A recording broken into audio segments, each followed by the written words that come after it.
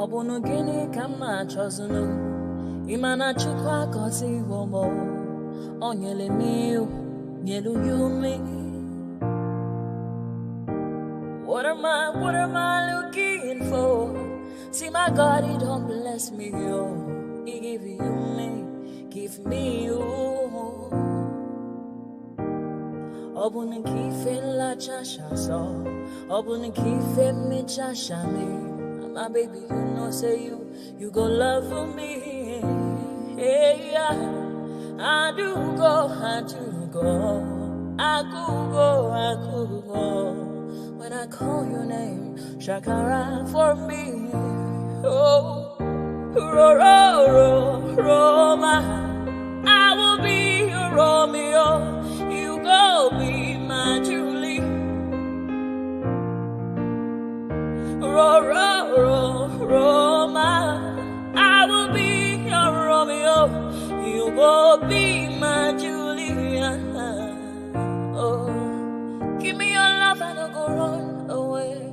Show me your love and I'll go use you play. Carry me, I go follow you way. Follow you, they go. Maka munagi, me and you. Okwa munagi, my baby and me and you. Me and you, Aqua Monagi, my baby. Obuzi kife la chasha so, Obuni kife la chasha me. My baby, you know, say you go love me.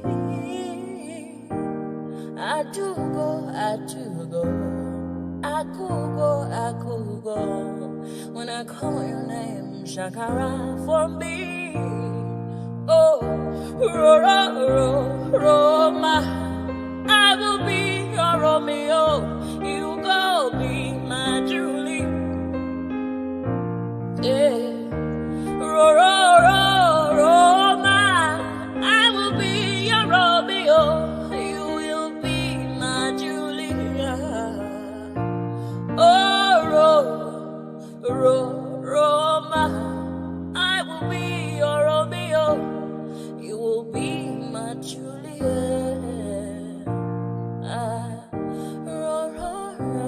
Roma, I will be your Romeo. You will be my Juliet.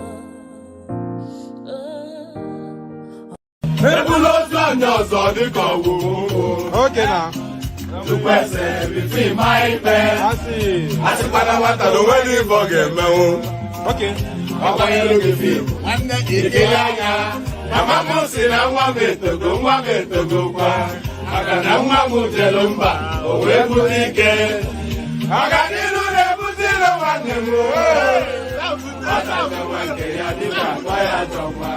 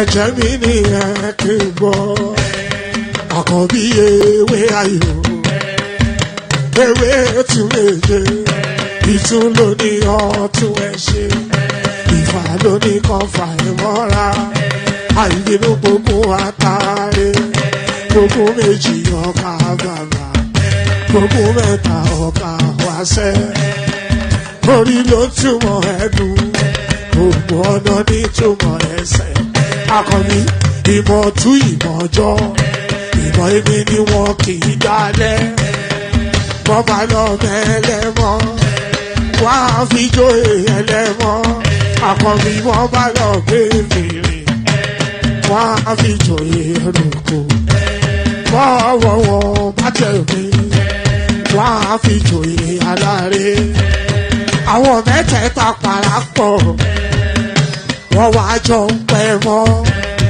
ẹ̀ẹ́mọ́ olóko jẹ wọ́n ń pa Akíntọ́lá ọmọ Ògún wọ́n ń pàdé ìyọ̀dà ọmọ àtàlàbọ̀bà àkọ́bí wọ́n ń pàdé ṣàtàdàdẹ ọmọ ọba Ìjẹ̀bú Mèrè aṣíwájú odò gbólùkẹrẹ ajagun lólòdì ọ̀run tó bá ṣe pé tìyẹ tó bá ṣe pé tìyẹ lọ bá ń darí jọ wí àpérò ní kún gbọ́wọ́ ọ̀bọ ti ṣìgìdì máa gbé àgétì ló máa ń gbé àyàn ti ìlàyàn ewúrẹ́ ọlọ́run dákun má padà lẹ́yìn ẹ kó má gbàgbé ọ̀rọ̀ tẹ́ aṣíwájú ọlọ́run dákun má padà lẹ́yìn ẹ àkọ́bí ọlọ́run dákun má padà lẹ́yìn ẹ ọkọ̀ olúrẹ̀lẹ̀ ọlọ́run dákun. Ayandaba, ayandaba, ayandaba, ayandaba. Ayandaba, ayandaba, ayandaba, ayandaba. Asim ayandaba, ayandaba, ayandaba, ayandaba. Wanam ayandaba, ayandaba, ayandaba, ayandaba. Susu, baby, subramia. Baby subramia, Soko sunu baby subramia, Soko sunu baby subramia, Soko sunu baby subramia, Ejemo, Anamana, Ejemeje, Anamana, Wana mejemo, Anamu, Karatuba dodiri chukuma, tukutuba dodiri ndemo, Eguma wego. Para tuba dodiri tukuma duku tuba dodiri ndemo obodo jisike n'ụbọchị eruona oyibo it is everyone be free ayandaba ayandaba ayandaba ayandaba ayandaba ayandaba ayandaba ayandaba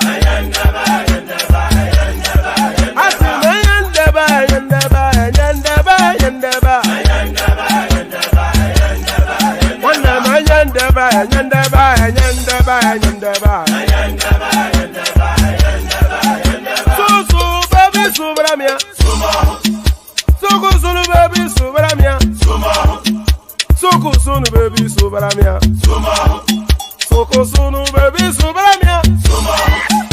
Ladies and gentlemen, sometimes you just have to act like you are drunk, like you are crazy. Confuse your enemies, confuse them. Obodo sanye ye we mo, ye we mo. Obodo sanye ye we mo, n'ụbọchị anyị ga-akpọtụ mo ihe dị egwu ga-eme. Ọkwitara kara mi ṅụrụ mmanya mi ga-akwụrụ m ụgwọ ya bebi mo.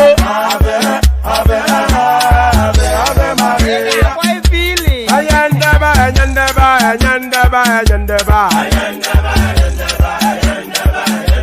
Ayandaba, ayandaba, ayandaba, ayandaba.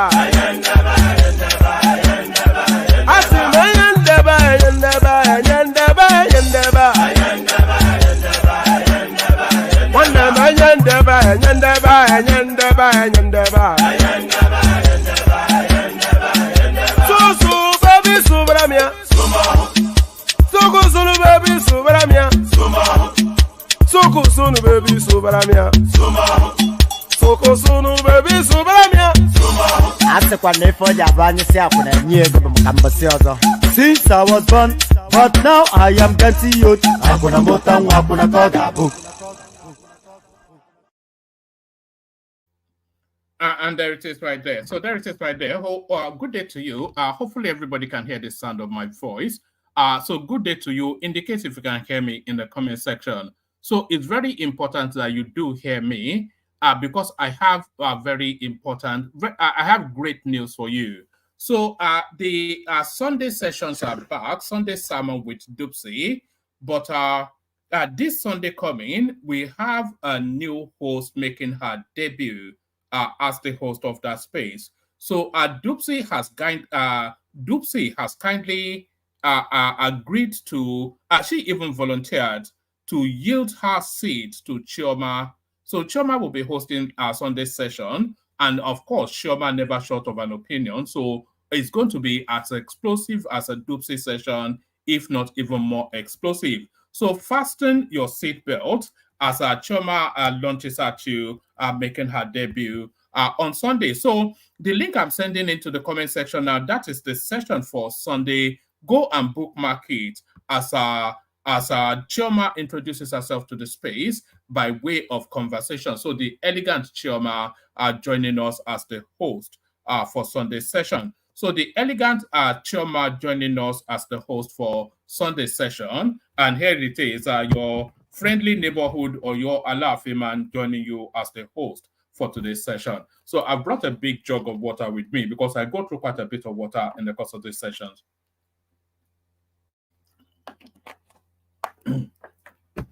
So there it is, your friendly neighborhood or your Alafima, your host to guide you through this session, at least the first segment of it.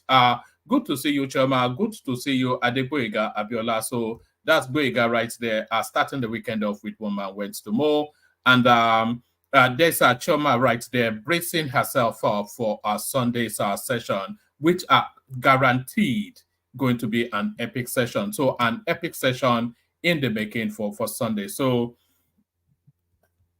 pardon me. So go bookmark that. So the usual protocol, click on the like button just as soon as you're coming in. Subscribe if you haven't done that already. Hyperlink that says StreamYard invites you into the studio. And that $sign, we're not seeing sufficient enough use of that. If Ayo is not a super chat in the platform, then the platform barely gets any super chat. So let it not be entirely dependent on Ayo.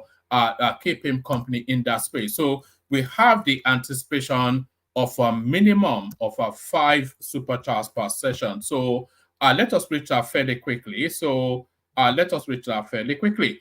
So let us reach that fairly quickly. As I start to mumble, let me just start launching into the conversations. So what I am going to do this time around, I'm going to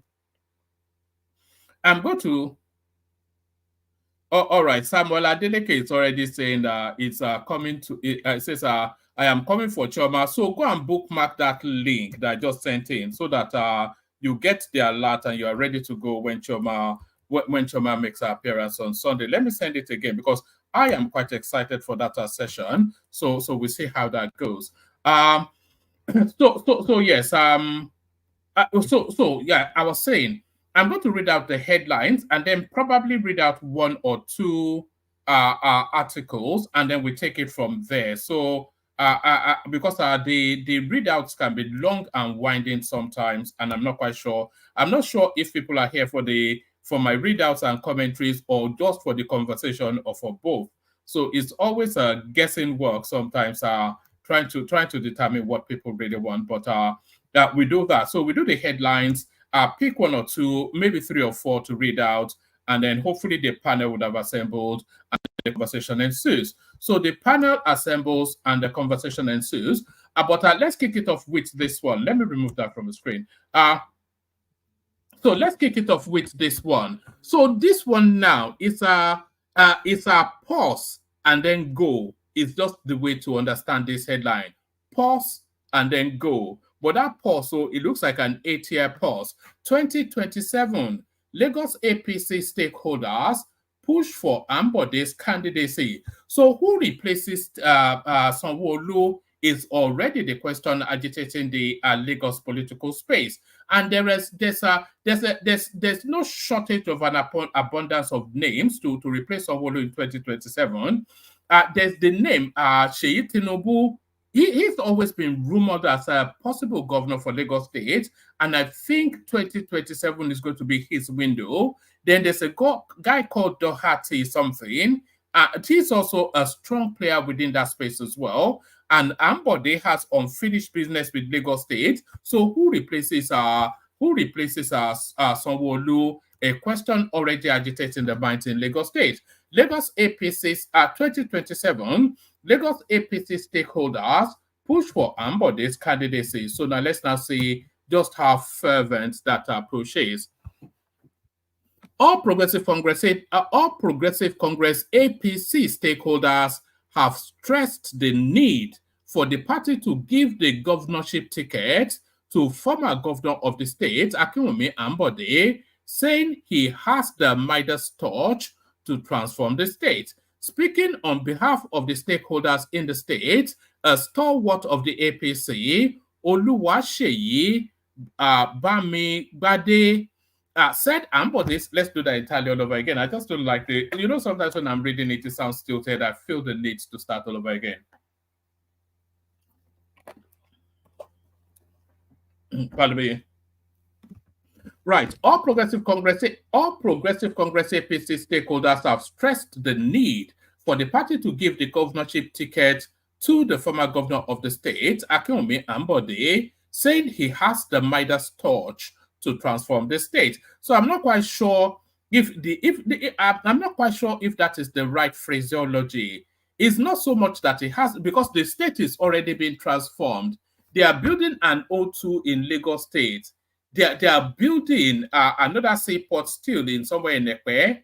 They've already completed about 3 or 4 rail lines already. So and already they have already started the movement on the fourth main. So the state is already being transformed. So it's not so much he has the Midas touch to transform the state, but he has the capacity to continue with the forward propulsion of that state. The progressive steps being made, he has the capacity to continue on that pathway. So I'm not quite sure if it's transformed. We don't want it transformed, though. We want it to follow the trajectory that is following, but at a faster pace. We don't want any transformation because we're already pleased with all that we're seeing coming out of Lagos State.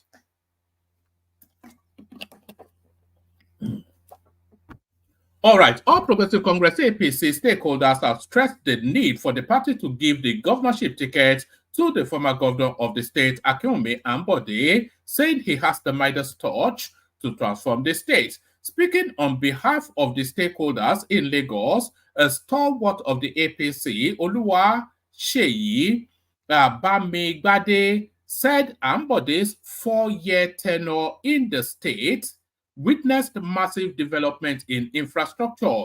This came on the heels of Muslims in Lagos State yearning for one of their own. I'm not quite sure that we are. Rajiv Fashola was a Muslim, but then Ambode a Christian, Sanwo-Olu a Christian, and then Ambode a Christian as well. So religion coming into play somewhat. This came on the heels of Muslims in Lagos. Yearning for one of their own as governor in 2027, as disclosed by an Islamic human rights organization, the Muslim Rights Concern, MURIC. So that is Isaac Isaac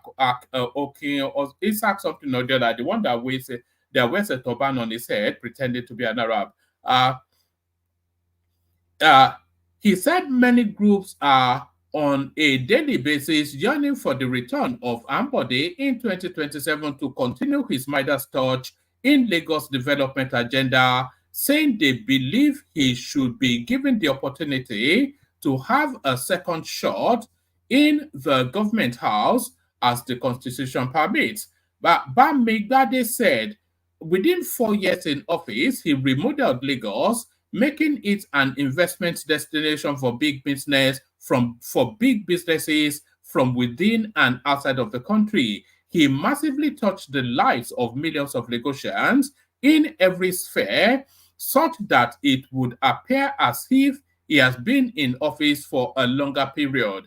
It caused a paradigm shift taking the government from the urban centers to the suburbs and opening up their narrow roads, giving them modern streets with lights that also links the anyway. So essentially, there it says Ambode Health and Education Initiative, etc., etc. So this is a push now for Ambode to re-emerge as Lagos State governor.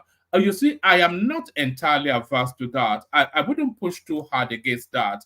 Yeah, and by the way, we need people to come into the studio. If you want the session to happen, then it is a participatory sport. It's somewhat it's a participatory sport. If you want the session to happen, then you have to come and make your own contribution. We're not even asking you to super chat this time around. Just come into the studio and voice an opinion. That's just how it works. No one in there at the moment, but I will see how that goes.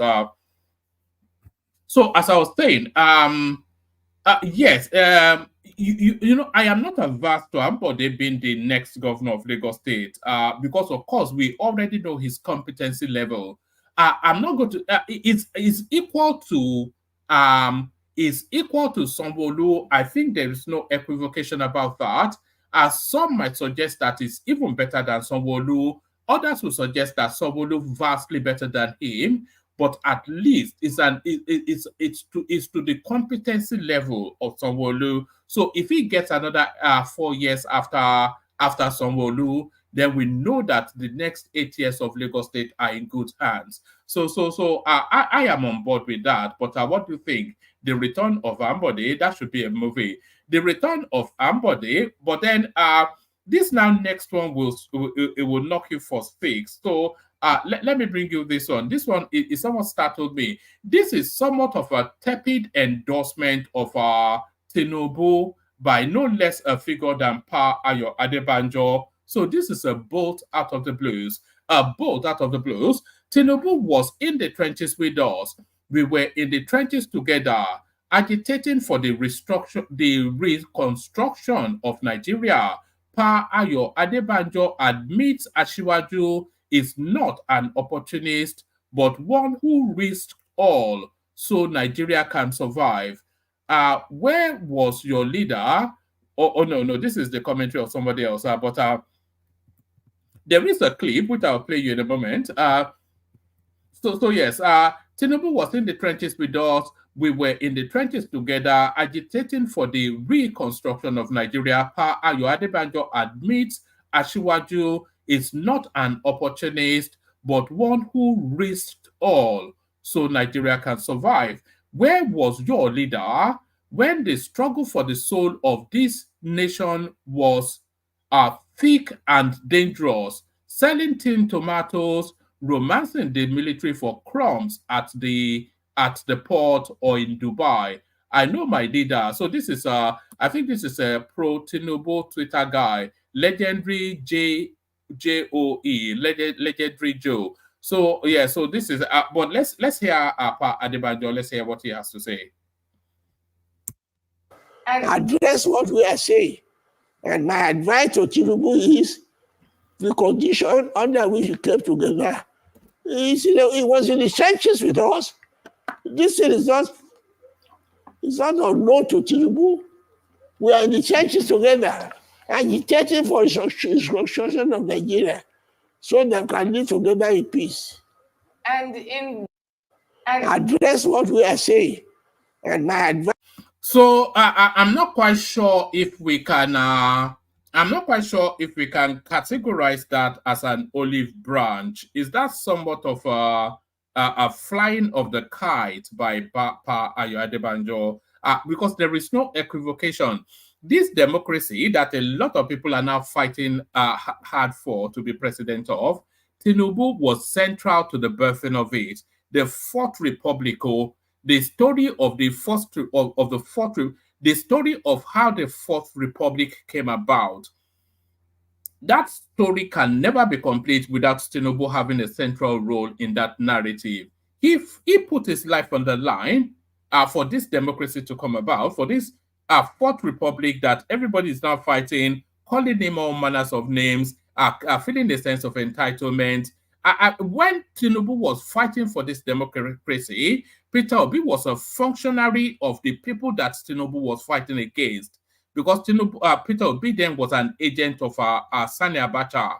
A lot of you may or may not know that Peter Obi then, Abacha made him the head of Tinkan Island. So it was a senior functionary of the Abacha administration that Tinubu was fighting against to rescue the country from military rule to bring it into democracy.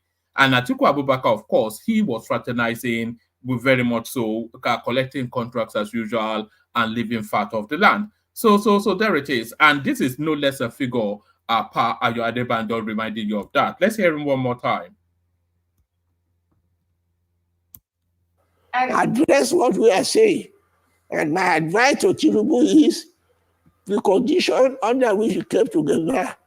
It was in the trenches with us.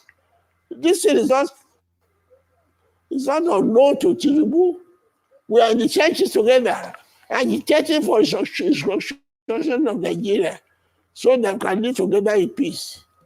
All right. So that's Pa Ayo Adebanjo right there taking you down memory lane. So Pa Ayo Adebanjo takes you down memory lane, but let me take you down a very immediate memory lane as well. Let me just teleport you back to 2021 and take you to Dino Melaye. Dino Melaye, of course, is arch rival Yahaya Bello. But let's hear what Dino has to say here. It says in 2021, when Dino Melaye took Ghana Must Go, took to Ghana Must Go evidence to EFCC on Yahaya Bello's corruption and massive looting in Kogi State. So, as I was saying just in the Yahaya Bello conversation, what Yahaya Bello is going through, it predates his whatever it is with Aliko Dangote or whichever role he played in the emergence of Tinubu. The EFCC have been after this guy for a long time, as exemplified by this clip. Watch this. The Anti-Corruption Network has filed a petition to the Economic and Financial Crimes Commission, EFCC, the Independent Corrupt Practices and Other Related Offences Commission, ICPC, the U.S. Embassy, the British High Commission and Transparency International against the Kogi State government for an alleged diversion of public funds. Co-convener of the group, Dino Melaye, says the group, through careful investigation, has uncovered huge financial fraud carried out by the Kogi State Governor, Yahaya Bello, amounting to 12 billion from 2016 to 2019. Melaye, however, threatened a protest to the EFCC headquarters if the commission fails to act on the petition. We have just submitted to the EFCC. We are on our way now to ICPC. This is the acknowledgement copy submitted to the EFCC this morning. And the battle to salvage this country from economic cankerworms and financial scavengers is a battle of no retreat, no surrender. And we will see this to the latter. From here, after submitting to the ICPC, we are moving to the American Embassy. We are going to the British High Commission. We are also visiting the Transparency International office to submit copies of this petition. And we do believe that this is going to be a major first assignment for Bawa as the chairman of EFCC. And we will wait for a few weeks. If there's no reaction, we will be back here and we will protest in a civil manner until justice is done to the people of Kogi State. Hello. Hope you enjoyed the. So there it is right there. So that's a little bit of backdrop to the. That's a little bit of a backdrop to the Dino Melaye. Not so much the Dino Melaye, the Yahaya Bello narrative. So let's go on from there today. So minister test runs e-gates at airport. So if this works, it will be a game changer. I'm not quite sure when you last traveled to Nigeria, but the last time I went through Nigeria, passing through the system, immigration, custom, etc., it was like a torture chamber experience. A torture chamber experience. If you go through any other international airport, all you need to do is to place your passport on some glass. The glass scans your passport, and then a gate opens and you're on your merry way. So it looks as though that system at last, Tinubu drags Nigeria into the 21st century. Minister test runs e-gates at airports. Minister of Interior, Dr. Olubunmi Tunji Ojo, on Friday, test ran the electronic, let's do that again. Minister of Interior, Dr. Olubunmi Tunji Ojo, on Friday, test ran the electronic gates, e-gates, mounted at the Nnamdi Azikiwe International Airport, Abuja, asserting the job is 99% done. The e-gates, he said, would be deployed for operations by next week. Tunji Ojo was accompanied by the permanent secretary in the ministry, Dr. Aishatu something or the other, and the Comptroller General of Immigration, Kemi Nandap, amongst other top government officials. He said the e-gates were being deployed to eliminate human interface, reduce bureaucracy, and make movements of passengers in and out of the country seamless. The minister said 29 of the e-gates will be deployed in Lagos, 4 in Enugu and Kano, whilst Port Harcourt will have 5. So yes, this should work, and this will work, but then of course you can expect sabotage at some point. They will start to tell you that it is not working, because that human interface is where this necessarily corruption takes place. So if they don't get to grab, they grab hold of your passport at those airports and they hold it hostage, either you miss your flight or they rough you up until you part with some money. So these e-gates now, bad for business. It said the e-gates were being deployed to eliminate human interfaces, reduce bureaucracy, and make movements of passengers in and out of the country seamless. The minister said 29 of the e-gates will be deployed in Lagos, 4 in Enugu and Kano, whilst Port Harcourt would have 5. He disclosed that the airport infrastructure and command and control centers have been subjected to different tests, with fake and expired passports rejected, whilst genuine ones were cleared. Tunji Ojo said, with this massive infrastructure, we believe that no unwanted person or persons of interest can find their way into Nigeria. Tunji Ojo said, with this massive infrastructure, we believe that no unwanted persons or persons of interest can find their way into Nigeria. Our security through the airports and in the airport domain are guaranteed. It is a testimony to what Mr. President told us from day one on his renewed hope agenda. He said it is a testimony to what the president told us from day one on his renewed hope agenda. He asked us to change the narratives and make passengers' movement in and out of the country seamless. You can see that we have all our team here working in synergy with the authorities of the Federal Airport Authority of Nigeria, the Nigeria Customs, etc., etc. So the long and short of it is that the e-gate system has now landed in Nigeria. So the Eagle finally lands in Nigeria, but there it is right there. I'll give you this as a headline. Booming illegal firearms market in North worrisome. So yes, it is those weapons that came through the Sahel when whoever it is, was it Barack Obama, went to blow up Libya. So Sudan calls, oh no, I'm not subscribing to anything. Sudan calls on Nigeria to intervene in crisis with rebels. So this is it now. What does this even mean? The government of Sudan has called on the Nigerian government to intervene in the crisis between the military and members of the rapid support. Right, fighting broke out in Khartoum, Sudan capital, on April the 15th, 2023.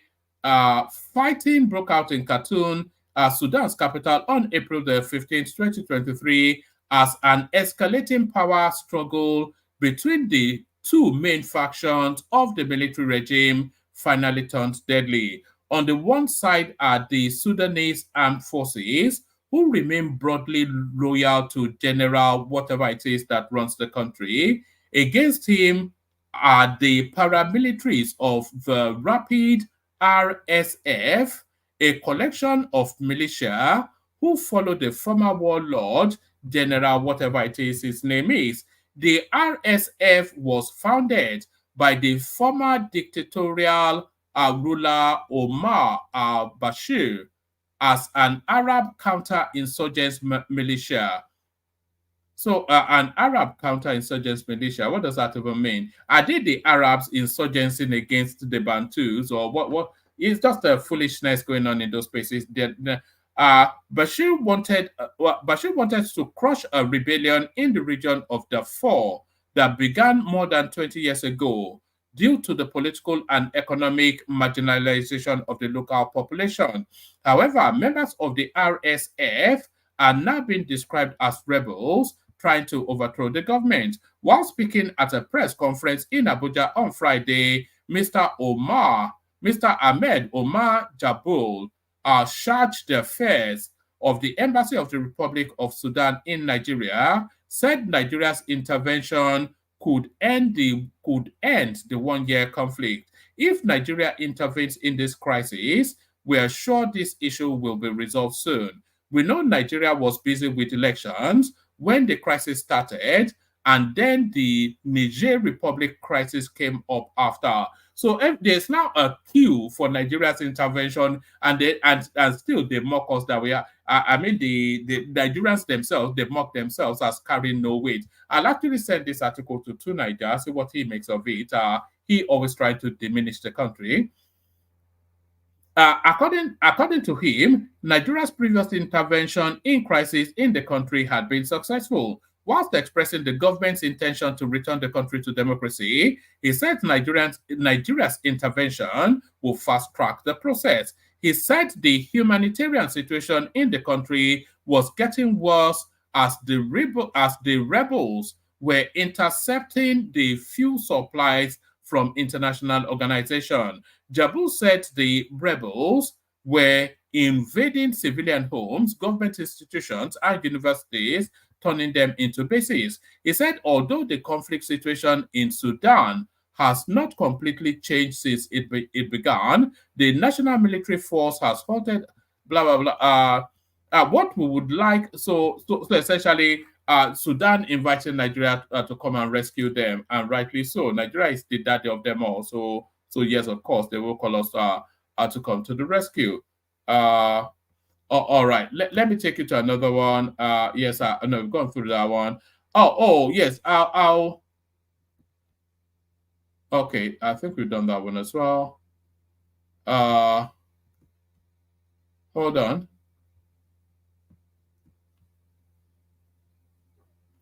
All right. There is this one that I want to play, but maybe it's too long and winding. I don't know, but there is this one I want to play. Maybe it's too long and winding. I don't know. How Dangote diesel petrol reduced inflation in Nigeria. So yes, it's the green shoots of hope, isn't it? It's the green shoots of hope. But I wanted to share this one with you as well. Don't make me pay for anything, no. I'm not paying for a single thing.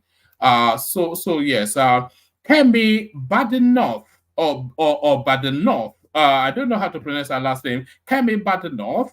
UK's wealth isn't from white privilege and colonialism. So now you see this lady here, Kemi Badenoch. She contested to be the prime minister of the United Kingdom in this. It's not on the screen. Oh, let me put it on the screen. So there it is. Kemi Badenoch, UK's wealth isn't from white privilege and colonialism. So this lady here, Kemi Badenoch, she contested to be the British Prime Minister in the last cycle of elections. So she's ready to throw an entire continent under the bus just for an ambition that she's rarely likely. I won't say she's not ever likely to fulfill it, but the chances are remote of her ever being the Prime Minister of the United Kingdom. It says it will be wrong to attribute the United Kingdom's wealth and economic success to its colonial history or racial privilege. The Business and Trade Minister, Kemi Badenoch, has told an audience in the city. So the reward for her contention to be the prime minister is her getting a ministerial position, business and trade. Addressing financial services boss at the Cities UK International Conference in London, the business secretary said the United Kingdom's past exploitation and oppression of other countries and groups of people could not significantly explain the country's economic trajectory. I would suggest that it does. I would suggest that it does, but there it is. They colonized half the world and stole everything. So how that didn't add to their is that Badenoch said, "It worries me when I hear people talk about wealth and success in the United Kingdom as being down to colonialism or imperialism or white privilege or whatever. This is who is that lady in America? She has a YouTube somebody will remind me of her. She's a black woman, but she speaks like this as well. Oh, let me see if I can find her actually. Hold on. Just give me 1 second. It will bother me if I don't find that name. Black American female conservative YouTube USA. Let's see if we can find her. Oh God, her name usually pops up. Oh, yes. Right. It's this lady here. Is this lady here? I don't know her name. Let me see if I can get the. Let's see. Yeah, it's this lady here. I can't recall her name, but this is who she reminds me of. Somebody will remind me of her name in a moment. Is this? All right. Yes. It's this lady here. She's an American. This one here. So is this is who that Kemi Badenoch reminds me of. Let me see if her name is in the description somewhere. Yes, Candice Owen. So that's who she reminds me of. So that's who this Kemi Badenoch reminds me of. So she reminds me very much of Candice Owen. Kemi Badenoch, United Kingdom's wealth. Yes, Kemi Badenoch, United Kingdom's wealth isn't from white privilege and colonialism. So there it is. A coon and her money soon to part. A coon and her conscience soon to part. It would be wrong to attribute the United Kingdom's wealth and economic success to its colonial history or racial privilege, the Business and Trade Secretary Kemi Badenoch has told an audience in the city. Addressing financial services boss at the City UK's International Conference in London, the business secretary said the United Kingdom's past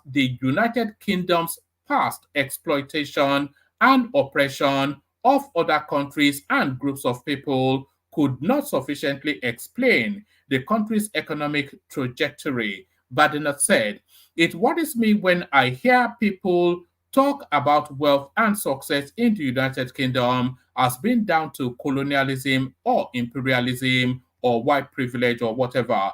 Instead, she said the glorious revolution of 1688, which led to the development of the United Kingdom Constitution and solidified the role of Parliament, should be credited for providing the kind of economic certainty that paved the way for the Industrial Revolution. Any other interpretation would derail efforts to increase."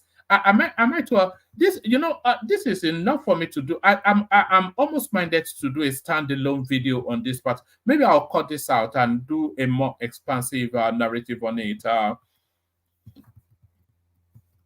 All right, let me just do it one more time, and I promise I'll do it at speed this time. It says, Yet it would be wrong to attribute the United Kingdom's wealth and economic success to its colonial history or racial privilege, the Business and Trade Minister Kemi Badenoch has told an audience in the city. Addressing financial services bosses at the City UK's International Conference in London, the business secretary said the United Kingdom's past exploitation and oppression of other countries and group of people could not sufficiently explain the country's economic trajectory. Badenoch said, "It worries me when I hear people talk about wealth and success in the United Kingdom as being down to colonialism or imperialism or white privilege or whatever.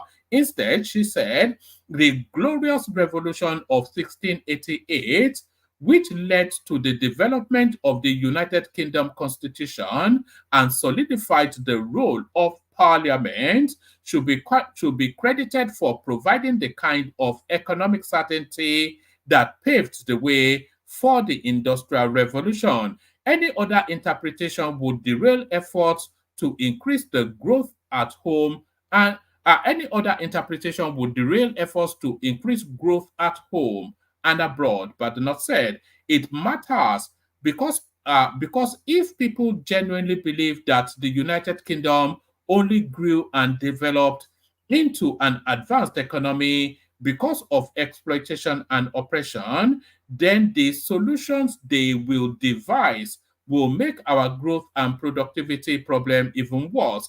It matters in other countries too, because if developing nations do not understand how the West became rich, they cannot follow in its footsteps.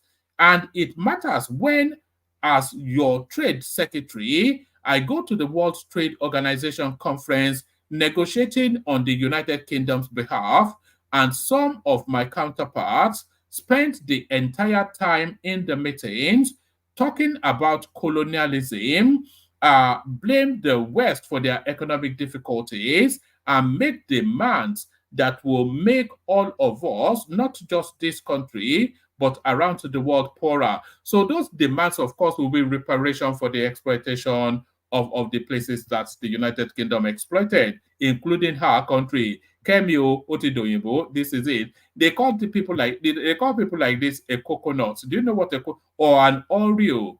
White, black on the outside, white on the inside. So there it is right there. Her comments come nearly a year after the United Kingdom Prime Minister Rishi Sunak refused to apologize for the United Kingdom's role in the slave trade or to commit to paying reparations. So it is not Rishi Sunak's role to be apologizing for slave trade and whatever, because he's not even a participant. He's just a token black man or whatever it is. Rishi Sunak is nothing to do with the United Kingdom. He's an Indian.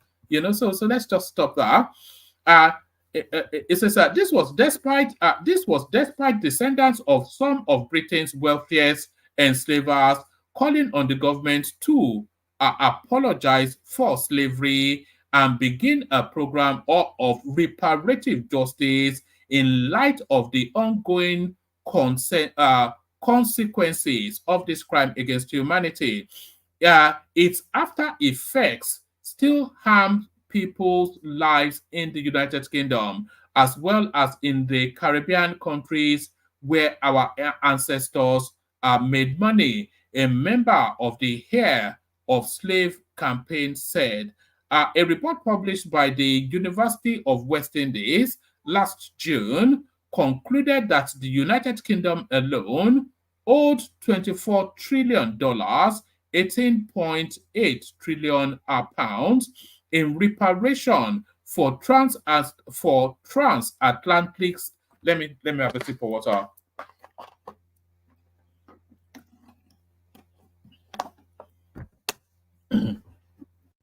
A report published by the University of West Indies last June concluded that the United Kingdom alone owed $24 trillion in reparation for transatlantic slavery in 14 countries, including 9.6 trillion to Jamaica. So how do they owe 9? So what exactly? What is peculiar about the Jamaican situation that they get at $9.6 trillion? Of course, the report written in Jamaica by Jamaicans.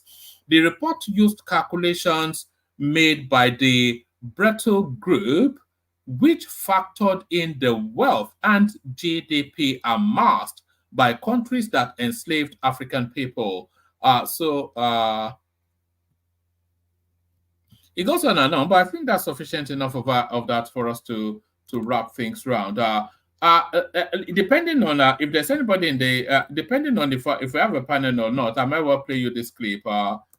This is the lady speaking to the Dangote. Business Incorporated yesterday with an executive from Dangote. But let's look at it from the economics perspective now with the Chief Executive Officer of Financial Derivatives Company, Mr. Bismarck Rwani.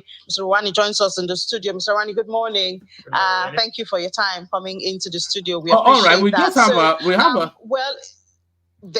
of course, we'll have a little flavor of this because this is very, very important to our current goings on in Nigeria. How Dangote diesel petrol will reduce inflation. So people usually pay attention to Bismarck Rwani. So we pay attention to him for about 10 minutes or so, and then we play the Kegat music and kick on the conversation. Consumers or Nigerians are being pushed on many sides. Yesterday, we talked about the possibility of telecoms. They are hinting us that they might, implement their own hike also of tariff. But at least we have one sucker coming from Dangote.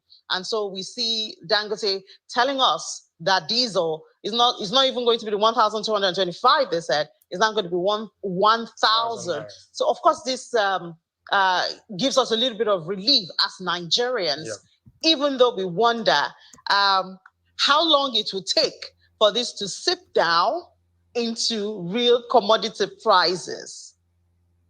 Thank you. I think, as you can say and see, the point is that what's the almighty power of diesel? Why diesel? Diesel is so important, right? In the fractional distillation column of the refinery. So the almighty power of diesel. Yes. You can see the price is down from 1,700, which it was last year, to 1,000 naira. This is big, right? It's not just why diesel. We talk about petrol, talk about this. Diesel is very. Petrol seems to be the most popular in the petroleum products in Nigeria. In Nigeria, but that is not the truth. The truth is that diesel is used for powering trucks across different parts of the country. It is used for your generators, right? It is used for thermal production of cement in furnaces, and it is so significant, right, in the process. And you will see as we go along, what is the impact of a reduction of this magnitude in diesel, especially the price of diesel when it was. What the government should be doing is they should be stockpiling this diesel already. They should be stockpiling diesel so that we have to have a national reserve strategy. So we never ever because I don't think oil has an expiry date. So they should be buying and stockpiling, or even using our 20% ownership of that Dangote juggernaut to corner a national strategic reserve of these products. We should have a vast fuel farm where they stockpile diesel and PMS, which guarantees prices. So we never ever go back to where we're just coming out of now. It was 1,700. The global price of oil was 75. Today, the global price of oil 88, and yet the price. So there's that inverse relationship now, and that tells you that if the price of oil was at 74, which it was 6 months ago, then you would have been seeing diesel at 800 naira a liter. So, but I'd like to ask, we don't have price control in Nigeria. So Dangote is selling at 1,000 naira. Obviously, the retailers, those who will buy from him, are going to do markup for their logistics, for their profits, and all of that. Is there anything to stop them from still exploiting consumers? No, there is, because the supply. Dangote has capacity for 650,000 barrels a day. If you store it, basically, if you want to speculate and hoard diesel, you spend so much time. You spend a lot of money for hoarding, right? So it doesn't work that way. Because no, she's not talking about hoarding. She's talking about price gouging. That you buy it at that 1,000 naira, but then you go and put a 400 naira markup, which defeats the intention. But the answer that Bismarck should be giving is that because of the near monopolistic ownership of that space that Dangote has, he can dictate the selling price as well. He can dictate to them that don't go above X margin at your pumps, and anybody that that goes above that margin will be struck out. Because he has a monopoly, he can dictate the price to the pump. That should be the answer, not whatever it is that I'm saying. Because the cost of storing it become much more than your margin you make, and you'll be speculating. So if you speculate that the price of oil is going to go back up, and then you're storing it, no, you're going to lose. And you can see that is where the diesel price has gone all the way up, and now it's down this way. Yeah. Now all the way this way. And then we see it obviously connected to headline inflation. Headline inflation. There is a strong correlation between the price of diesel and inflation, because diesel is used for many of those products, and we'll get to that in a minute, right? But the reality is that, let us take, for example, a loaf of bread. A loaf of bread is today costing 1,400. This loaf of bread, right? Diesel accounts for 25% of the cost of production for bakeries, because once you start the oven, if you're using NEPA or whatever, if there's a power cut, the dough, you lose everything. So once you want to start the oven, you put on all your generators on, and this drives it. And based on this configuration, you will see that the price of bread by the end of next month will be down to 1,200. Because can we hold you to that, Mr. Rwandi? Theoretically, yes. Now let's go to a tuber of yam. Yes, really expensive. Very expensive, 3,500 the current price. Because the cost of transportation has reduced, if you're buying diesel at 1,000 rather than 1,700, that loaf of bread, that tuber of yam could come down to as low as 2,700 naira. Very, very important, because logistics costs is a major part. So yes. These are points that we have already made on this platform as well, and you can see that the people that Nigeria defer to, they acknowledge the arguments we present. So I think that's sufficient enough of a presentation. A panel of sorts has assembled, still not a full house. Anybody that wants to hop on, still please hop on, especially if you're a new voice that we've not heard from before. But I can tell you that the people assembled so far, an elegant panel, are led by the majestic Ajanle Koko. So first the K guides, then the conversation. Only water, only water, where they see ma. Water, only water, where they see ma.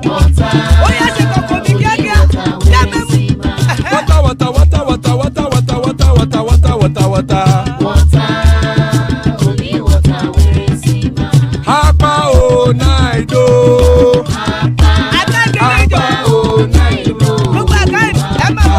Hapa you don't come o.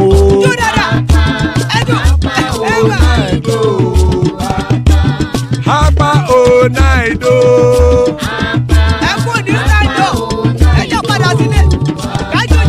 Oro kẹ̀kẹ́ ẹlẹ́mù yé o. Ilé sọ́dí kẹ̀kẹ́ ẹlẹ́mù rẹ o. Bobby Master kẹ̀kẹ́ ẹlẹ́mù rẹ o.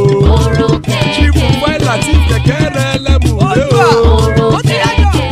Eruku lẹ̀lẹ̀ ẹlẹ́mù dé.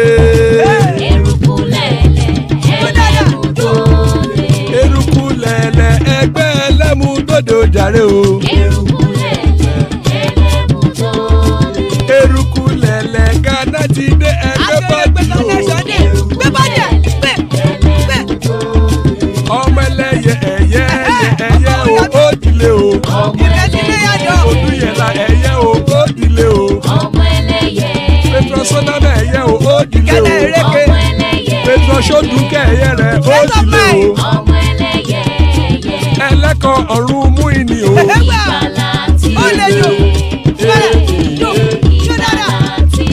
Àkùkọ ọ̀run mẹ́kọ̀.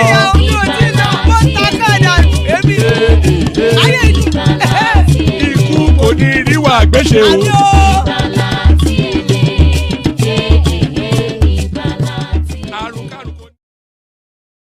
There it is right there. Ikuko Niriwa, which may death have nothing to do with us. So amen to that on behalf of myself and you, my friends. So amen to that on behalf of myself and you, my friends. Before I bring on the panelists, let me signpost you in the direction of our Sunday session. So Sunday's sermon with Dupsy is back, but with a twist. So Sunday session will be hosted by the elegant Chioma, who you know very well in the comment section, but you get to know her even more on Sunday when she straddles that mighty seat that Dupsy sits on to bring to you all manners of elegant discussion. So let me leave that there. I'm sending now in the comment section the link to Chioma session. Click on that link and go bookmark it.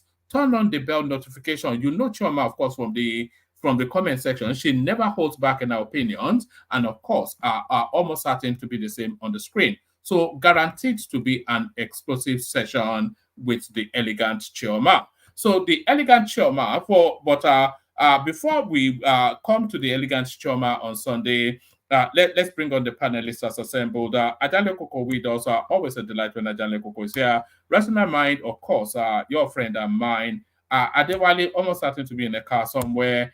Thomas is here, so that guarantees an after-hour session. And back from his hiatus, Ogbeni. So there it is. So that's the panel right there. So let's kick it off with Ogbeni because we've not heard the sound of his voice for a while. Ogbeni, Baoni. Oh man, it's been a while. Okay, yeah, all that millions, you won't collect every single penny from this United Kingdom. Apology, I promised to be on this show sometimes ago, but I couldn't make it. How are you, sir? It's all good. We're all good. Yeah, we're still. Adale Koko, General Thomas, and others. I greet you, sirs. Ogbeni, Ekabo. Ogbeni,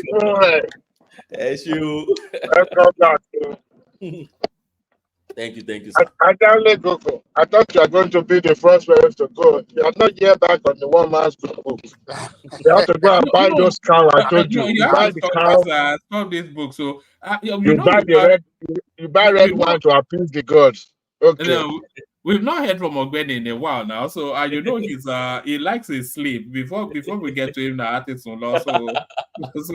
so let's kick it off with it. And I especially want to hear from him on this UK space. These are Kemi Badenoch. United Kingdom's wealth isn't from white privilege and colonialism. I'm sure that's one of your spaces of interest, Ogbeni. Yeah, Oma. This lady, well, I don't know why is you hardly see Nigerians, particularly in the UK, saying anything good about the girl.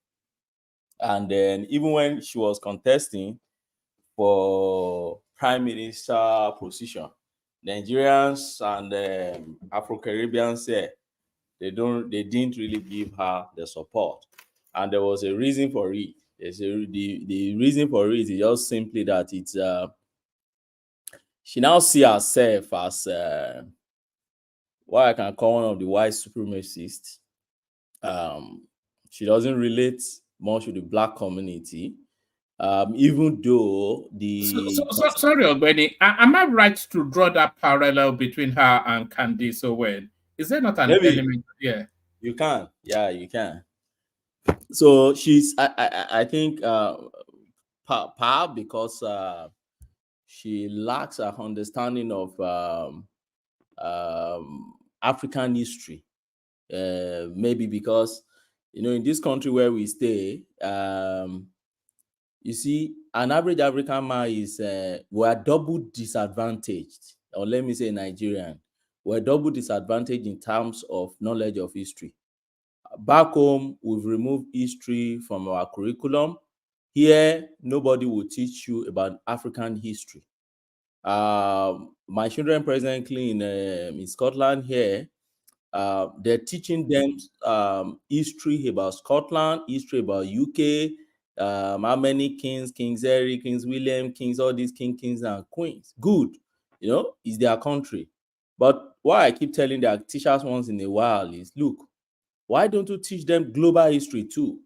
Let them understand what happened in the 19th century, 17th century, UK, 17th century British Empire, teach them Roman Empire, teach them what happened, how the British came to Africa to loot our artifacts and our resources, why they brought rail system to Africa, connecting the North, the Sahel, down to Savannah, down to the rainforest for the purpose of getting our resources, our tin, our copper, our bronze, our gold, our timbers, everything we had in that God, endowed us with. And they gave us some few coaches, of trains. And the only thing you can find on that train is, all these natural resources, and you're shutting them away to where? Unfortunately, Kemi back lack this knowledge. And again, it's unfortunate that so many Nigerians that are privileged like her, that to come to this kind of environment, find themselves in all these top-notch university, where what they do basically is to whitewash your brain, okay, and make you to feel among. So the moment you feel among, you want to talk like them, you want to eat like them, then you want to think like them. That's the way I see this lady. I don't really rate her like that. Do you think it is a necessary sacrifice that you have to jettison quite a lot of your blackness to go up the hierarchy in this sort of society? I don't think so. If you go back to Rishi Sunak, you can't be okay. Go on. If you go to Rishi Sunak, for instance, Rishi Sunak never for one sacrifice his identity because he wants to climb to the top. Okay, let's analyze a bit. What actually brought Rishi Sunak to the pinnacle of his career as a politician? First and foremost, he went to all those Ivy League university. I think he went to Oxford or so. So he related with them. And from there, he found himself within the conservative political space. And from there, he kept, giving his own idea, He became part of the cabinet of Boris Johnson and started playing his politics. But look at it. Ever since he has been there, he's been championing the cause that relates with his identity and his ideology, what he believes in. Recently, he proposed a bill to ban 15 years old from smoking in the UK, which, in the real sense, didn't go well with the UK populace. They even want them to bring the age for smoking down. But that is his ideology. He brought it, whether you take it or not, that's your business. At a point in time, he spoke against LGBTQ. He spoke against what else? About a lot of things that even when the first day in office, see what he did. He went to his office to go and make his Hindu sacrifice there to let you know that I don't forget my identity. Yes, I was surprised about that, actually. Yes. He did that to tell you that, yes, I'm your leader, but I still relate my identity, my religion still matter to me. My race, my ethnic still matters to me. But I know I'm British and I'm leading you. But when you conflate it with this girl, this Kemi Badenoch girl, you only get anything black, anything that connects her, to our roots. And that's why I said I don't really blame her. Mainly why I don't blame her is because of lack of, the knowledge of history. If you engage somebody like her and ask her who is Jaja of Opobo, I'm not sure, even if she had heard about that name before, I'm not sure she can really engage you 30 minutes to an hour on the activities, the escapades of Jaja of Opobo, what he went through in the hand of the British merchants, and how he came to the UK to fight for his right, and how he got victory going back home, what happened to him along the way. Are we being a bit unfair to give any consideration to that this girl is a Nigerian? Apart from, there's nothing Nigerian about her, apart from the name and maybe the historical. This is a white woman, really, in a black skin. Well, I don't see her as a black, because an average white person will not see you as a white woman in black skin. It's either you are black or you are white. One man, you should know all these things now. You stay in the UK for a while now. an average Briton will not see you once you have a black skin. You're a black man. Just Yeah, but that's the thing. I think she's overcompensating because we see this a lot, both in this country and somewhat in America as well. These people like this, they overcompensate by going extreme right wing. But then the color of their skin, so because the color of her skin now, she feels that the color of her skin covers her to make. An Oyibo person cannot make this statement, but the color of her skin covers her to be able to make these sort of statements to overcompensate for acceptability. To an extent, one man, I agree with you, because when you look at where this lady is representing in the House of Commons, after all, she represented Saffron Warding, in excess. And when you go back to that constituency, then you want to be analyzing the demography and who actually were the people voting for her. So, and my understanding of that demography or that space is that she's not really getting votes of the black people. So yes, she would have to maintain her base. But my point is this: there are ways you can still maintain your base by still relating with your identity. Richard Sunak also is like that. Richard Sunak is not only getting votes of the Asians or the Indians from his own constituency. White people also do vote for him. The British and others, they vote for him. The Europeans and others. But should that make you to lose your identity? Should that make you to? And my own is not even just lose your identity. My own is, why do you want to turn upside down historical fact that is almost cast on stone? The history showed that the British Empire was almost nothing as at the time the Roman Empire, or the British was nothing as at the time the Roman Empire enslaved them. And we're still talking about when? You're talking about 13th, 14th century. So where did they get their wealth from? Ogbeni, can I interject? Yes, sir. Are we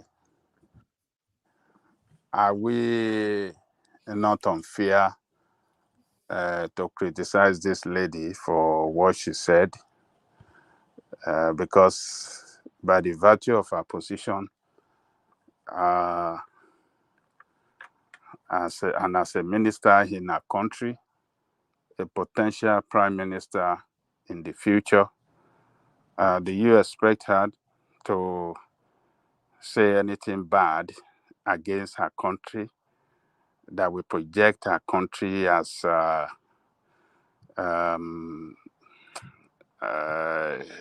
project her country so bad, market her country so bad? I think by the virtue of her position, she's expected to project her country and market her country, in the best manner that can make the country look good.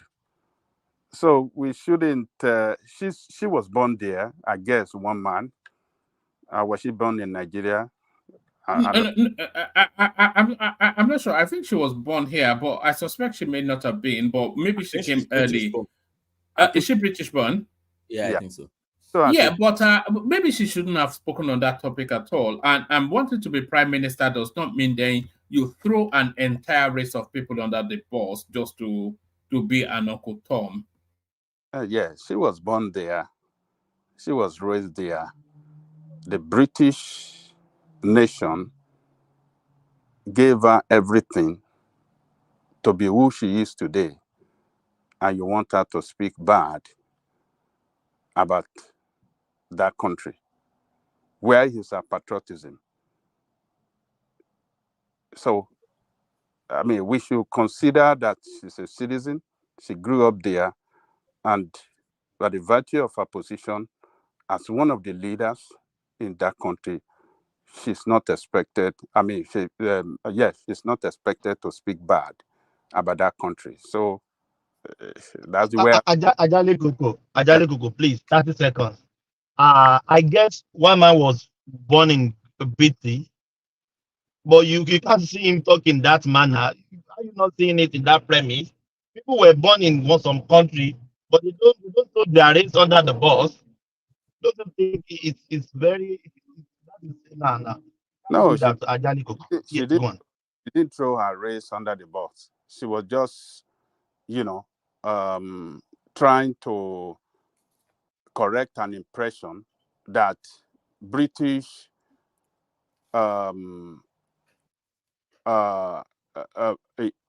British took the wealth of other nations to be a wealthy nation today, and she's just trying to correct that. Yeah, but she didn't correct an impression. Now she's trying to reinterpret history. Britain was a backwater of something. If you took colonialism, exploitation, we're not even talking just about the slave trade. They ripped the heart out of every single continent and stole everything of value there. And she's telling us that that is not the backdrop of their wealth. Well, I think as a leader of that country, you wouldn't expect her to speak otherwise. She can't speak bad of her country. She has to be patriotic, and she has to promote her country and defend her country when necessary at all times. She's a potential prime minister. So if she speaks bad of Britain today, she will ruin her political career. She's a politician. So I think we should consider all those factors before we start unleashing, punches with cutlass and calling for our head. So, Ogbeni, you can continue. Okay, thank you, Baba Dale Koko. You see, you observe that I was careful first in my choice of word and also in trying to understand what this lady stands for. Now, I tried to conflate this lady with Rishi Sunak. This lady cannot be more politically exposed as Rishi Sunak, which is the truth. She's not even close to the MP thing and the prime minister position like Rishi Sunak, who eventually became prime minister position. And what am I saying? If you've been seeing Rishi Sunak position in that house, Rishi Sunak also was born here, just like Kemi. So, but if you've been observing Rishi Sunak over time, it will not make this kind of careless, comments, because this is history. So if she doesn't know history, she should just keep quiet. And not just anyhow history, it's a very sensitive one.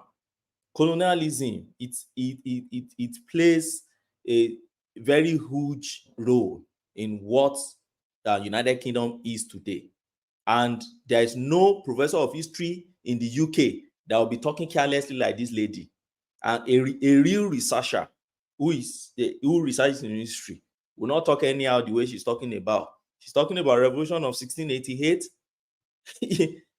Is that where UK got their wealth from?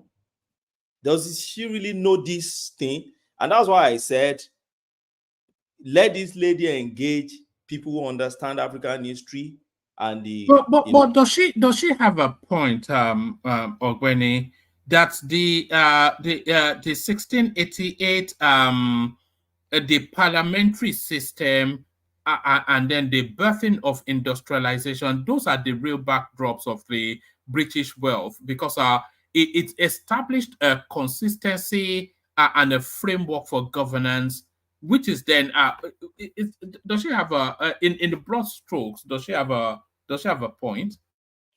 I don't think so.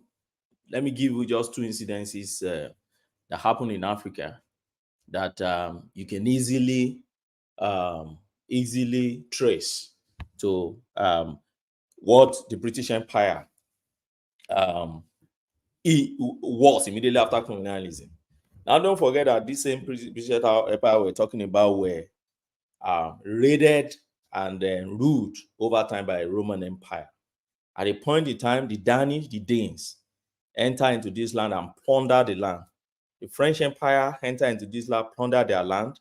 The Spanish enter into this land, plunder their land. Even at a point in time, the IEU is the Irish. And over time, they were able to gain their independence from these European brothers who invaded their land and plundered their land. And as at the time those people left them, they were almost nothing. Yeah, they were running a nation, but they were almost nothing. And don't forget that this same time we're talking about, flip it to Africa. What was Africa doing back then? We had our resources. I've mentioned it. We have our copper, we have our timbers, we have our tins, we have resources. Pick the British invasion of Benin Empire alone, for instance. That is just 1897. 1897 is just 3 years to 1900. And they send their troops and they ruthlessly burn the empire to the ground, killing thousands and wiping out one of the richest cultures of Africa. And not just only richest cultures, not about culture alone, richest artifacts and natural resources.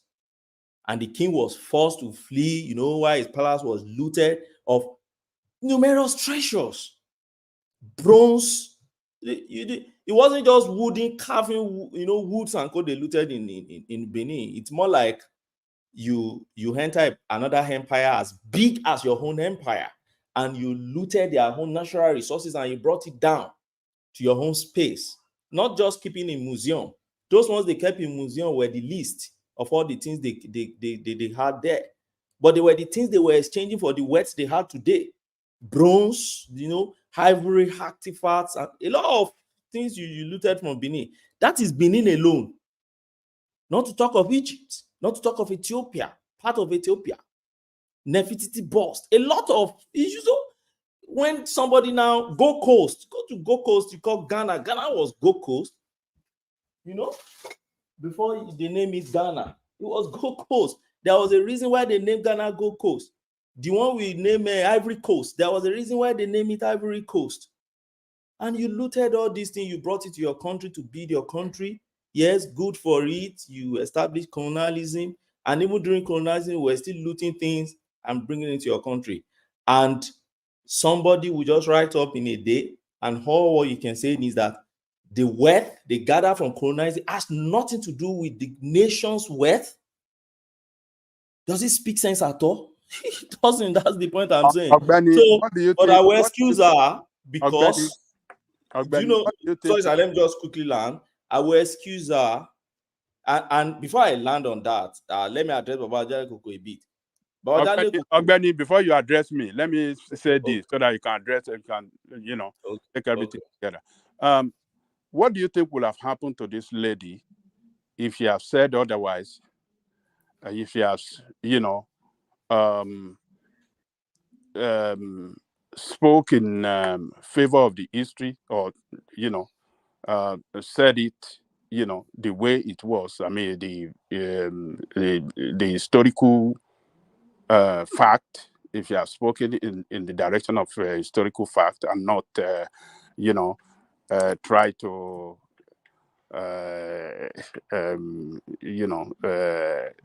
said it otherwise. What do you think would have happened to her political career? And considering the fact that it's from a conservative party, what do you think would have happened to her? If she has stated the history the way maybe she should not have spoken on it at all, even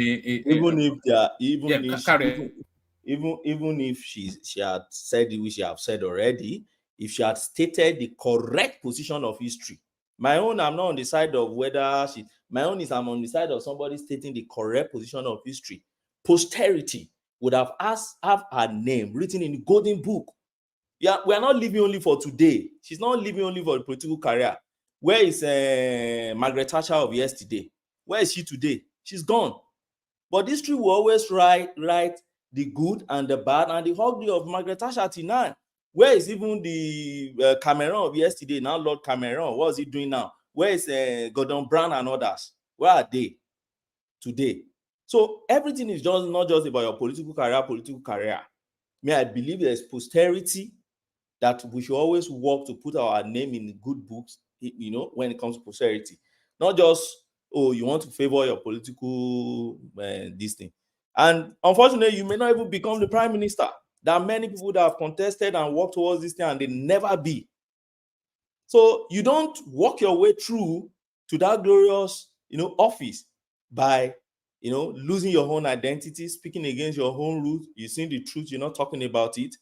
And I think for her, the best, you just keep quiet. You are not a professor of history. If you don't know the history, just keep quiet. Talk less of what you don't know much about. That's my advice to her.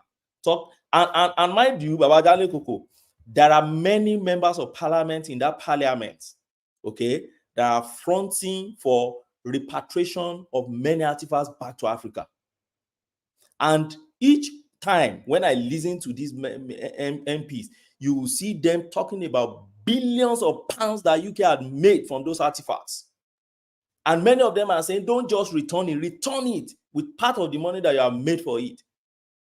Do you know how many tourists that do fly down to London on a daily basis only to come and watch artifacts that were stolen in Africa? And somebody will just wake up and say, oh, it doesn't add at all to the UK's wealth. Yeah, let me interject for a minute, Obeni. I believe that you're right in criticizing her position, right? Not because of who she is. You see, minorities make themselves minorities. You know that. It's not a tokenism going on here. This is a real McCoy conservative British, right? So you have to accept that. She's not faking it. It's not just a perfunctory or symbolic effort on her part. She's a conservative British citizen, the member of parliament. Now, she's wrong, just like other white conservatives and racists who look at us the way they do and the way they look at their country. So you're right in your conclusion this time, but your premises are wrong. It's you who have to change the outlook. It's not tokenism, the practice of making only a perfunctory effort to be inclusive, right? So once you understand her and accept her as a conservative British citizen who's looking out for the interests of her country, then you could rightfully criticize her for the wrong decisions she's making and have no nexus whatsoever to Africa or Nigeria or any other part of the country. She's a Brit. You cannot make her, because it's minorities, even in Nigeria, that make themselves minorities. Now, I've stated here often that we have Wazobia in Nigeria. You just have to find where you fit in there if you're a minority in Nigeria. And that's my opinion on it. So change your outlook and you'll be right in the conclusion, but your premises are wrong. Thank you. Okay, thank you for that. My point is very clear. My point is, I'm not saying that it shouldn't speak to favor probably a constituency where she's getting a vote from, or because she grew up here. My point is state history as it is. State history as it is. And if you don't know it, then you keep quiet. Talk less of something you don't know much about. That's my point on that. Yeah, I agree with that. And all of them, white and black. That's enough. All right. Thank you, Gwenny. So Gwenny, let me move you on to this space. Lagos APC stakeholders push for Ambode's candidacy at 2027. So it's a long pause, but they want him back. Do you buy into that idea first? Start from there. I don't, woman. I don't. Sorry, sorry, Pansat, that was a bit abrupt, but I didn't want I didn't want us to be stuck in that space for too long. No problem. Move on. Carry on. Pansat actually made a good point. Yeah, I agree with some of his points. Now, I don't agree with this push for Ambode. Not because of Murik. I don't rate that association, that prof, or what do you even call that? I don't rate it. Not because of what Murik is pushing, but I don't believe that Lagos still need Ambode. I think by now they should move past somebody coming back to government to come and do what again. Yes, you've tried your own best 4 years to try it, you didn't get it. And the reason why I'm saying this is this: the coming back of Fayemi in Ekiti, I remember, was a very useless pace of time for my state. You see, when you see governors like that try to win election back, they lost, and probably from their primaries they didn't give them. Then eventually they had to go home, spend another 4 years, and find a way to fight back into governance. By the time they come back, it's always a retaliatory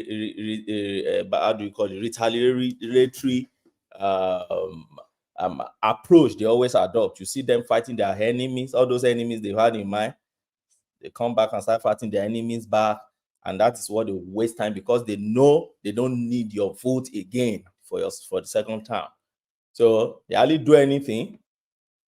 So for me, if I relate it to Ambode's zone, I'll be expecting something like that again. What Ambode's coming back to do?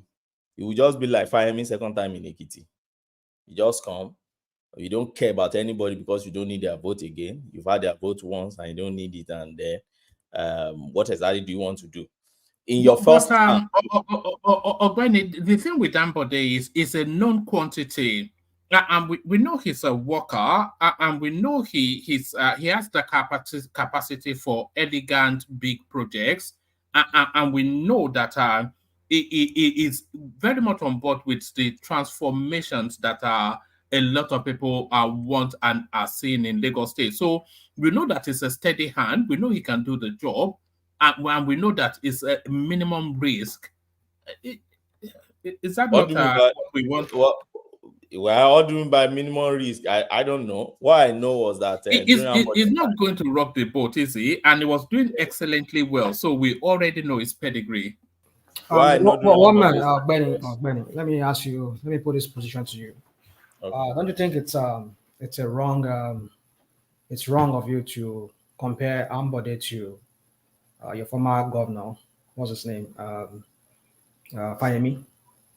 Knowing that Fayemi was a disgrace even in his first term. I don't even know why he deserved a second term.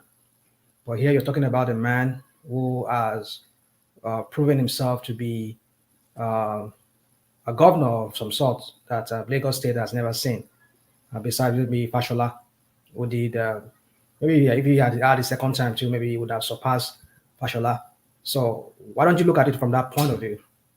That Fayemi was a disgrace even in his first term. He doesn't pale. I mean, he paled into insignificance if you have to compare him to even in the totality of his two terms. That's not even, you can't compare it to that of just the first time of Ambode. So if Ambode has proven himself, why compare him that way? That is, you have that suspicion that he might not perform in the second term. Okay, so thank you that you say it's a suspicion. Now, why I said this is one, I remember the major thing. I don't stay in Lagos anyway, but I remember the major headline on media during Ambode's time is that first and foremost, that Ambode started departing from the Lagos master plan. Secondly, that Eko started becoming so dirty that Ambode couldn't handle it, and a whole lot of things people complain about Ambode. The Ambode is so arrogant. I remember what his wife did. I can't remember, to the chaplain or something like that, and they threw the guy out of the state house, and a lot of rubbish going on under him. Now, eventually, to lead to his second term, he couldn't get his second term, and 8 years after, he's trying to find his way back. So, why didn't he get a second term? So, you said? Why was he not given a second term? Was it because he did not perform? Is that why? I've just given you some of the reasons they gave. No, that's not the reason. That's not the reason why we did not have a second term. So what do you think was the reason? It was a political coup they did against him. Yes, it was political. Gang up. And the gang up was not because he did not perform it as a government. Gang up was an internal strife between them. We are both speculating here because we're not speculating. No, you see. Okay, let's go on. When I have my time, I will be able to talk. We're both speculating now. You are not. No, we're not speculating. I'm not speculating. You are the one speculating here. No, rational mind. Ogbeni is telling you the reason why the party members didn't want him for the second. That's why I said you didn't. I mean, when we say there's an internal strife within the party, that is what he was telling you now. It's not because he did not perform. It was because it did not give them chop and chop kind of crap. That is your own insinuation. So what was it? What was in that one is part of it, but what was Egbeni in the mentioned media? earlier, what What Egbeni was in the mentioned earlier, media? Okay. what What was Egbeni in- mentioned earlier as to why the party member didn't want him, you know, sanitation problem, which other problem Egbeni mentioned? They said he started working against the Lagos Master Plan. Oh yes, that is number 2. So all the party members, if you cannot get the support of your party, then you are nothing politically. So that is what happened So, to. okay, let me just let you people go on. Just go on. I just can't stand you people saying this, but it's okay. No, hold on, rational mind. It is the party members that didn't want him for the second time, and that is the way the party is run. You have to go through the primary within the party for you to get the ticket to run. When you are not given that ticket for some reasons, then just accept that you failed. Mr. Jelekoko. Yes. Please, can I come? This is what I just want to say. That I will support Mr. Rational Mind on this very well, because if we are talking about the party, who are these party people? It's few people that hate Ambode, that have clash with Ambode. They are few. It's not about that. It's not the majority APC member then. It was just few member, and that is the governing council of APC. They have issue with him. It's not, if APC want to win 2027 election, they have to present someone that is credible, that someone that people trust. That is why they are bringing somebody. They know if they bring in any neutral person, like a new person, they can lose the election. It's almost the most. Last year election, they were lucky because of this tribalism issue. That is why they won the election. APC is shaking in Lagos State. It's very clear. And Ambode have vote in his kitty, have a lot of votes, and they are sure if they present Ambode, they are winning the election. It's all about winning. APC is weak in Lagos State. It's very clear to everybody. In Southwest now, APC in Southwest, Lagos is the weakest. If you are apart from seriously, coming from APC is like I'm coming from, I'm more closer to Southwest politics, and I know that is the truth. When they just want governorship election, you are it's not about winning the governor. Everybody know what they want. They want the election with tribalism. If the election there was nothing like tribalism, so long will not win the second time. Winning is it not winning? And what is tribalism? Winning is winning, but we know that. So winning is different from winning. Sorry, hold on, Ajaniko. Hold on, Femi. So why do you say that if not because of tribalism, Sanwo-Olu would not win? Sanwo-Olu will not win. It is just because people are fed up of Tinubu. They are fed up of Tinubu. Can you hear me? Hold on. Why would they not win? We're talking about Sanwo-Olu, not Tinubu. Tinubu lost in Lagos, but we're talking about Sanwo-Olu. So why would they not win? What has tried? All the Igbos voted for him. We are all here during the election, and I think everybody were scared then. People that were supporting APC in Lagos State, they were scared because of the election. This man lost the election. I don't know the name. GRV lost the election because of this Igbo something that is from Igbo, is bearing Shinedu, and those kind of things, those kind of politics. And what I'm talking about is that 2027, in my own assumption and the way I see it, I believe that Gbajabiamila, in my own view, I don't know what is, in my own view, I believe that Gbajabiamila will prefer Ambode to come in 2027. By 2031, he will take over from Ambode. That is what I just see. He will prefer to finish with Tinubu. By 2031, he will move to be the governor of the state. That is where I see it. But if they want to win the election, and if APC want to win the election free and fair, Ambode is the best bet for them. Everybody knows that. Ambode is popular. He's a popular candidate. Hold on, Femi. Can I answer that? Yes, answer it, but let me just add a bit of that. I don't know. Sorry, Ogweni, can you hear me? Let me just add a bit of data. Sanwo-Olu got 67% of the vote, and you are saying it was a tribal something. 67%. Yes, 67. Mama. It's on your screen right there. What are you talking about? Sorry. APC has never lost Lagos State in presidential election since 2015. They lost it in last election. Yeah, but we're not talking about presidential election now. We're talking about the governorship. All right, carry on, Penny. Let me quickly address. I don't know the name of the last speaker, but that was Femi. Femi. Oh, Mr. Femi. Yeah, thank you for your contribution, but I would, with due respect, disagree with you. I don't know how much of the Southwestern regional politics you studied and you're analyzing this way. When Ambode, let me start from your assertion that there were just few people kick Ambode out as the candidacy for a second term. That is not true. That's not true.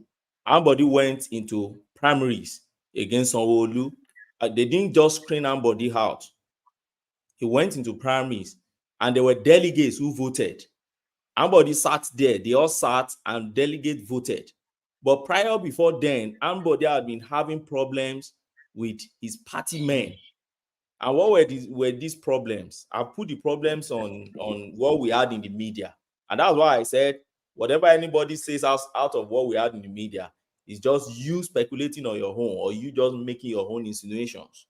Or, except you can tell us if you have a verifiable source, which is a reliable source where you are getting your own information from.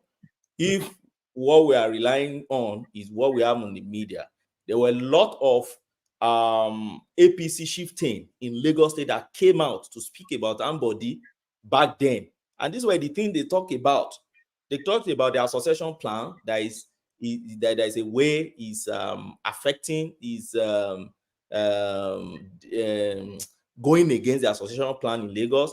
They talk about Lagos being dirty, sanitation, everything. They talk about master plan that is working against the master plan and a lot of things, and are arrogant, it doesn't listen to them and things like that. And these were the delegates that you are expecting to vote for you in your primaries. So to say some few people just kick him out, that's not true. They went into primary. I can remember very well. Sanwo-Olu had about 970,000 votes from that primaries, while Ambode had 70,000 votes. So there were still 70,000 people plus that voted for Ambode in that primaries. Could I ask this guy a question, Femi? I just spoke. Let me ask him a couple of questions that are kind of leading in a way.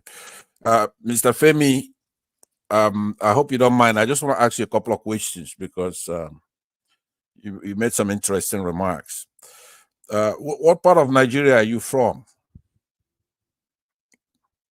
I'm from Southwest.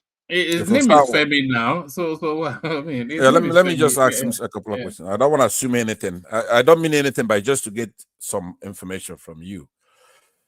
You are not then, since you're from the Southwest, you're not from the Southeast or South or Northwest, right? So you are Omoluabi, you're a Yoruba man, right? Correct? Yes. He's an Hausa man, or he's an Hausa man, pastor. So there is absolutely no ulterior motive than your observation of Nigerian polity. It's not tribal. It's just what you observed in Lagos State and in the Southwest in general, right? Sure. Right. So, and you don't take second nature to anybody else. Nobody's more Yoruba than you are. Sir, take him to it so I can get back to Ogben.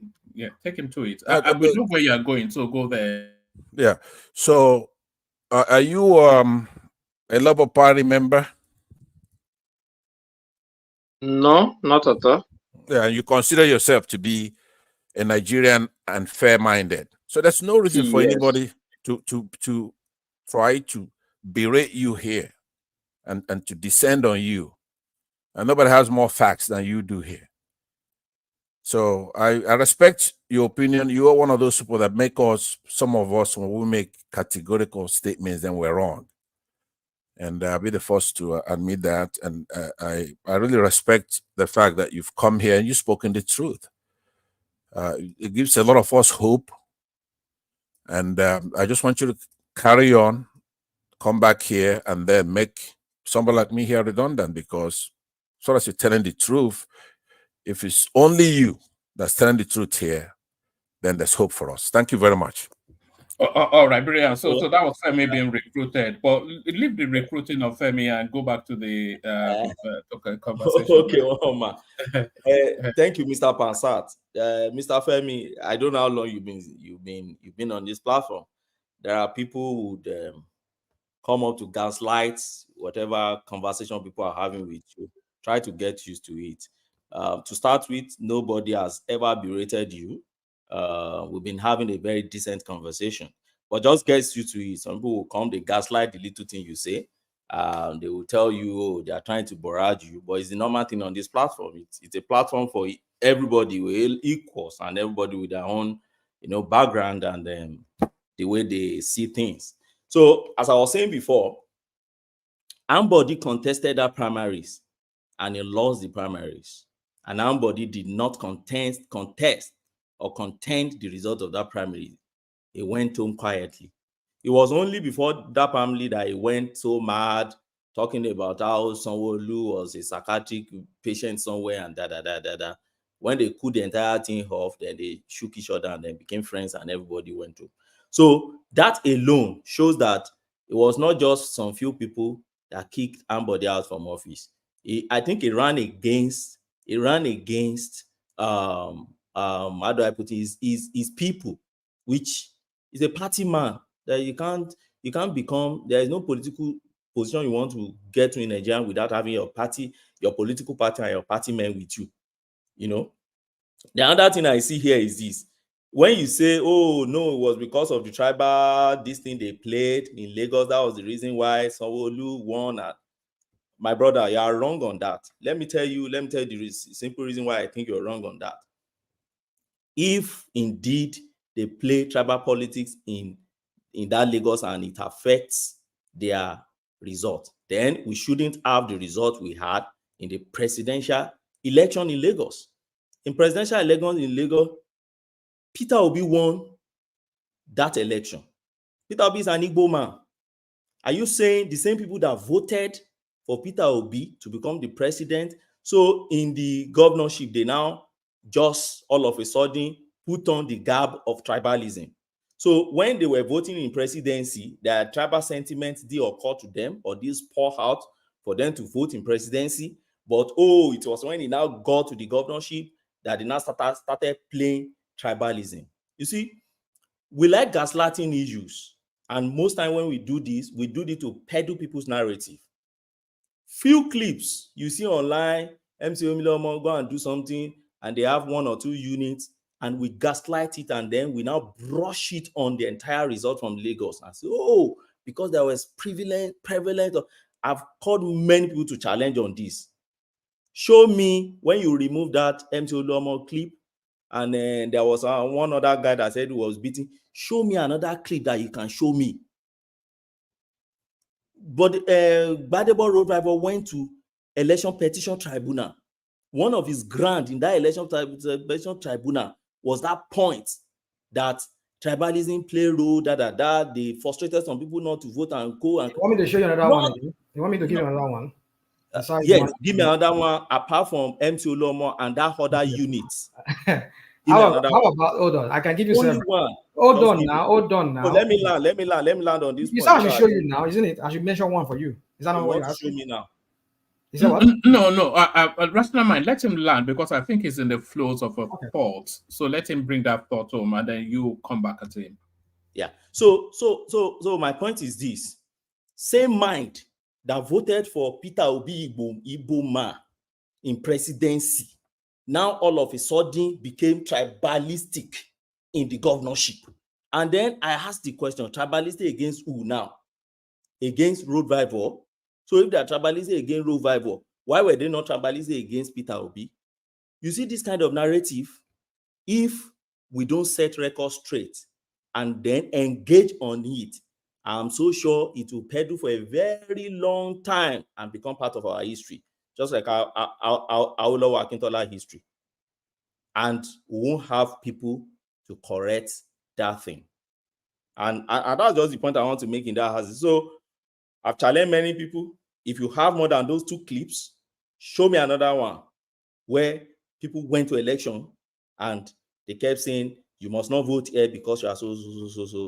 Obeni, I have a question on the comment section. I mean the private section because Can I just no, we will not be going to that space, Pansad, because it's just going to be long and labored, and we don't want to do long and labored. Have that interjection, Rational Mind, and then I'll take you to just one more space of Benny, and then I'll go on to Rational Mind. Okay, so these are clips that are online. In Oshodi area, there were some streets that are known to be predominantly dominated by some ethnic group. And some of the streets there, the ballot papers, even right there, even when police were there, they were prevented from voting. Is that what? What's the name of the street? In Oshodi, I don't know the name of the street. Go online, you will see it. I'm coming. I'm going to give you several because you're asking. You are not bringing anyone now. You are too broad.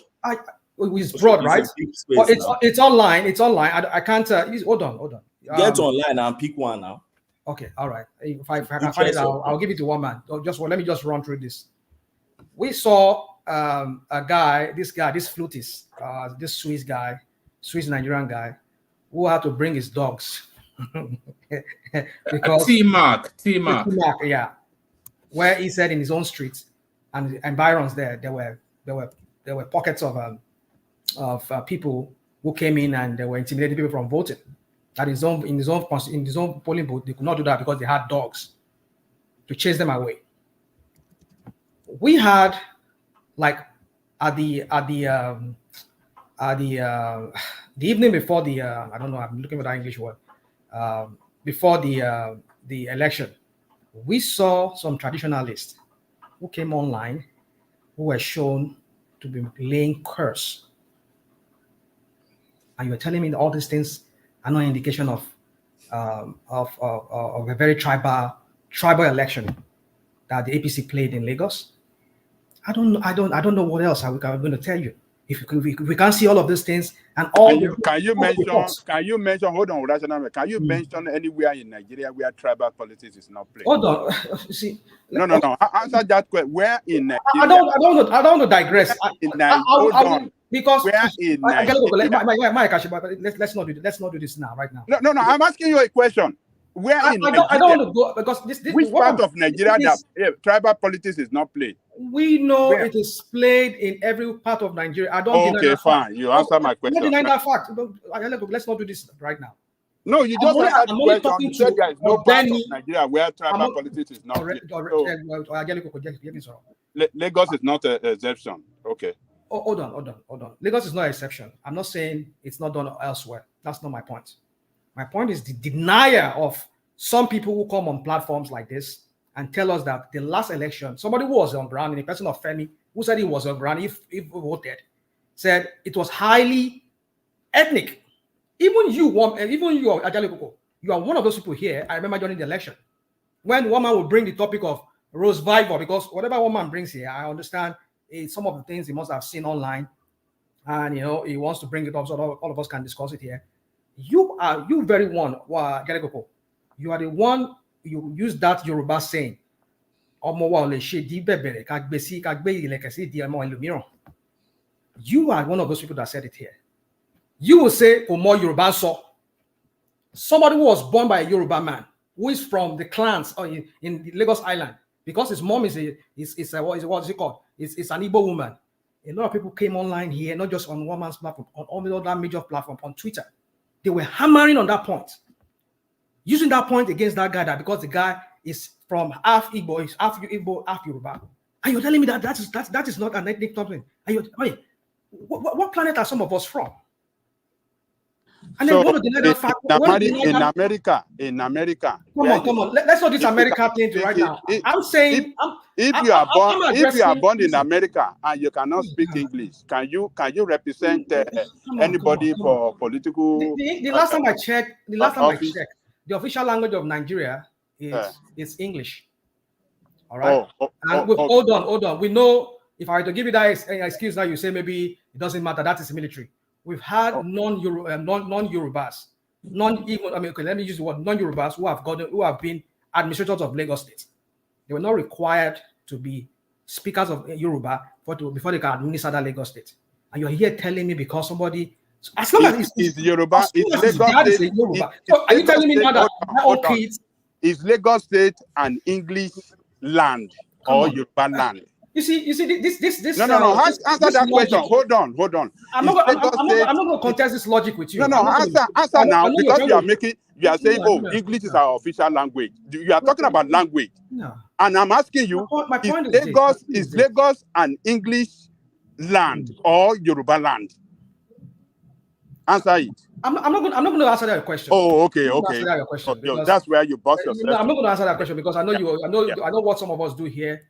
We want to do this what about thing, and then we use it to trap ourselves and say, okay, like you're trying to say now. You see, my point is this. The general point I'm making is this. It's okay. In your own state, everybody does it. In your own state, can someone who cannot speak his indigenous language in Ondo State, whether from Ondo or from Ikare, can that person be allowed to be their governor? Can I come in? So let us. There are some factors that determine this. I would like to address Rational Mind's question. Well, yeah, that's how I was trying to be. I was just trying to be quick with my question, my interjection before Ajaleko had to go on. So my point is, it's not from Ondo, it's from Edo. We do not have amnesia, my friend. We're not in a different planet when the whole thing played out in Nigeria like we saw. We're trying to rewrite history on this platform, trying to make us look like we are stupid, that people who knew what happened. Right, it's not what happened. Give me only two videos. You've forgotten that momentum. I have that thought. We don't have amnesia. We know what happened. That's your opinion. No, don't give me that. Yes, I will bring it because you don't have monopoly of truth on this trap. As at the time gubernatorial election was conducted, the momentum has shifted. You will am this guy, Chinedu, this is the same rhetorics that we see among the APC that they bring on these platforms, which I'm not against. Fine, but let us acknowledge history. That's also actually happened, but trying to rewrite history, trying to change it, that it's not what happened. Like, you people are just making it up. No, we're not making it up. It happened. Do I believe that it happens in other part of Nigeria? Yes, of course, it does. That is our politics. But trying to make it look like it's, no, they did not, it was not an ethnically charged election. Oh my goodness. I don't know where some of us, I just leave it at that to you, Ogbeni. You can address it. Can I address it? Ogbeni, before you come in, let me say something. Rational Mind that is fully charged now. I want to remind him, as at the time that gubernatorial election was conducted, the momentum has shifted. The zeals and the frenzy we had during the presidential was no longer there. Even those the likes of Oluomon and the rest of them, they couldn't do much during the primary and people didn't come out. The same thing played out in every part of the country where you have the majority and you also have the favorite. So to say that it was ethnically charged, for presidency, I would say yes. But for gubernatorial, please give me a break. People already, that momentum had already even shifted before that election. Remember, it was postponed. And people already lost interest. The fact that they lost Lagos and their candidate did not win was just what kills the morale. It's not because Yoruba man was contesting. Yes, what's his name? Garuba, whatever his name. I forgot his name again. That opponent of someone. I don't even know what to call him. As at the time that election was about to be conducted, people already, saying a lot of things against him, even on social media. So to say that, ethnic play a role during the gubernatorial, please, that is not true. That is not true. Thank you. So let me quickly address a few points the rational man has been able to make. Yes, I appreciate your point. You see, this is what I'm trying to say. You see, there are some things we put in history because people didn't push back on our falsehood and wrong narration, and we will allow it to fester and we will push it down to the next generation. But thank God for the time of for social media now. There will be pushback against falsehood and wrong history. I remember while growing up, they would tell you, Olowo was flying in the moon. I know some people concocted it and started it somewhere, just like this. And some generation push it down on us. And you say, that is Olowo in the moon. No? And like that, people started talking about it, which is just pure falsehood. Olowo and Akintola, they will tell you, how Akintola betrayed Olowo so much, that. So many falsehood they put inside that story. Until today, and every Obama you see will be talking about Akintola family as if they were nothing in the Yoruba land, as if they didn't even do anything. And that is one of the things I think in our own time, we shouldn't allow that to fester home. Now, don't forget when you say, Femi was on ground, I was also in Nigeria. Don't forget, I'm not one of those who stayed in diaspora and election will be going on in Nigeria and just be on social media and be talking. I was in Nigeria. I went to go and vote. So you were in maybe USA when I was in Nigeria and voted. So I can tell you, at least relatively speaking, I can tell you what exactly I saw on ground. Like the last speaker said, as at the time presidential election, and don't forget, you saw this. My point, I'm not saying people don't throw tribal sentiment in election. There are a lot of rhetorics. After all, Bodero Bible was there talking about Tinubu as a drug baron, this person as a narcotic baron, this person as they've stolen all the money in Lagos and others. They were all throwing jabs to each other. They are politicians. That's what they do. That's their language. That's their trade. That's how they trade words, right? The same way they trade, you don't know how to speak Yoruba, and it blows up, and the entire media start talking about it. And he made an attempt to speak Yoruba when he said, what did he say? A co-edit or something like that, and they realized that he can't speak Yoruba, and they used that also to start campaigning against. He can't even. He didn't say eco edit. He said eco edit. Something like that, cha. Like somebody could not speak this, and but what I'm correcting in Femi's narrative is this: to now tell me that is the reason why Lagosians voted for Sanwo-Olu. That's a blatant falsehood. That's not the reason. We all know. That's not the reason. I remember 2003. What they against Tinubu in 2003, they said Tinubu is not from Lagos, it's from Osun. In fact, that narrative started from 1999 election. To say Tinubu lost that election, you will now come online and say, it was because they said it's from Osun. That was what worked against. Is that how we just simplify election result? No, that's my point. And then to now come and say, they prevented some people from voting in Lagos. That is another narrative we keep peddling. In presidential election, 1.2 million people voted. Peter Obi had 582,000 plus. Tinubu had 572,000 plus. And Mr. Atiku later 75,000. Put them together, 1.2. The same numbers of people voted in gubernatorial. So when did they stop people from voting in gubernatorial? I still keep asking. These are facts. Bring them up and mash it together. We are researchers. We are intellectuals, even if you are not researchers. We're intellectuals. These are common sense. So if 1.2 million people voted in presidential, where we are claiming, no tribalism, Obi just won on his own merits. So, but in the governorship, where the same 1.1 plus people voted, almost the same numbers of people that voted. About 67% of them now say, okay, we are voting for someone who says, it's tribalism. Where is it coming from? Is that common sense in that? That's just my point. There's no common sense in that. But to say, yes, they play tribal sentiments everywhere in Nigeria, but to say that is what now affect election results is what I don't agree with. And that's why I said, apart from those two clips, this guy, Oluomo clip, which was just one unit, and the other man they used to show me another one. I've challenged so many of my southeastern brothers. I mean, did you hear what I said?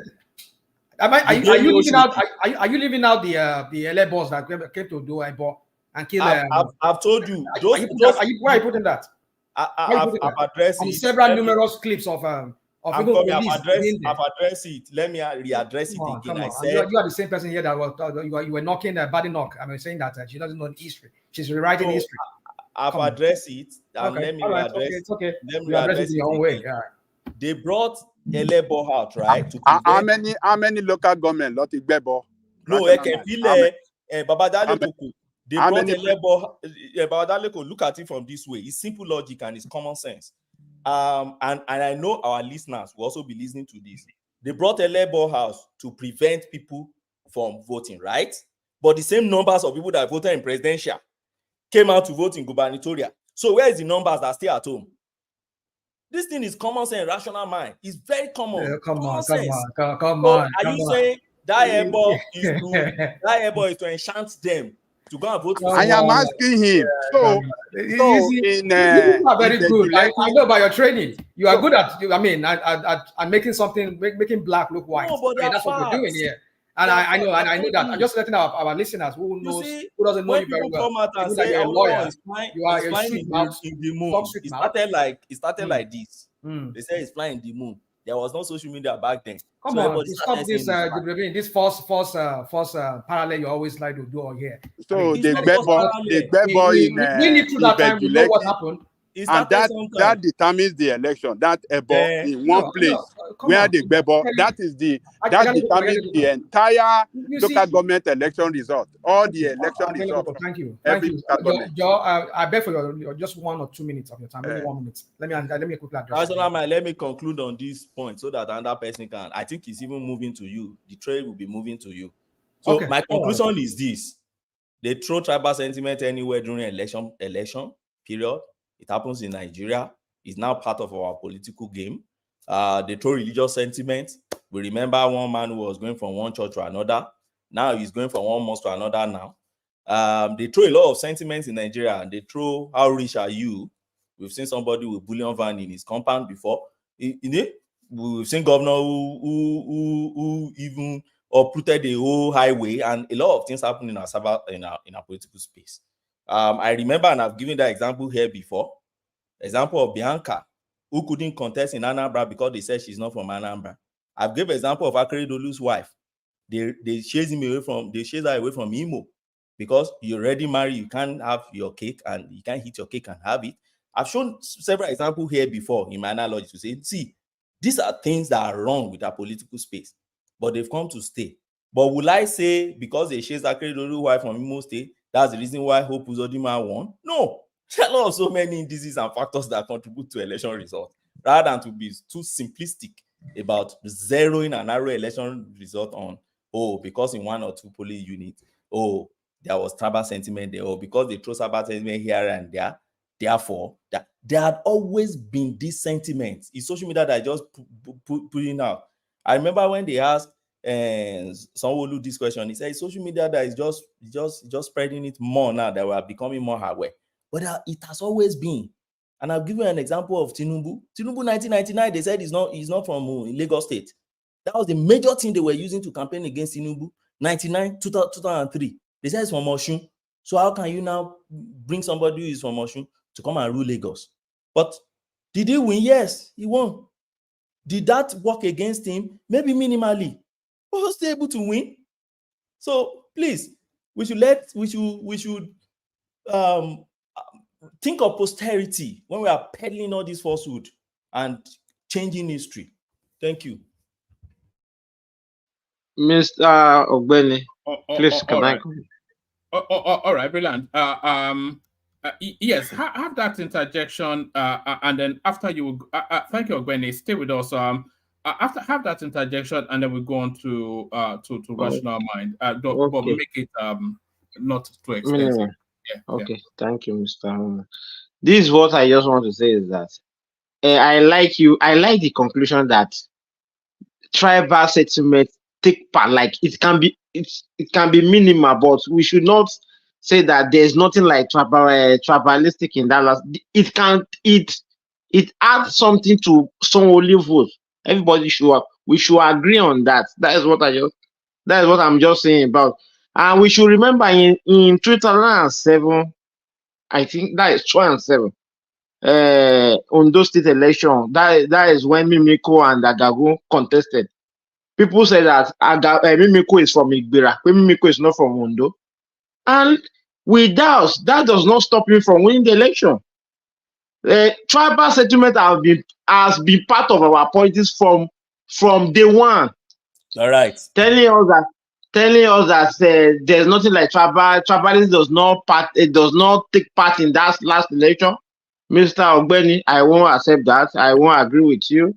And I know inside you that you agree with me on this, but you won't be able to tell me, say it out, because you believe that your own argument to be superior. But and everybody in this platform, I believe everybody knows that last election, Chinedu, where is Chinedu?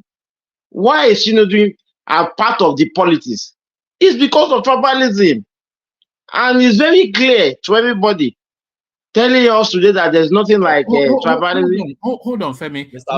What is part of tribalism? What? They bring up about that our mother is from Igbo land, and that is tribalism policy, sir. Mr. Femi, you didn't get that thing right. Hold on. Is his mother not from? Sorry, Ogweni. Is his mother not from Anambra, or is his name not Chinedu? Yes, his name is Chinedu. Right. But this is what people say. I remember. This is what people say, that Igbo, this is how they say Igbo Gabale Walori, that Igbo cannot dominate in Lagos State. That if we allow Igbo to rule Lagos State, that they will be cheating on us. They will be doing this. They will be doing this. Femi, are you hearing people, or are you just ignoring them? I'm hearing you guys. So pause when somebody's trying to. Okay. Are they wrong to say Igbo le Jabale Walori? Is that the wrong thing? Should it be the ambition? What's offensive in that? What's offensive? What's offense in that? What's unreasonable in that? That is part of the politics. That is what I'm just saying. Yeah, but are you saying no? Are you saying it's unreasonable for them to have that sentiment? It is reasonable. It is politics, right? But what Benny is saying that it does that is not part of what make someone to win the election. That is what I'm just saying. You didn't get my point. Where my point is, tribal sentiment has always been there. That was not why Sanwo-Olu won. I gave an example of Tinubu. It's part of it. That is what I'm just trying to say. I'm coming. You just gave me an example of Mimiko now. So why did Mimiko win? Despite all those sentiments of Igbira. But he still won, to tell you that there are many factors. Don't simplify. Oshema, we come out then. Oshema, we come out like boldly that Mimiko is from Ondo. That is why Miko won then. If you remember, your point is he would have lost. He would have lost. So why didn't Tinubu lose in Lagos in '99 when it was clear that Tinubu was from Osun? Let me answer that question for you. Let me answer that question. Can I answer that question for you? You see, you like to do something a lot. You like to bring some kind of false equivalency.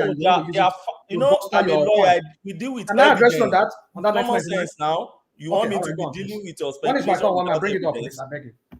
Let's engage on evidence now. Don't hate evidence now.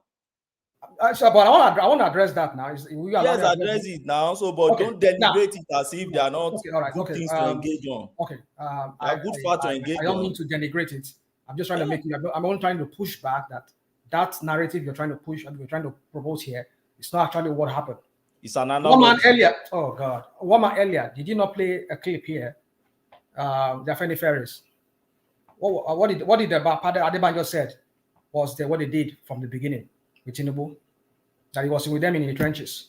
Yes, during the Nadeco days. 1999, they gave him that ticket. He ran with his deputy then, this lady. What's her name? Akerele Bokno. No, Koforola. Bokno. He ran Bokno. It was they gave it to him. They supported him. In 2023, 2020, what was that? 2003, right? After that 1999 second election, 2003, he almost lost that election. Because Bishop Mulaye was killed.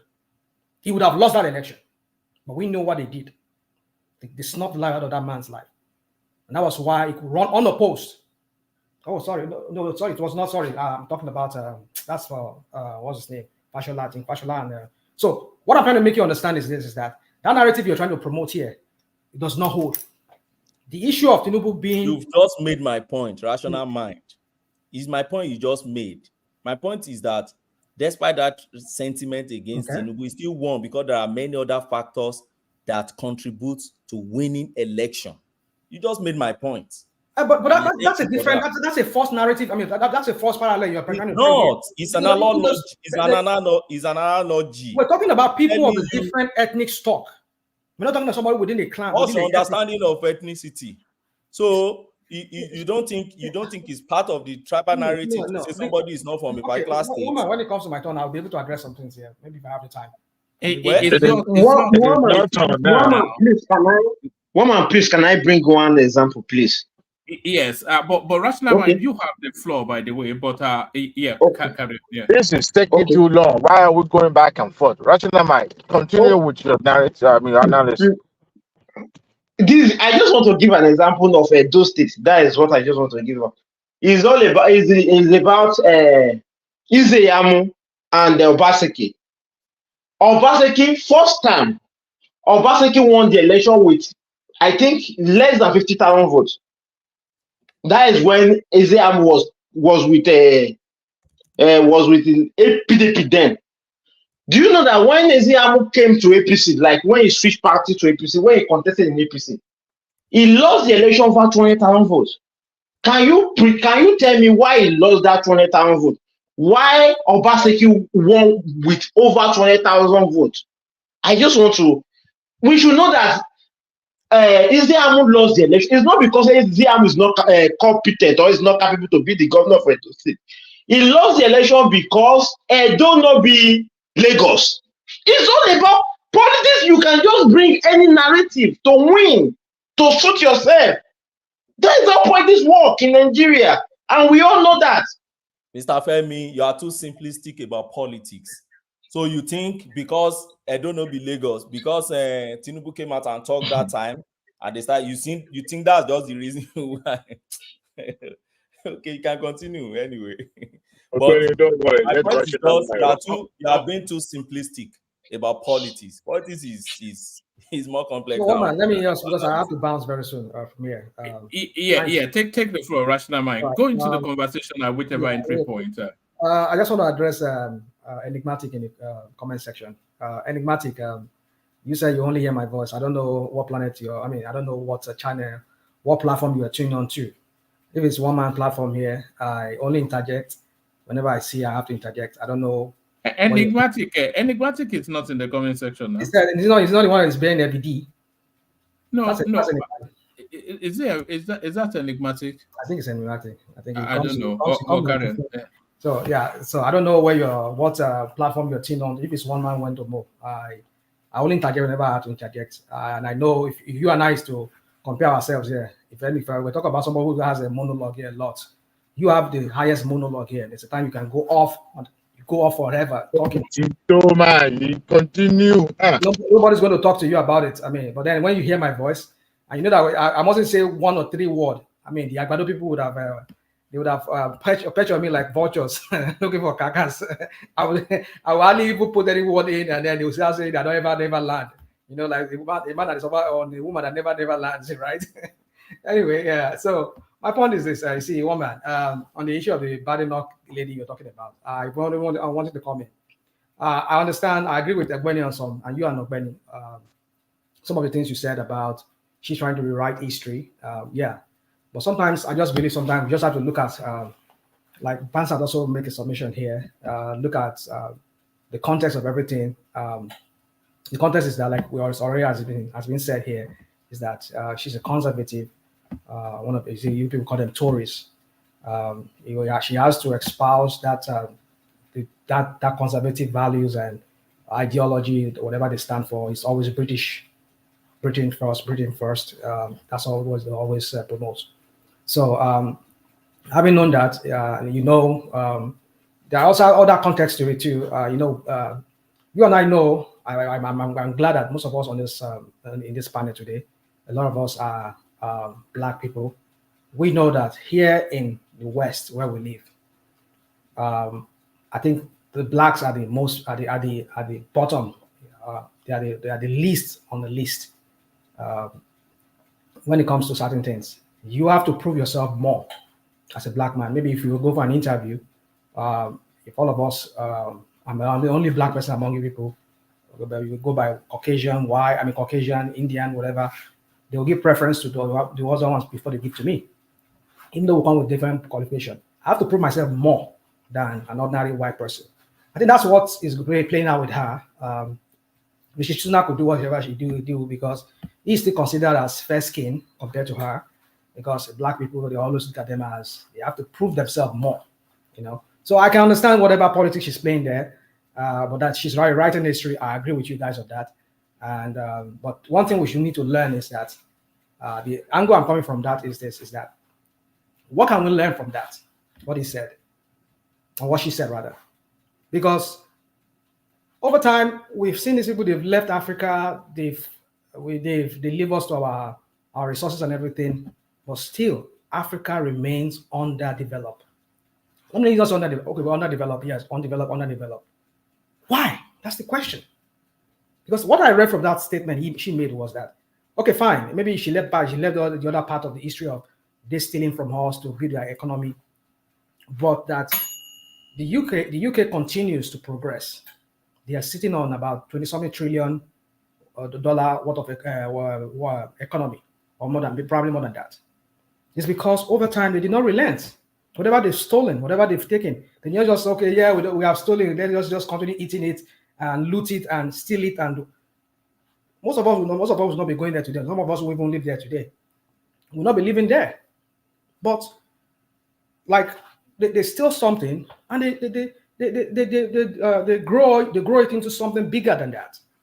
I bet you if they were to start doing that today, I know they definitely will not be able to do that anymore. But whatever they've stolen, they change it, or they converted it, or they grow it into something bigger. What can we as Africans learn from that? These people, they've left us to our lives. Why can't we use whatever our resources we have and develop our countries in Africa?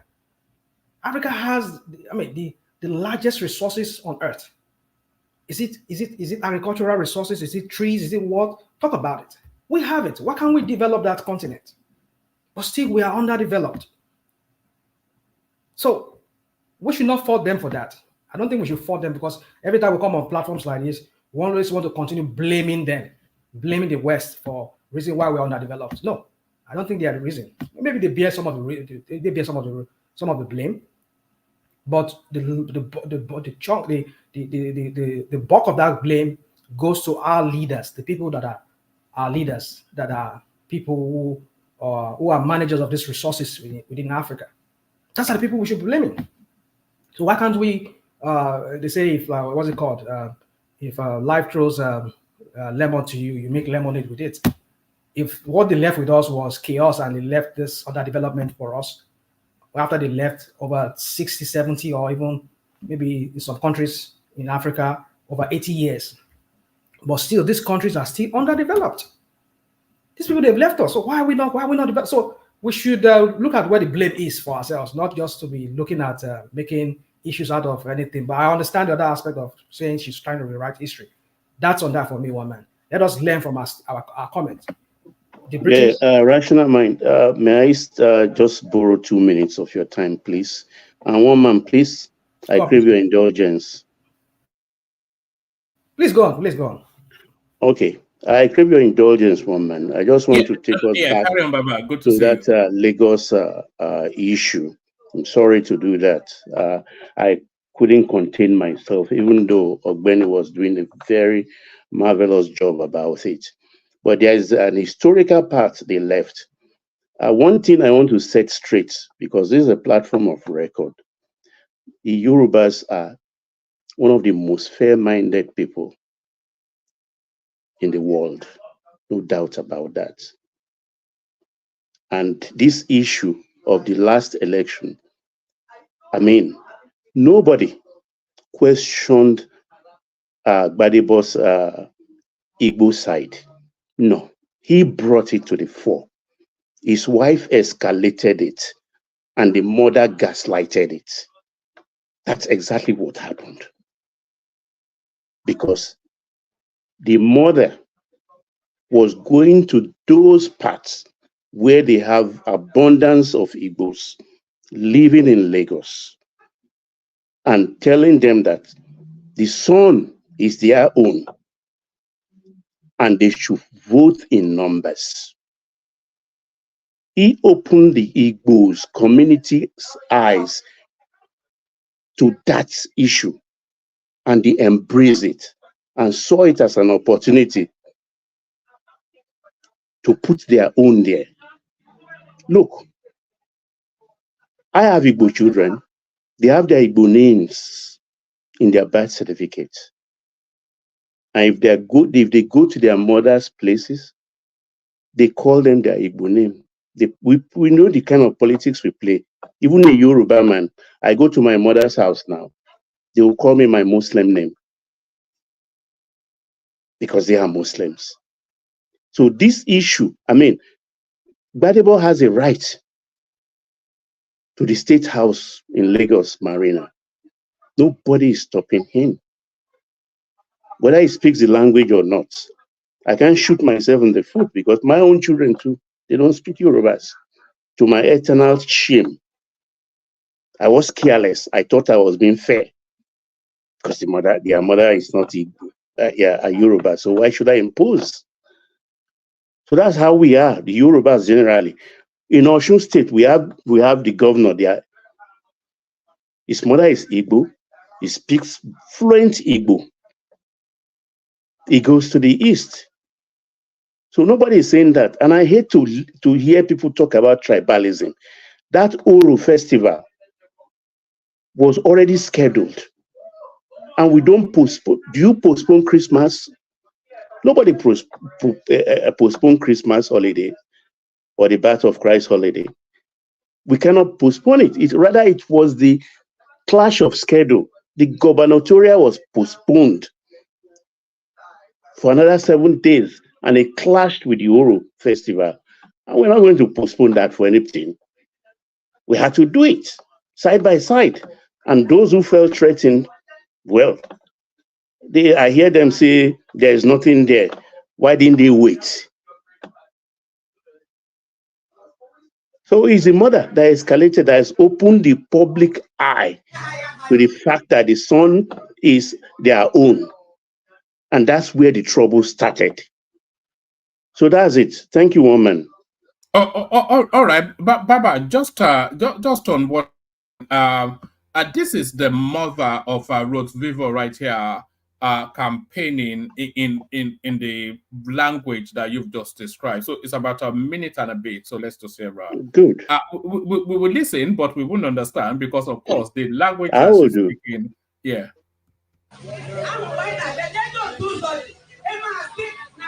Lagos is working. Where is it working? Where is Lagos working? Is it going? Lagos is not working. Don't you think the way go? What is it? No go sir. The way you teach them that baby. Lagos is working.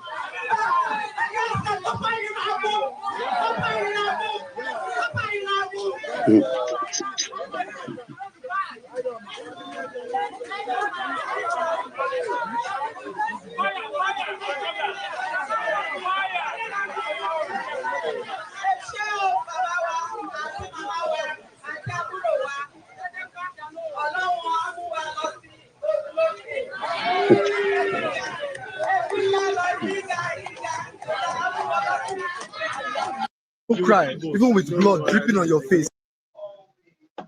She's our wife anyway. We'll forgive her.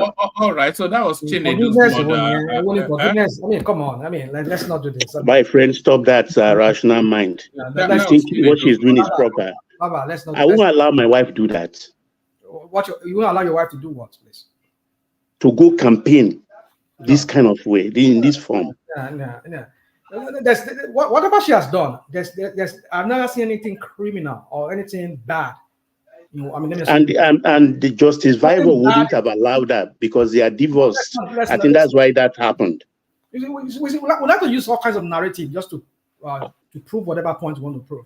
What this lady did is what any mother would do for their child, to campaign for their child. But I understand. And I'm telling you, my wife will not do that. She's an Igbo. It's up to you. I mean, it's up to you. But I'm saying to you that we've seen in history where people's parents, they campaign for their son.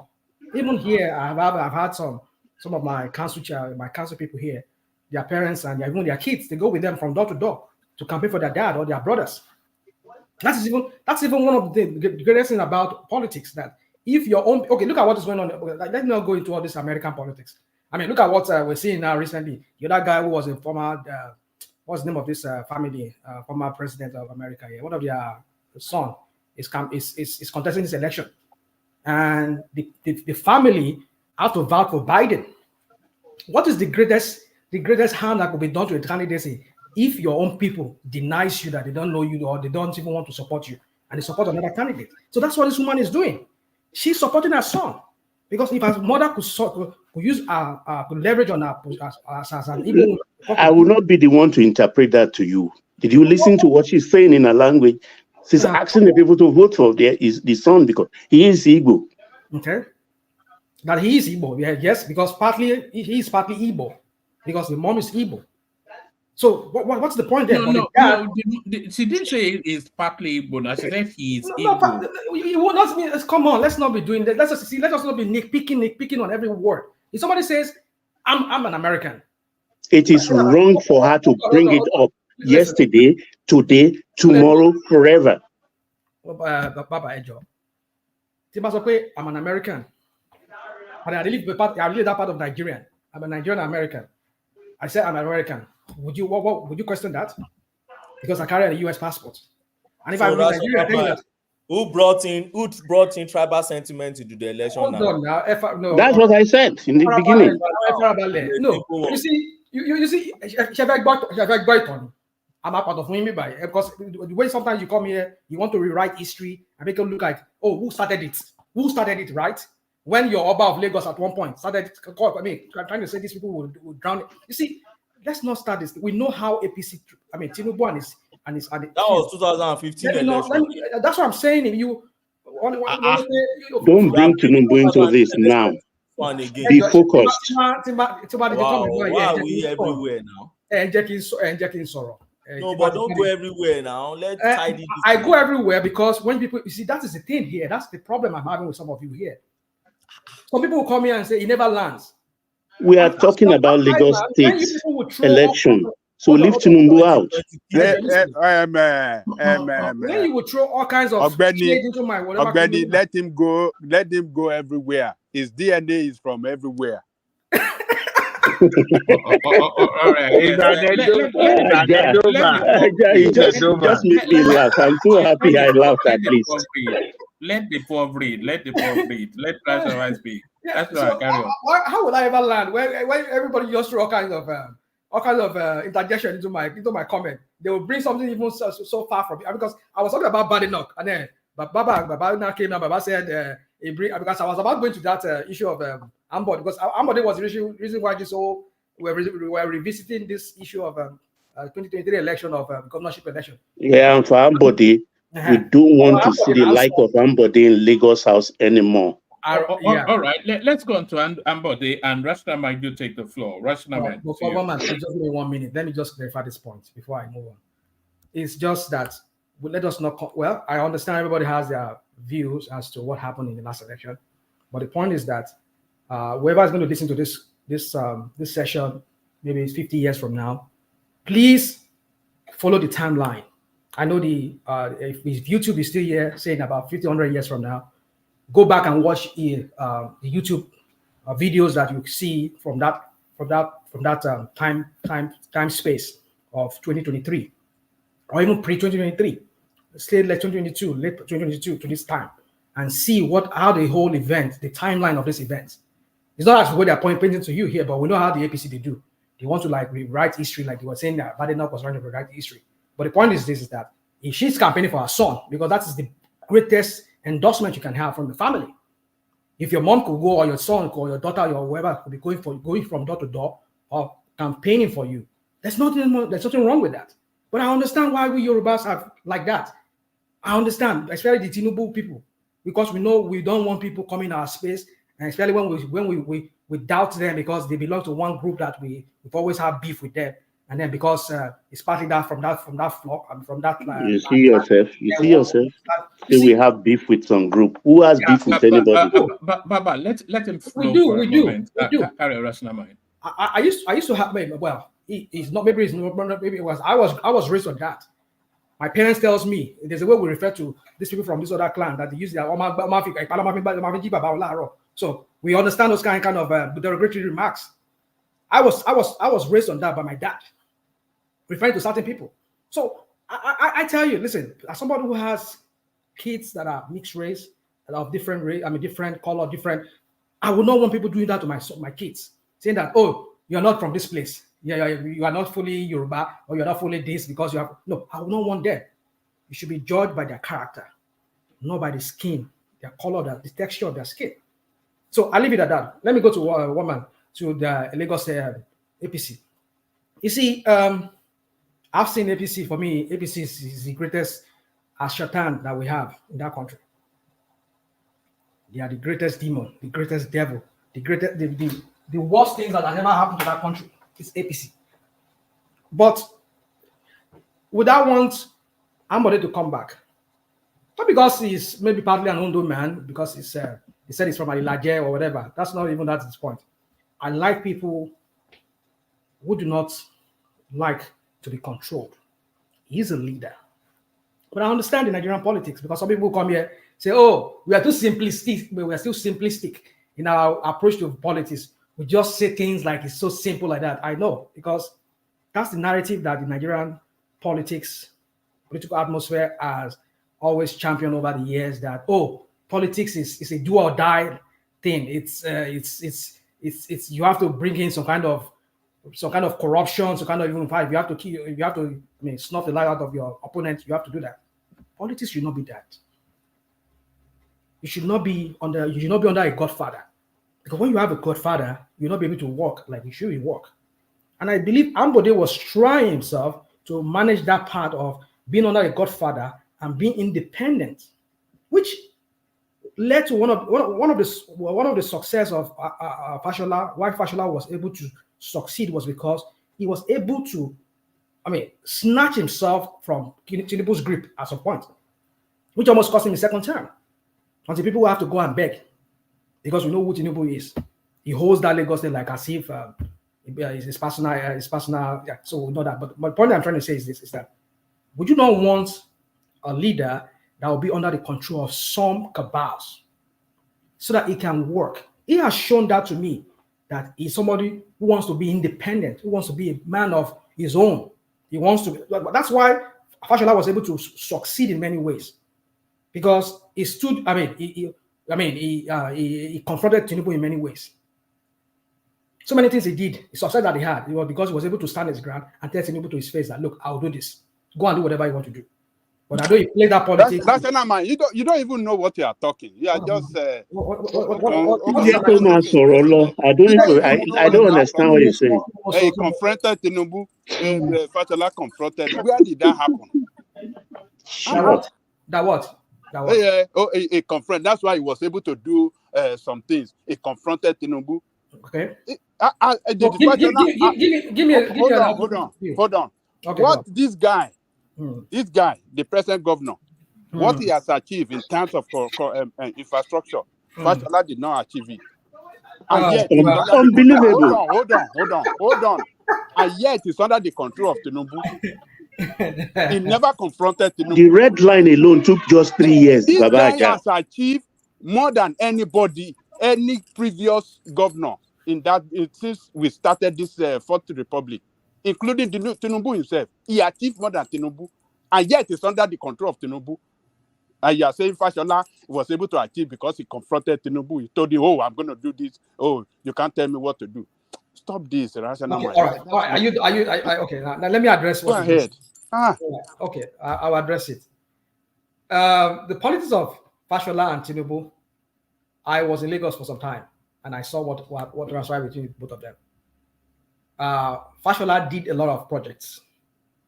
He brought a lot of because Tinubu left a mess when he left, and he brought structure into the governance system of Lagos.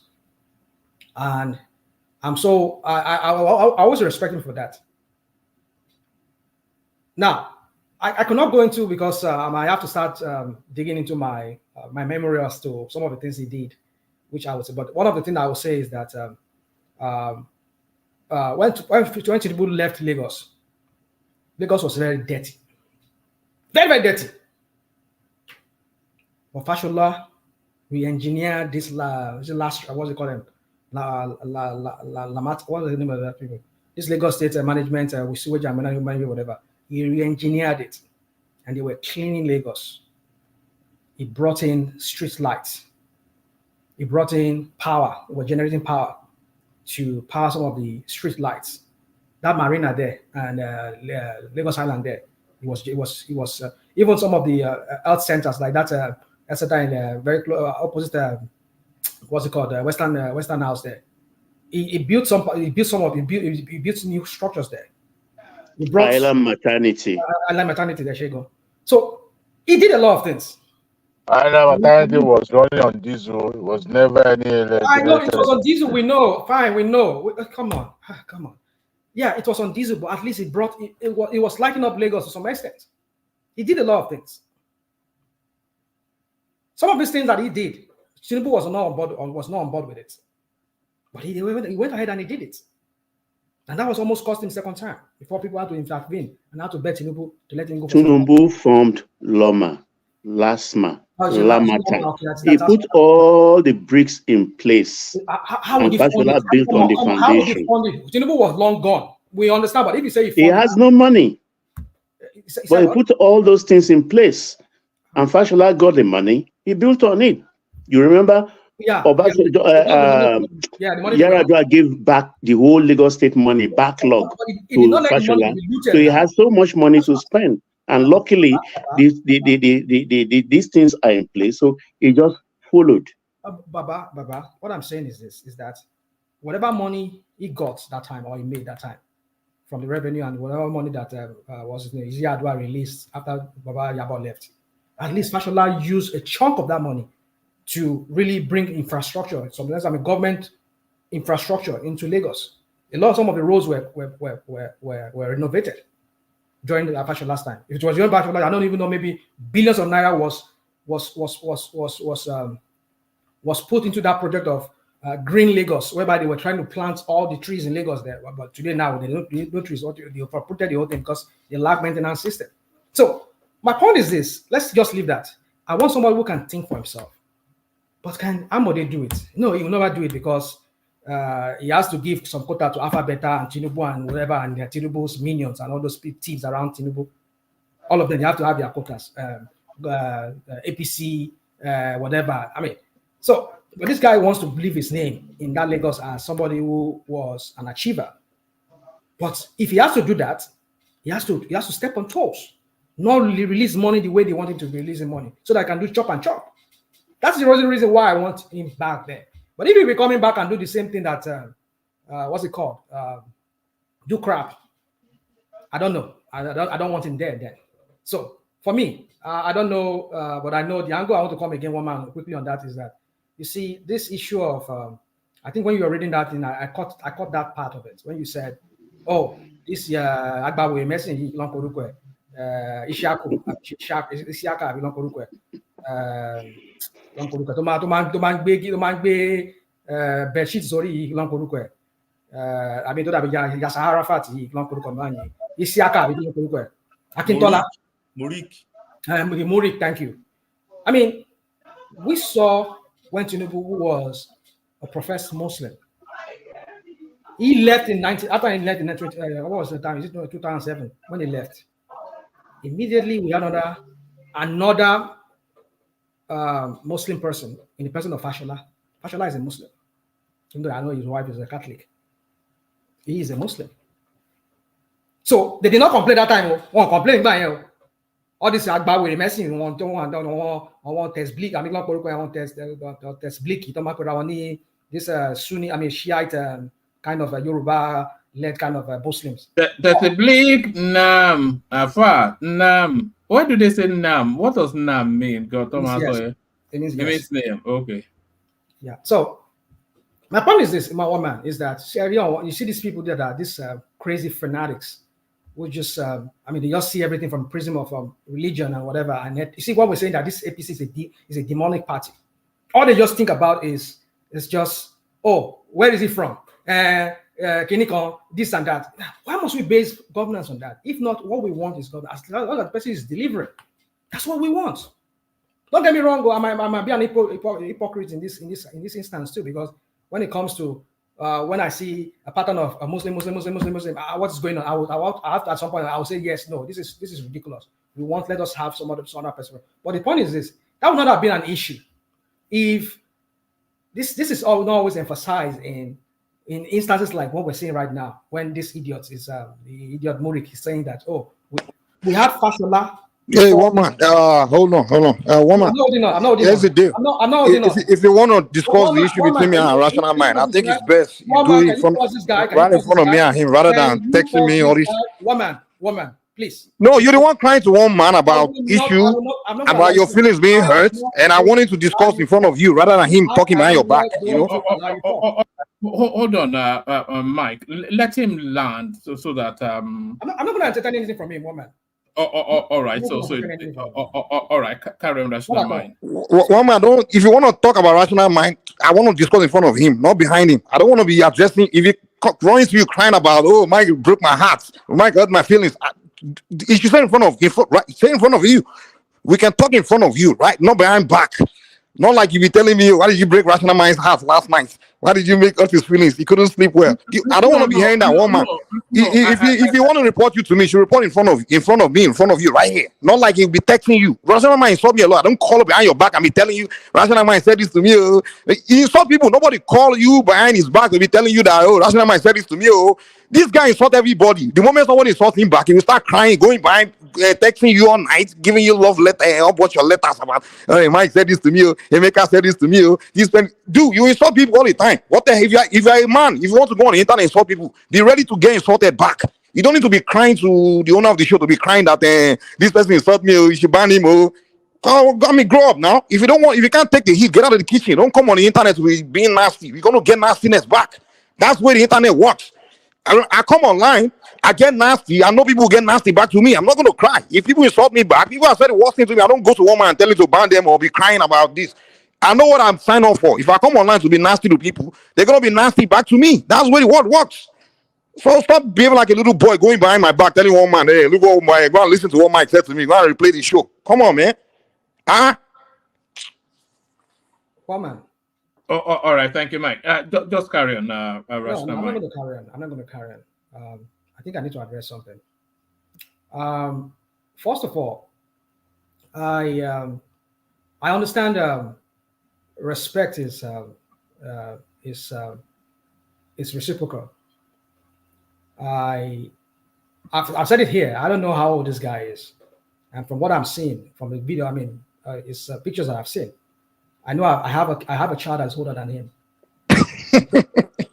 All right, just hold on. Come on, please. Can you just keep quiet because you came here, you ranted. I just listened to you. You call yourself. I'm just laughing. I'm not talking. I'm just laughing. Can you please shut this guy down, please? Please, I beg you, woman. All right, carry on. That's not mine. Apologies. I've put a few people to the brack just to clear this up, and then we'll. So the show still carries on, but Okay, rational mind. Rational mind.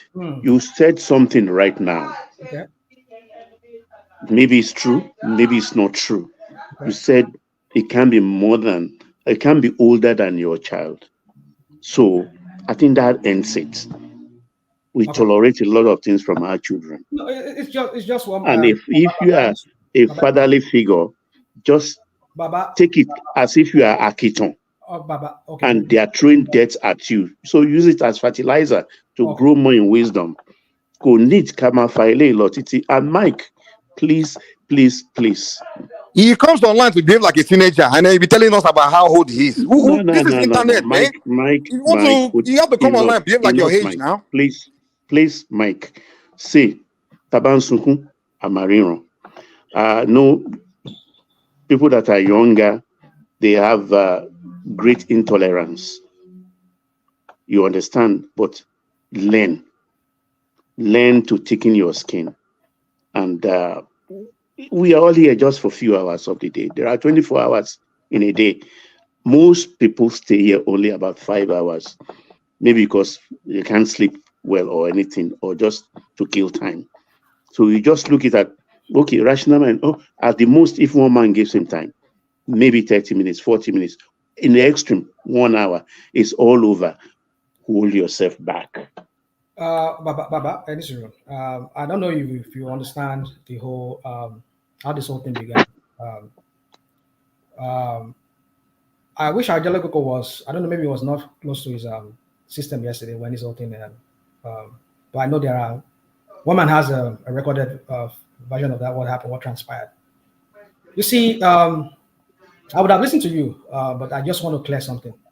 Maybe after today, probably I will just take a leave for a long time. And because I can't come here and be insulted by somebody I know very much, if not even as the same age as my daughter. Bro, stop it, man. Last week you came on this show and said, hold on. You said you were insulting one elder. Hold on. One man, wait. Hypocrisy is back. This is what you said, one man. No. Just hold on and let him speak because he let you. Okay. All right. Yeah. So, you see, when he targeted me, I can't even remember what I was trying to say, but let me just say. So, the point is this, one man, is that I will not stand somebody come here and insult me, because I do not come here to insult people. That's not to say if you insult me, if I see the need to want to insult you back, I will insult you back. But I don't give offense to people. Yesterday, what happened was that I was in the background. I had when Jewel was here. I think Ajaliko was just quiet. I don't know, maybe he was not close to his system. So I had when Jewel was having this back and forth with Olajide or something like that. I don't know the guy's name. And I think Mike was the moderator. And then they were just having back and forth, and they were just talking. And then it seemed just like I was talking to Ambode about this issue of ethnic or whatever. And that was really got me really charged. As okay, I make a comment on the side. I said, Joel, you don't need to talk to some people. Some people are just, they have this thug-like personality. Just let it go. Finish. Then I left like that. So I came into the room and I said, bring me in. He brought me in. And then I paused for a little bit, and then this guy, Olajide, was talking and going on and then was talking, and I said, okay, and I said, Olajide, but what you just said now is not the same thing that you're accusing this. As I was just saying that, and this guy said, my goodness. I said, Mike, what did you just say? I was like, whoa. What I said was that what kilo five thing? And then I think Joel came in, everybody was, and Joel got mad too and was talking back at Mike, you are this and that. And then I think the other guy, Remy, was, I was like, what kilo far? I mean, what is it? And he said something against it, said, I mean you did tonight. That's why I called one man. I called you. I don't know what you said to him, one man, but it's seeming to me, maybe because if Mike will come here, because you know he's a loudmouth, he doesn't have filter. He says whatever. I don't know what you said to him, but he's saying here that I said I came crying to you like a baby, blah blah blah blah blah. Maybe that's what you and him asked. Let me not put that on you. But the point I'm trying to make is this: is that no, hold on, rational mind. Hold on. What I said to him was that and by the way, you're not the only person to complain. There was Mike is here. There was a note left on that video complaining also about conduct, and I was addressing that with him. But he's now used his own language to describe. All of you are here. From what I just said, I'm here. From what I just said now, what is the insult? Because he said something. I mean you tonight. I didn't come here to. First of all, I didn't say that. Okay, but go ahead, sir. You said what? You said what? I don't care. Just go ahead. Woman. Just land. Go ahead. Everybody in the comments section. And that's why I can't respect you. You lie too much. But just go ahead. Whatever happened yesterday, I know some of you were here. If you can be lying in front of everybody, or even lying in front of me that you never said that you mean me tonight. And you're telling it to my face. What else am I not going? So you see, woman, the point I'm trying to make here is this: I will not come here and somebody insult me when I've not given any offense. I've only targeted somebody. Bro, you insult people before they offend you anyway, but go ahead. Your hypocrisy is the problem. Woman, but go ahead. Let me just move on. No, I gotta give my own response though. You can't just I have the floor. So if I don't want to hear, I don't want to hear whatever you want to say. You are running from the truth. I will hit you with the truth. And you know it's going to embarrass you. I will hit you with the truth. It's going to embarrass you. Here's the deal. Here's the deal. But last week or so on this show, I was watching this show here. You were just rubbishing one elder like that. Like you were saying nasty things. Somebody told you, like the person is your elder, is older. And you said, an elder, you said this Yoruba culture about respecting elder is rubbish. That an elder that doesn't respect himself doesn't have any respect. Yoruba going to an elder that is not to be rubbish, You were saying it right on this show, hypocrisy. And I now remember, like, oh, this is the same line you always used to tell one man that I'm older than Mike. So I'm like, okay, so this is where this guy rolls. You want to jump under the umbrella of culture when he's not favoring you, but when he's he favors you, that's the way. So you come on this show a lot, and in fact, most of the time you and I had encounter. Usually, the one to insult me first, and before I respond, most of the time, and I never run to one man to say one man Rational insult me. Me as a man, I stand my ground. If people insult me, I get back at them. I shoot back. That's where I do mine. I don't. We deal with. Hold on. You never see me come here and insult Baba or most people that come on this show. I don't insult them. People that just come here to talk, contribute. Even if I have disagreement, I don't insult them. Even I've never insulted Kemi before, because Kemi doesn't insult me. Nobody here that will insult me for no reason. It's usually when you throw shot at me, I'm gonna throw 10 back at you, and that's why I always look like I'm the troublemaker. But because I hit back, that's where I am. So you shoot at people all the time. You say nasty thing about Tinubu all the time. And I know for a fact, and you know for a fact, that none of us there can go on a platform where by a bunch of obedience and you insult to be, they will blast us. You know that. When you come here and insult Tinubu, say the worst things to the man, and then you expect us not to say anything back to you at all. We should just respect you. I went on Rudolph channel, I didn't even say anything bad about Obi or anything. They called me a bastard. They blasted me. I left that place. Now a person as an obedient will come here and just be rubbishing Tinubu and he expect me to just keep quiet and not insult you back when I know I can't do that in front of obedience. And when we have to do the same thing. It's the internet. That's what's going on. You have to learn to accept it. If it's a war going on, don't come here and be playing one moment you want to raise a peace flag, another moment you say, oh, it's war. You come here to vent your obedient anger. And we that are not obedient, we vent it back at you. So take it as a man. That's what it is. That's what's going on. Obedient versus we that don't like obedience. So if we want to come online to insult each other, let's do it man to man. If we can't take the heat, then stop doing it and get off the internet. Don't be crying when you start hurting your feelings. You come online to insult Tinubu, insult Badorians, whatever, and then we'll insult you back, you start crying. When I hit you back, it's go to one man, see all this more. I'm older than him. Are you out of your mind? What kind of game are you playing? If you want to play chess, let's play chess. Don't be playing that rubbish game, man. Talking about your old dad. You come here to rubbish you, and rubbish you back. You want to cry like a bitch. You guys are idiots, man. Ajadepoko, are you there? Did you hear what he said last? Did you hear what he said? Yeah, you are now obedient. You're an idiot. That's what's going on online. Obedient and everybody insult each other. Come on, man. Empire your language. Hold on, Mike. You and I have had conversations in the past. And this is the one thing I've told you: if you're losing your cool, just shut down the session. We don't want to get that reputation of this level of aggressiveness. You can have your back and forth with rational mind, but don't let it degenerate now, especially when you're hosting. You are there you are there to essentially ensure the well-being of everybody that is on the platform. That's your position as the host now. You know that. So, and that was the conversation I was having with you privately. And you are still coming on to put on this demonstration. No, I mean, this is not the first time he's done it, calling you behind my back. He can't address in front of you now. Why is he doing that? Can I say something? Can I say something? Yeah, go ahead. Just briefly, please. I don't want to make this session, you see, one man. That's why I was saying, let me just move on. Because I just felt like something needs to be addressed. And I don't want to make this session all about the issue that happened yesterday. But it's similar is going to be that way for now, at least for some minutes. No, rational mind. What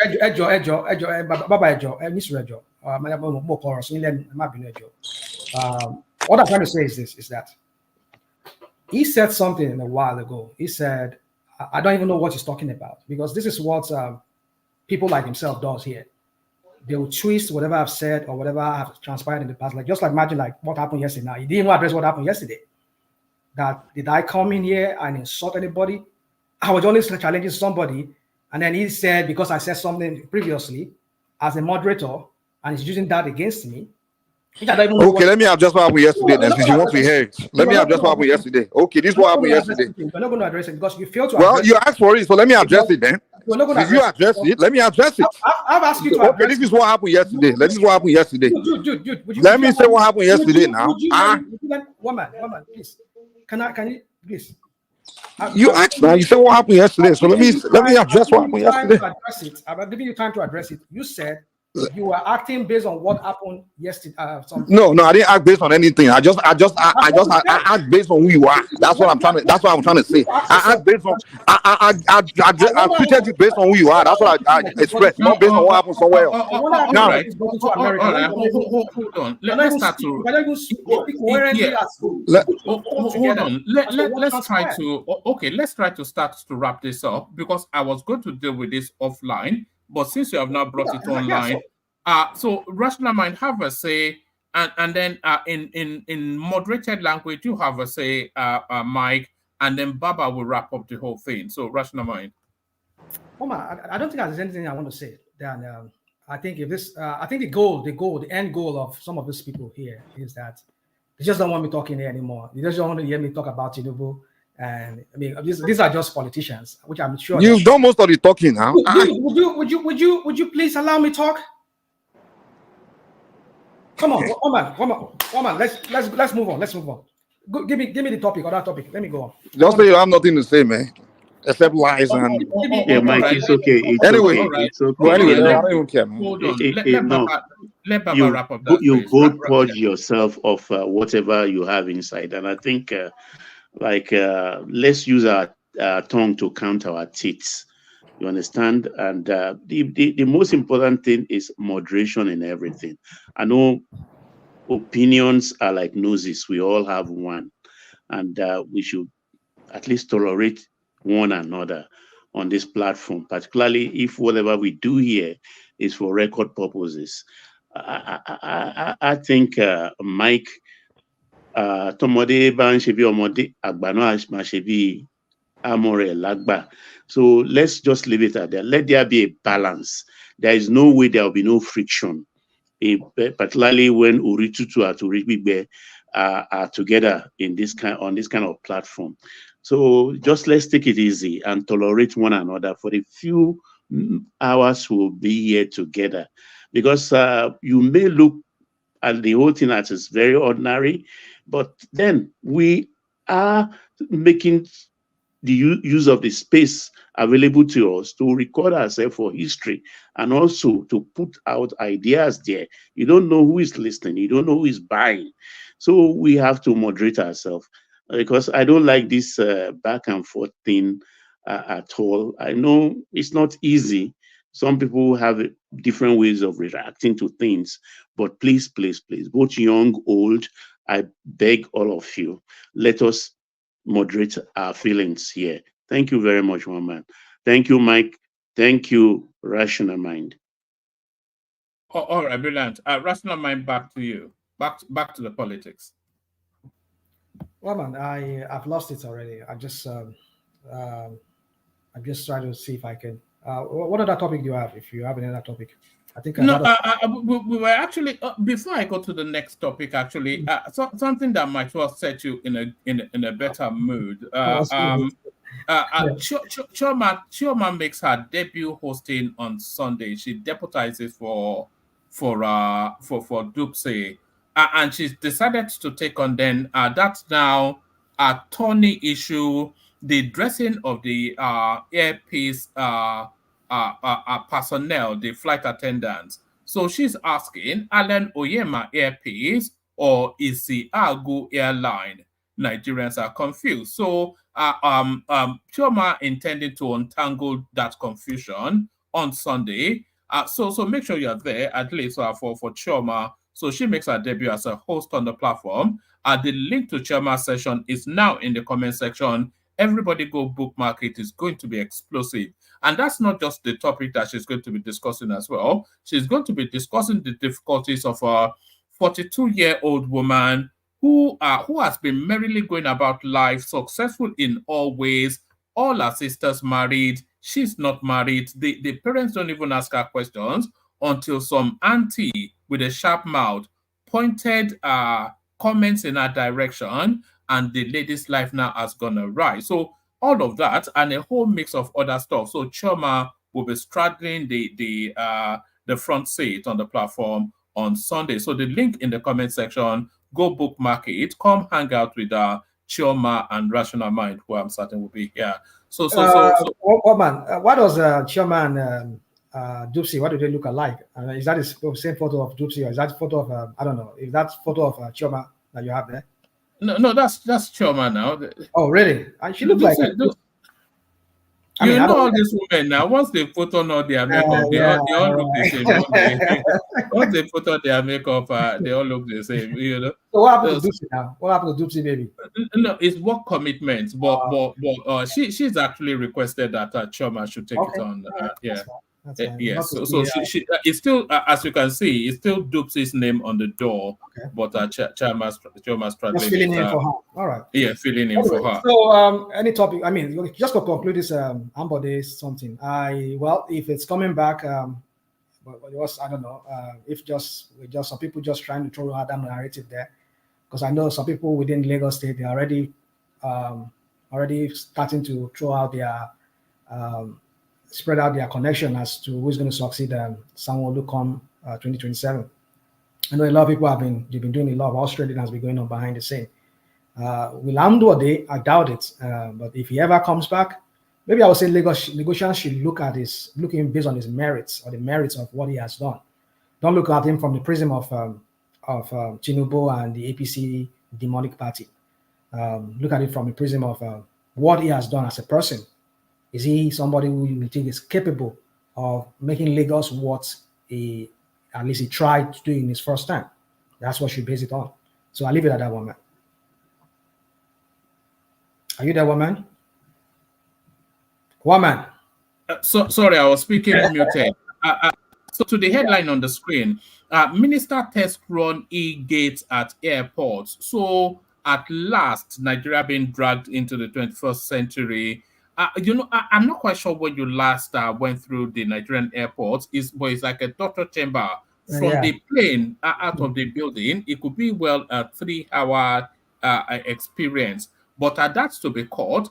Minister test runs e-gates at airports, so it's 99%. It rolls out actually next week in Abuja and very quickly thereafter in Lagos. So what are you making of that? I think this guy, like I said, this Minister of Interior, I mean, he has brought a lot of it's not an innovation of some sort, but in Nigerian context, it's a new kind of thing in Nigeria for the first time. I mean, we've seen many of us who travel international, even local, we've seen that.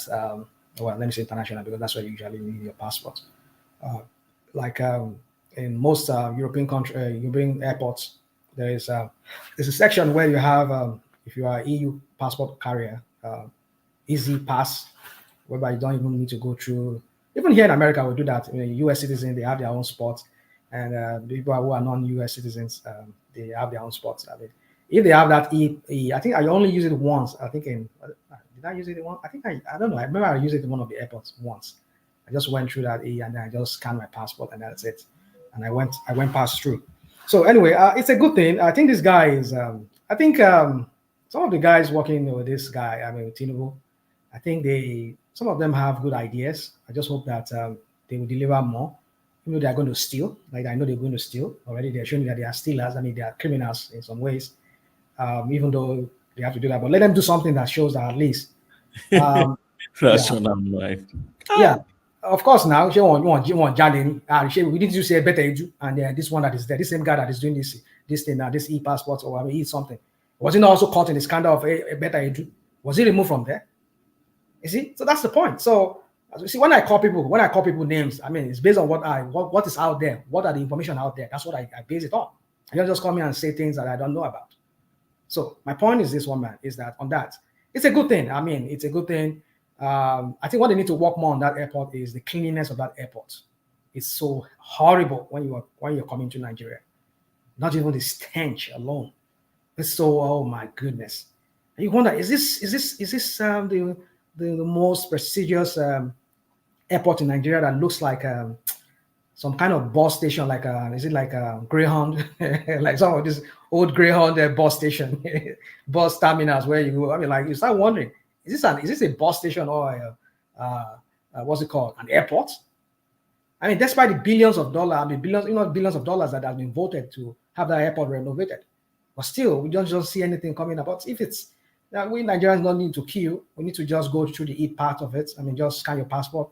You just go. We need to have that section for. I know they have it already, but it's just like that interface between, like you read in that article. I think that's what they should do away with. That should not only work with this passport. I think even at the ports. Many ports here and even in Europe, you don't even need to even talk to any person at the gate.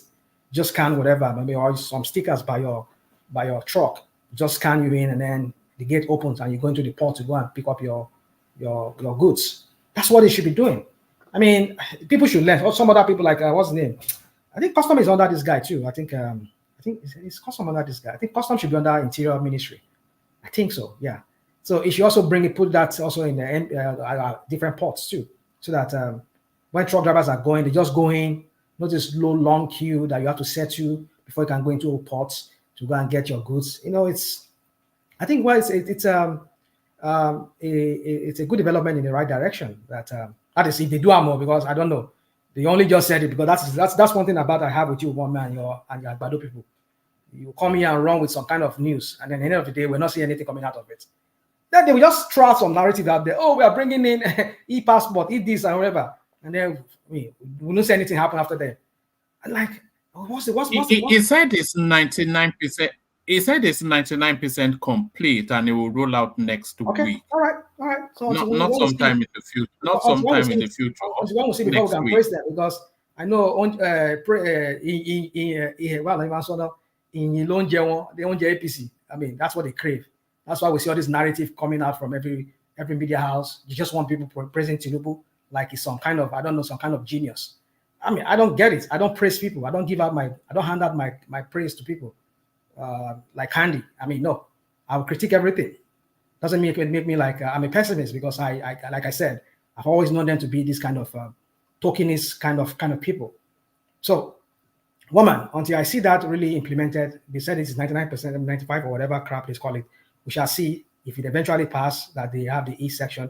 Maybe when I go to Nigeria, if I go to Nigeria again, I would take a picture and I'll send it to you and say, yeah, woman, this is me passing through the E section of the Nigerian airport, where they just let me just scan my passport and I just pass through. That's a good development, woman. it's long overdue. It would be a real leap if they're able to. It is. Yes, because there are a lot of things need to change in Nigeria, and a lot of it they're just easy changes. It's not beyond the wit of man. Why? Just put the gates in, we scan our passport, we move on. Anybody that triggers something, you put them out. We don't have to queue in some endless, no air condition barbarism, waiting for from Malam Dandongo in Kaki Thank telling you. us, I will take You just took that word from my mouth. Yeah. You see, I think going forward, we should not allow any of these people. I mean, when I started, he said maybe I'm being tribalistic here now. We should not allow any of these people from the north. I mean, don't get me wrong, my people from the north. If this system works, sorry, rational mind. If this system works, which it should work, because often instances when the South takes charge, things tend to work. If it works, the next northerner that comes in, he will smash it up. That's what I'm saying. We should not allow these people come, even smell any place of development like that. I don't just know what is wrong with this people from that part of Nigeria. We should never let any of them become president for now. Until let them go yes, let them go. So when did this suddenly? It has now suddenly become a South-North thing again. You that is preaching against tribalism. Because when we find ourselves today in that country, whenever we find a Southerner, either from the Yoruba stock or from the other stock in the south, we see some kind of development in Nigeria. But when is this people from the north? Look at this. IDC Ricardo was there. I mean, Aragbeshola tried too when he was there. This whole notion of getting passport at the embassy and all of that thing. It started with Aragbeshola. Even this, what's it called? This passport thing. Aragbeshola, he never implemented, though maybe he said it when he was leaving, or maybe he didn't have enough time. And this guy jumped on it and maybe he really implemented it. So my point is this, is that when you see a Southerner, I mean, having charge over some key parastatals or key ministries, we see some kind of development. Look at this idiot pandemic. It's a pandemic. But that's not true. God. Okay, give me one. Give me one another that you know you had added a position and then we saw a transformation in that ministry. El Rufai was a minister. So for what? And he was the best of his kind. So who was the president on that? Ribadu headed EFCC was the best of his kind. Who headed ministry? Ribadu, when Ribadu was in who was the head of state? Who was the head of state? That's what I'm asking. You said I should give you name of minister. Oh, yeah, good. Thank you, and I appreciate you. No, I don't argue here and there. We are everywhere. Let's keep it straight. I appreciate you giving me that, and maybe you've proven to me or disproved to me in some ways that another is capable of bringing some kind of innovation, transformation into some sectors within Nigeria. I agree with you, but the point I'm trying to make here is this: is that whenever we have a Southerner in charge, we see some kind of real development in our country. Whether they in charge of some ministries or they are the presidency there himself, they had, we see it. So that's why I'm saying these people need to go and work on themselves. Because I would not understand what kind of school they go to, with all the BB grammar and all the Maradona kind of politics they play in the north. All they do is just politics. Again, I don't agree with you. Look at their region. It's a personality. Take a look at that region. I know you. I understand. If you marry their daughter, don't come here and tell me what I'm doing. I understand. Don't go personal now. I'm not going personal. Okay, I'm so sorry. I'm so sorry. What I mean is, okay, go on, please. Go on. It's a personality thing. It goes beyond. Oh, you're a northerner. I'm a southerner. When Goodluck Jonathan was there, we know the kind of high level of corruption that went through that government. And we knew ministers that never performed under him. We knew those ones that performed. When Obasanjo was there, we knew so many ministers that were performed. And they cut across all tribes in Nigeria. I just mentioned Ribadu. I don't think Nigeria has ever produced EFCC chairman like Ribadu, ever since Ribadu has left the office. El Rufai. The brother that is there now is not performing. This guy that is there is not performing. Who? Have you seen the jingles that they're doing? He has not matched Ribadu. His record has not matched Ribadu. So I'm still waiting for him. How many years now? How many months? It's just 8 months, and that's why I said I'm waiting for his record. People say we cut Tinubu a slack. Like just about 1 year now. No, let us cut him a slack too, right? Have you seen adverts in Nigeria? Have you seen the adverts in Nigeria? I said he has spent 8 months. His record has not matched Ribadu. That's the fact now. He cannot match it now because it's just 8 months in it. Let him start arresting. Let him get this Kogi guy, the white lion from Kogi. Let him get that guy arrested first. Yeah. Yeah. So yeah, so good. Tell me, so how many people did Yoruba successfully prosecute? Tell me. Tell me now, how many did this successfully prosecute? So many. Who? Give me where do you want me to start from? Give me one. You're a lawyer now. Give us one. But kí lorúkọ bàbá tó kówó power generation jẹ, what's the name? Adekinikan, former interior minister. When we were asking you to come and settle fight, you he was here yesterday when the voting was. He just let's just go on. So yeah, go on, you are listening. Go on. So that it's not true. It's not true that I did not prosecute people now. Who prosecute Tafa Balogun? He declared that guy that stole that money for the development of what is that water lake in the north? That Yoruba guy. He declared he wanted, isn't it? Koko, you are going too far. The one that Obasanjo said he will testify against. Okay. That's Afolabi now. Interior minister now. Yeah. Then Tafa Balogun prosecuted Tafa Balogun. Okay, yeah, I admit that. And he got conviction for Tafa Balogun. Right? Okay. So there are many now. I can't be. Okay. Apart from that, too, you mentioned that. I don't know. No, you said none. Now I'm giving you to see. It's okay. It's like a story of tortoise. I admit that. So please, I think it's a thing of personality. Okay. I don't think it's a thing of.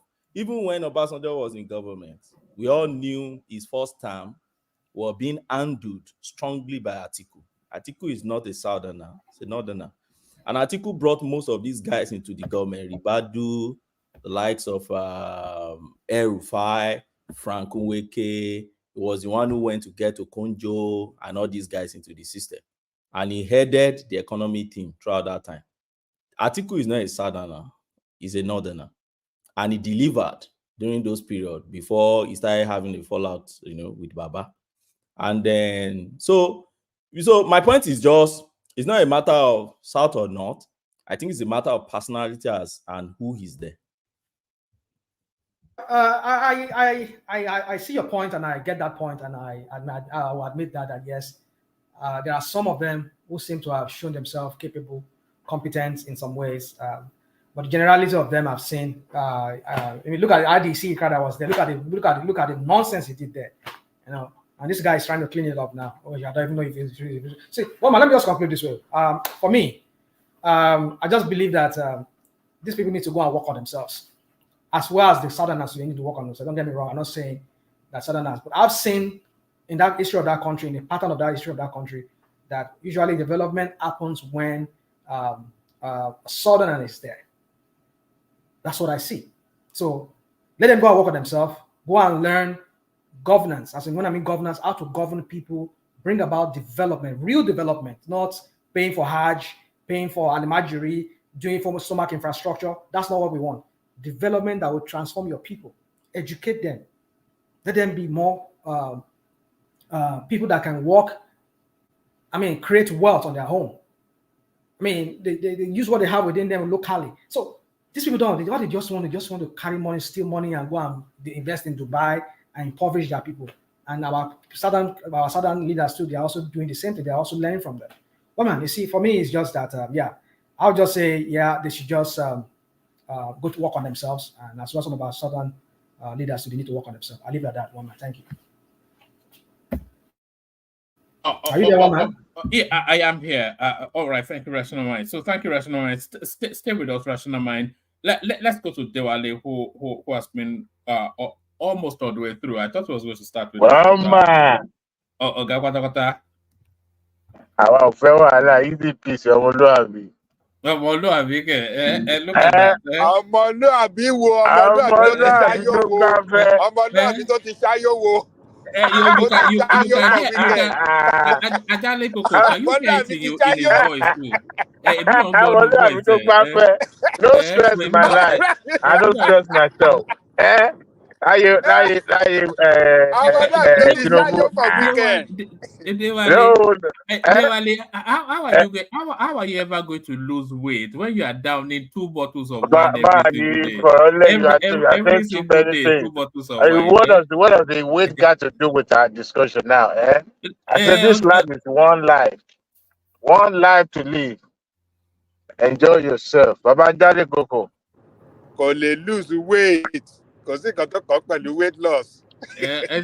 Ó ti surrender yẹn. Èrò tọ́ta rò lórí mi èlé iṣẹ́. I'm working on it. I'm working on it. I'm not that fat though. You get to see me now. I'm not fat. For over 20 real. years, you've been working on it. Abajale Koko, leave me alone. I'm not fat. Okay? You are just big bones. Yes. No, to be honest, I'm not fat. It's just that yes. How tall are you? How tall are you? What was profiling me on this show tonight? Why am I at the center of the discussion? Why? Why? Because you know. Let me tell you why I asked. Weight is not good on somebody that is not tall. If you are tall, then maybe you can carry it off. But if you are not tall, then you don't want to be fat. It's not a good look. I can guess. I think ṣé kò ṣe bàtà ẹsẹ̀ mẹ́fà bí báwa ṣe máa ń pè é ní ìkílé ló máa jẹ́ bẹ́ẹ̀ yẹn. Dewale is 5'2" and a bit.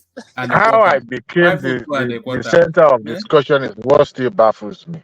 Everything just turned upside down. Now it becomes now whoever is going to listen to this show thereafter will be hearing about my profile. He's 5'2", he's 6'10", he's fat, he's skinny. Because you are the only star here. You are the only star here. So we have to focus on you. You used to be the number one man's favorite. Now tonight, because you have not appeased the gods. That's why you are not number one. And one man called me. He knew that I'm gonna I wish I was sending FCC after one man. If you had not come tonight. After we started the show together, you first of all call Ogben that has gone on pilgrimage for only God knows, only to come back and take it 4 hours, argue with rational mind that is not rational. How can that be? It's okay. Even the crazy ones like Pastor too came and interjected. It's okay. I roll the tape, woman. Let's you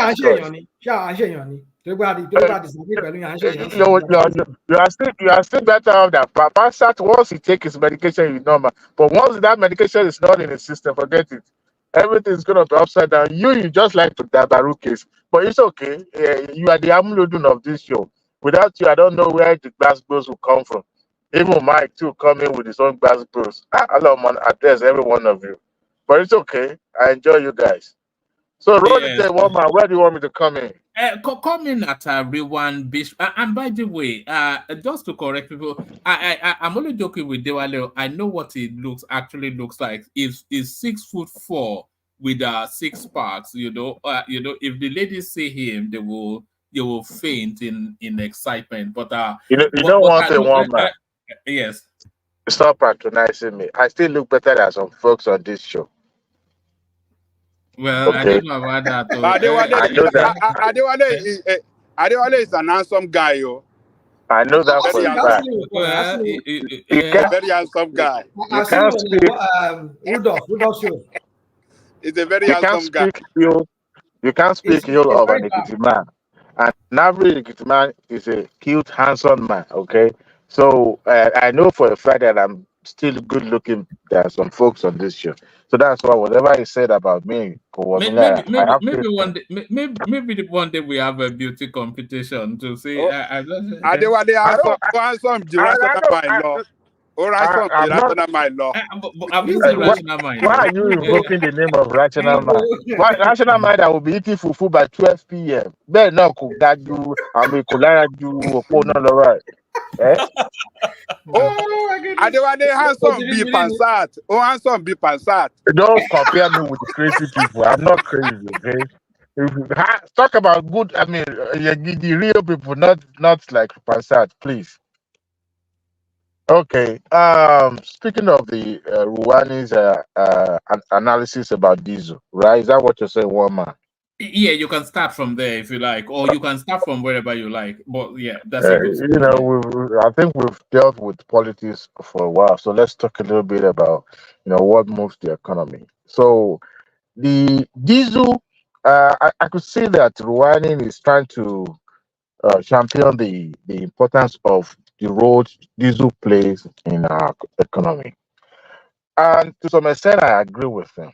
I totally agree with him, and it looks like he has good news to say about the slashing of price by Dangote. But the concerns of the interviewer was about the middleman people, or the retailers, how they are not able to, that if the price comes down to 1,000, that it's likelihood that it will be sold at maybe 1,200.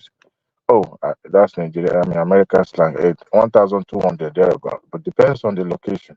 But I think it speaks to the less competitiveness of that market. You can't have one person to dictate, how such a big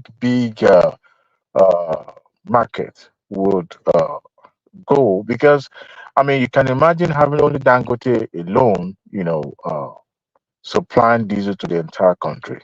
And I think it's still a better if private individual. I think Boa, once his refinery is also completed, then that would also add to the competition. But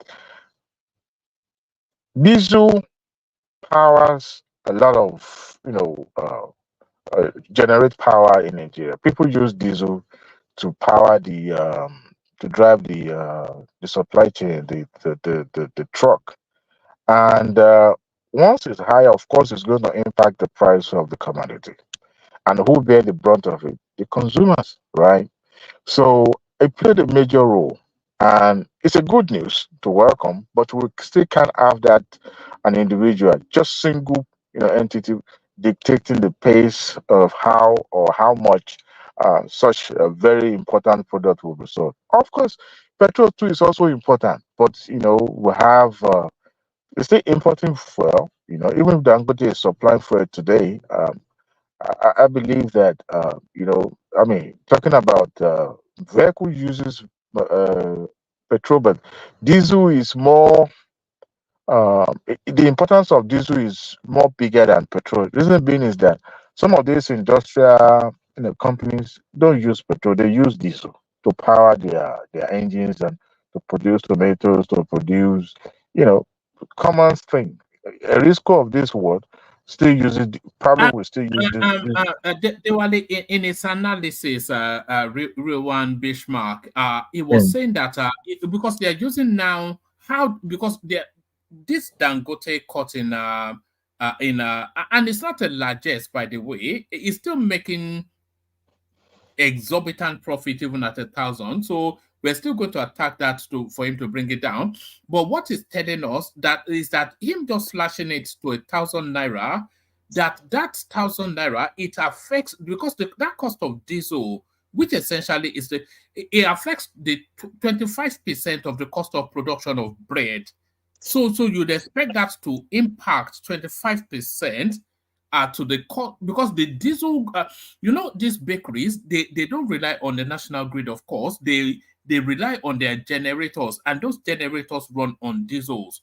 So if the diesel is cut by 25% from 1,700 right all the way down to 1,000 naira, which is even more than 25%, so that impact then should be at the shops within the next few weeks.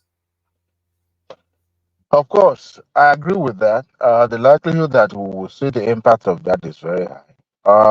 Even though the analysis that he was talking about the bread, I don't think no, I wanted to say dairy. What they call them, pastry food is going to be rotten if the lights go off for a few minutes. But his analysis when he said that they have to run it on diesel because of the reliability of the electricity. I don't buy that. But you are right, and he's also right in that analysis that of course it's going to impact the price of common product like bread and other things. But uh, it's going to take a while before that impact will be felt. The reason being is that, of course, the bakery, the bread makers too also have their other costs factored into their own production as well. So for them to start having that impact on their own bottom line is gonna take a while because you know some of them will have do inventory maybe months, because of the instability or the way things are fluctuating, and at the end of the day, the impact of this now is probably going to be maybe in the next 2 3 months if it remains the same, right? And which also if the gas price comes down more, or because there's no more competition, it's likelihood that Dangote may decide. You call it like this. I don't see it as like this. Maybe it has to do with government input or government uh, intervention. I don't know, but nevertheless, in as much as that price comes down, common regular folks will feel the impact of the reduction of that diesel. And I hope it also, you know, uh, happens to petrol as well. But we know that is going to take a while before that one happens. And it's also going to affect the inflation in as much because the price of commodities and also the price consumer paid as well, has a lot to do with inflation. So even though dollar rate is going down, we also look at those are the vehicles of economy such as uh, diesel and petroleum like this. They are the main engine room of the economy, and to me that is what is going to affect or make economy to grow a little bit. But let's see, in the next 1 month to 1 month, we will surely feel the impact of that reduction in the price. And if not so, then that means we still need more competitors in that field. Maybe that will drive competition a little bit so that there will be much more price reduction in the future. 1 month. All right, brilliant. Do you want to speak to? Do you want to speak to this one? I'm not sure that we've heard yet. This is Pa Adebanjo speaking on how Tinubu actually contributed to democracy in Nigeria. So let's bring it up. He says Tinubu was in the trenches with us. We were in the trenches together, agitating for the reconstruction of Nigeria. Pa Adebanjo admits Ashiwaju is not an opportunist, but one who risked all so Nigeria can survive. So this is Pa Adebanjo. It's just about 20 seconds. So let's hear him in his own words, and then you give us your thoughts. And address what we are saying. And my advice to Tinubu is the condition under which he came together. He was in the trenches with us. This thing is not unknown to Tinubu. We are in the trenches together, agitating for reconstruction of Nigeria so they can live together in peace. So are we seeing somewhat a change of tone, a change of tact on the part of Pa Adebanjo towards DJ Gaban? I beg you, let me ask one more question. You said he said he's not an opportunist. Why did he say that? Woman, are you there? Yes, going to be free. No, it's probably it's probably I didn't actually say that, but that is what the caption said. But Don't mind National Man. Don't mind National Man. He's trying to highlight that portion of what it. Yes, but it might not be in the wider interview because that was just a 25-second cutout. He says, Tinubu was in the trenches with us. We were in the trenches together, agitating for the construction of Nigeria, for the reconstruction of Nigeria. So that's in quotation marks. So the person who then who's bringing this forward then says, Pa Ayo Adebanjo admits Tinubu is not an opportunist, but it is implicit in that statement, isn't it? That is not an that's essentially what that statement describes. All your social media gurus, they just go and look for. You see, it's okay, but let me let rational mind. It's an acknowledgement of his contribution to the development of democracy. Hold on. If you listen to what Papa Adebanjo just said there, he's trying to point to the fact that this man was also at the forefront of struggling for what we are benefiting from today. So therefore, unlike some people, I'm referring to that report. I mean, whoever put it on the Twitter now, on that X, that also like some people that saw a platform, an opportunity for them to actualize their own personal, interest, so to say, and they decided to jump into it. But for somebody who has been in the forefront, who actually fought alongside with people like him, understood what it takes to entrench democracy in a society like Nigeria, that therefore you must use that opportunity to turn things around. So being an opportunist that one man is referring to, or who that person wrote there, means Tinubu is not just somebody who is just coming from one corner all of a sudden, that he has been around for a while. So that means he understood, the purpose and the main reason why he's running for the office, and he must utilize that. Or some people who just Buhari is not an opportunist. You know why? Because he had been there before, and he wanted to come back to make a change, a difference. So if it's somebody who had never tasted power, or never been in the corridor of power, who doesn't understood anything about power now, will now say, well, this person is just an opportunist that I see a chance. Buhari has been contesting for years. Can I interject you? Okay. I was trying to spin it the way you are spinning it now. They're not opportunists.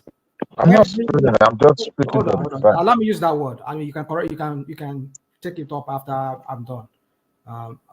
What I'm saying is this: is that every one of them, they are all opportunists. Every one of them.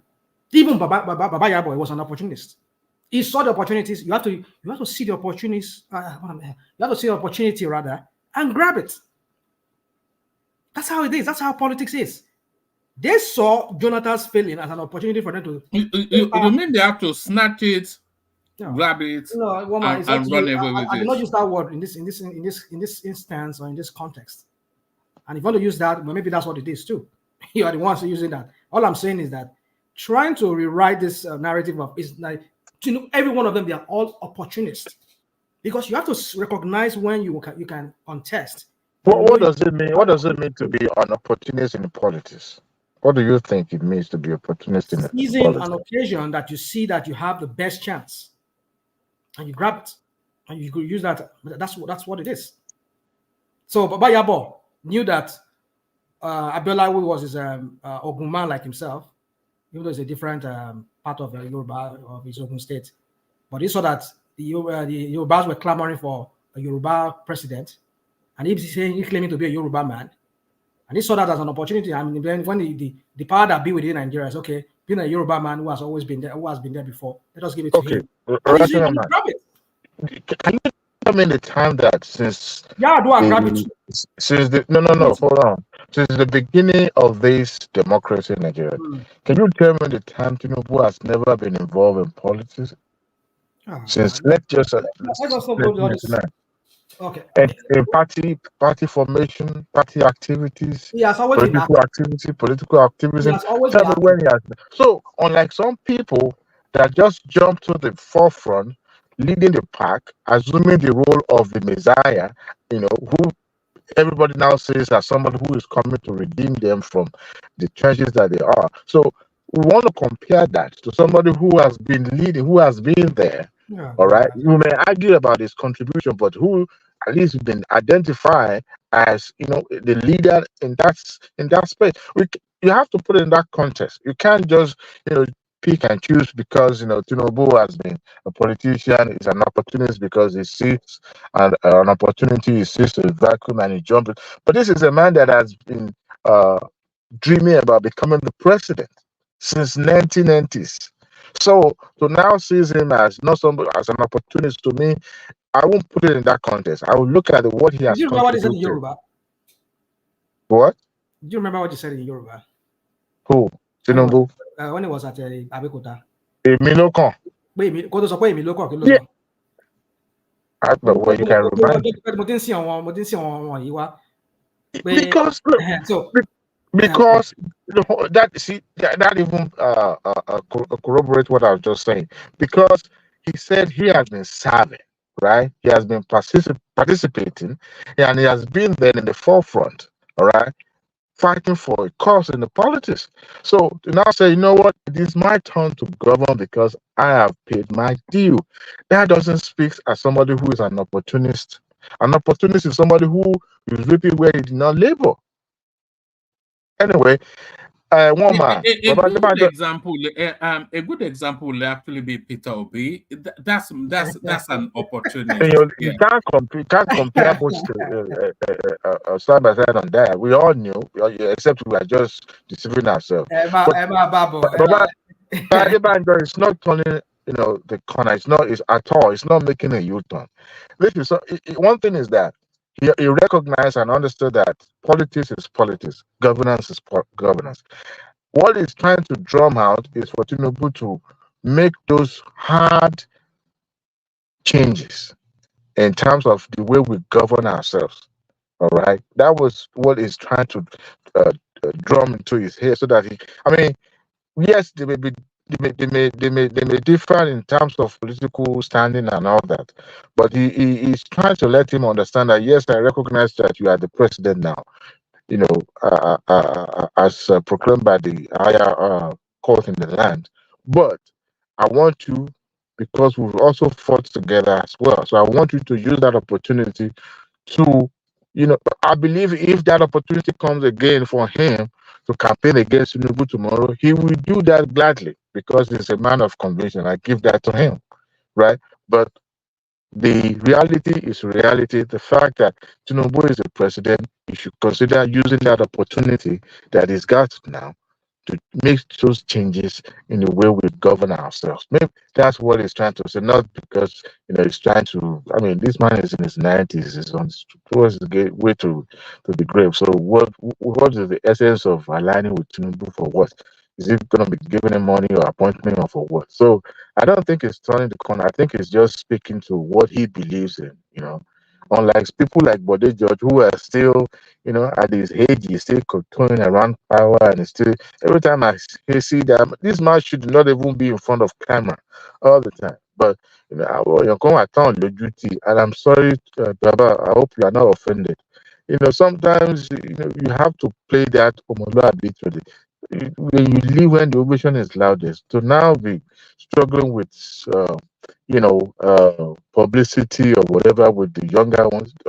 You can advise. Occasionally they will invite you and you speak, but it seems he's a regular contributor on Sleep TV and he enjoys it anytime, But he sounds frustrated, but to me, if you are not enjoying it, why coming into, hugging camera every second you get? To me, you should leave that space to the younger ones. His time has gone. They can advise behind. If I don't even give you more prestige than you being seen, he's turning himself to Edwin Clark, who is always also granting interview left and right every opportunity that is got. So to me, Babade Banjo is, he's a man of convention. I give that to him. But hey, if he uses that opportunity to let remind Tinubu of what he struggled for in the past, why not? I don't think tomorrow will come and he will say, hey, vote for Tinubu. I don't think that will happen, one man. But that's my opinion, though. One man. All right. You want me to go one more topic and you want me to yield the floor? No. One more. Yeah, go one more. Oh. Go to the E-gate. I'm sure you've got thoughts on that. Sometimes ago, my father and mother-in-law, we were trying to buy them tickets, And typical Nigeria, we were able to select seat for them uh, of all the those that are on the connecting flight and all that. But the remaining one that proved difficult was the one in Nigeria, and I was wondering why Nigeria is always proving difficult. Why we cannot select our seat to the point of knowing, printing even the tickets ahead, because we're ready to check them in. But these are the frustrations that Nigeria shouldn't be having at this time. We should have gone way behind. I mean, what is it about EG that we cannot? What is it about it? Now we are celebrating it fine, but to me, it's something that we should have done years back. What will it cost us? The other day, I heard Keyama talking about having Wi-Fi inside the aircraft. One man, this is 2024. Do you know how long they've been having Wi-Fi inside aircraft in America, in Europe? It didn't cost them nothing. We control our own space. For domestic flight alone. No. So this is something that should have been done. But bureaucracy, corruption is always, stopping people doing the right thing. Somebody that maybe should have done this, maybe somebody had proposed it, and somebody started and said, no, it's not going to happen because of, I don't know. I'm just, guessing now. But it's a good development. It's welcome because at least that will reduce the amount of time people wasted at the airport just trying to check in their luggages. To be honest, it doesn't speak well. You needed to see every time people go through that airport. I'm talking about the Lagos International Airport in Lagos. It's like Oshodi Market. It's very, very responsible because of the stress that you have to go through. By the time you even bought that aircraft, you're already as tired as if you've been lifting a whole 18-wheeler all day. We shouldn't be. What will it cost to just go to a kiosk, put your passport, put all those things? Before you know, you print out your ticket, you check in your bags, some baggages, and you move in. It saves time. I don't know. We are not time conscious in Nigeria. I don't know. It's problematic. But I'm glad. You said earlier that we'll be test run in Abuja. I think it should have been test run in Lagos first, because I believe the number of people flying through that airport is more than Abuja. That's my assumption. I'm not sure. I don't know, because I think that will also it will be of thing to celebrate for the administration, that okay, they're able to make these changes. And what happens in Lagos is always easier to spread than Abuja, that is going to be an isolated case. But nevertheless, they make their choice. But I think it's a welcome development. But I think it's to me, it's just something that we are celebrating too late. It should have been done years back. Why should we be doing this at this time? I mean, how much does it cost them to have those, machines and all that for them to be able to do that? How much? And I think the airline as well can as well do it, in conjunction with the government, But you need to see the design of this new airport in both in Lagos and Abuja. That design is the modern design because it opens the space, lighting up the space place, unlike the one we have in the old terminal, the Mutalama terminal, that is more or less like you are going inside the inner chamber of something, secrecy or something like that. But this one is open, it's energy conservatives in nature, and I just like the way it's been structured and how those scrupulous government agencies that are opening people's bag. And Kiyama has a lot on his plate. But But I don't you think they think need to install cameras everywhere in that cameras are there, rational mind. Cameras are They have fully. cameras there? So what are the people monitoring the cameras? Yeah, but you see, the thing is this: when you have the way in a security analysis that you can put it. Ambode Airport is structured in a way. I'm talking about the old terminal now. It's structured in a way that people can do crime and get away with it because it's so close and shielded in nature.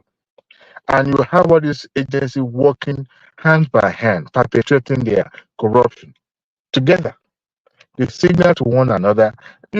I mean, we are Nigerian. For those who have passed through that airport, you understand when they are custody, they're trying to fleece you.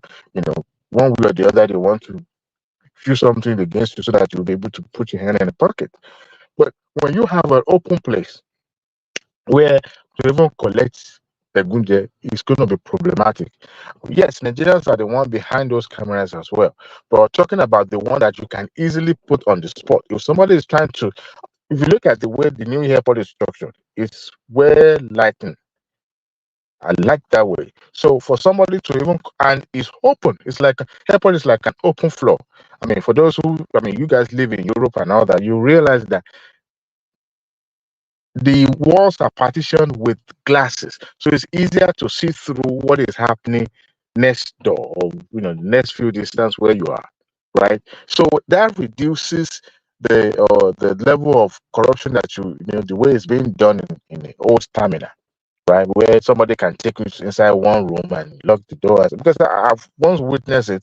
One time I was coming from Nigeria, and I mean coming from Nigeria, and all of a sudden they said, you come with us. They took us to inside one room. All those loudmouth guys in the Italy and stuff like that. They were able to take money from them because they were the loudest in the room. But I was just looking at them. No, they let me go because by the time they check my passport and say, hey, you go. But I realized that it can easily be stopped, delayed, and extorted because we were inside one partition room where nobody will see us that we're even in that room. So I like the way that one is structured because it reduces all these things that I just mentioned. But nevertheless, e-gate should be celebrated because travelers will spend less time, queuing up, trying to, check in and all that. And give kudos to Kiyamo. And I also give kudos to his principle because you have to have political backing to effect some of these changes because some of these immigration custom officials, even police officers at the airport, you are stopping the source of their livelihood. That is where they are feeding themselves and their family. And you are putting a stop to you are checking all these things. It's not going to go down with them. When this guy in the interior says passport has to be posted within that stipulated of time, you think they were happy? No, they are not. You needed to see the way these people always fight to get posted to the airport. Airport becomes and remains their cash cow. Passport centers. That's where they get their money. Yeah, it remains their cash cow. And God help you.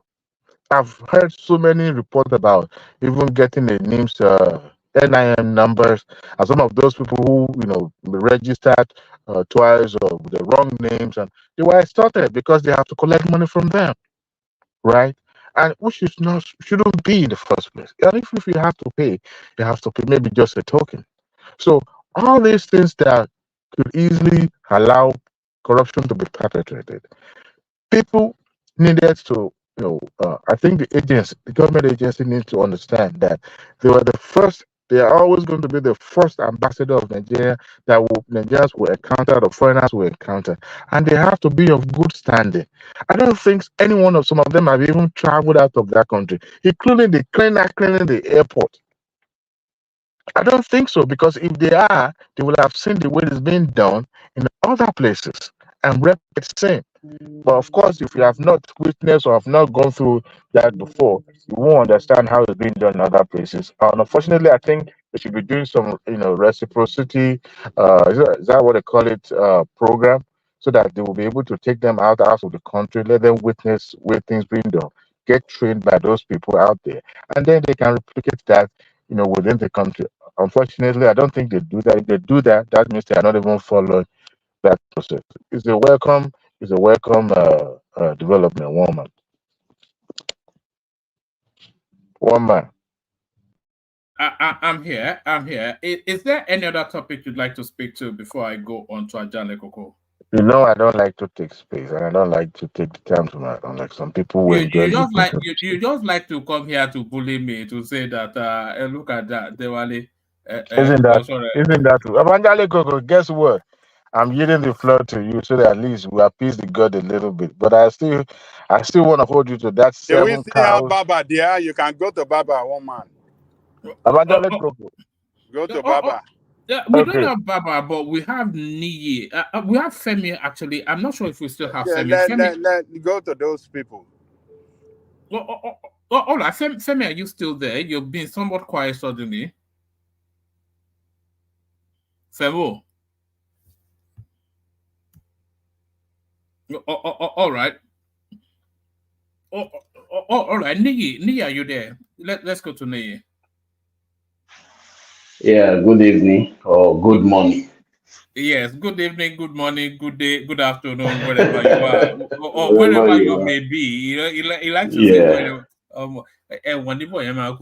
But yeah, come into the conversation. Good to see you. Come into the conversation wherever you like. Yeah, there's a particular news I had today, though it was not on the headline, about Pastor Yakilome regarding malaria vaccine. When yeah, I think BBC did some investigation on him, that he has been right from the time of COVID. He's been instigating the members not to take the vaccine, this and that. And then when the malaria one came, he said that malaria vaccine is the most dangerous. That how can they be saying malaria or mosquito is dangerous?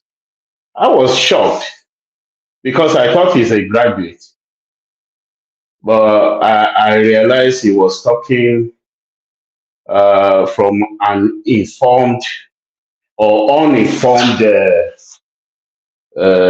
area, because he's supposed to have read it that what the highest killer in Africa, possibly beside hunger or famine, is malaria, especially for children. So if you cannot, do they even think that everything has to be within the church? Where is the place of science? I don't know. They are just ditching out ignorance to the people, and they were cheering him up as he was talking. I say, wow, I couldn't believe that, because for thousands of years the mosquito has been troubling us. We could not even produce one medicine for this. And then some people are working tirelessly to produce vaccine. And then you just come ignorantly, you just rubbish the whole thing. I don't know. It's so pathetic.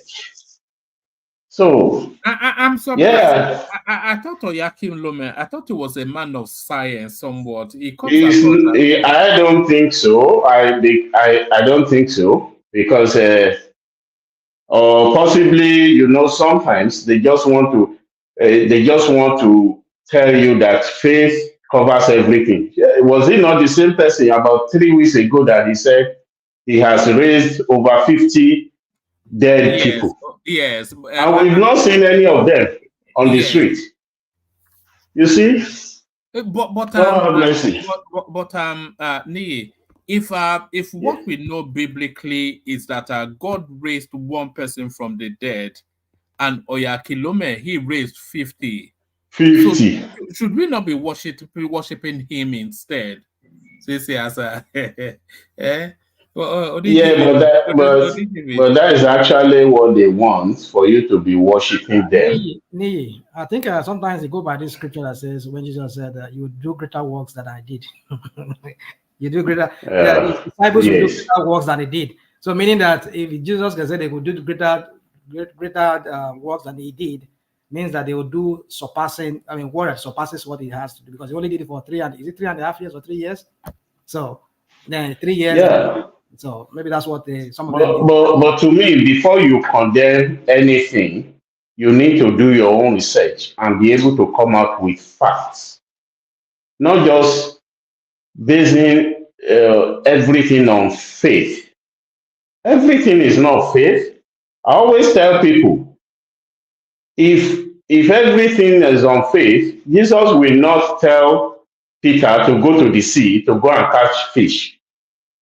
And he knows that Peter was a fisherman before, so he knows where to go. That is why he sent him. But they've brainwashed people, especially in Africa, that don't worry, you don't need anything. Even recently, I was listening to, Sulaiman, that was saying someone, because he did VG for 7 days, when he was to write a paper, he only answered 2 questions. And then when the lecturer was marking the paper, he had a voice, add more marks, add more marks. What kind of, I don't know. I'm sorry. It's not that I don't believe, but what they are trying to push out is like they are making our people to be lazy so that they cannot even think on their own. You know, you have an exam, and so you now go to VG, or you know you have an interview, but you go to VG and you are now sleeping. I can't get it. You see, it's unfortunate anyway the way they behave. So that is what I just what I observed today in the news anyway. So, but Neil, why don't you blame the people too for looking for shortcut? Like you said, you did not study for a test, but you want God to come and be your pencil, your biro. No, that is what I'm saying. I'm blaming the people too because they are gullible. Look, I've been in a church in UK here, and you know, when I first came, I was on night shift at that time. And because I have to, the following day was on Saturday. So on Sunday morning, immediately I came back, I rushed all the way down to church. I was wearing just a t-shirt, and then I put on my suit. And the pastor told me, "Oh, sorry, you can't minister today because you are not on time." He didn't look at it that this is someone that came on night shift, never slept, rushed down to church, and then you say he can't minister simply because of time. Is that what God is looking at? Since that day, I think I just stopped. I told my family, I said, I think we have to stop going to this church. So, and that is exactly what they are doing. They still do it here. It's not only in Nigeria. You still see some gullible people following that. So I blame them because they are looking for shortcuts in it by all means. So that is what I see there. Because even among those people cheering up, there will be scientists among them, but they couldn't see it through their nose. So it's quite unfortunate. Anyway, so okay. I often speculate which space is more corrupt, the religious space or politics. You know, because religion is equally corrupt. Look at someone now telling people to bring 30% of their of their earnings. 30%. That's a big apart from 10. How about? Sorry, I thought it was 10%. These people turning into. Wait now. I thought it was 10%. What happened? No, he said 10% is the tithe. That you should give more offering than tithe. That for instance, himself, he gives 20%. So people should also emulate him. And I was looking at it. Where was he getting the money from? Hold on. So, but that is if you're rich and you're giving 30%, you're okay. But if you're poor and you're making 30,000 naira a month, it means more to you if you lose that 30%. Is what I'm trying to say. You see my point? So if you're really poor, you can't afford to be giving 30% of your income. If you're really but rich, they want you, afford it. But they want you to give it. So it's for everybody. Even if you are earning 1 million, You know, even the Bible has already said it that the more you earn, the more the mouth that eats from it. And that is the truth. So in that case, if you are even earning 1 million, there are a lot of people that are dependent on you. But for you now to take a chunk of 30%, and mind you, there will still be other things that will be coming up in the church when maybe building project, all this projects, building, all manner of kingdom investment and so on, and that you still have to put into. And people will pay this nonsense. People actually Let pay. me tell you, in the same church, the pastor told us that was when Ronaldo moved to a club. I can't remember, and he was being paid 80 million at that time. And the man of God said, if I can just get two Ronaldos in this church, I will not even bother with all your tithes of £5 of all these things. You can. Some churches in this country, I will not mention their name. They actually demand your pay slip.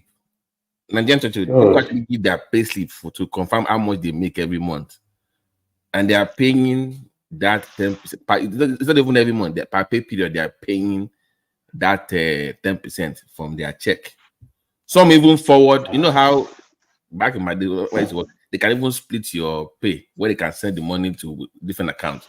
Some people will even set their paycheck up where the money even comes from their employee to the church directly, that 10% from their paycheck.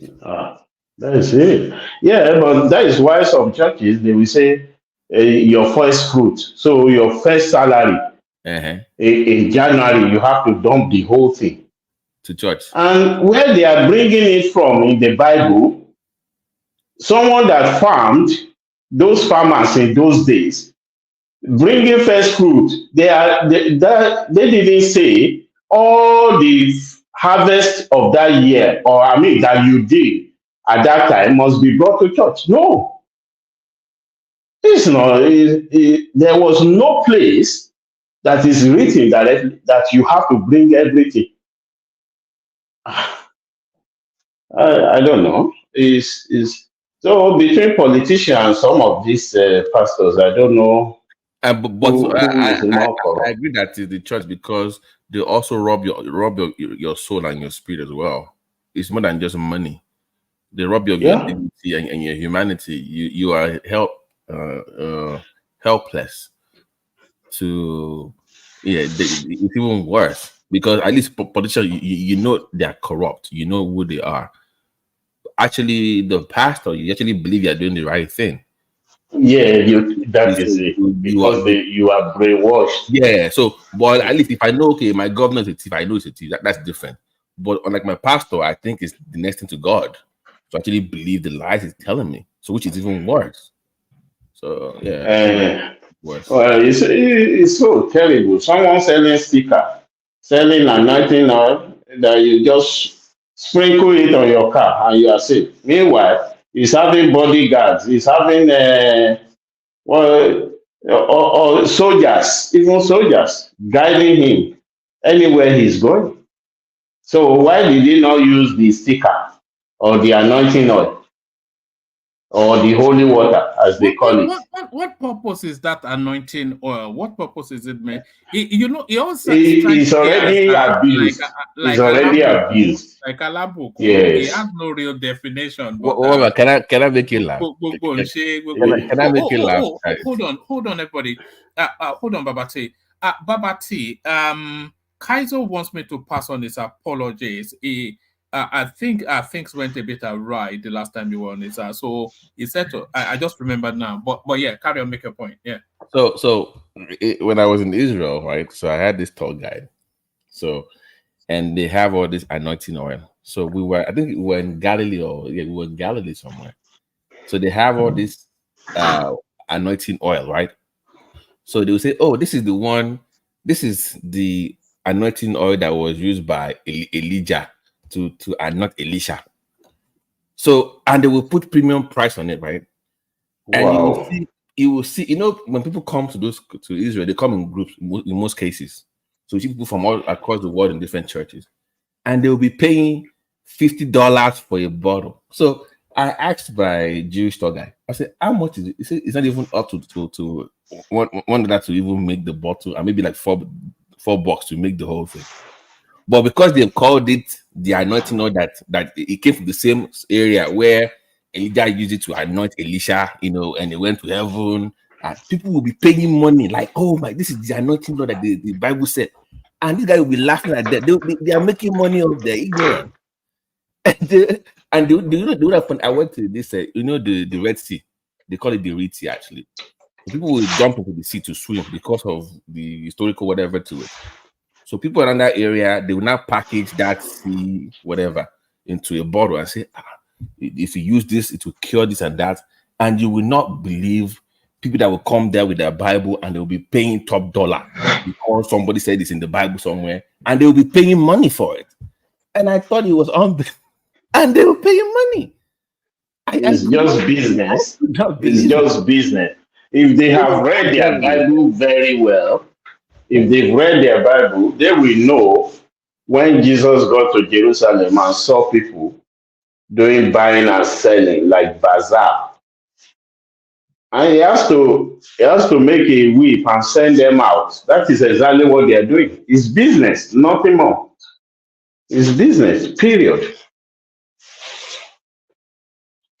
Even River Jordan, River Jordan was the funniest to me. River Jordan is actually there's a bridge passing the river. People don't even care in Israel. You literally see cars just driving over like you're going to do a bombing, like the bridge, and people will be paying $50 to get the clothes first. You first get the gown, you pay $50 for that gown, and then you get your man of God to do. And there are people are paying money for that. But the Jewish people are just laughing like, who are these people just going under the bridge to go and this is the spot where Christ got baptized and God said, this is my son. And people will be paying money for that. And it was funny. The only reason I knew was because the Jewish guys were telling me the real truth behind the scenes, like what goes on. They don't really care about what you believe, but you are willing to pay that money. They don't care. But I cannot believe the amount of money they make every day in that country from people just coming in ignorant. It is unbelievable. Unbelievable. Anyway, is that you on this avatar, Babate? Is this you, or is this just some random BT? All right. All right. You never know, one man. You never know. You never know. Well, or maybe this is what you aspire to look like. Maybe that's him. He's a chain smoker. That's him. No. BT doesn't smoke. Oh, Babate is that's him. I know where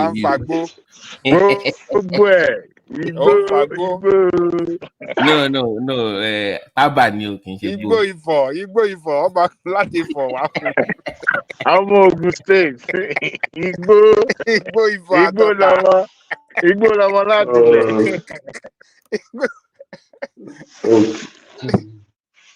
Okay. So, but but even I at some point I was thinking, you know what?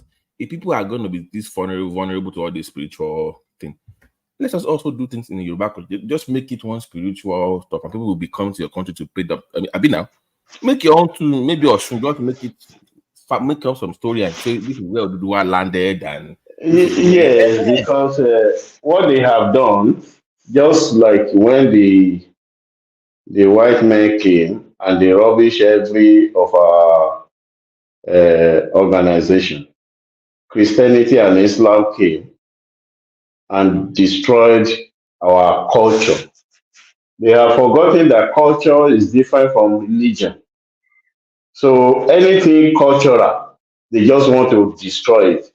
And when I now look at this man, there was a man, Pastor Kumuyi, recently, I think towards the end of last year, he went to, what is it called? India.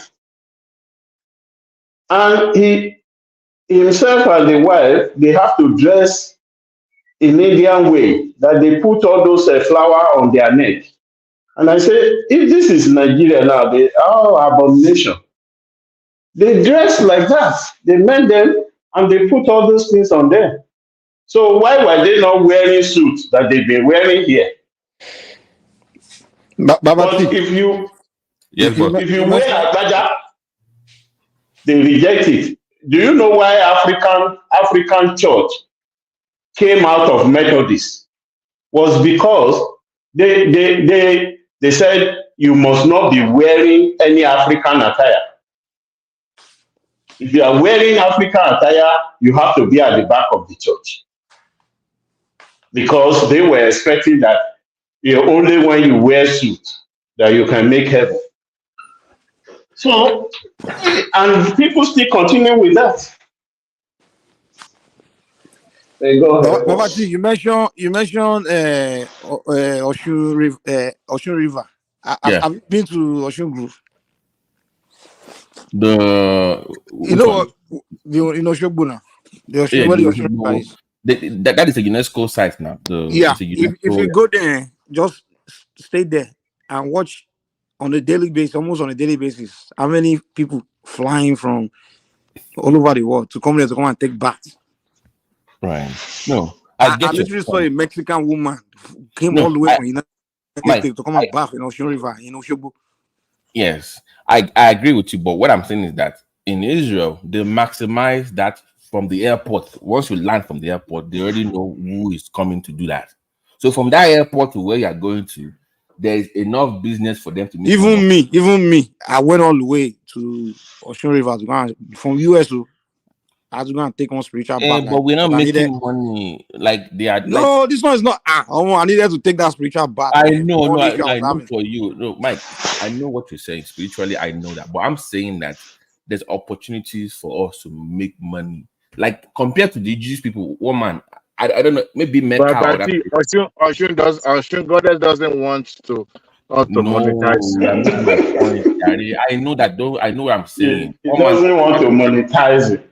No, it's not the religion that you monetize. I'm saying like the fact that you attract people to that place, other ways. I mean, the fact that people are attracted to there. I mean, it's not like it's the spirituality is there that you monetize. It's just, not that one. No. So, the environment is what you make something. But the beat, the god drums, all those things that are around that culture that you can market and make money of.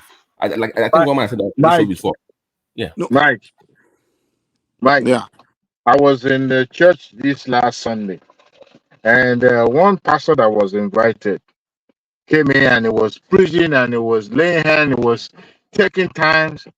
The next thing I heard after he has done all those anointing show, he now said he needed 30 people to sow a seed of 200.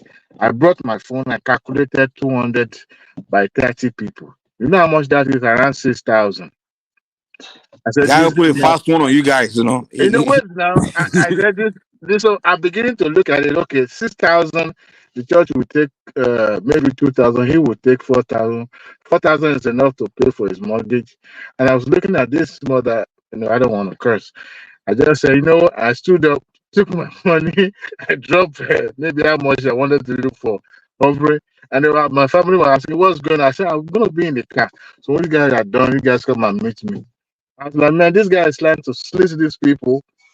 They needed to regulate that. The guy needed something came up. He needed to raise 6,000 on his way to church that day. He just put a fast one on you guys. He now said to cap it, or he now said 30 people to sow a seed. I was like, man, this guy na 419. But there's no way I can convince my family. So I just took my phone and walk out jejely because I was like, man, I can't stand this fuckery, man. This is just too much.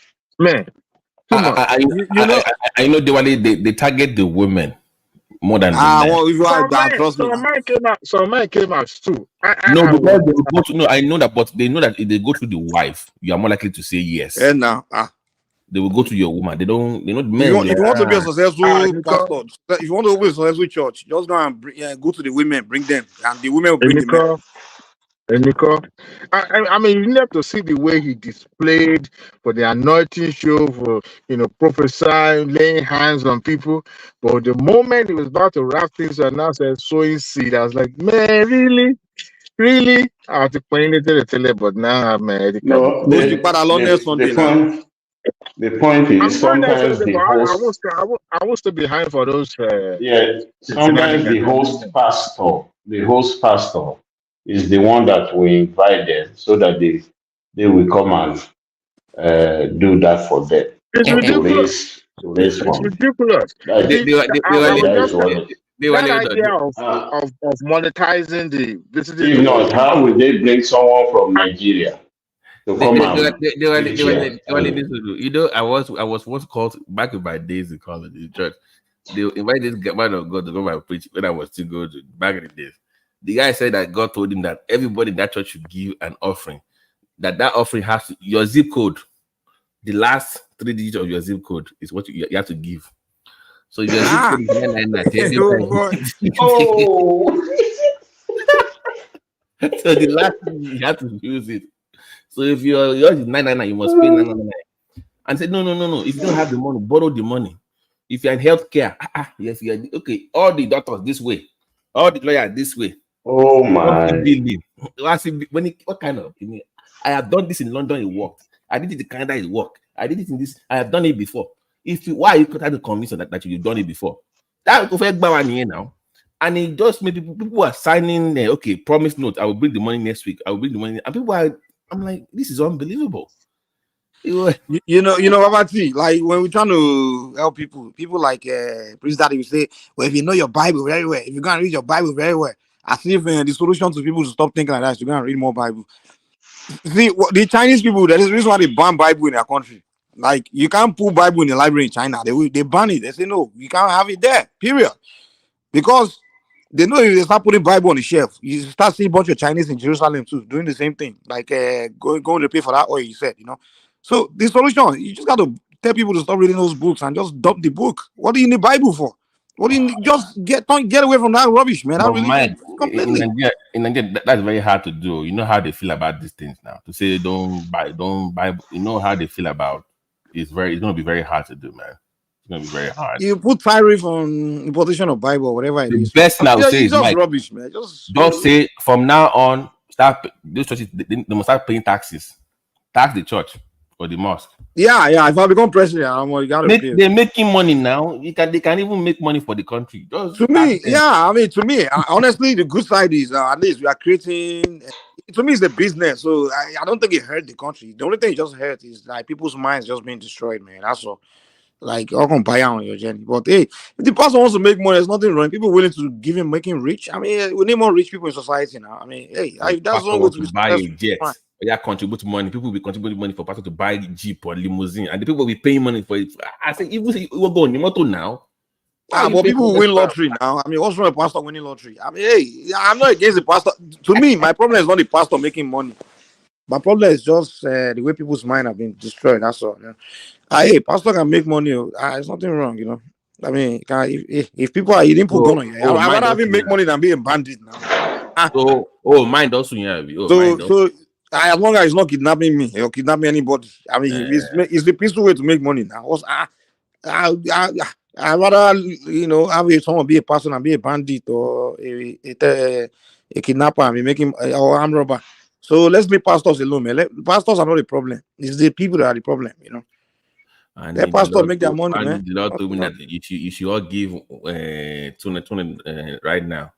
When it goes up putting premium on how much you can afford for blessing, 200 right now, everybody, $200 right now. Okay, don't worry, 100. Also not yeah. Are you sure God told you the 12? Okay, being $50. God will bless you. We have blessing for $50. What is all this? And people will be paying money like what this. church is this? No comment. I don't want to. Let's not. This is a live. No, it can be any church, to be sincere. There was a time the pastor said, if I give so amount, and you now give you give five naira, God must be unjust to bless you more than me.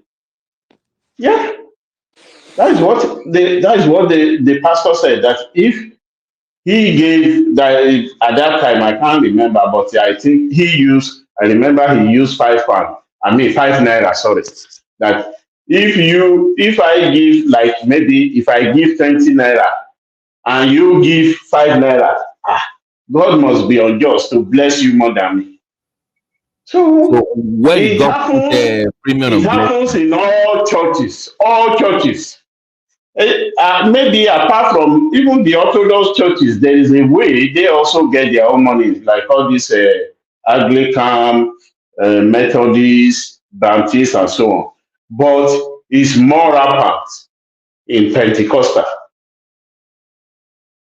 Is more rampant. Any of the Pentecostal is more rampant. Was it not one that was? He said she wanted to raise money and people wanted to go out. She said, ushers, block the road. Nobody is going to toilet. Eh? Oh, we have mercy. I think it's not the Bible that is the issue, because people have failed to even read the Bible and know exactly what it means. So all they are doing is whatever the pastor just tells them to do.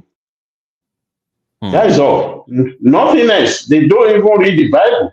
And the Bible said it that, when some people were taught, they went home and searched the scripture to see if those things were true.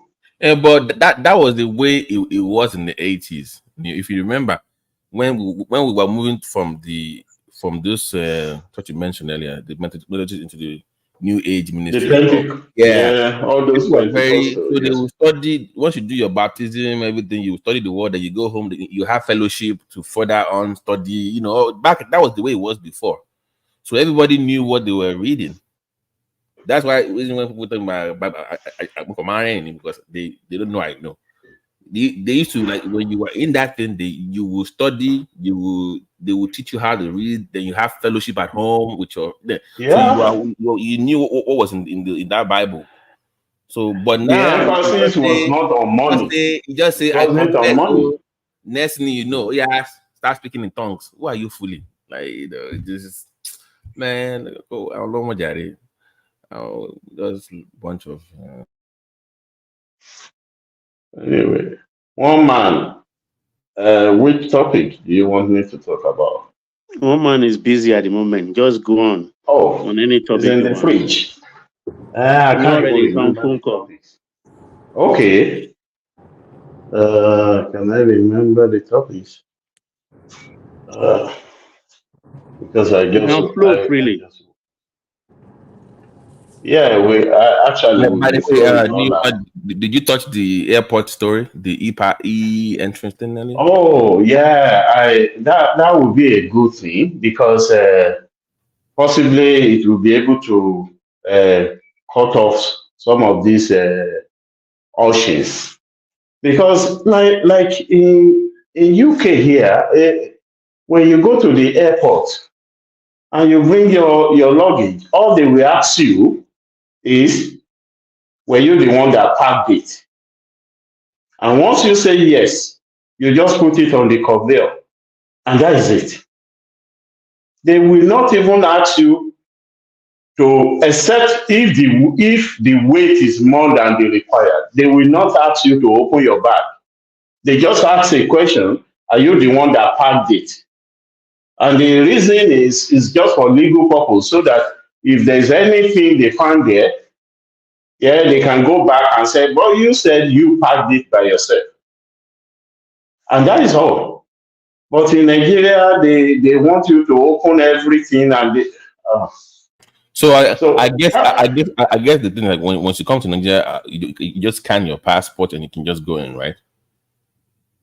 Yeah, that is what. Hopefully, I hope it will be. Although, just like I mentioned the other time, that, for instance, getting passport is so easy now. Like, from the application of my passport to when it arrived at my home, it took only 2 weeks. So, which was unprecedented. So, if this e-gate is also done or effective, that would be great. But the only thing I know is if they do it now and people are not making the money they're supposed to make, if They the will, new if new regime comes around, they will destroy it. and that machine will be gone in no time now. That's if that Yeah, thing they will destroy it. So those are the things they will destroy it. Because something like that, I don't know much about the maritime, but I was told there was a time that they made some things in the farm tank in Zitinka or whatever, or Apapa, that you only get call to bring your truck when it's your turn. But before you know it, the whole thing was dismantled. And that is why there's always a deadlock on the Apapa Road. So they knew what they are doing. That's the Nigerian factor for you. The plan, You know the It's Nigerian NDLA factor. dogs. The NDLA dogs too, they poison those dogs. The ones that will, yeah, they poison the dogs. The dogs that will be sniffing the cargo. Yes. Wow. Nigerians. But I know, Baba, the plan was that you will just pay one fee, and that money will just divide and go to all the ministries from that portal. So when you that's a new one. Maybe $100, you pay the $100, and the money will just divide and go to where it's supposed to go. Then you go and get the ticket, and you go and pick up your. Be bono from one place to the other to make payments, or even ordinary maybe 2,000, 3,000 for this, for that, for this or that, going from one end of the port to the other. It was crazy, but all I fear is that whatever this administration is putting in place. Why would they poison dogs? That is crazy. Because the dogs were successful. The NDA just sit back and the dogs will do all the sniffing, like it's done here and in Europe. You understand? No, because they're expensive to train. You know, that thing is very expensive to train those dogs to. Very, very expensive. It's very expensive now.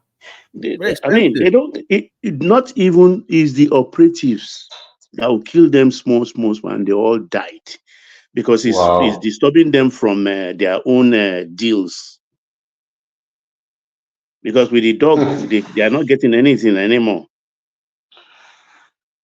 I think the people are more terrible even than the government. I don't know. We blame government everything. Is it not from the body of the citizenry that the government emerged? That's just it. Gentlemen, a short little window. Let me bail out. Hand over to Mike. Ayo, the super chatter. Ayo again, of course. Bosun joins him there, and we have Lato Rage. So the traditional names there. Maybe one of these days we have new names joining that space, but those are the traditional names doing as they traditionally do. Thank everyone. We'll see you tomorrow. Mike, over to you. Try not to burn the platform down this time around. Over to you. Happy weekend, women. Thank you, Baba. See you tomorrow. All right, no problem. Anyway, you guys continue, Harry. Yeah. So before you go to the Bible, I know, and please, I know you're here for the Bible. Before you go there, why is it that I was going to ask Mike a question, but that's okay. I know you're going to go. We'll get there. We have enough time. But why is it that it's not just marine? It's not just the airport. Even my time coming to Nigeria, like I think it was 2015 or 16. After leaving the country for like 17, 18 years, right? Or 19 years, right thereabout. So I went to this national ID office just to get ID. They said before you can open a bank account, you need maybe NIN or BVN or maybe national ID, right? So I had gone to that place because I didn't have a Nigerian passport at the time. I got there, they say, Oga, we can't do anything. We don't have fuel. So we got that big tank to get them fuel. We get them fuel. They put on the light. They say, oh, sorry, the server is down. So I'm saying, so what do you guys do at work then? Those people just sitting down here, so it's not working. So we left the place to go get the passport since that will work. And they say, Oga, we have told you, order wala. it was for you to pay money. That they deliberately turn the light off and the server down on somebody can pay enough money for them to be, and they do it every day. I said, and nobody. He said, yes, that's the rule. So it's not just airport or seaport. It's across all government parastatals. But you know what's really even more messed up about Nigeria is that when you encounter these kind of things, there's literally no avenue to report the corruption, to say, okay, No. this is the thing that's happening. I want to report. Like in America, for example, that's true. That's it. Yeah, you can say, oh, this is going on. There's an authority where to go to and report it, and the employee, whoever it is, get in trouble. But in Nigeria, there's nothing, no one to report anything to. Let me give you an instance. Because I will be going home by the end of the third quarter. So I have to do NI, which I have not done before. Now, we're on the internet, they gave the address of a place. So I saw 2 different places or centers where you can do that. And I went to the first one. On getting to that complex, the receptionist told me that these people that are using the address, they don't even know them. That they don't know them. They just use the address, and someone will just hang around and maybe knows that you want to do NI and will now tell you to go somewhere. So if you are there and that person is not there at that time, then they are not really using the address. So when I didn't get that, I tried the second one. The address they gave, I went there. The place was locked. It looks as if nobody was even living there. So I now went to the barber shop beside it. That was where they now said, oh, when is okay, they do it here. I said, okay. The very day I was to do it, I went to the same barber shop. From there, I was given a leaflet to go to one African shop. I go to that African shop. Then the lady now told me, go to the back, you'll see a barber shop there. That is a different, almost 3 Nigerians. Different addresses. So when I got to the back there, so the guy was just sitting down with his laptop. And then after doing it, I said, how much do they pay? He said 60 pounds. So I paid 60 pounds for NI. And then they said, oh, you have to do verification so that it will correspond with the NIMC in Abuja. So the verification is 10 pounds. So I have to pay 70 pounds for NI. You see, you move from one place to another. One will give you a leaflet. Oh, you have to go almost 4 places. So we are so crooked. I don't know why we are. Even despite that we are outside Nigeria, we are still very crooked. Good morning, Neoman. That is the question. Good morning, everybody on the platform. Good morning. Morning, Simba. Yeah. Okay, you see, I wonder why Ajali Kuku is not talking this morning. Because, I think I'm one of the people that they used to castigate that I talk more about the people, I don't talk about the leader. And I believe that the leaders emerge from the followers. If you have bad followers, there's no way you can have a good leader. Okay, look at it now. You are talking about even Nigerians in diaspora behaving that way. What I believe is that if everybody is doing what they are supposed to do, if you are a teacher, you are teaching the people very well. If you are a custom officer, you are doing your work diligently. If you are an immigration officer, everybody is doing what they're supposed to do. Our country will be better for all of us.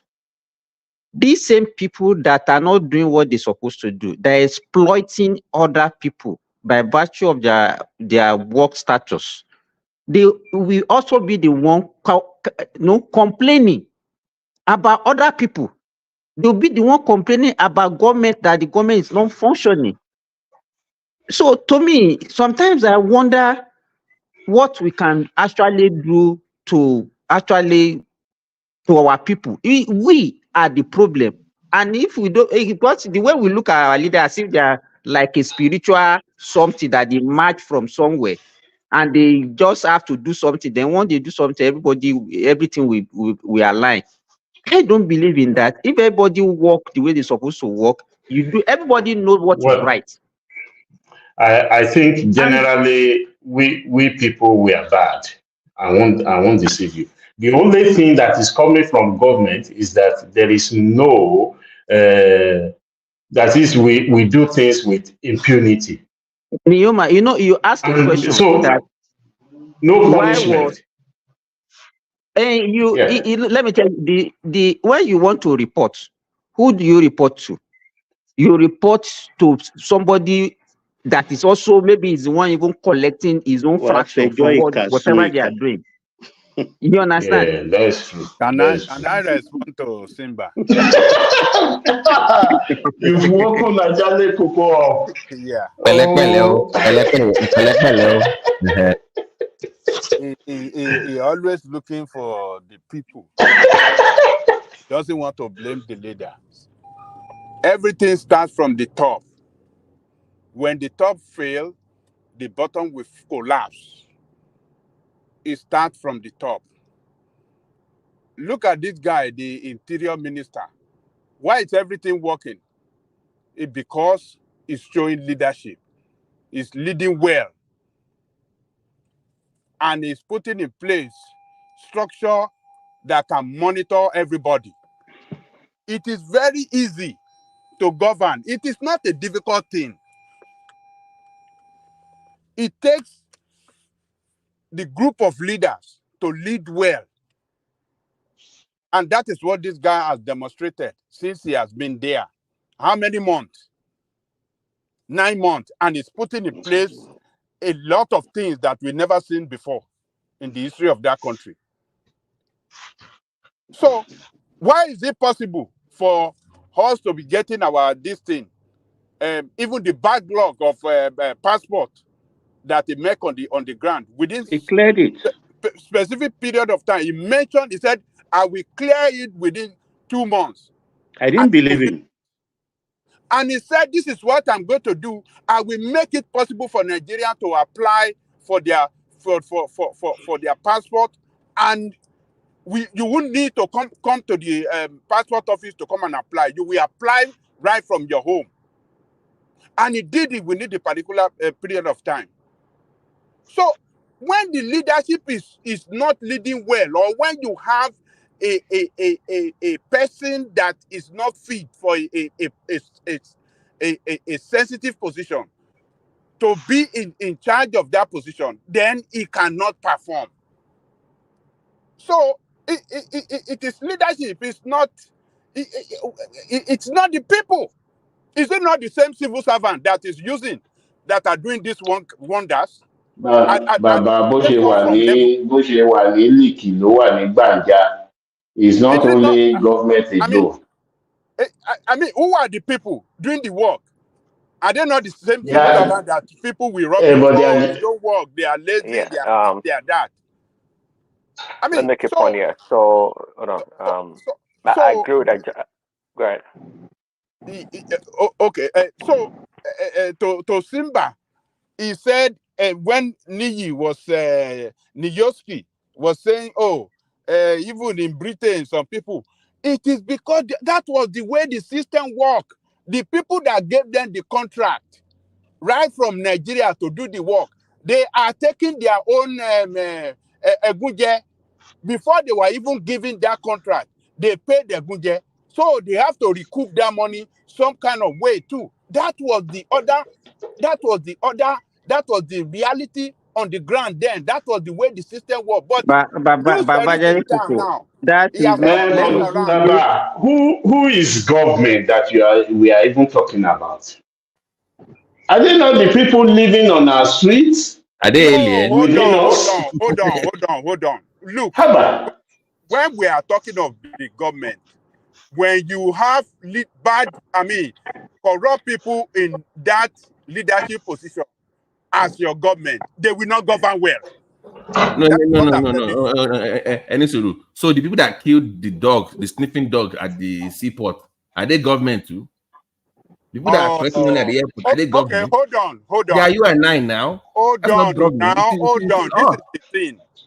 If I am the one that is heading that office, or the ministers that have those dogs, that train dog, I train those dogs, I spend so much money on the state, and I have put some people in charge, to use those dogs to detect drug and to carry out the drug. And then those dogs die. You think I will not carry out investigation? How do you carry out investigation? I mean, we have animal specialists, we have animal doctor. They can do animal autopsy. There are a lot of things that you can do to unravel what is behind the death of the dog. I'm alone. That was the result. Look, when you have people that are corrupt, that they are corrupt from the top, the bottom, all their followers will be corrupt too. That is the problem.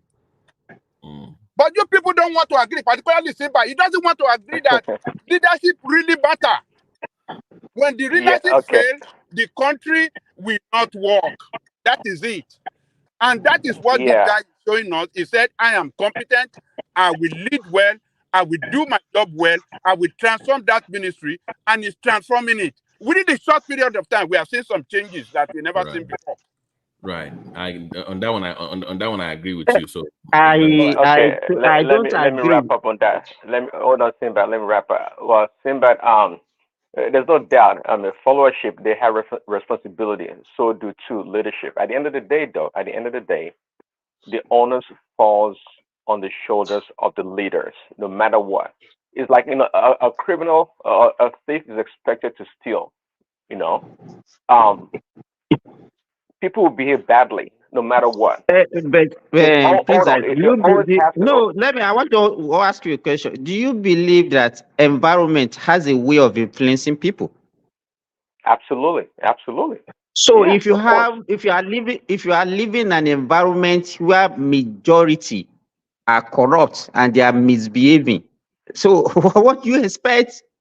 Because let me tell you, one of the things that is not making our leaders to behave very well, because one, they are product of the society that is corrupt. Two, because of the nature of our democracy.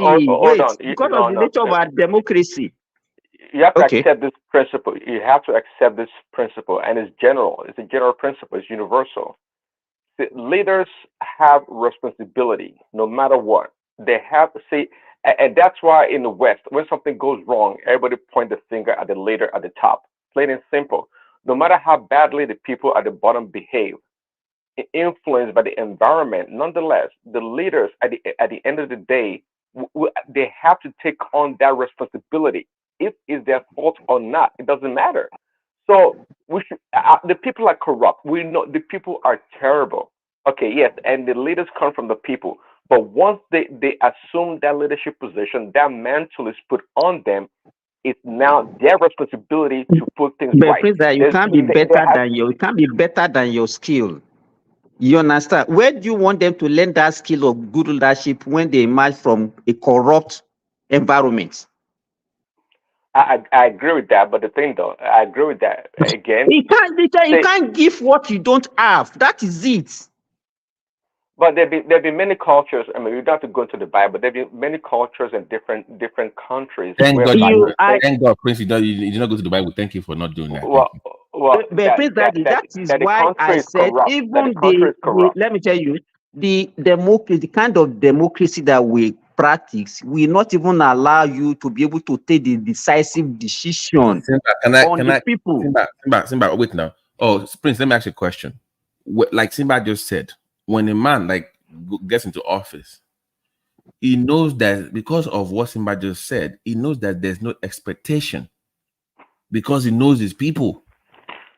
So if he does not want to do anything, he knows that you are as corrupt as he is. The only difference between you and him is because he had the opportunity. If you get this opportunity, you will do the same thing as well. He knows that. Yes, I agree. Hold on. There is no evidence for him to do the right thing. And that's the difference. He had the opportunity, you don't. So he knows who he's dealing with here.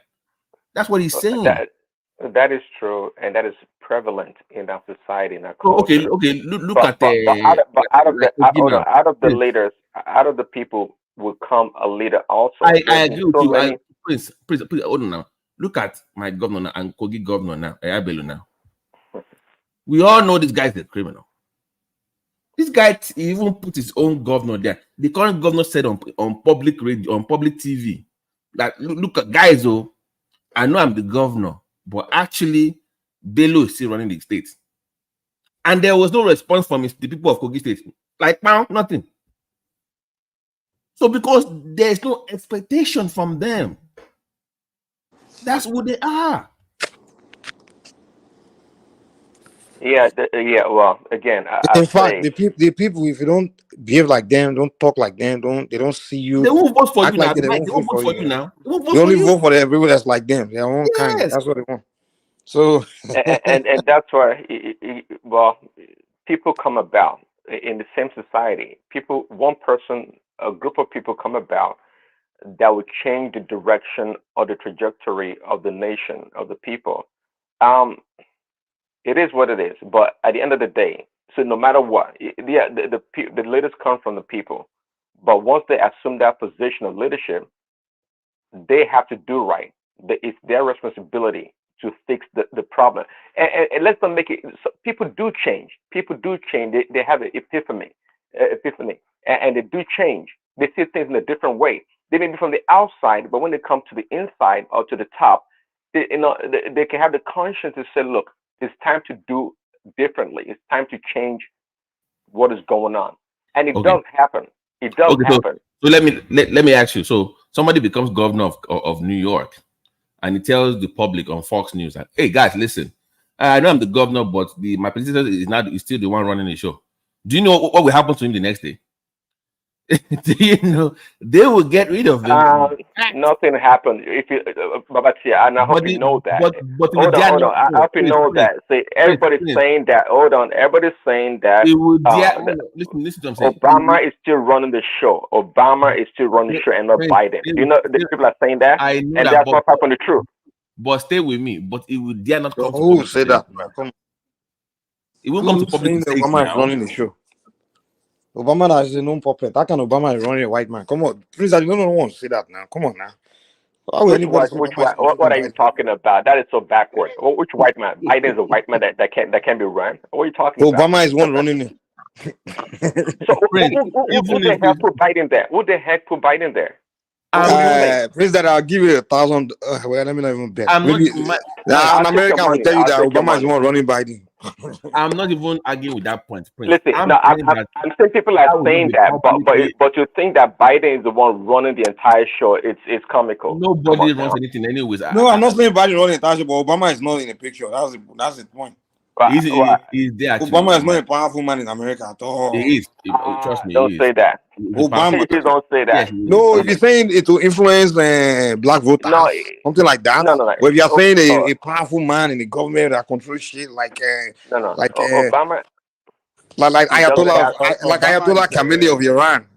No. You have to belong to a cohort. So Obama belongs to this group of people. Yeah, it doesn't have the but he may belong, but he's not. He's not the one controlling. He's not the one running the show. Okay. The guy has a lot of influence. He does. I don't black voters influence. That's what. No. Actually, no. It does. Actually, no. Even the black doesn't have that much influence with the black voters.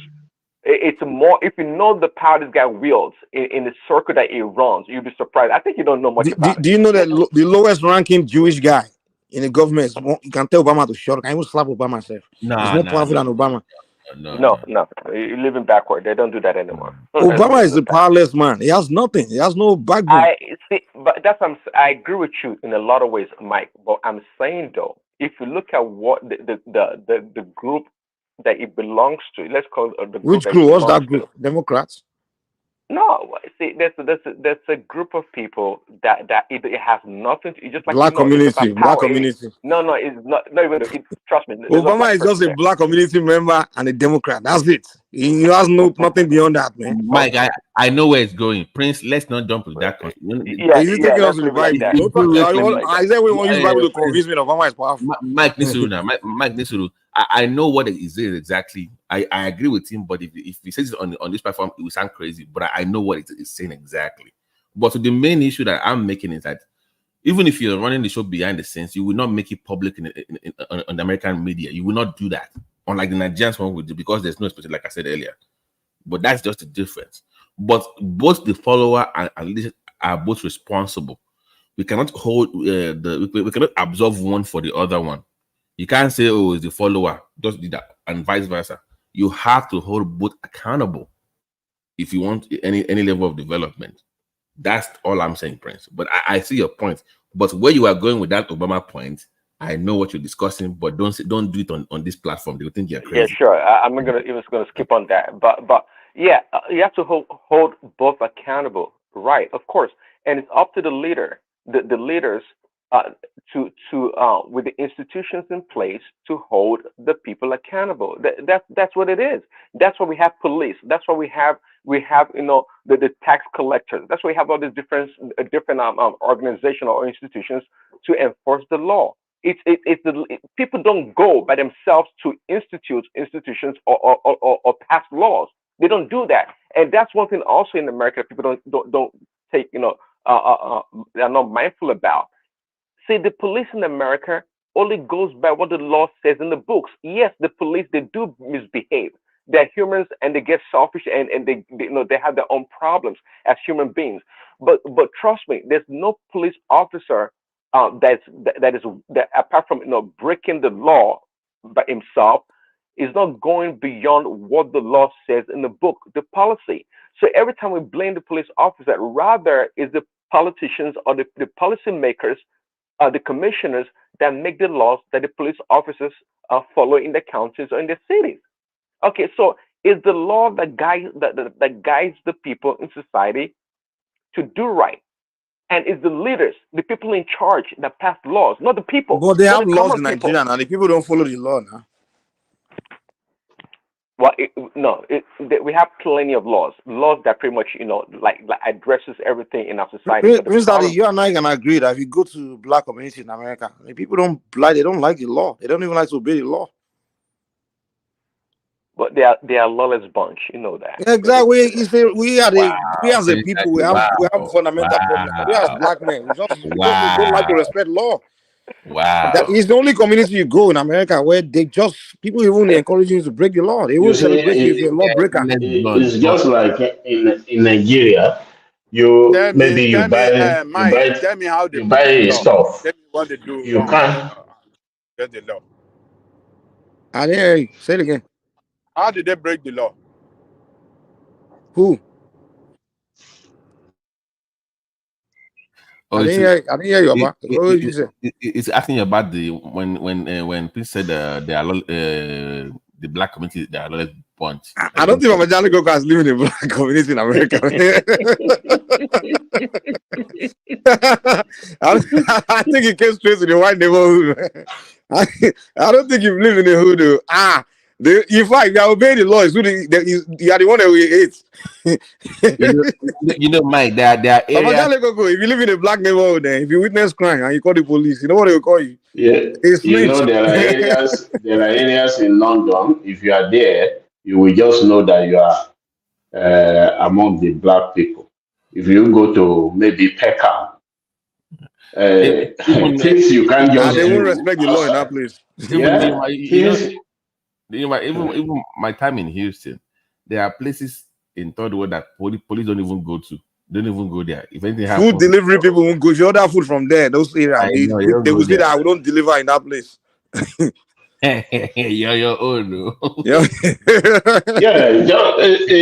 Like I was saying, there is a consumer protection law in Nigeria. But for instance, if you buy clothes or anything like here, and you don't want it, you can return it within 28 days. In fact, you are not obliged to give reason why you are returning it. But you dare not buy anything in Nigeria and return it immediately. Even if you return it immediately, nobody will pick that thing from you. They will never collect it. So and these are the same people that will be making complaints. Oh, government is bad, government is this, government is that. We, the people, are equally as bad as government. I know the bulk stuffs at their desk, at government desk, but we are more corrupt. We are more corrupt. If anybody is in government and then is not changing his car or is not building new houses, oh, they say this man is very stingy. They will start talking against him. Yeah, because that is what they are expecting. Nioma, I want to even ask a question. Can we point to one black country that is functioning? Even look at South Africa, where we have a mixture of black and white. You Kenya. go to the black community there, which Kenya is working. Go and look at the rubbish that guy is doing in Kenya. Now. I have to say something now. So you if you have been to South Africa before, go to the white area and go to the the next thing that you say because of apartheid. Why does it take more effort? Why does it take more effort to align a black man to be able to work more than the whites? Yeah, because we believe in cutting corners. The answer to the question is that we are sinful by nature. We are sinful people. We are. Is that a compliment? Let me give you an example. I will also mention another country, not even in Africa. If you go to Brazil, even look at the Brazilian players, the black one among them, anytime they finish their career, they run into problems. That was broke. It's the same in America now. The basketball players, a lot of them, they become broke. They will say, those one I still can't understand why. They will say this guy made 150 million in his career and he's broke. He has zero. I'm like, what is you'll be buying to be cars, to be buying. Well, I mean, he's not. What did he buy with all those money? 820 million. Sorry, 150 million. You hear this one, $18 million. What did he spend it on? They can't even explain it. That one is not peculiar to black people. We have seen many white people that 1 billion on lotto in this country, and they blew everything off, and they were bankrupt. So it does depend. If you don't know how to invest your money, or you don't hire experts to help you invest your money, then you will blow it away. No, those white people, they have like 1 or 2% black in them. You got to put that in mind. They're not Can pure. you come in on this platform? Can you come in on this show? I mean, all these anti-black statements that you've been making this lately. What's going on, man? But is it true? When you are talking of black people failure, you are all black. You came from third world country and you became successful here. Majority of Nigerians are successful here. What are you talking about? We are successful as far as I don't know.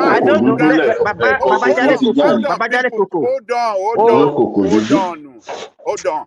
Nítorí nǹkan ìbàjẹ́ èèyàn dúdú lè máa sọ èèyàn dúdú ò lè ṣe gbá ọ̀hún lè ṣàgbọ̀n. You are all success story. You are black people. I don't know whether you know what you understand by being successful. Do you think for you to survive and feed your family that you consider as being successful?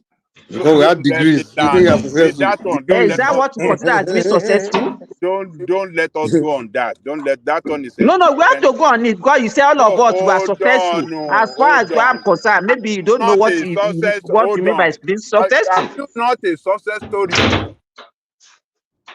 Are you not a success story? That is our. Let me tell you, that is what we consider as the way as it one of the is. successful Ajale Koko. So let me tell you, that's not success. I don't consider myself as being successful. Oh God. Look, in this America today, it's a fact that everybody knows that among the immigrants, Nigeria are the most educated, the best in America. Number one, on top of the Chinese, on top of the Indians. So what are you guys talking about? Are we not black people? We just have degrees hold on. Are we not we are black not. We are not. The success they are talking about is not innovation. It's just degrees. That's what they are saying. You are talking. Oh, we are backward people. We don't do anything right. Oh, there's nothing. Okay, Babajale Cook, I will get back to you. Black community is a failure.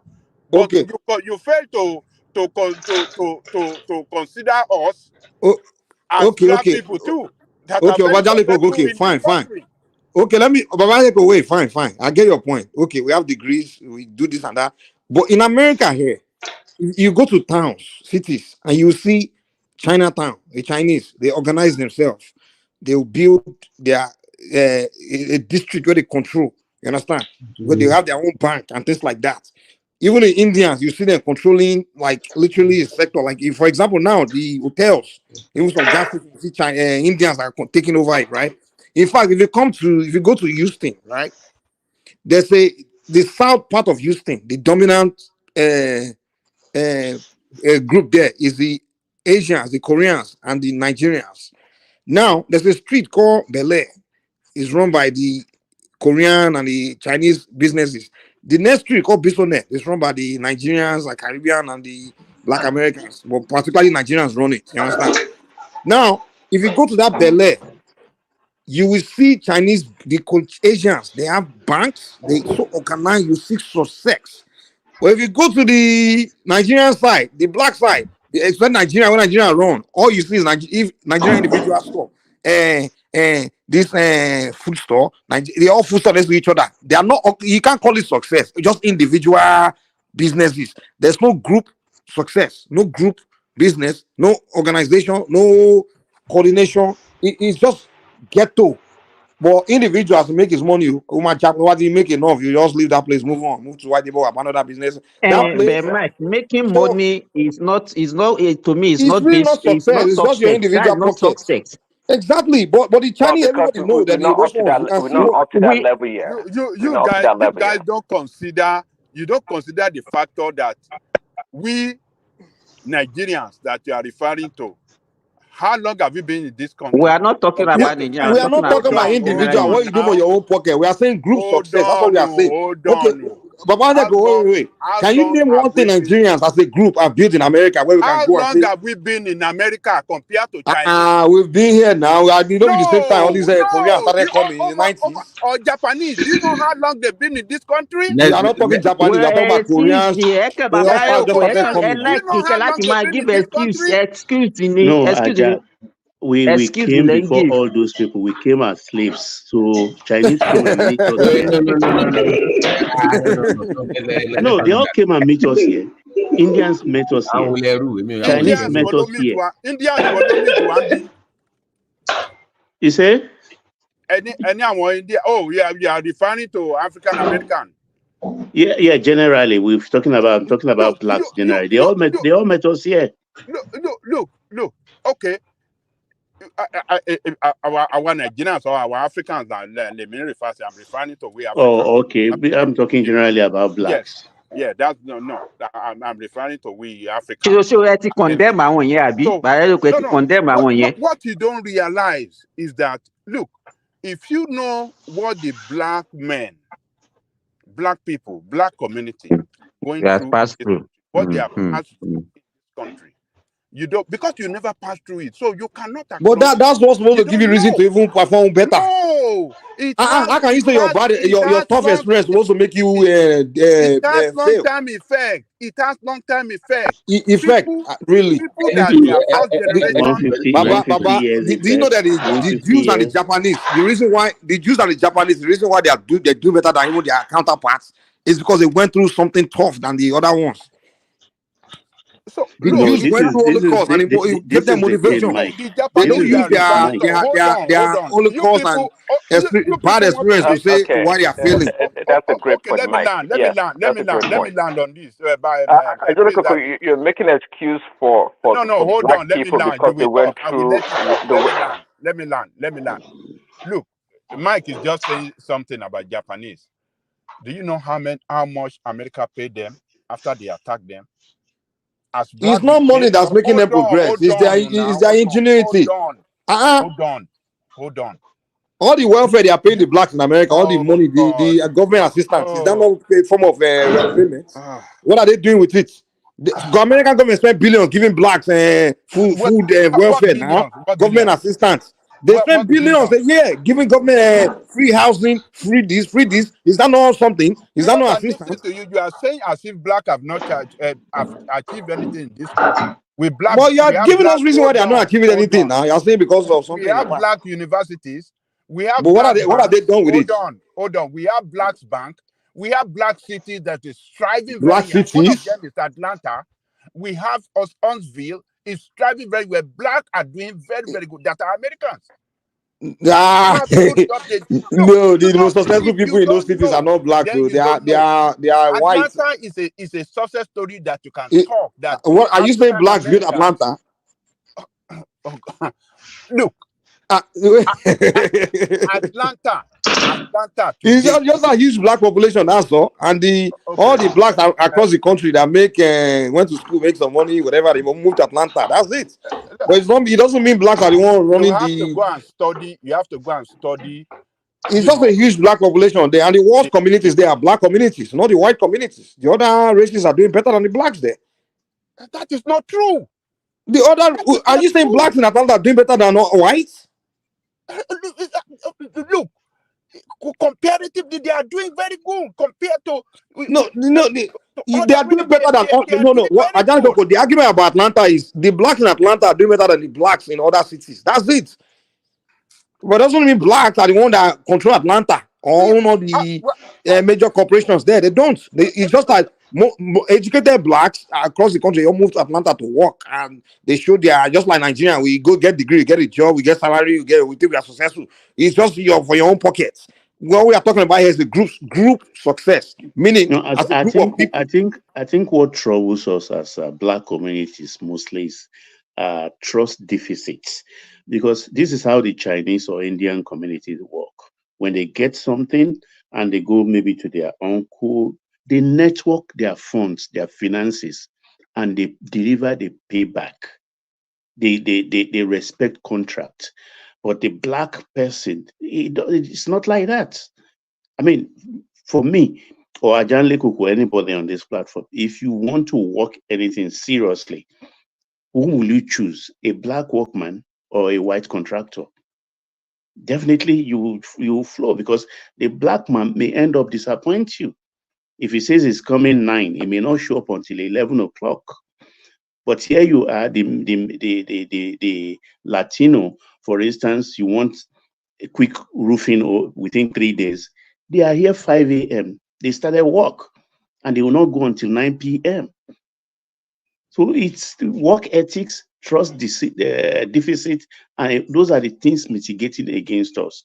We don't know how to arrange our economy amongst ourselves. Even back home, the Lebanese back home, the bricklayers, the painters, you see any Lebanese home in Nigeria, if they are painting it, 99% is a black Lebanese, is a Lebanese that is doing the painting job, the bricklayer job, because we will do shoddy job and they don't trust that.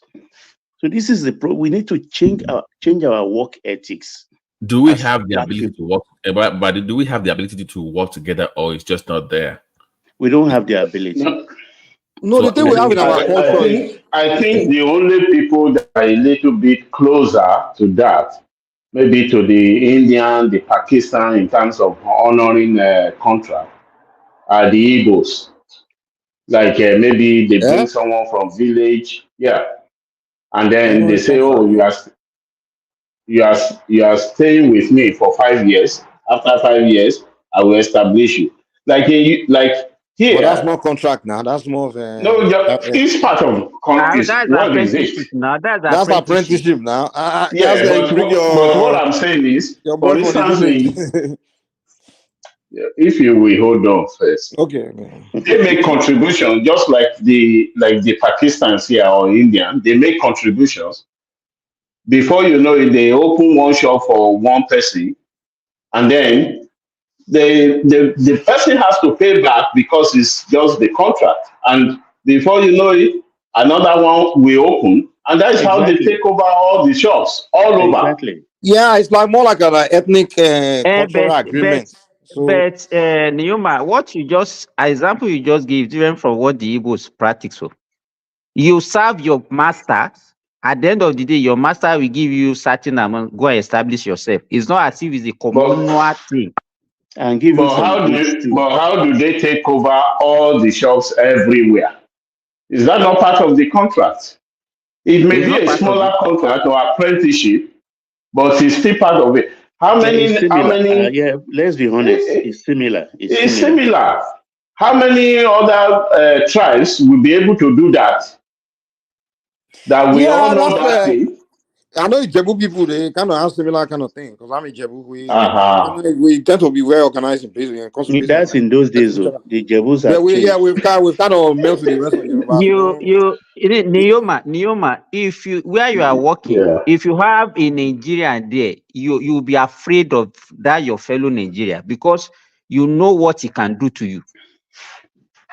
No, you're And that right. is okay. So you know that You're and right. that is why we cannot have a communal development, a communal success.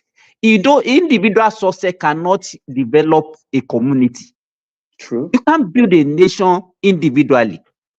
Everybody Yeah, has to because put in the effort. sometimes we are always ready to sell our people just to get favor. India, if if Indians are working, in fact, maybe if you have two in a place, the way they will be so close, everything they say stays with them. But Neoma, for where us, I work, maybe for I've That's the given the trust example. I've deficit I'm mentioned it talking about. several times here. Our nurses here, majority of them are Indians. If times of break comes now, they want to go for break. They will just choose one or two among them. That one will go. They will go to the kitchen, carry a trolley, collect food for everybody, and bring. You understand? They do everything together. But come and see our Nigerians. It's fight every day. Fight. We have this competition who better pass Yes, who's fight. who make You more than who. nobody. You would think if nobody can you ask somebody to go and collect your food, you will not be suspecting that he has put something inside it. Even if you don't have any fight. It's terrible. I The beg. kind of things we even talk about, Seth, like our conversation is more about dating, who marry who go, who, the In kind of Nigeria, conversation. Simba, if you have you know what's really funny, right? There's some things I used to think is just normal and okay until I literally left the Nigerian environment, the African environment, the Black American environment, and go and live among other race of people, like whites, Asians, and I listen to conversation they usually have. They are discussing how to grow, how to expand, how to move up. Yeah, the conversation is about. I'm like, no wonder these people are you advancing. observed that all successful black men will marry white women? All successful black women. Look at the Williams because sisters. the language of success the black man has learned. Baba, anytime I see them with their husband, I get very angry. But they did the right thing. If they go and marry a black basketballer now, the two of them will become broke in no time. Yeah. You know, because if you're successful, language of success, you want to marry someone you can speak that language of success with. And when you get around blacks, and even me, you get around black women, when they start talking like, What kind of, as a businessman like me, my mind is so, I'm growing in business, my mind is so occupied with business ideas and, ideology. When I sit down with even, a woman, you start talking some dumb shit. Like, I mean, things about, you telling me about what's going on on the social media or on a reality show, I reality think stuff. what excites us Things that has nothing to doesn't do with excite them at all. progress. You have healthcare professionals. Go and read the news. There's an increase with healthcare professionals, females, and now there's a demand for them. They're not dating prisoners. They'll be doing marrying them. That's what they'll be discussing. Chama, I'm not dissing you people. Sorry, I still think Chama the vex. No, I'm not I love dissing black women. I'm just saying when I have conversation, I hold on. But you guys can agree with me now. You don't toast different race of women before. When you toast other race of women, when you engage in them in conversation, the kind of things those girls will say, you really want to keep talking. But the blacks, when you engage them in conversation, it's always something toxic that they don't say things that they are very beautiful. The black women are the most attractive, no question. The most attractive, the most beautiful. But when it comes to elegant, just like you sit down and start engaging them, they don't have that same level of elegant and kind of, I don't want to say that intelligent. I don't want to It insult is them like really that. different. It is really different. As what you hear from the Asian women or white women and all these other women, the race of women, even Hispanic, they talk, a lot of those women talk more sense. But they share information among themselves. So if they know something that can help you, they will tell you. We hide it from ourselves. We don't share. We don't share it. Okay. But BT, let me give you, for example, the nurses there. By the time they want to write the license exam in Saudi Arabia, I discovered that even their colleagues that they are living with in the same hostel, they will not inform them that they have exam. They will just sneak in, go and write the exam and come. Because what did they believe? They believe that if they tell them, they might even do something against them. They might not wish them well. I don't know why. It's just, and let me ask you, all these things that we believe in, all these fetish things, with spiritual, all these our diabolical things, if the thing really existed, why didn't we use it against the whites when they came to colonize us that time? If you have that power, where you can actually use that power to cast curses on the whites and say, leave our land, or even what those Lord Lugard and all those people that came that time, why didn't we use all those things, all those power, black power, to suppress them, if all those things really existed? The funny thing, when I say Bezos, they cannot use it because they don't know their grandfather name, they don't know their real name, they don't know where they really come from. So sometimes there is limitation to the black power also. So this topic you have been discussing is very, very important. And when you deal with a white or Asian woman, for example, if you are married to her, I think there is tendency for her to propel you to grow quickly and probably stay by your side.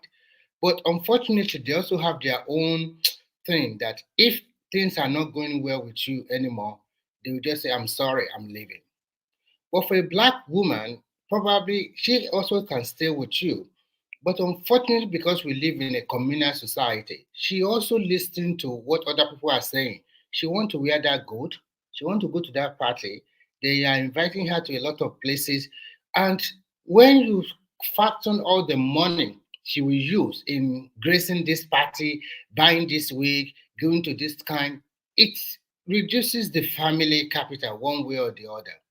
So look, for instance, Remy, if you look at Bezos' wife or ex-wife of Bill Gates, at times I look at those women and I say, yeah, if they're not these are beautiful, black and women, they're not if these flamboyant. are black women, They are not flamboyant at all. yeah, that's what I'm saying. That if these were black women, oh my God.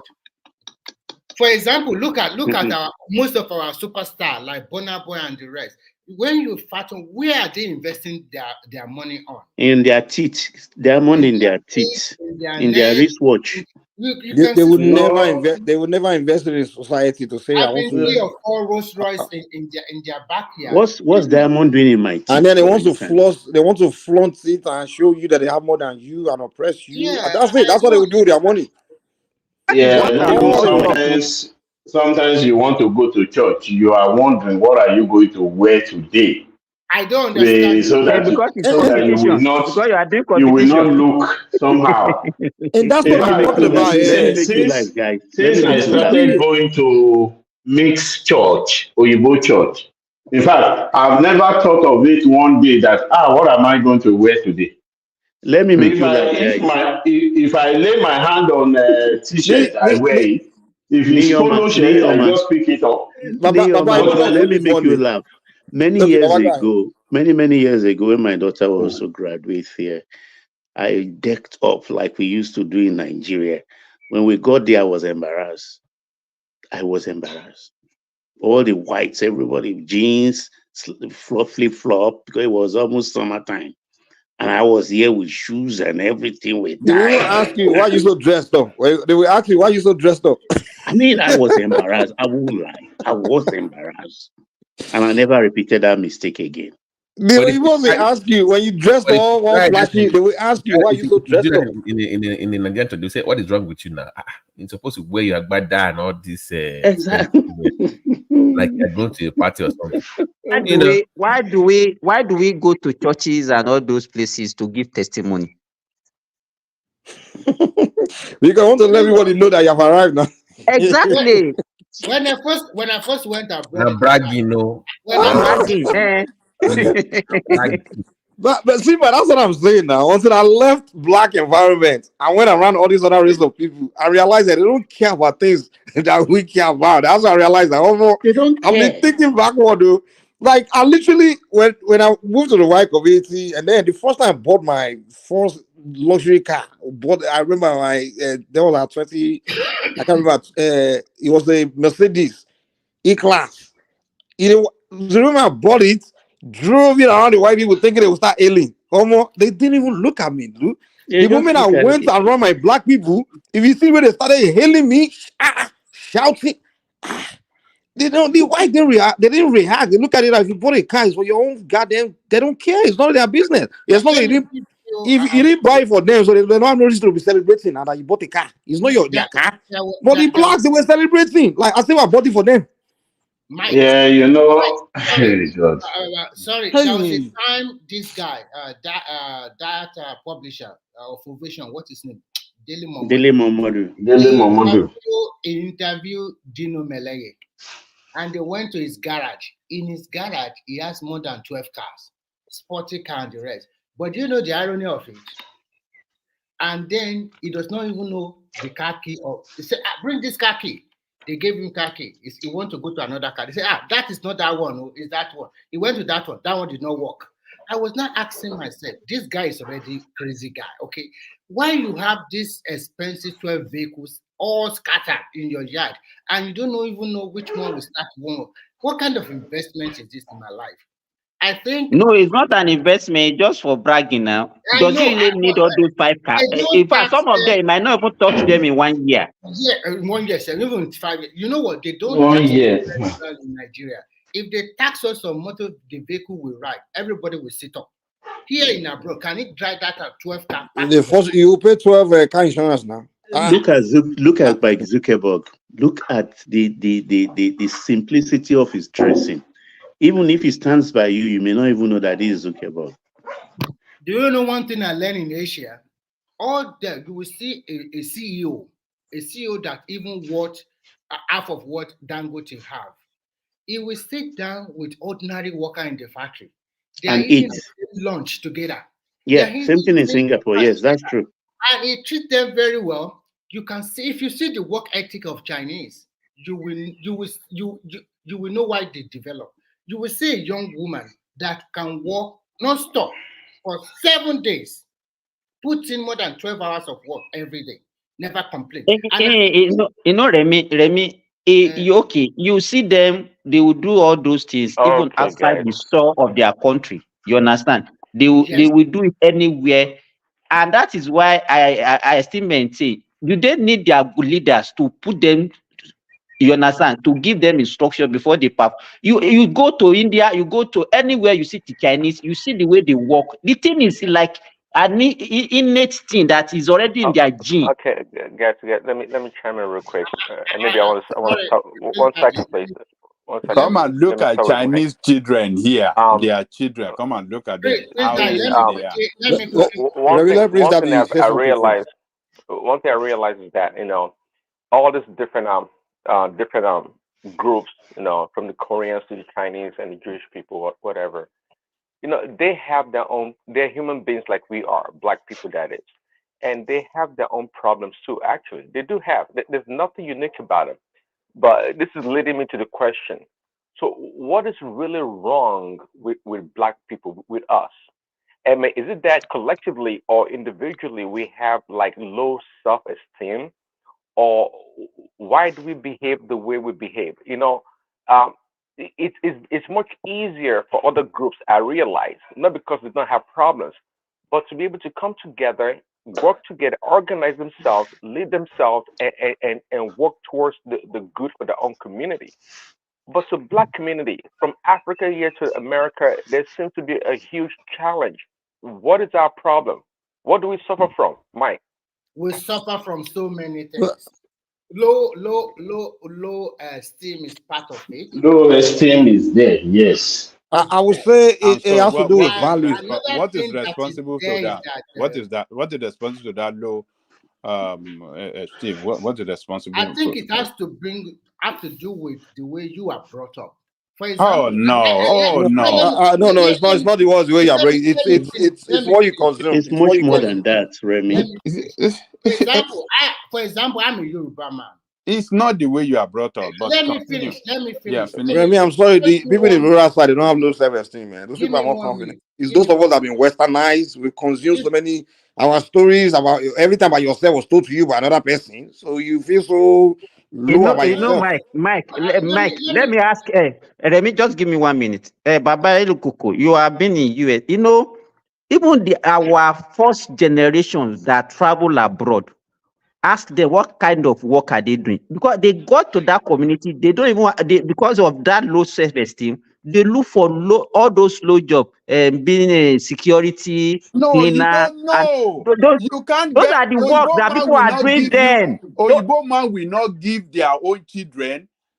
They will not give you a better job and give their own children one kind of job. It's not possible in the Oyibo land.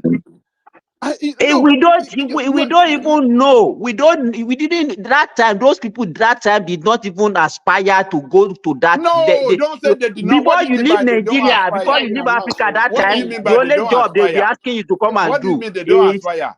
Do you have you been through? Baba, I think Simba is trying to say something different. Though. Let him, Baba. Maybe I think he's trying to say something different. But let him land. Let him land. Look, let Simba quickly land what he's trying to say. Okay. What I'm saying, even before you leave Africa, they will have said, okay, this is the job available to the blacks, so these are the work that you will do.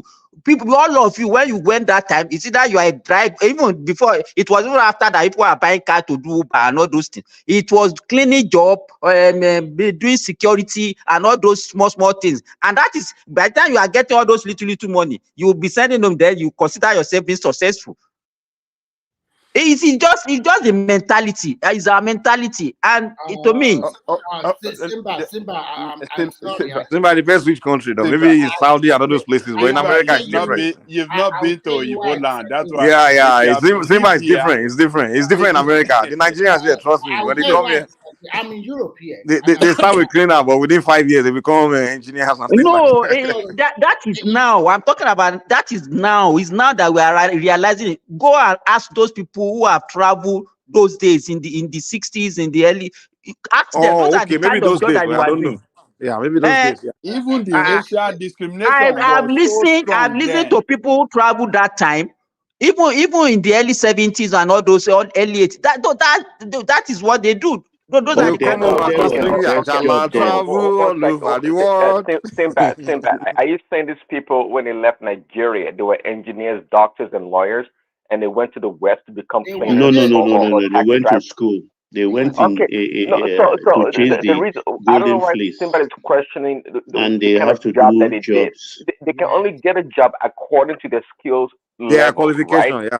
And exactly. Simba, let me tell you. 1 second, and also And the job that they're doing anyways is not unique to them. All races do the same job. People think about white people differently in a lot of ways. White people, I mean, they are hard. Mike can tell you, they're hard workers. Okay, they work, they Yeah. do all kinds of jobs, and they don't have that ego, They way don't have it. of Yeah. look of yeah. See, we talk about black people suffering They all do the time whatever here in job they America. qualify for. And they do it diligently. You know. Exactly, For and they example, always shoot for long. Hold on, they always shoot for long term. They don't mind putting in their time and grow from there. But we black people, I think we have a challenge with that.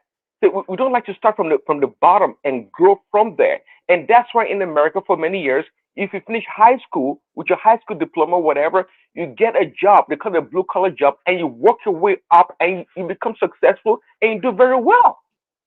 I think, Simba, you must realize that's what we call glass ceiling in most of this Western world. You cannot just come from Nigeria, not as a top professional.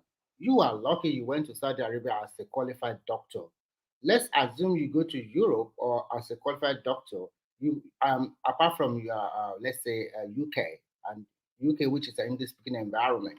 If you come to like here, they will not recruit you into their system because of so many reasons. First, they will ask you, you cannot speak the language, but you can work in with your qualification and with your experience to some other countries like maybe Asia or maybe UK, Canada, and America. But you cannot, and most people that come to maybe even in America, I would say America is the only open that, okay, fine, if you have any qualification, and then when you get there, you can do some simple pass the exam and do some crash program and fit into the system very quickly. But in Europe, it's not easy. You remember, most of this country are not speaking the same language. So there's what we call glass ceiling here. And then when you look at the pay attached to this different kind of job we call cleaner and the rest, they pay, like most Scandinavian countries, they pay if you are working in a bank and if you are a cleaner, the pay disparity is not much. You are nearly handling the same thing. So the way they do their system here, you can be a qualified doctor, and then the person that is a cleaner can match you at least to some level. So you do not see that Very close. Yeah, the salary very like close. that. You do not see that. And what you can get as a qualified doctor, a cleaner can also get it. So far it's in the system and it continues to work. If you can buy a Rolls Royce, it can also buy a Rolls Royce. It's the same thing for everybody. So when you look at it, for But Remy, I there is a think glass most ceiling. of our problem, There is Remy, a I glass think is ceiling. You cannot poverty. take over some starting, and I don't blame them. It's their country. They won't give you But, that. sorry, Remy, because in Finland and places like that is because their job is not for status. Their job is their lifestyle.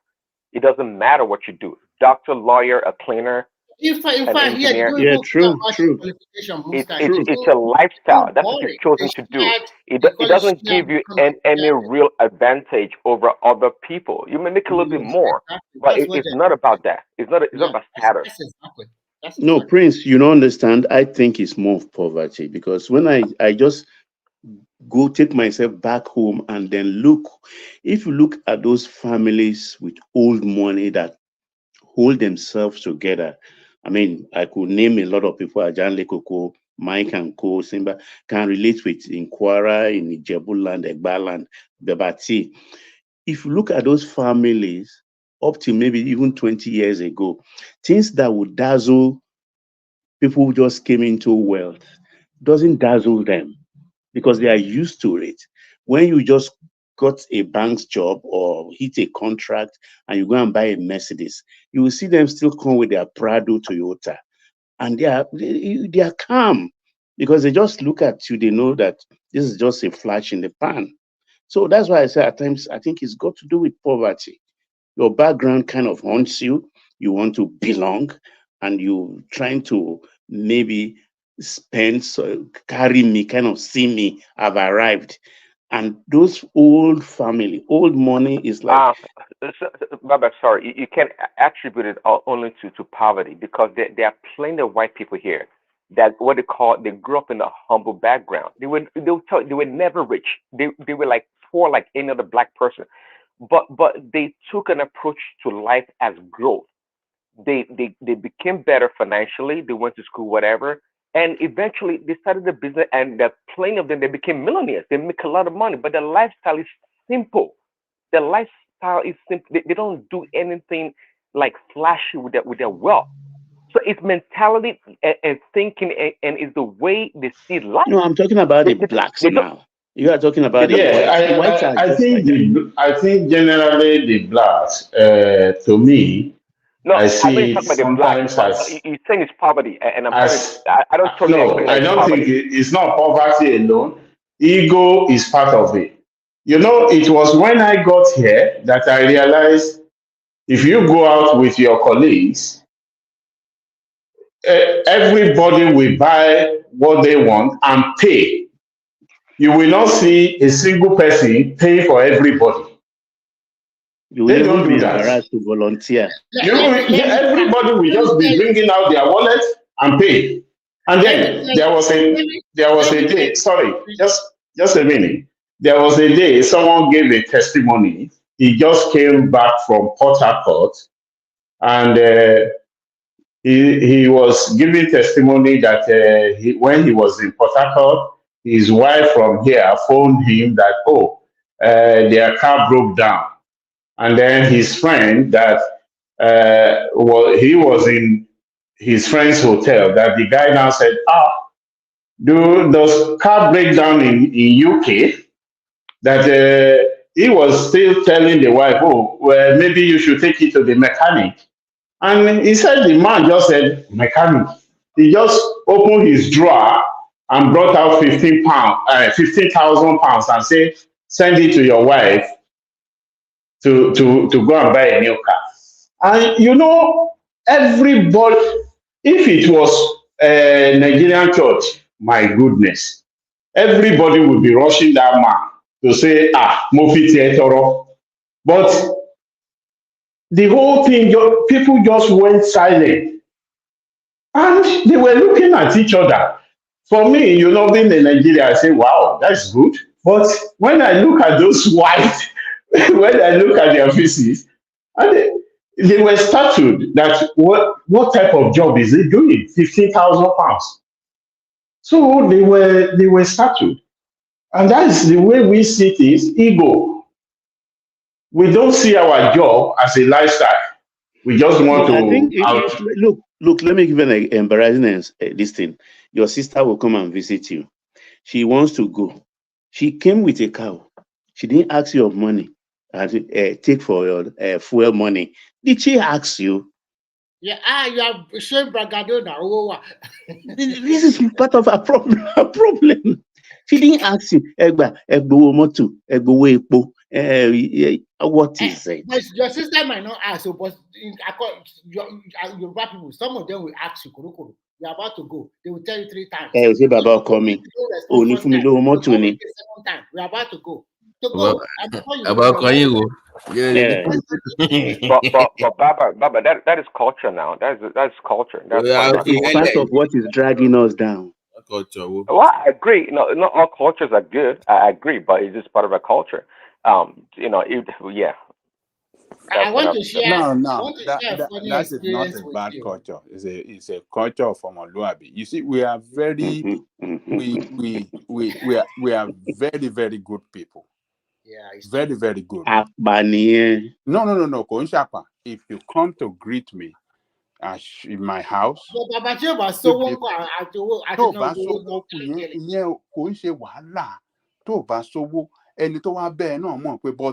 when you are well-to-do, when you are more blessed than that person, it is our culture to bless others that are below you. That is the culture. You can't just.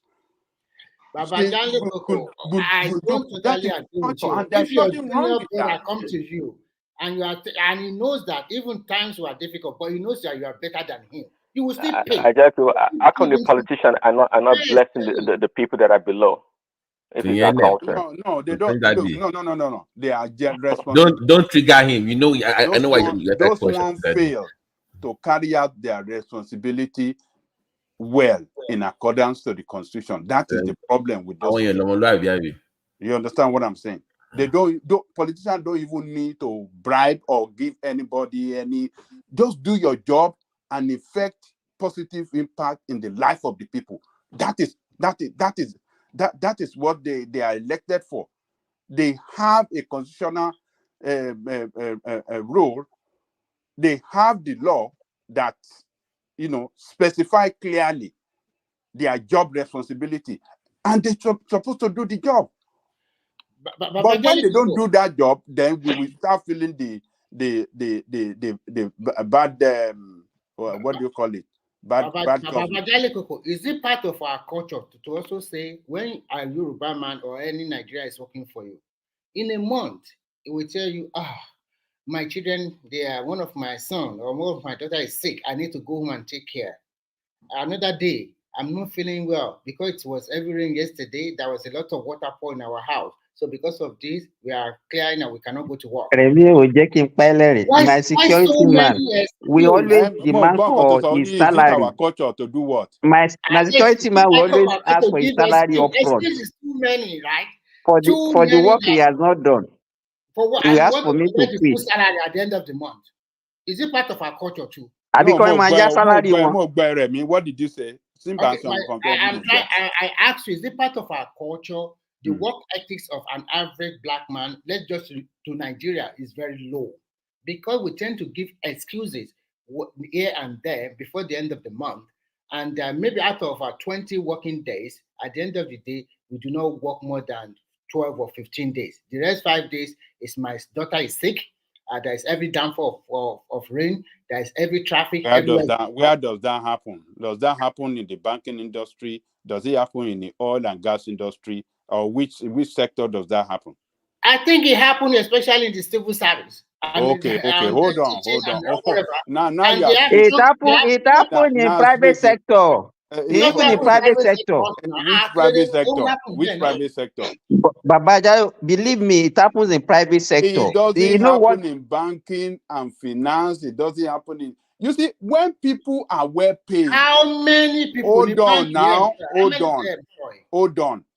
When people are well paid for the job they do, they don't give excuses because they don't want to lose that job. Okay, because they want to lose the job, that is why. But the reason for paying you well is to do your job well. But when you have a situation when you as a civil servant, you are not even paid what you are supposed to pay constitutionally. What you are supposed to be paid constitutionally. Hold on, give me 1 second, please. Yeah. When you go to McDonald's to go and order food, right, where they pay the minimum wage, do they do their job well there? They are not even paid minimum wage. They are paid far ahead minimum wage. They are paid like double. Places in America where you go where they pay minimum wage. Do the people there do their job well?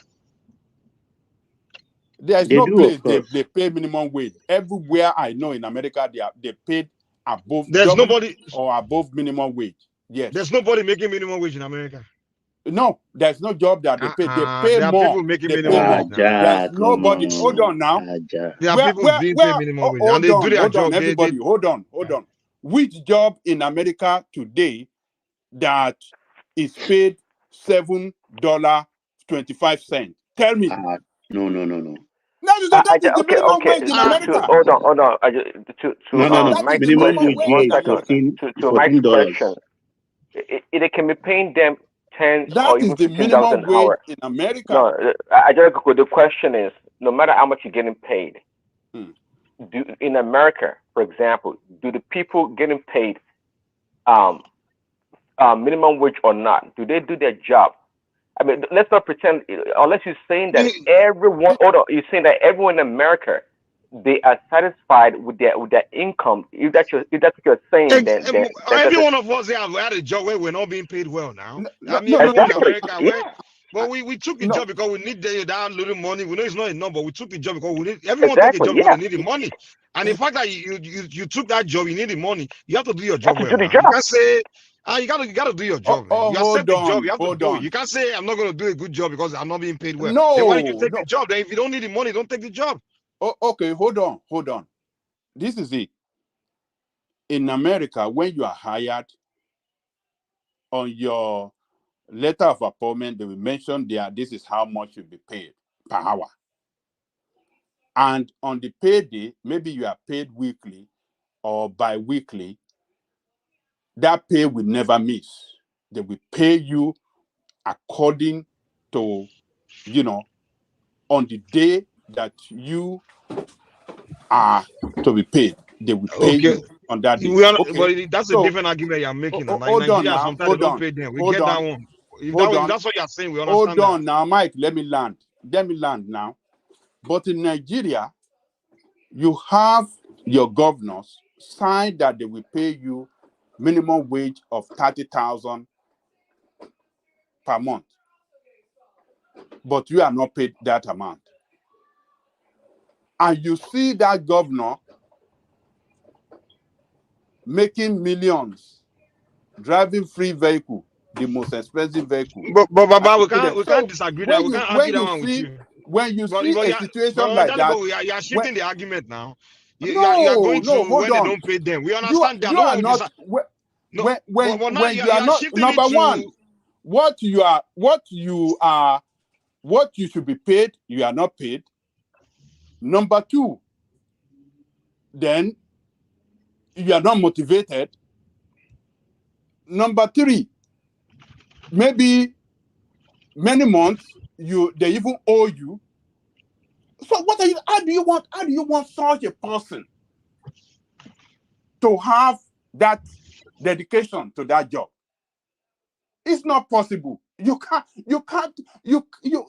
will not be in your right senses to even do that work. You'll be demoralized. This is a psychological thing. It will even happen the worst in this country if workers are being treated in this country the way Nigerian workers have been treated. It will be worse off in this country. So what I'm saying is that hold on. But Angelico, the slaves, they did their job very well. They were not paid. Is that the slave? The slave that have no option. When you are slave, you are being taken as slave. What else? You can be killed. You can be killed anytime. You can be terminated anytime. They can terminate. Slave have no option now. What's going on with him tonight? What's going on? I'm just slave are even happy that they are working on the field and they were not paid. They can get food to eat. They can get Daddy, you want to kill somebody this one, yo? Prince Daddy, what are you saying now? Look, let me tell you,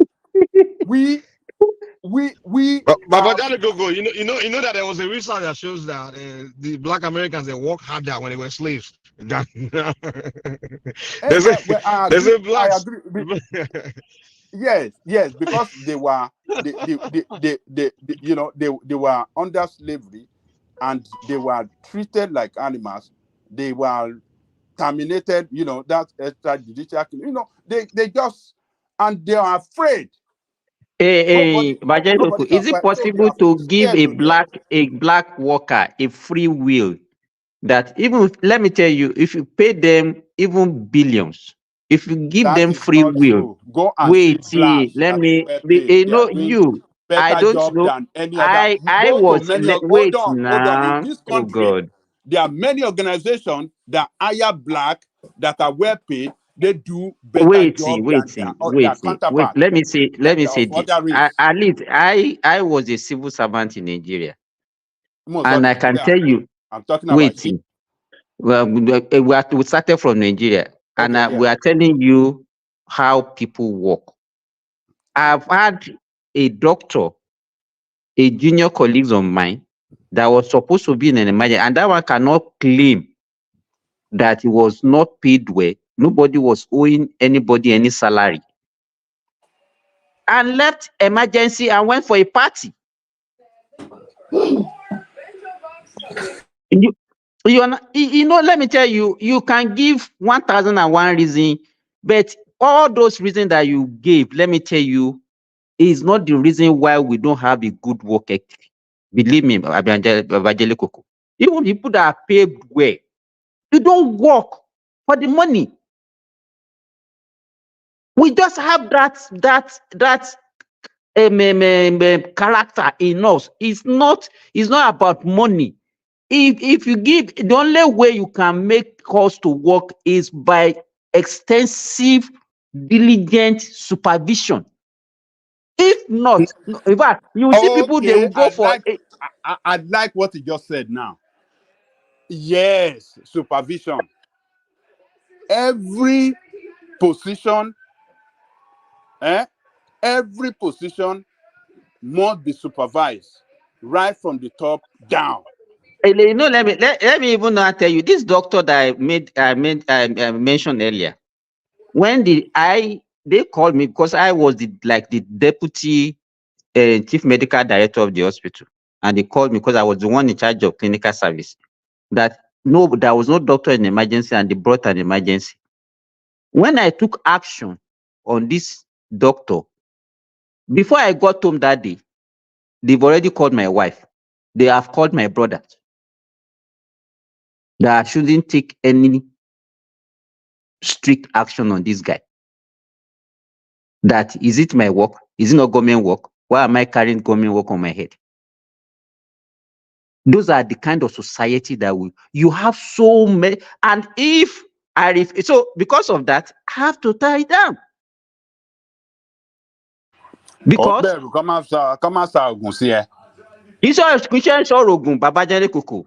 they can do anything apart from that. They can even frame me. They can even there's so many things that they can do against you. So if you are operating in that kind of environment, and that is why I said the way people, the way we are, you cannot take yourself away from the environment. They will blackmail you. They will do a lot of things to you. They can even plant so many things in your office. They can to indict you. I agree with you, but you see, and so that one also is a limitation to what a leader. I was a leader then, and I have limitations because of the kind of people I'm operating with.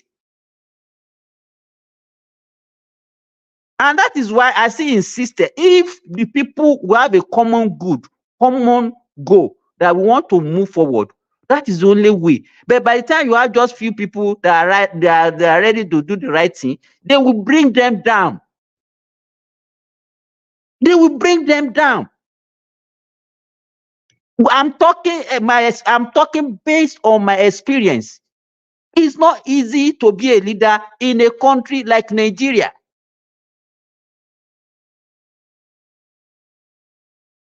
Oh, okay.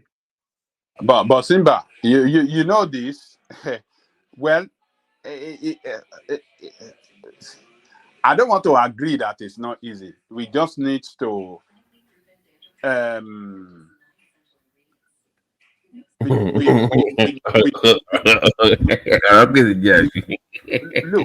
I don't think.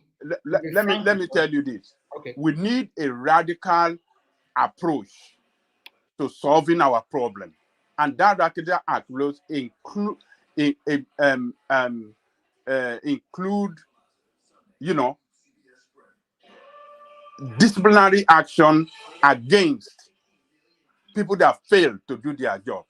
Disciplinary action, sometimes reorganization, sometimes reassignment, sometimes, you know, posting people from where they have been for so many years to another places. Just throw them around. Baba Jalekoko, I want to ask you a question. There are a lot of things that we can do to effect change. But when we are not all committed to effecting that change, then we will not succeed. If only one person is trying to deceive others and not on board, that you are now conforming with what we are saying. That it's not something that few people can say they want to do. But I'm telling you, it starts from the top. To get things done and done well in Nigeria, the person from the top must show that leadership and hold people behind him or below him responsible and must Baba Jaloko, I hope you know. a very tough supervision. No, let me tell you. You know, before you can even work as a leader, you need to have people that share the same vision with you. You need people of like minds. That's right. That is the key. So Baba Jaloko. So now, where will you get them? Baba Jaloko, consider a quick question for you guys. Do you think Nigeria should jettison the monthly pay and we go to our hourly pay? That if you put in 2 hours work today, that's what we are paying you. That is the best thing that we can do in that country that will alleviate poverty. It will automatically reduce poverty in that country. I don't agree with that. For not for all levels, not for all jobs. For certain, no, it should be for all jobs. If we don't do it, that is what they have done in this country. That all help workers economically. Any job, not all jobs in America are hourly paid. There are monthly wages. Yeah. We have people that are monthly, but once you get to that level of being once you get to the level of being an executive, it's not hourly. But for starting job at middle level, yes. Agree. But then you can look at people at the executive position and above that are monthly. They are well paid.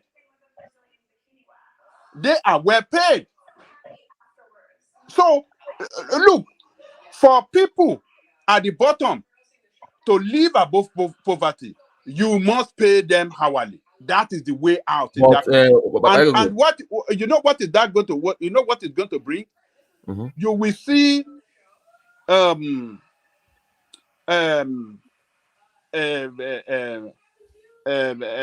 do I say? You will see business owners paying this money because they know this hour pay will be taking a lot of money out of their pocket. Can I add one thing? See them carrying out supervision. They want you to get the job done. Let me clarify something. Justify what you are paid for. Before you go ahead, please. Yes. For that to happen, two things has to happen. You have to expand work hours and you must improve on security. Let me explain what I mean. You know, in Nigeria, if you notice, in most cities, life is between 9 in the morning and by 6 or 7, everything shuts down. So there's this other part of the economy that is not tap into, which is the night economy. Like America, here you have night shift for factories that people can work. So you have to expand that. But for that to happen, there must be security where I can say, I agree with at 2 o'clock in the morning. No, yes. I'm going to work at 2 o'clock in the morning. So you must have more hours of production in that company that people can work different. But people still work 24 hours in private sector in Nigeria, especially in industries. I'm saying the big gap compared. You see how the market shuts down now. I'm saying that you can expand it, but there must be security for people to say I want to go and work. When you have hourly wages, you will have shift. Abi, once you having hourly pay. BT, you know where we have problem in Nigeria is not in private sector though. Is in the public sector. Oh my hell. Oh no. You understand? Look at the way government declare public holidays recklessly. I know it's because they don't. It's like the civil servant don't even have any input into the economy. They are just bunch of people they are just being paid to just maybe reduce unemployment. I don't. When it comes to go Nigeria, I don't focus on the public sector. It's private is where it's going to happen. So, what happens is when you have flexibility in working hours, people can pick up overtime here. They can work second jobs. They can have part-time jobs. There's flexibility to do different things. You can work Monday, Tuesday, Wednesday. You are off. So there's flexibility when you do hourly wages. You can work different hours, different jobs. You can go to school while it provides you the opportunity to expand, but you must absolutely, Babati. That's the easiest way to get a $1 trillion economy. But you must expand the working hours, but that requires you having security in that country for people to move around. But in an economy like our own economy in Nigeria, where is predominantly public, how many industries do we have? How many private? You understand? No, Simba. Nigeria economy is not predominantly It's a step to public. expanding The Oh, it's highest public. Oh. employer of labor, It's the highest public. employer of labor is still government of former. Yeah, I mean but former. what I mean percentage? Two-thirds of What former. our percentage of state that are civil is the servant workforce? states. What But percentage of that is Prince the Daddy, workforce? 2/3 Yeah. of 36 states in Nigeria are civil servant states. That is bad for Nigeria. So serious in now. We're not serious. Of course, you are serious. No.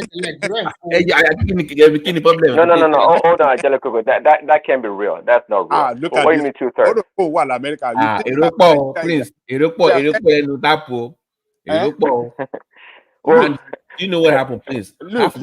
No, Babajari Koko, you might not be right. If you are talking, because majority of workers in Nigeria are actually self-employed. Yes, of course. It's private sector self-employed. Hold on. And another thing, Babajalico, I want you to know is that most of the states have downsized. So mostly a sole proprietorship. They have downsized. The only problem here is they still depends on the money that is coming from government. If government refuse to pay salary, they will not also have job to do. And I don't like Simba. I hate where in the morning everything is Not busy just Simba. by, We have to know the percentage. No, Government workers, they're Prince. not more than yeah. I know. I'm saying that I don't think it's good for the economy where life shuts down with the markets and everywhere by 7 o'clock in the evening or 8 o'clock.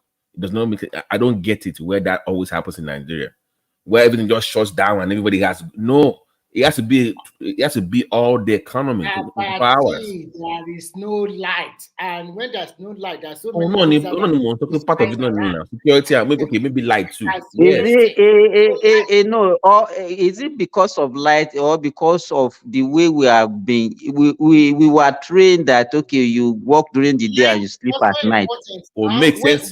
That has to change. It's dark. It's dark. That has to change. Is my point. Let me stay with me here. That has to change. Yes. Evening is for every hour of the day is to work, depending on what you're doing. Or if you're busy or you have different things going, is that flexibility that will expand the economy, that will grow the economy. That way, you can have a government job on the part time, and you can have your own private business at the same time. 2 jobs, working 40 hours a week, and you're making money. You can work. Bad. I think in every economy, one second. They have people that work that they're like nocturnal, that like to work at night, or that are naturally active at night. And I think Nigeria is not unique. So you'll be surprised how many people we can get into the workforce if we expand our work hours to 24 hours a day.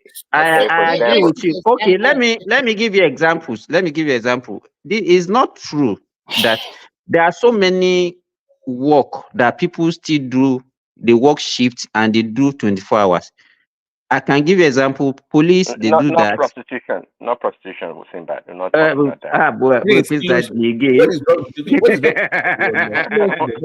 don't know what's going on. No, that is the real place. It's like what Prince Daddy have taken something today. Okay, not prostitution. I mentioned. Okay, let me give you hospitals in Nigeria. Hospitals, police, immigrations, all these people. Even there are so many people that work and they move around. Nothing happened. You understand? People have been doing. If I say I want to, but it is 1 o'clock right now where I am. If I say I want to walk down the street to go and get Subway right now, I can do it right now.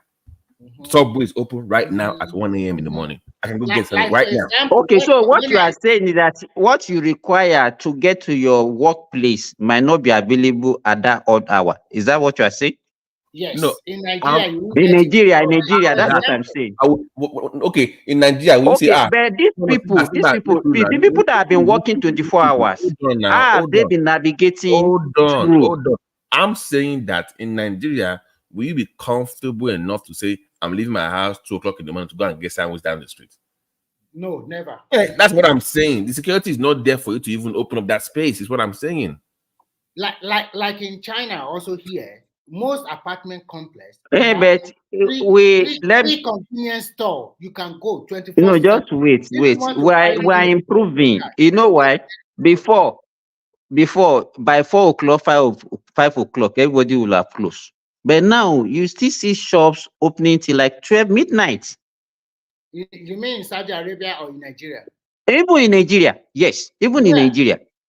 Selling convenience, like selling sugar. Yes, shops opening till 12 midnight. Yes. Which city? Nibo. Remy, why are you saying this? So you want to tell me that if you want to, okay, even if you go to eateries, what time do you think that those eateries, what time do you think they close? Simba, maybe Simba, because America, you don't know what I'm saying. America here, I know what you're saying, that you are talking about 24-hour service. I can go down right now. I can go down now to CVS, pizza joint, drink place, to morning. It's open. That provides jobs for people. Economy tap into the moon. So let me tell you, the issue is that even our own culture. Let me tell you, I don't think there's anything that will prevent. If I have a business, it's not entirely true. Hold on. No, just wait. Please, Daddy, let me say this. If I have a business that I know that people will patronize me 24/7, I will provide everything that will make that business thrive, including security. You understand? But in the situation whereby,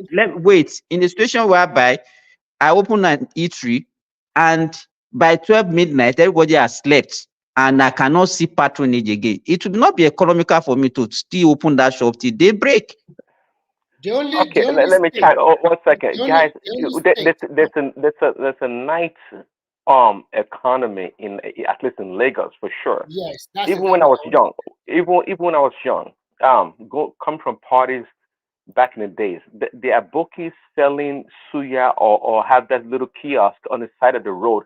They are working as megad or whatever you want to call them. They are working, and there's nightlife. If you go to the club, even right now, last year, if you go to the clubs are opened and the people selling suya and drinks. 24/7. You are right, Prince Daddy. Yes. It's a nightlife. I mean, you have to go there. If you go to Simba, for example, down close to me, about 2 miles from my house, there's a gym we go to that is open. I can go there right now to go and work out. Right now, I can go right now to go and work out in the gym.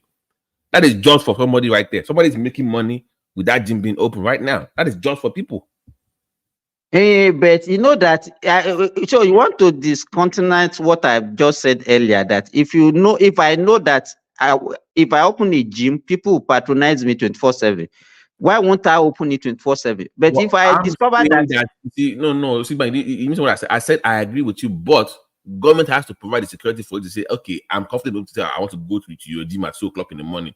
There must be security for you to be saying I want to go and go now, Abi. If there's security, the people will come to your gym at 2 o'clock in the morning now. If there's security, like I said. So if there's security that people say, I'm okay, I can just walk down to Simba's gym. Okay. Let me give, for example, here in Saudi Arabia, you can even leave your door open. I've never heard any gunshot since I came to Saudi Arabia. I've never seen. No, let me finish now. Let me finish. There is security, there is light. Even that, in fact, they don't like coming out during the day. You can't see a beggar. You can't even see a destitute on the streets. You understand? But because of their weather, they don't come out during the day. They work during the day, but during the nightlife, they have nightlife. By 7 o'clock, that's where you see them coming out. The whole street will now be filled with. If you come out during the day, you think that there is a war, that the whole place will be deserted because of the sun. But what I'm saying is that by 12, 1, 2, they will also go back to sleep.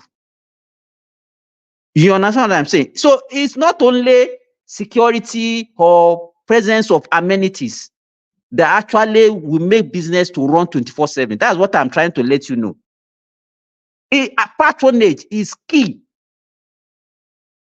to any business. If you open and there is security, there's everything, and you don't get patronage, it will not pay you. You will just pay people for I fun. agree with Simba. We are on the same page. I'm saying that it is part of it. I'm not saying that for you to get patronage, there has to be confidence that if I come there, I'm safe. Government provides guarantees that, but together that works for the goal of people coming on. I agree with you that people there has to be patronage, but what drives people to come to your to patronize you? They feel safe coming at that time. There's a flexibility in their schedule, right? Like Badenoch said earlier, you have hourly jobs, right? Maybe they work, maybe let's say they work from 11 to 7 in the evening. Okay, what's going on at night? Say club party one. Say there's this one corner. That is so more connect dots together. Only be dot connecting dot. So if A happens, B happens. Ibi tìjẹ́ kí pẹ́ lẹ́rìí àwọn èèyàn lọ party ní Nàìjíríà wọn ní ronú security o. They will go for party. They will go and drink. Man of prestige. I don't think man of prestige understand Yoruba. It's only when they want to go to work that they will not say there is no security. But if they want to go and enjoy, they can go for party, do night party, do everything. But there is no security for that. You mean your third leg when it takes over, you know what happens. But you're right. I never once thought about security going now. No, you're right, and a lot of people do that. Yeah, security. I mean, it's a big deal, but I'm looking at insecurity does not prevent them from doing night party.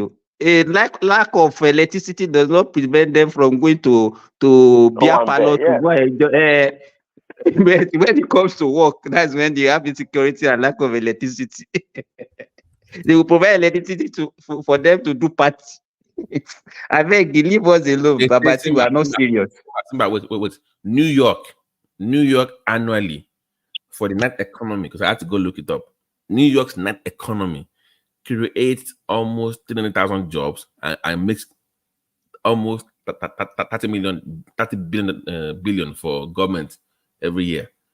So they make $30 billion from the night economy and create all those jobs. So I'm saying there's opportunity here for Nigerian government, especially Lagos. Again, you're right, but see, and it's an easy way to achieve a $1 trillion economy. And by the way, people will adjust their lifestyle too. If they know they can get in services at night, people will adjust their lifestyle, and many people wouldn't mind working late at night. Prince, let me. Prince Daddy, there is what we call conditioning, biological rhythm. Right. In Africa, especially in Nigeria, where our biological rhythm has been designed to rest nocturnally. You can always change that. But I come when we go to America or abroad, we can work late at night. If the money is there, okay. Let me tell you, the kind of motivation you have abroad, you won't have it if you are in Nigeria. Let me tell you. Denny, Prince, can I? Okay, please, guys, give me 1 second, Prince. Let me. Okay. Simba, listen up. I said New York. Sorry, New York City makes that money, not state. City, they make $30+ billion annually from a night economy. So it's not even the state, just the city, the 5 boroughs. Even in some cities across on the West Coast, for example, they have what they call night markets. Night markets. Maybe once a week or so, especially during summertime. Night market that starts around 9 p.m. and it goes to 2, 3 a.m. in the morning, and people patronize the market. People do. So in other words, to wrap it up, there's so many ways and opportunities to be creative to have a night economy in Nigeria, especially in Lagos. No doubt about that. And people will patronize. And many times, anyways, if you go to some places in Lagos, people are just outside hanging out, barely doing anything. They just don't sleep. There's some places in Lagos that people don't sleep. They come out at night and they do whatever they do, and that's what it is. It's a nightlife place. And imagine trying to tap into that economy and actually make people more productive. Again, that's an easy way to get to the $1 trillion But economy we're is talking it about. possible for the government to also spread their work over 24 hours instead of saying, okay, allow everybody to come for They 8 can. hours during the Didn't day? you hear Sanwo-Olu speak the other December? He said, in fact, they want to be working from home now. But see, Yeah. there's also a cost. If they want to be working from home, doing 3 days a week. Yeah, he said it now. There's a way you have to balance that workload. Okay, you know there's a real cost also to running the facility or running the offices.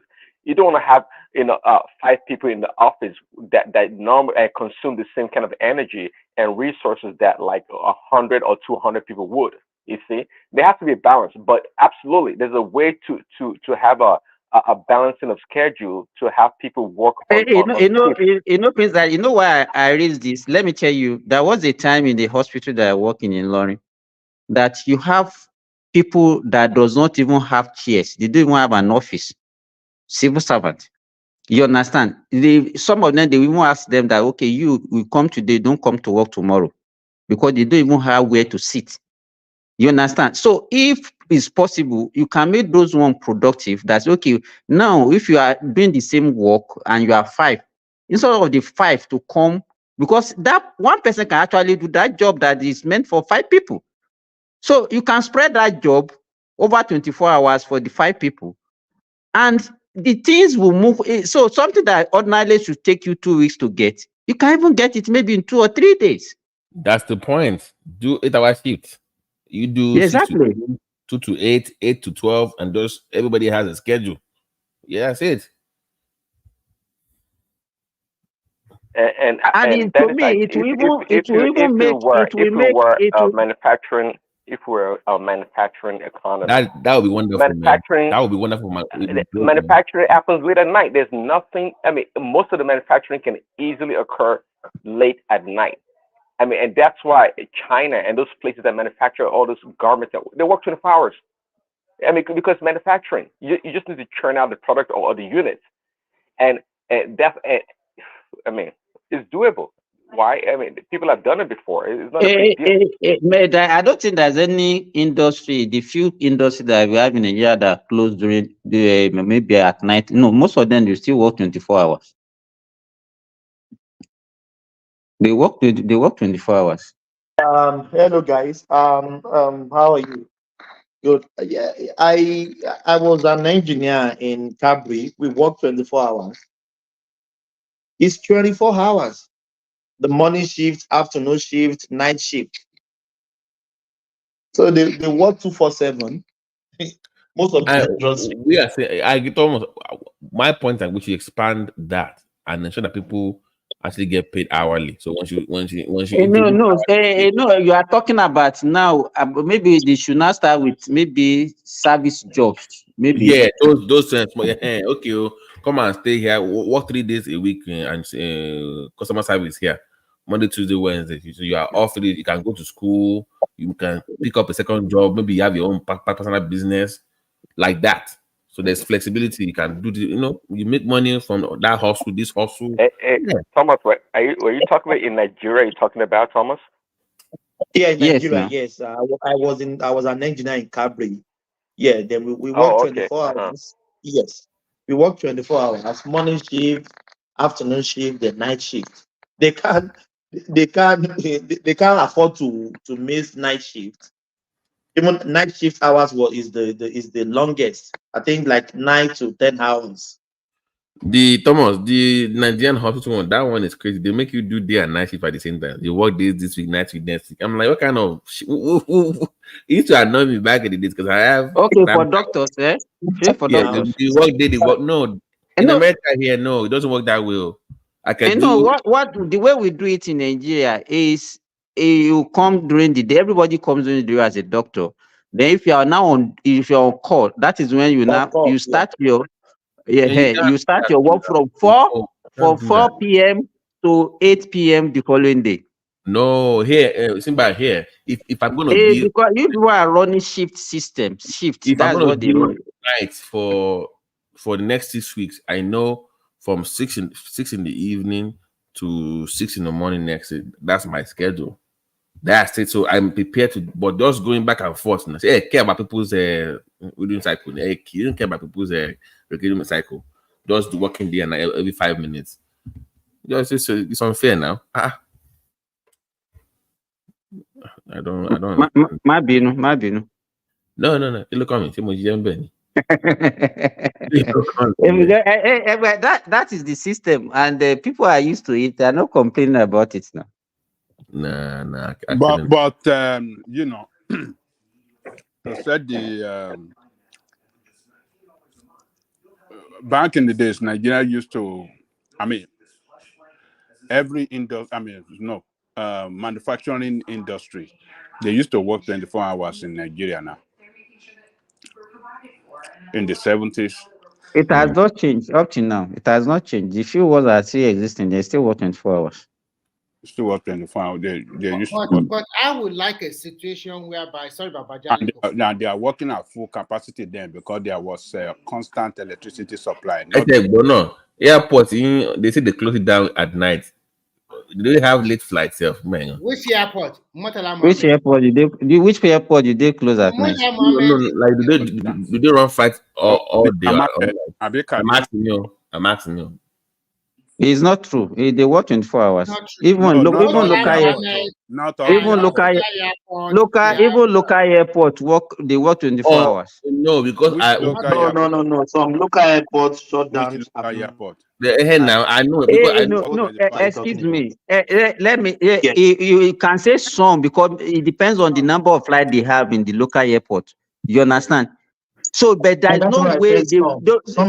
Wait. Those local airport that I don't think there's any because most of the airports are operated.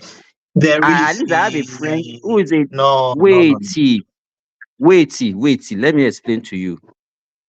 I have a friend who is a director in FAAN, Federal Airport Authority of Nigeria. Most of that, and he has been posted to so many. When he was in Benin, I know he worked in Benin, he worked in Ilorin, he worked in Maiduguri, he worked in Kano, he has worked in Enugu. Those here, they still work. In fact, they run shift in those airports. It is only that they might not have schedule of flights at night. But if there is any need for any flight to land, just wait now. Let me finish. If you say they didn't close, because if there's any flight coming, they can still receive those flights irrespective of the time they will come. But by the time you discover that, okay, most of our local flights, right? But if you say airport closed, that means even the emergency landing, they will not be able to accept. That's what closure means. Okay. So there's no airport that closed. Thomas. I didn't mean sorry, Mary. I think there will be still I didn't mean close. There will still be staff there. It's not that everybody will go. They don't have flights scheduled. No flight. Last one is at 11 p.m. That's it. On run flight, I think one of the problems that we have is like you people in diaspora, you always want to bring what you see. You cannot look at how many people even fly in Nigeria. Are you in Nigeria? Are you in the diaspora too? What do you mean? What I'm saying, you cannot be looking at what happened. Yeah, like me fair darayini. Americana. but there's a good news coming out from Nigeria. I saw a short clip of the new e-gate in Abuja. I saw it on somebody posted it, but it's very quick. You just like anywhere in the world.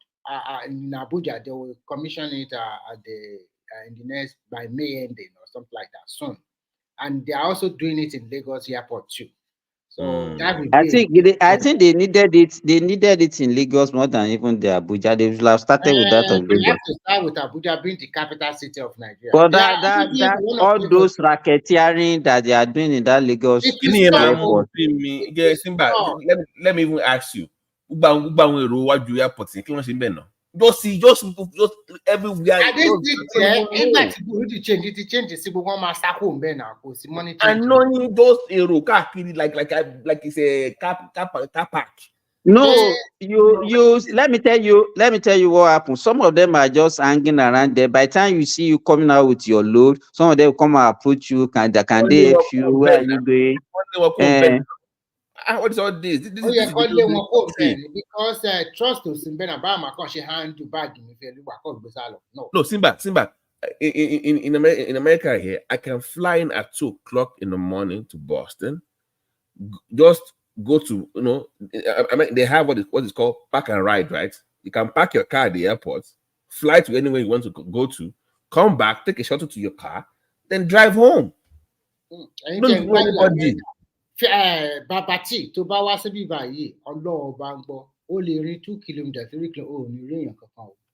We are the road. I've never seen traffic here. There is no traffic. But just the people all over the place. We are in the Scandinavia now. Yẹn mélòó ló wà bí tó ń gbé yẹn? Yẹn mélòó ló ń gbé bẹ̀ yẹn? Like dead, man. She's so quiet, so quiet. What is the population of the whole of Scandinavia country? What is their population? Population one to population Mushin local government. Mushin local government to 5 million people. Lagos is 24 million. No, Mushin is about 5 million. 5 million.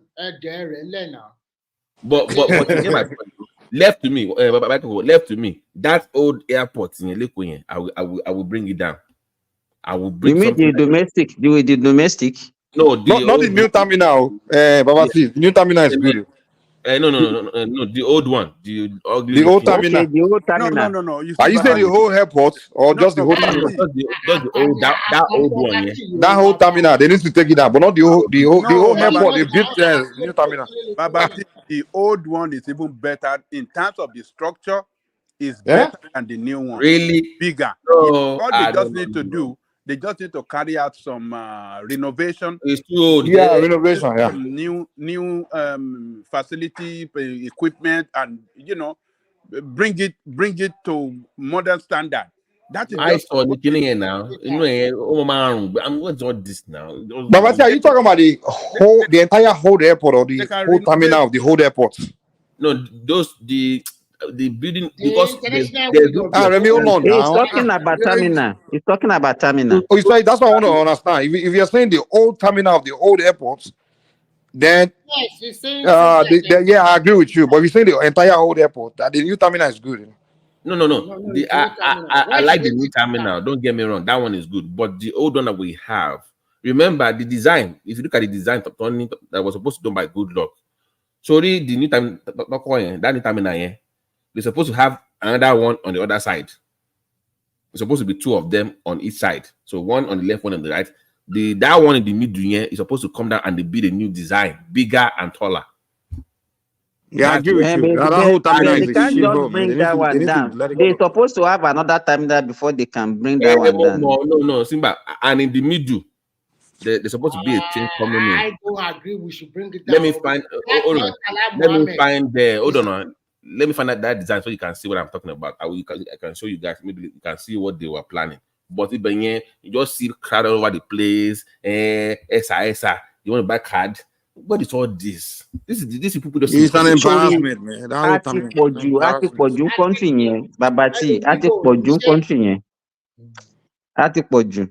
don't know why people. Take up by one.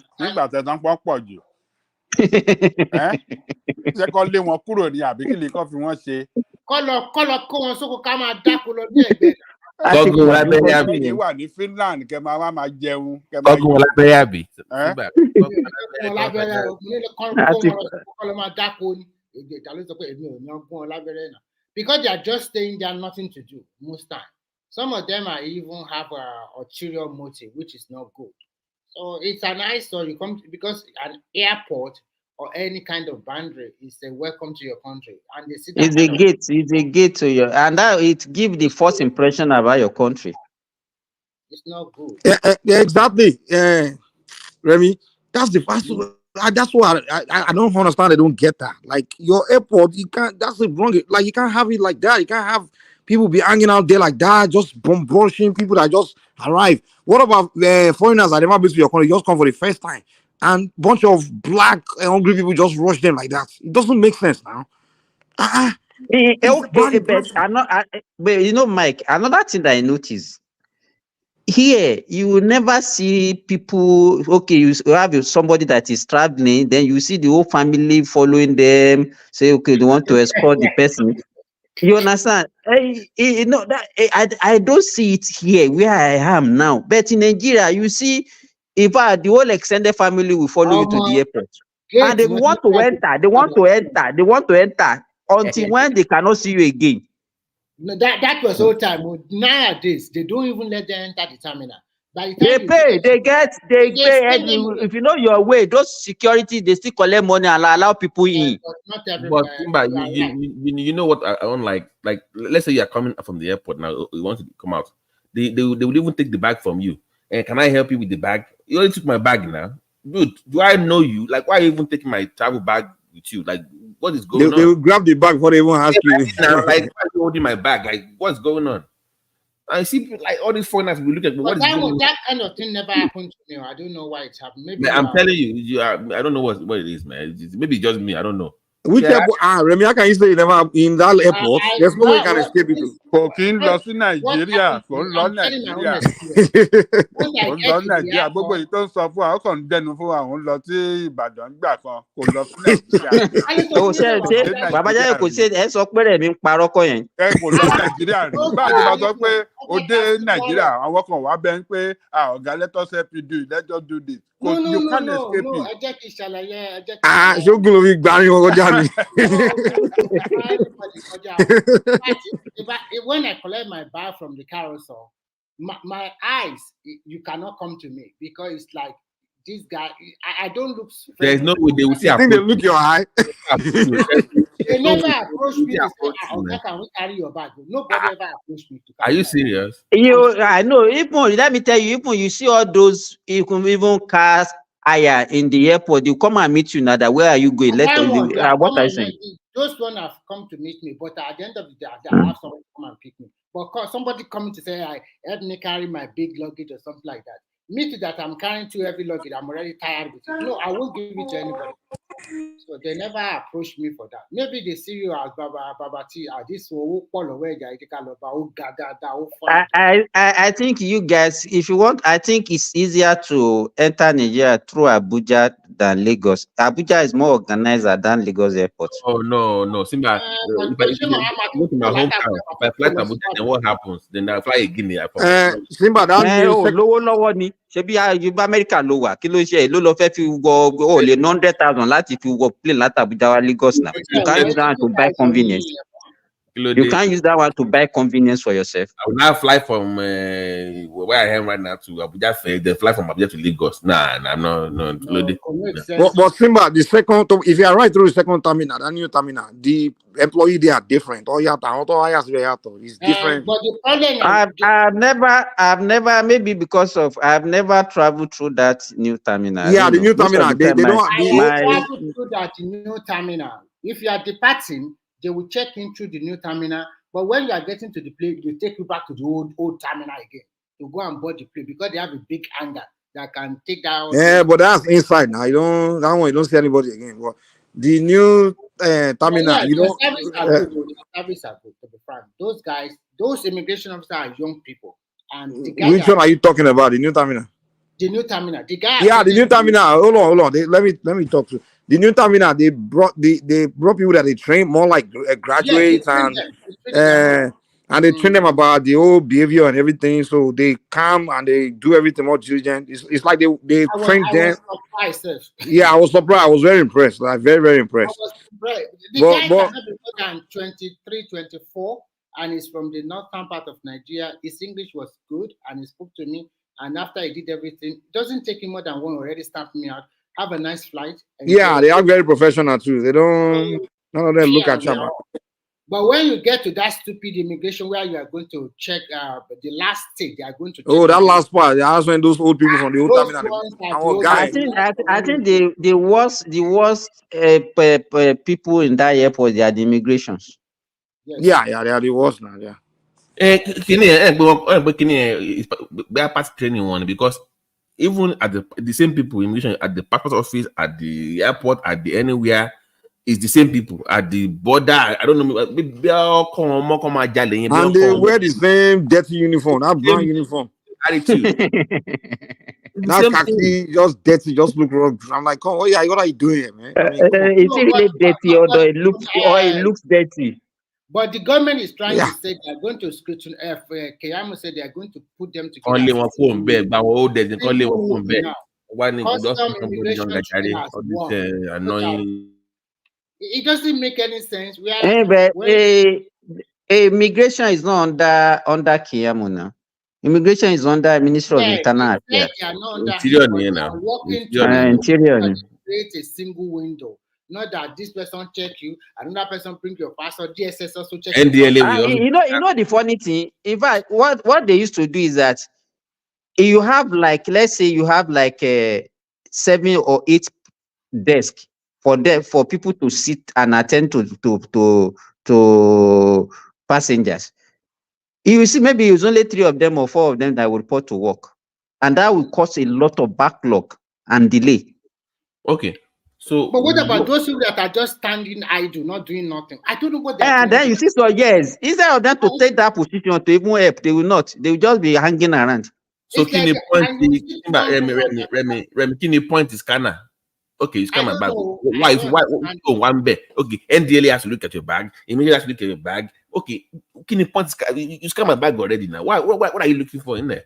I was mad with them at the new terminal, because the new terminal, once you push in the gate outside, once they push it, people will stop you. And this stupid guy just comes to me that I want to check my bag. I said, the customer or whatever, I already checked my bag. Who are you again? He said, she's planned quarantine. She has to dig. No, I won't accept that again. That man was here. You are beside him. When he was doing that, you did not do nothing. Now you want to do your own. I said, lie, it's not going to happen. I fired it out. They didn't check it again. I said, that is a waste of my own time. He's there with you. Why don't you, both of you, check it together? And I said, what are you even looking for? This is not, it's very, very embarrassing. Your check baggage, they'll ask you to open your box at that particular moment and put their hand inside.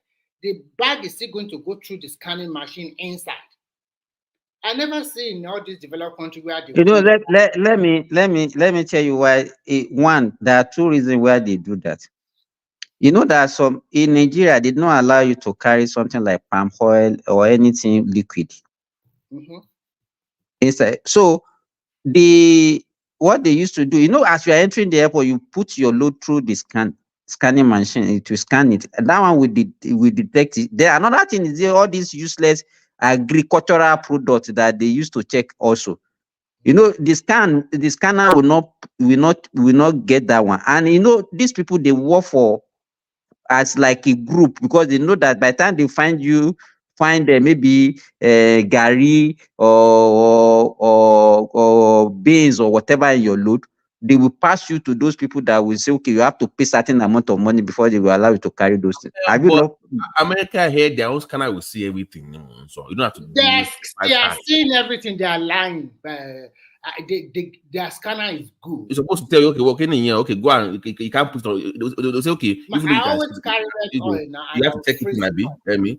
They'll say you must take the bag in. You can't put it on the plane, but you can check it in. You have to go pay your $50. It's too big or too heavy. That's it. Make it convenient for people. Don't make. I think I agree with you, because even here in Saudi Arabia, nobody has opened my bag. I will just take the bag to the airport. The next thing is I'll check it in. That's all. But you'll be doing 1, 2, 3, 4, 5 scans, just making life miserable for people. And also embarrassing. They are just all those things. They do it to exploit people. They just do it to exploit people. That's it. It's just exploitation. My last time in Nigeria. Okay, that was it. That was the time I was traveling. I carried palm oil, and what we did that time, that we frozen it. So I don't. So, but it was at the point of boarding. You understand? Well, I've already checked in. It was at the point of boarding.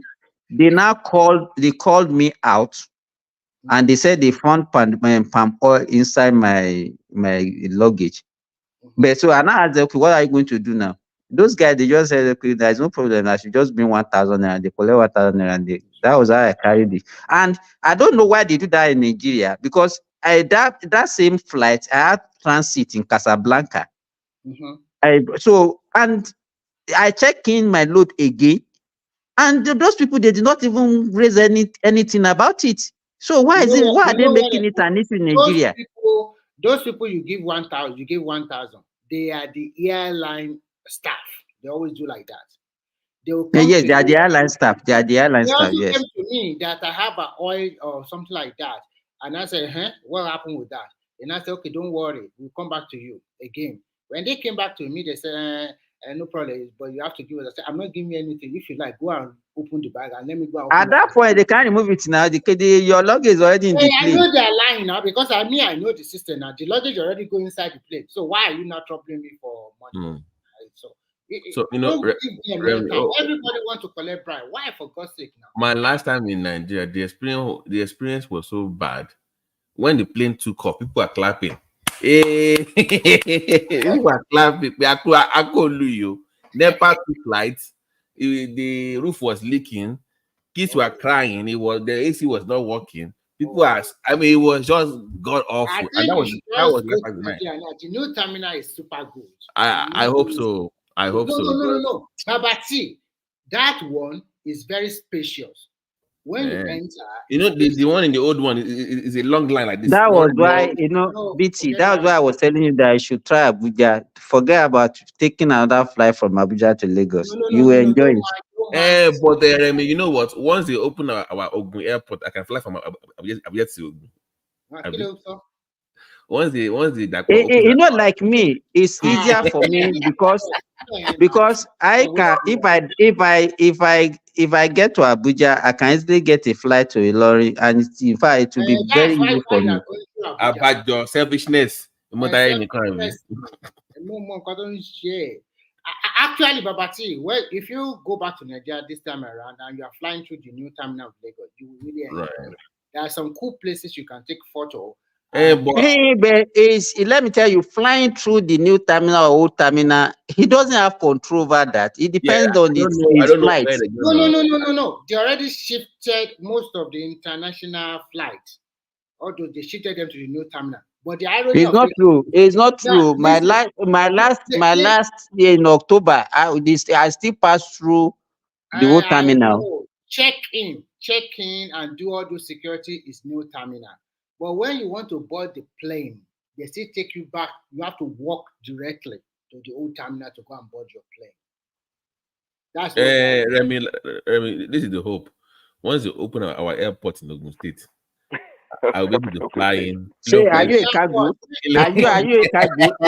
Is it not your cargo airport that you people have? Are you a cargo? They are doing human too now. They are doing human.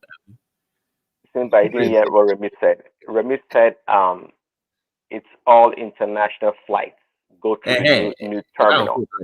It's not true. What you say is not true. Hold on. International flights from white countries, not Arab countries. So you still go to the number one terminal. You know what? Please, at this point, let's drug test you tonight. Something is off. I don't know what it is. I don't like black people. It gets Arabs. I don't know what it is. I think if you are flying any of this, you have to check in. If even Turkish, Emirates, British Airways, Qatar, all of them, all your checking, stamp your passport is through new terminal. But you heard what Prince Daddy just said now. So Qatar is Arab now, Emirates is Arab now. Remy, that e-passport, is it for when you are coming in or when you are? How does it apply? It's going to be both. It's going to be both for Nigeria. Really? Yes, for both. Wow. You check out, you check in. It's going to be for you. So now, if you have both Nigeria passport and foreign passport, you don't need a visa to enter Nigeria again. No. If you have your American passport and you are presenting your American passport, you go through. It's also you go through the immigration. You have to have visa, of course. Visa? No, they have the one on arrival. No, if you have Nigerian passport, you don't need visa on your American passport. You don't need that one. You mean you don't pay any money? You don't need visa on American passport. If you have a Nigerian passport, you don't need visa to come into Oh, Nigeria. that means you are presenting both in Nigeria, right? Yeah. When you're right. Or if you are presenting your America, you pay money. No, do you need you cannot you can only No, if you are in Nigeria, you if have you are Nigerian coming, passport. You don't need American passport to enter Nigeria.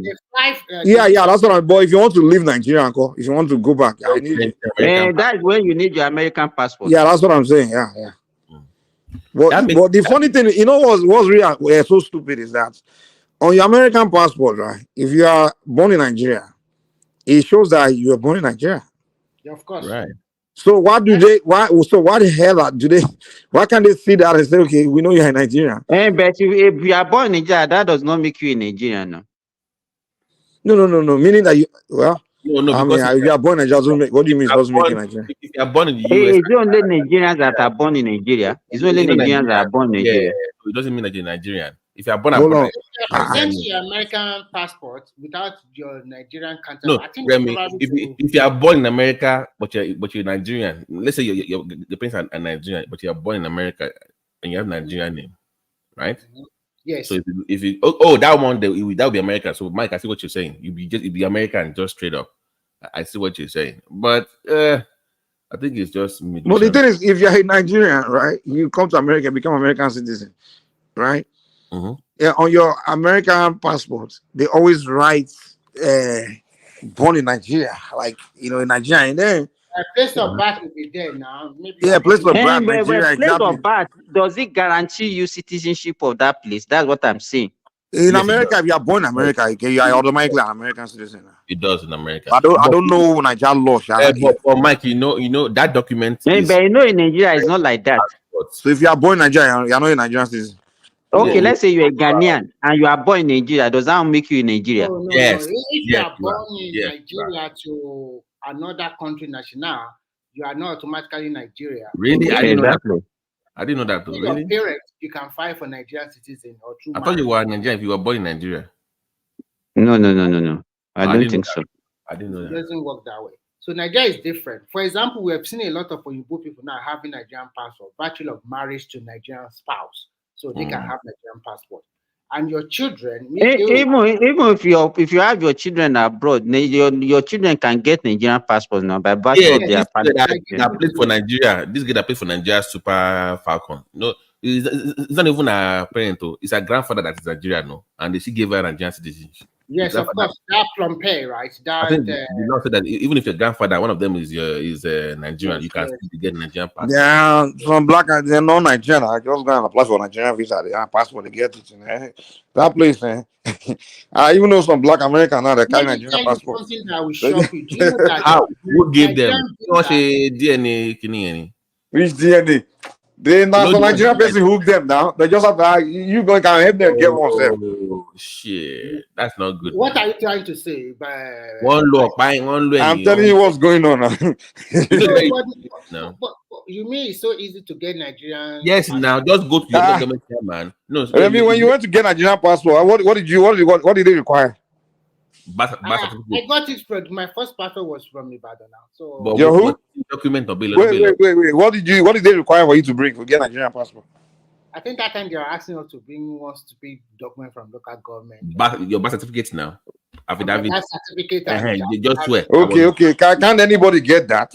That's very easy now. Just piece of. No. I think the way they are doing it now, now they are luckily they are doing NIN now, all those things. They are doing now. Or even now, those NIN, God save, even foreigners are going to get those things.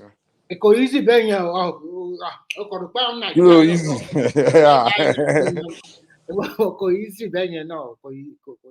But I think one of the most difficult visa to get is Nigerian visa. And I know this when I took one Chinese to get Nigerian visa in Beijing. If I did not follow those group data, they won't give it to them. Even before I get my Nigerian visa, I struggled because once I got my US citizenship, I just kind of put aside my Nigerian, like I lost my Nigerian passport. I don't know where it is. So now I didn't have my Nigerian passport. I started using my US passport to travel. Because without my old Nigerian passport, I always hate traveling with it. Especially when you have to go through Europe. The way they treat, once they see that green passport, they treat you like hell, man. Like they treat you bad. So I start the moment I got my hold on, let me land now. Let me land. The moment I got my US citizenship, got my US passport, I just put my Nigerian passport aside.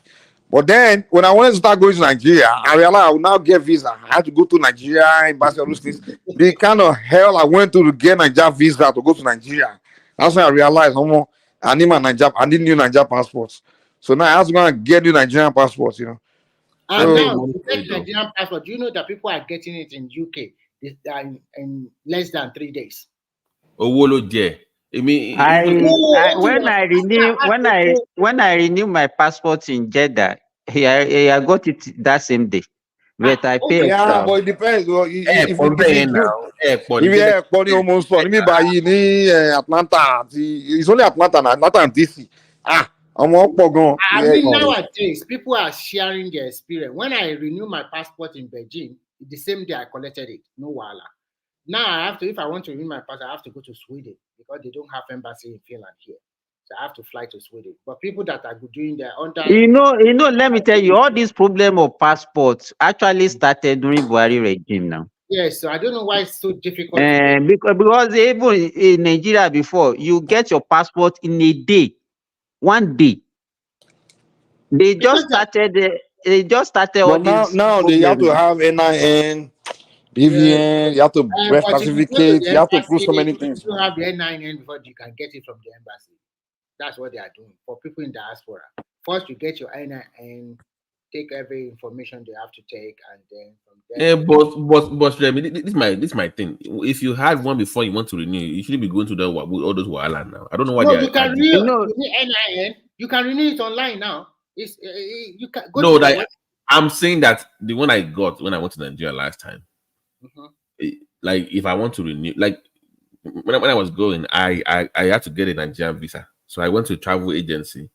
I paid them but at that time I paid them about $400 or something. They sent they did the work to get the visa for me. I got the 6 months to Nigeria. How much did you pay for Nigerian visa? $400. That was then no plus. That was almost 7-8 years ago now. So they took back. That was then. So they did everything for you and they got you the visa. So when I got to Nigeria, I got Nigerian passport. But I don't even know where it is. I think it's even expired already. So if I want to then get a new one now, do I have to then go through all this while again, or just say No, things are in Babati. Guarantee. If you want to renew your passport now, you can get it within 3 or 4 But no, sorry, don't use the word renew because it's already expired. So you can't renew it. I don't know what you could. I think it it's expired. It's still a renewal. You go to the embassy or whatever, and then you present the old one. Yeah, it's a renewal you are going to do. Wait, Baba, see, the old one, is it are you talking about the very old one before they started doing this? No, that's the one I had going to Nigeria. Okay. Wait.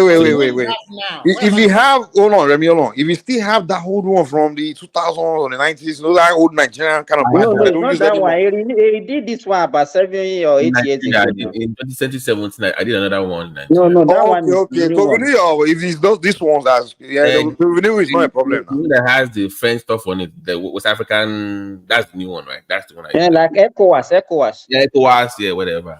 You won't have a problem now. I mean, if you want to renew it, just go on there. NIN. I mean, NIN. I don't have all this NIN. No, you don't need it. Now, if you have this passport, you don't need all these NIN things now. Oh, okay. All you have to do is just mail it in. I guess the instruction is there on the website now. I think it's more matter of mailing it in. I get a new one. They just replace it. All they need is the passport number now. They just update it and get, that's it. The only issue I have is this issue of biometric, that you have to repeat your biometric again. Oh, you have to do that again? Why? That's what I'm saying. All this wahala that they are adding to. Why do you have to continue to do it? It's not the same fingerprint, yeah? Or maybe new picture, I guess. Maybe they want. I don't know why they are doing that. Maybe because they don't have a bank or what. I don't know. Because if you are an adult, I can agree for children. Maybe their face can change and all those things. For an adult.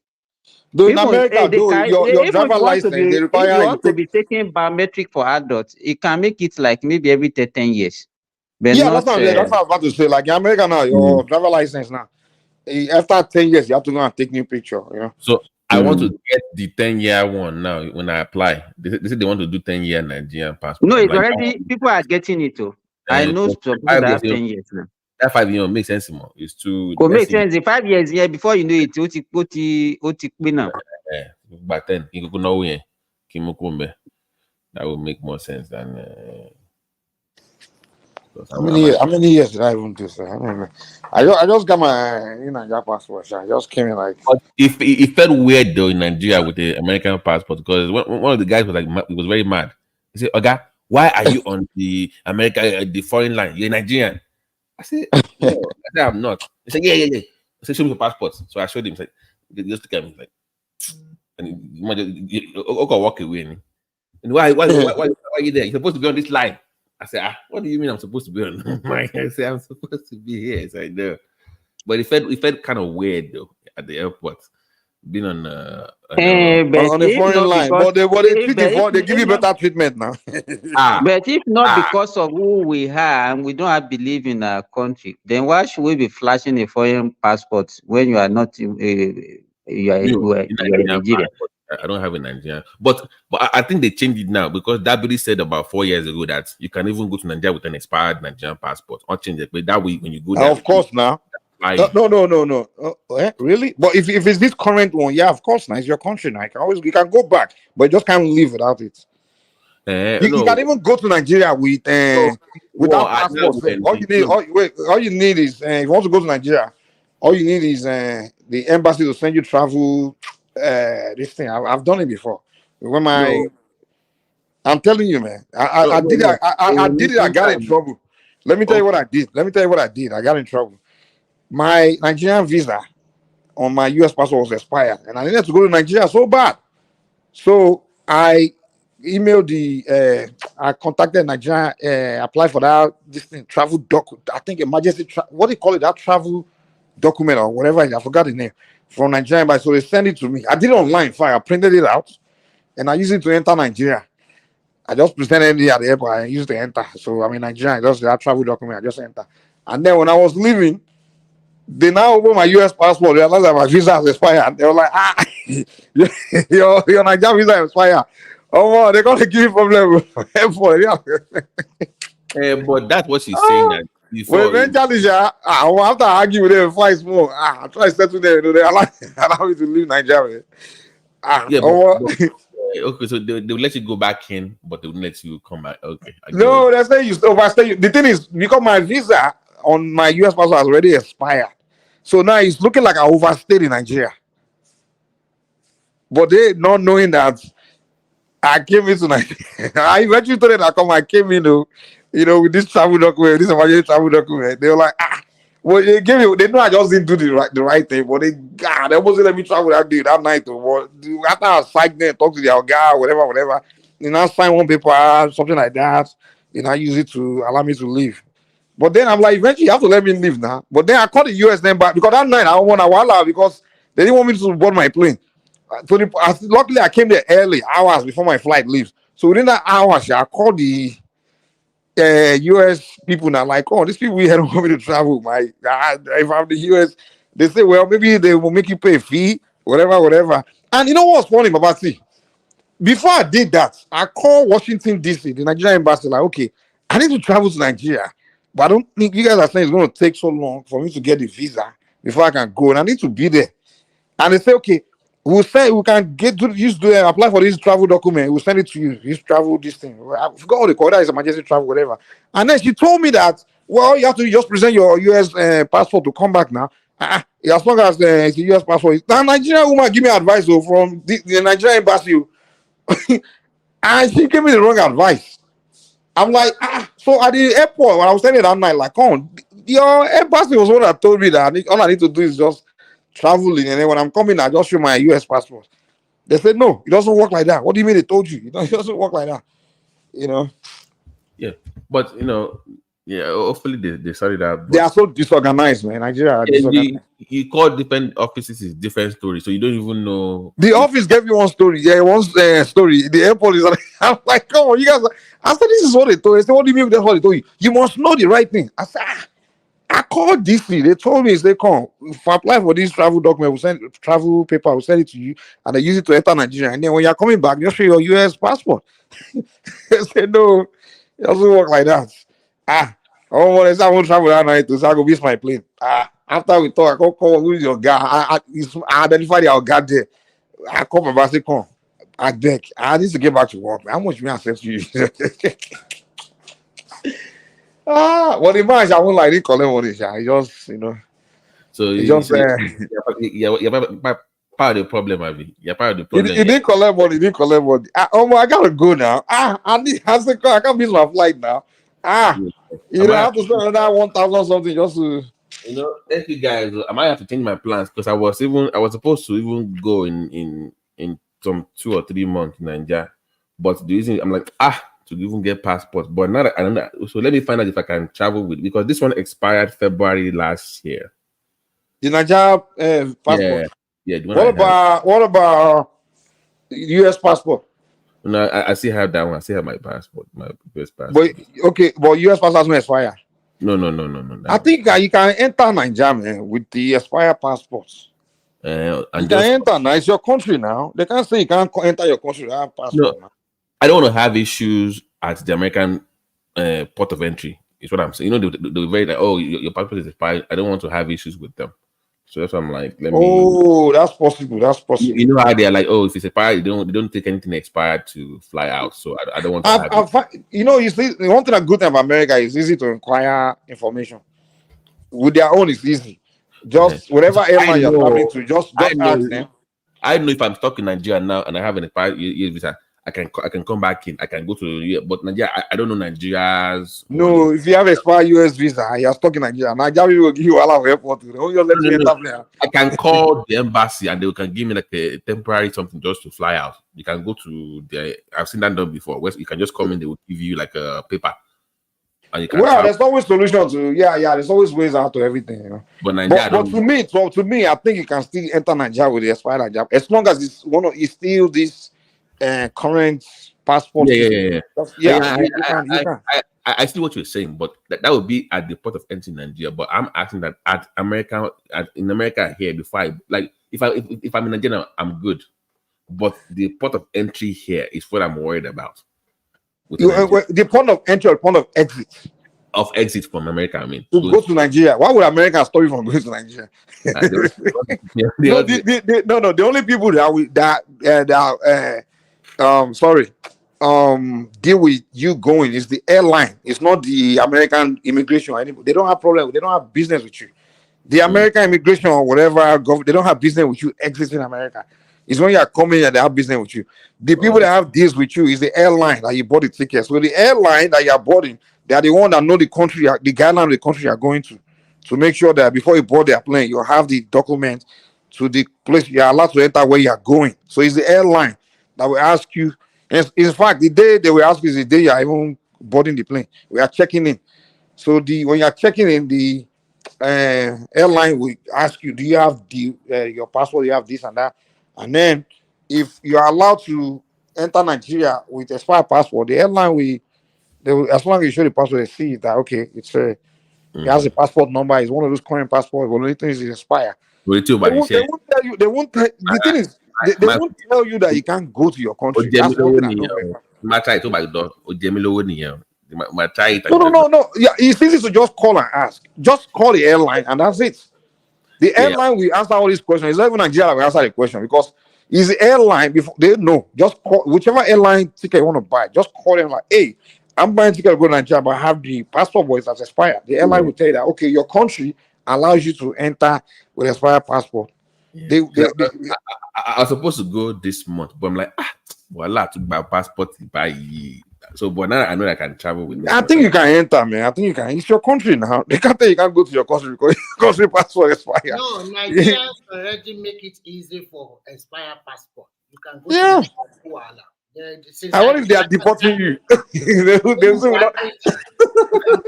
can go to Nigeria. Yeah, paying by money. I mean, sorry, BBT, are you saying if America wants to deport in Nigeria, they will say, they can't deport you because your Nigerian passport has expired. Yeah, different. Yeah. That yes. Yeah, but that's good though. That's good looking at. But I want to find out more about that e-passport thing. That they just Baba, had. see, Baba, I Yeah. want to ask you a question. In Yeah. America, when you go in with your American passport, if you travel, do they still stamp you in? Stamp you in?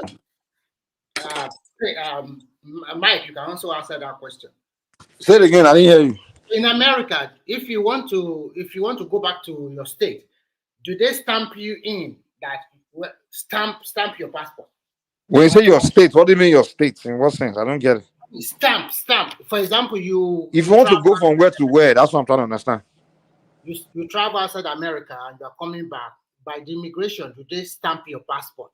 Nah, I don't think they stamp it, man. They don't stamp it. They just they don't stamp your passport. American don't stamp your passport. Everything's electronic. Do you know one thing here? Here, they don't even ask for your passport. You know your record is there. Sometimes you just ask for your ID card or resident card. Yeah. They just once you come, everything is in computer. It's computerized. They don't deal with your passport. They just look at your passport, and then that's it. You come in. They don't do all that stamp stuff. America don't have time for that. Yeah.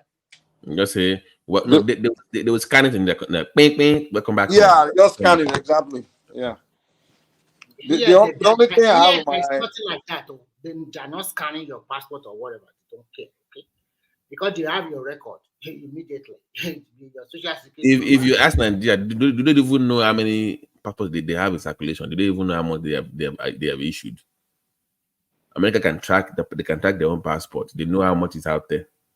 They know that's the benefit. It's only Nigeria that stamp your passport, US passport. The only stamp I see on my US passport is Nigerian stamp. When they they say you're allowed to stay to this date. How many days did they give you? 1 month?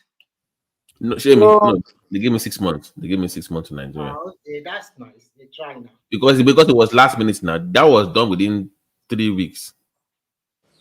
Nigerian visa that I got is like a 2-year visa. It's supposed to the 2-year visa I think it expires December this year. That's why I quickly got my Nigerian passport, man. This is I don't have to give How many years? this 2-year visa. How many, did you give 5 or 10 years? I think it's fine. I just looked at it. It's fine. Do you mean they are giving Nigerian 5 years now? No. They want to do 10 years. Like you can get on your passport. You know that leaflet now. They would do. Is it 60 yes. years? I think it's more than the 5 years. Because I already got 30 leaves, not from nearly 30 leaves 5 years. But that one will be 60 leaves. That was about 64. 64 leaves and 5 years and 10 years. That's not bad. That makes sense. That makes But sense. you know the funny thing, this having the US passport, you can go to any country in the world, man. That saves you trouble, man. You know what's funny? Like before I became US citizen, when I had my Nigeria passport, that's why I used to travel a lot. I used to go to Europe, go to everywhere, and we struggle, wala. But then when I finally got my US passport, it's more easier to even go everywhere in the world. That's why I do less traveling. Do you know what's crazy? Do you know what's crazy? Even in some countries that I've traveled to, at the airport, they even have special lanes for Americans only. You just see, like in Cairo now, you just see at the airport, you just see Americans. You just see they have their own lane for them when they come in. I'm telling you, United States, I want to get privilege. The issue is this. That is what we have some people who are controlling this world.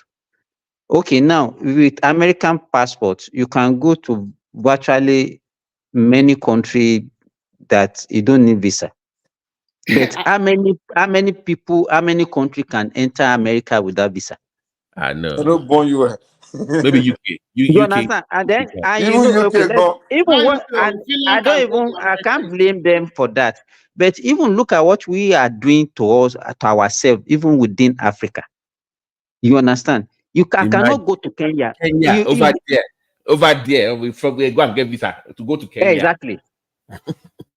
But we are discriminating among ourselves, but we allow all those European countries. All those European countries, they have free access to enter our country, but we are restricting ourselves from entry. It's just Simba, money talk, money they talk. When they know what you have to bring. Remember, go and talk to people. People are like, I'm sure you're old enough in the 70s. I don't know if you're old enough to remember the 70s and when Nigerian currency was the shit. When you want to enter any country, allow you enter because they know your currency is good. So That's it's the power interest of now. They know when you enter their country, you're bringing the money that their country need. You understand? So they know that you're an asset. You're bringing asset. But if you come from a poor country, they know if you enter their country, you're coming to become a liability because you're A coming there liability. broke. Exactly. So that it's all about value. What we must also do like because I travel. I'm going traveling. I mean, you go to Israel, you are king, America. It's like just USA, just sir, this way, sir, this They roll an, it. An American traveling, you know, it's vacation now. They are coming to They blue know you money. have Jamaica. They are coming to blue money. Which America is new American broke? First of all, for you to even afford to buy, America is not going anywhere to go and say you want to go and look for job now. They know you are coming for vacation. You are coming to blow money. When every time I go to Nigeria, how many people are set to blow? Let me tell you, there was a day at Riyadh airport. They were not even looking at passport. They are just looking at the color of the skin. They said black people on this row, the other ones on the other row. This thing is so disgusting.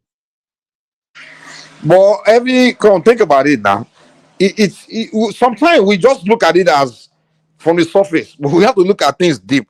Okay, majority of black people that are coming into those places, what are they coming to do? This record shows that majority of they are coming to look for opportunity or looking to come and work and things like that. And they know that majority of only a European has come in there. They're not coming in. Which European is living Europe to come and work in Riyadh or looking for a job there? So that they already know that. Okay, we already know that. Okay, he's black. Even they know that even they are coming they are coming as expatriates. They are not coming to do low. But let me shock you. Exactly. So the treatment is going to be different, and it can't be equal. Let me shock you. Forget Europe for a second. Let's just do Africa for a second. As a Nigerian, you are at the airport. You are the customer officer. Somebody from Somalia flies into Nigeria. Kilo on row. Somalia, kilo Ashimbai. Exactly. Like, refugee. You won't think money now. You won't think this young person has money. So is that the position of what they have in that country that moves the past value? That's just the way. I'm sorry, but the only Somalian that will be coming to Nigeria will be like maybe a diplomat. You know that he's coming to do something. Or if it's an investor, he would have received some kind of special thing from the government. But if it's just an individual from Somalia, you know, he's not coming there to come and do anything great. Now, it's likely not. He's probably just coming to see roam the street of Lagos looking for some kind of opportunities, just trying to jackpot or something. That's the same around Africa. That's the same way they will see in Europe or other countries. Like it's the same now. They know that majority of these Africans, they are just coming here to look for something, opportunity, and they're not coming in with money. They want to come and take something out. So that's why they're going to treat you like that. So, you know, we need to this victimhood that we do. If you want respect, you have to earn it. We have to advance before people can start respecting us in this world. Value of your passport now, but it has to do with economic. Once you start making money in those countries and they see the value that you give their country, they will open it. Like look at the way they open the Caribbean for Nigerians because people are moving money over there now. They are sending money, Nigerian money going over there. Worry. Oh yeah, free. Yeah, Nigeria. Okay, Babati, let me ask you this now. A South African coming into Nigeria and a Somalian, like you gave example, coming to Nigeria, if both of them get to Nigeria airport, there will be different perceptions now. They will say, exactly. They say, oh, South Africa, likely it's not coming here to beg because they know South African economy is better than Nigeria. So they will give it a little better treatment and they will give the Somalian because they know that South Africa, well, it's up there with Nigeria. In fact, they are ahead of us. Yeah, and they are coming to our country. It's like, you know, why would he jackpot from his country to country, a country that has less functioning economy? But if you look at Somalia, I know Nigeria economy is fast, you know, above Somalia. The way you treat the South African would be the way you treat the Somalian in the airports. So it's the values that they both of them have the same skin color. They're both black. How do they treat you with the Nigerian passport? I mean, you are in medical field. They will know that obviously. But how do they treat you at the airport? Like, actually, I've never had any since I've been traveling. I've never had any bad experience about discrimination. I had. You remember when Airpeace was talking about they tell people to go back to Nigeria because they came there and they said I'm like something's not right with that story because it's very weird to just say we don't want. The one piece. What they call it now. He was one that caused that problem for himself. You understand? All this country, if you are coming to them, they don't want a one way ticket. Do you understand what I'm saying? Pada be just So if you the other airline, what they used to do is that if they see that it's one-way ticket that you bought, they will insist that you must get a return ticket before they will fly you. Maybe he doesn't have that experience. So most of the passengers on that flight, they have only one-way tickets. Simba, listen, hold on. So let me get this. So ticket tomorrow could buy visa one more be. Ticket Because the visa. Nigerians are known. They usually cannot afford but BT, get this thing Yeah. right. You understand? You are in Nigeria, you are coming to Saudi Arabia. It's not as if you are coming to work. Maybe you are coming for Umrah or all those pilgrimage or whatever. Do you understand? Or maybe you are coming to visit somebody. Then you now bought a one-way ticket. You understand? Your return ticket. Some of them, the thing is, what they do is they are cheap. They want to, they find, because the one-way ticket at that time is cheap, so they pay for that one way, and they are hoping that maybe until they find a cheaper ticket to come back, or someone don't even know when they will come back, or some may see maybe they have a motive like, I mean, for me, I might go somewhere else, or they don't have their trip planned out. You understand? So that's how Nigerians are. Those people, that's where they are. Well, like you and I now that live in America, we have job. You know, you have to come back to your work. So you already know that if I'm leaving, I'm only taking 2 week vacation. No? So you pick that time, you already have your schedule. So you have to buy round trip ticket now. You're not buying one way ticket. You buy round trip ticket. So your trip is... Maybe that was why I can say anytime I travel, I usually have my return ticket anywhere I'm going, because I'm not planning I've to never stay. even bought that one way ticket before. It's always a round trip. But people buy it now these days. So how did they find out? How did they find out that they were doing in Saudi? Was it okay? How is it? It's our earpiece fault then? Maybe they don't know that. He did not know. It doesn't have that experience. You understand what I'm saying? He's not doing it for the first time. But I got a question. But he's supposed to know that if you are flying to another country, you have to already have their guideline, their information, all those things now. The airline's supposed to know, because every time I want to go to Nigeria, airline already, we don't Because say that. BT, on that same flight, they allow some people to enter and ask and return some more. Oh, so but the man did not say that on TV now. You don't know. You know the way we behave in Nigeria now. We always we don't say this complete truth. Anything, whatever. And that's why I'm always frustrated when I'm having conversation with Nigerians. We can't just be direct. We start twisting, bending the truth. Any mistake from his own side, he will not let he it will not out. show you now. He will not say that. He will not say that. Because Tony, how can he just say, okay, just go back like he did? At least nobody they say, before you come to this country. The question you should ask that why they allow some to enter and refuse some? They won't tell you. They want to tell you where the other people are at fault, but you never show where you are at fault, because you don't want to take responsibility. You don't want to look bad. And to me, it just doesn't. We don't, and until we change all these things, the way we, you know, when we are saying like why we are the way we are, a lot of the way we have to do is how we address things. Like most of our problem, even when we sit down to try to address problem, we just find it difficult to just lay out facts, and just some things we hide it. Let's say we want to address the problem to solve now. Some information that's vital to solving that problem. Somebody may hide it because that information may not make him look good or something, or may not make someone feel happy. And I'm like, dude, we are here to solve problems. Just lay everything out now. Something happened. We want to solve it. We are not here to punish anybody. We are just here to have conversation, so we learn and get all the facts, so that way we can fix the problem or prevent it from happening again. But some people hide some information. We keep some because they don't want to look bad, or they don't want someone to feel, they want to protect another person's feelings. And at the end of the day, we don't solve any problem. And I'm like, why do we do this, man? Because most of the time, I also like, putting things into public opinion, so that at least we get public sympathy and all those things. And in Nigeria, by the time you get that one, people can start putting ethnicity, religion, and so many things. Idiots. that guy was just that is an old lady, but boy now own feel the government jail for almost 10 years. Oh, then go they left you alone. No, you're not crying wolf online like they are robbing you. You don't own, like they even give the guy free land. Okay, Who's that? The landmark guy now. Oh, Lagos. landmark. Only you know what? We will even give you that bit. We will put that road on the water place. I feel you're complaining. You're protesting. What are you doing? So I don't understand. But you know, it will get sympathy of Nigerians now, because now they will say he's an investor.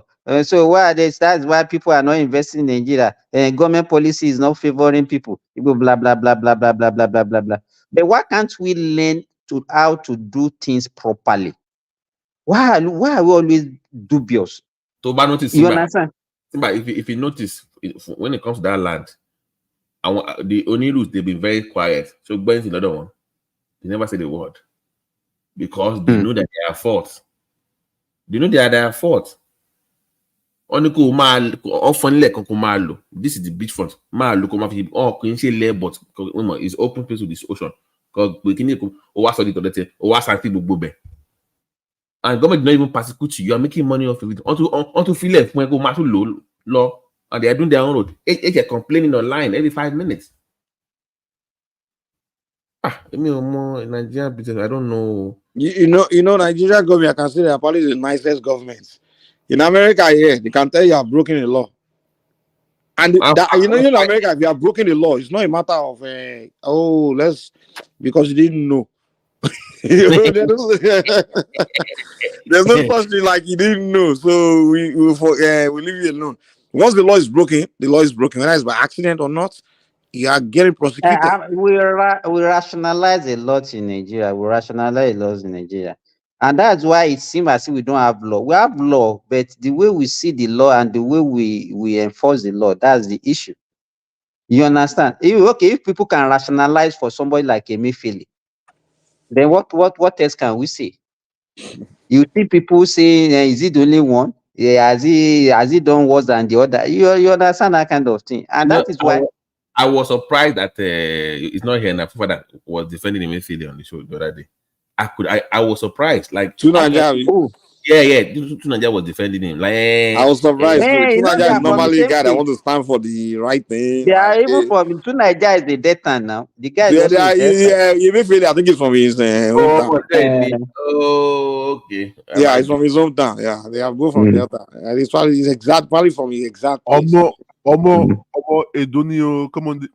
Which kind of Yoruba? No, Tunaja is not Edo. It's not Delta. I don't know why I always use Edo in signal. Tunaja is from Edo State. No, it's not Delta. Tunaja is a Delta. Delta, I reject him. No, we don't want him. We don't. He should go to his Edo.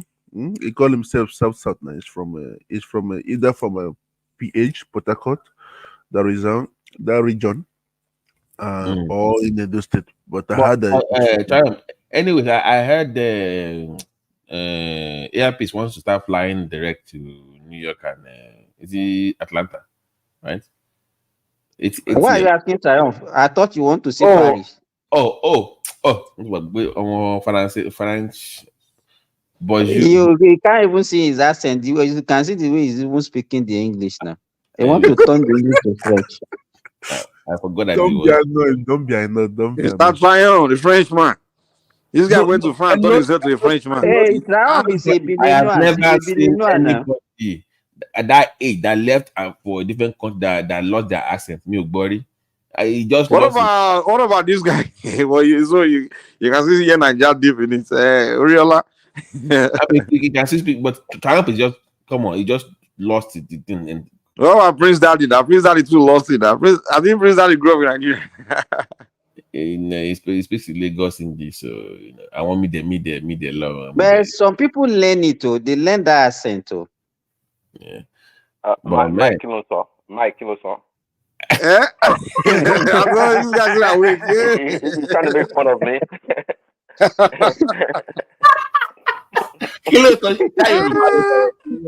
What kind of accent is that?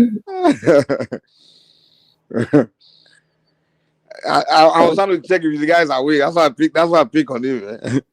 Yeah. No, Prince Ajay, he has a way of just remain silent and be watching what everybody says. Whenever you now touch him, then he will talk. You know, you can figure him just say anything about Israel, Bible. Israel, or talk about Christ. Say anything bad about Christ. So this guy can die for Christ too. How can we describe him now? Is it an American Israelis or Nigerian Israelis or who? He's a Zionist now. He's a Zionist. That's what I will be dealing me. I thought it would be a body. Babati, do you believe that some of these Middle Eastern countries are actually supporting Israel against Iran? Which one? Yes, like Jordan. Saudi Arabia is supporting Israel clearly for obvious reasons. I think that are they openly? Yes. Believe me. Oh, It's like open Iran though. now. Oh, sure, right now they hate Iran, so of course they're going to support Israel against them. It's like the enemy of my Even enemy. Jordan was the one that even shut down that thing. Yeah, so that's I'm not surprised. And the Jordan, if you see majority of the Palestinian guys are actually in Jordan now. They have a connect. Jordan and Palestine, they are like one. So, but I don't know the politics that's actually involved in this whole mess. It's about. Do you know what Saudi is banking on? Wait, I had a phone call that came in, so I didn't hear you saying that. Are you saying some Arab countries are supporting Israel openly? Yes, now. Yes. Yes. Saudi Arabia is supporting them. Yeah. Saudi openly, publicly. Yes. Yes, now. That's why what's going on in Gaza. Like what about Jordan? What can you say about Jordan? Saudi wants nuclear weapon. They want nuclear. Are you saying Jordan, those Arabs, they are supporting they are Israel, different bombing people now. Hamas? That much like that. No, they are different people. They're not the same people. They are different. Yeah. So it's pretty much. I thought they always been there. That Islam first. Islam. That's just covered, Jerry. They are more ethnic, like we are Nigerian ethnic, even worse. They have their. Do they have different languages there, or is it not Arabic that they all speak? No, everybody has their own unique. But it's like the Shua, Mike, the kind of Islam that Iran practices. I know it's Shia, yeah. Yeah, so that is. So, yeah, but in that region, actually, I think Saudi Arabia is Iran's #1 enemy than Israel. Right. Actually, they don't like each other at all. They hate Israel too, but the enemy of my enemy is my friend kind of relationship is what they have with Israel right now. I hate you too, but I hate that guy more. So let me work with you, kind of relationship. So that's pretty much it. I don't know why Iran became Islam. I thought they were Persian people. Iran is not actually Arab now. Yeah, no, they're Persians now. They are not Arab. No, yeah, they're not Arabs. They're not. They're Persians. They're not. Yeah, that's why I'm wondering why they became so Islamic. No, if you look at some of these countries, okay, let's say Iran, Pakistan, Afghanistan, and all those ones, even Iraq, majority of Iraq people are not Arab. Even I know Pakistan are not Arab. Those ones are more Indian. But from so you say Iraqis are what? They are Persians too.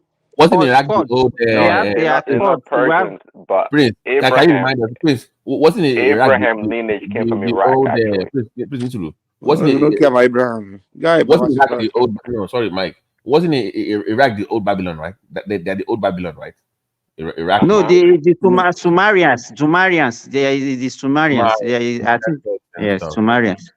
Okay. You know, they have these popular rivers, two popular rivers. I think this Tigris and Euphrates. And the Euphrates. Yes, in fact, those two rivers, that is what actually made the Sumerians to thrive those days, because that's what they used for farming. But those rivers are dried up now. See, the Sumerians. Sumerian text before. The Sumerians. The Sumerian. What do you say, BT? Have you ever read any Sumerian text before, like their own records?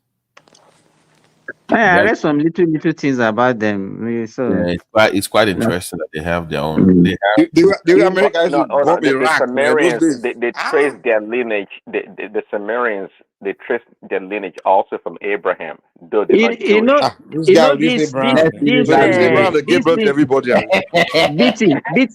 BT. You know the so-called flood or during that is in the Bible. Noah flood was actually Sumerian. This story. It was the flood of all these Euphrates and Tigris that they refer to. right. So they have older text that predates the Bible, like almost 400 years before the Bible. So they have a more richer.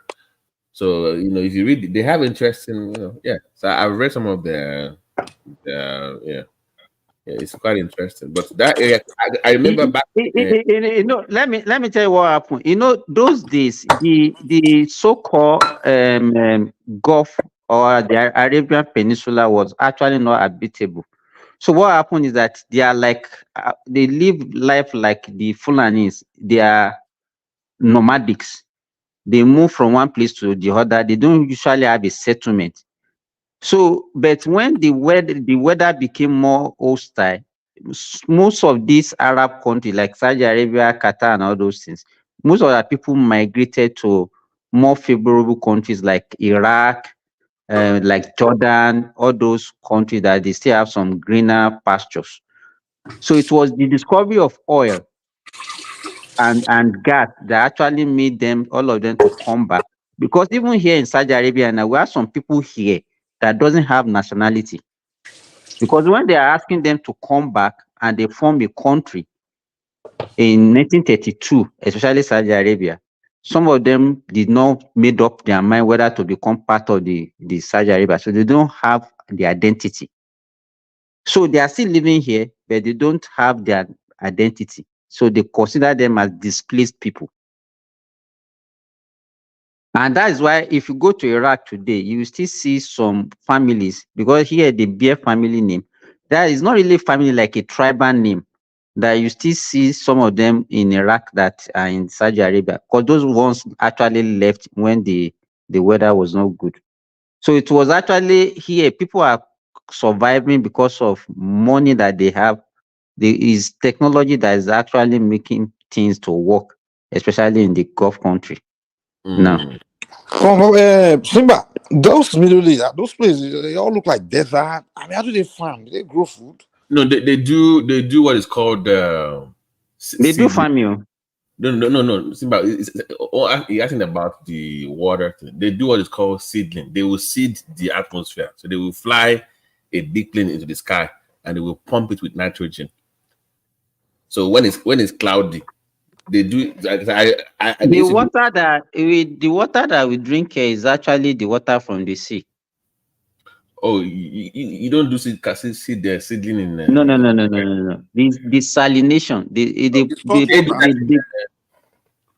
That is done in when I was in El Paso. They do seeding of the clouds. They do that one occasionally, but it's not something. Most of the areas where they have farming is actually they do irrigation. It is, then so they have this aquifer, the underground water that they actually dug into to wet those things are there. Usually here, what you Do see they experience mostly a lot here, of rain? Do they have rain? no. You can count it. Like where I am now, maybe I can say good rain. Usually rain here is usually during the winter. Were you shocked when Dubai that they had flooding in Dubai? I'm like, Dubai. Let me tell you what happened here. They don't have the culture of having drainage. So Because one need drainage. So it's very easy to experience flood because they don't usually have rain. So they don't have. If you see most of their road, you will not see any drainage beside it. That's crazy. So it's very easy to, and then the soil is not like it's not that permeable. It's like rock. Do you understand what I'm saying? So even when water drop, it doesn't sink much. Then what actually airports in Africa where we used to have, you have rivers, you have stream where those things can drain. You understand? If water is flowing now, it will have at least water will flow and enter a river where it will have a pathway to go. But this place, they don't have rivers at all. You can't see any river on that or stream. It's just the desert. You guys always wonder why did God give Africa so much? There is no natural flowing river in any of the Gulf country. That's what I always wonder. Do you guys ever? Why did God give Africa so much and just don't give the rest of the world like that much? You know? I think it maybe God actually spoiled us. We have everything. We have too much, man. Look at that Congo River alone. Oh, more. Have you seen the documentary of that river? Hey, you know, they say that river is enough to generate electricity for the whole continent. Look at America here. All the snow, all the crazy weather. And yet they're surviving. There's this saying that it said necessity is the mother of invention. Are you blaming God now for blessing That's black not what he's people saying. so much? He's not saying that. I mean, as much as God bless Africa, you see how Africans like Baba, what's his name, Prince Daddy, they still want to become, they still want to worship another man's God. Okay. They still want to become Jews. Mike, you're contradicting yourself. If God bless us so much as black people, should I not be the one to follow God and worship God? No, the African God is one that blessed us now. So God now has nationality. I used to think it was the European God that gave us all those things in Africa. Mike, God now has nationality. No, our own God. Is it the African gods? Well, Mike. Israel has mostly hilly. There is mostly hilly and just rocky place, but they produce the best highest numbers of oranges. Look it up, and it's all hills. See, me, I believe one thing. I believe our African God, Olodumare, as our own. Maybe their own Allah will be different. I don't know. But I believe our own God is our own God. So the one that blessed us with everything we have. There are some things you see. Like here now. I don't think whether in the winter or in the summer, they can't survive without electricity. Even for 10 minutes. For 10 minutes, a lot of life will be lost. Yes. That heat will kill them now. It's not only Saudi Arabia. Saudi Arabia is not the hottest. How were they surviving in the olden days before what's his name? That invented electricity. That is why that's what I was telling you, that they don't stay in one place. They move from one place to the other. Though if you look at the history, actually the Arabian Peninsula was actually not a desert before. And that's why they can have hydrocarbons. You understand? You know that hydrocarbon is a fossil fuel. You understand? That means before, maybe millions of years ago, this place was the entirety of this place might be a forest. Maybe because of climatic change and everything that actually cause all these things. Because the question you have to ask yourself that, okay, if this place has remained a desert right from the time you believe in what is it called, climatic change? No, okay. How do you explain that? I've seen Prince Daddy. He's a young man. He has an Igbo man's face. So Prince Daddy has Igbo man's face. This French, this is your French. But try to look at Nigeria for instance. Look at the how they are losing their forest seeding or whatever it's called. Deforestation. No, you can see the desert encroachment from the north. Yeah, you can see that now. That's evidence. Tell you. It's not even only that. Let me tell you, most of the southwestern states were forests before now. All those big trees that you used to see in the olden days, where are they now? All gone, man. Look at AIG4, all those all those Iroko, Baobab, all those big trees that we used to see. They've cut all of everything finished now. And nobody's planted. And you know the funny thing, those trees, maybe some of them are even 500 years old, 600 years old, 700 years old. They live longer than the human being. You know, they say one tree of that size, actually, one tree of that size gets, so whatever your car is producing, they can cover for over 1,000, whatever your car produces, instead of fossil for whatever, because of the how big they are and what they provide for you, they can actually they suck in those carbon, they suck it in and they produce more O2 out. So you're supposed to have more trees across around your areas, and you can tell growing up in Nigeria. We are cutting it. Nature gave us all those things. When it rains, Mike. Look at Lagos there. They don't have trees there anymore. That place, I look at that Oshodi. It's all, where are the trees in Oshodi? There's no tree. It's just like land. No, look at that Oshodi now. Where's the tree? Where are the trees? We can put artificial trees then. Artificial trees are more better. Sorry, artificial, right? No, like you need trees. Back in the day, if you cut down the trees, you have to have a program to replant the trees. They had a program before Prince Daddy. We should have a what we call the Ogadem. Prince Daddy. Even if you have to replace, you can't replace with the same type. The trees that we are talking about, all those trees that we used to make planks.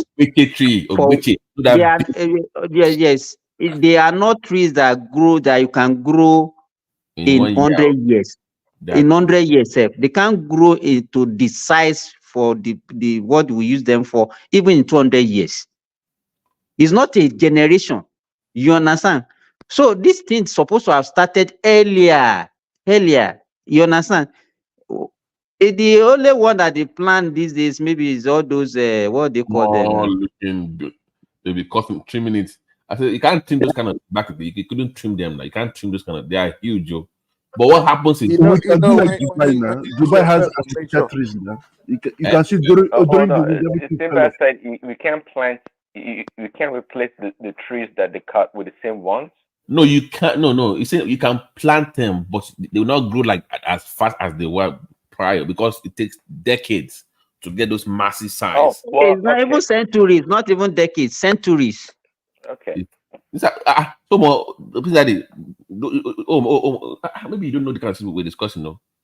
There used to be one in my hometown in the going to Kuto area.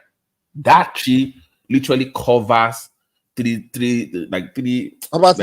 If I begin to tell you some things we do, the biggest trees, I think you can find them in the Pacific Northwest. Really huge trees. I can't remember what they call them. Back in the day, they were in the cities. They were in the major cities. They were there. They were around in our area. If I begin to tell you a lot of decisions we make in that Africa and that Nigeria, let me focus on Yoruba land. That it's really haunting the people that they don't even know. How we just turn against nature. We are people of nature. All these things you are talking about, some trees and things. Do you know there are some land? There are some land. If you go to my place down Shunai, there are some land that are particularly for some deities where that land is no one's supposed to do anything there. We only go there. It's reserved. Mike, we used to have one in my hometown that they said is like a spiritual land. You don't go, you cannot enter it. Like for example, Igbo. They call it like Igbo. Like Igbo far come here. Like for example, in the people say evil forest.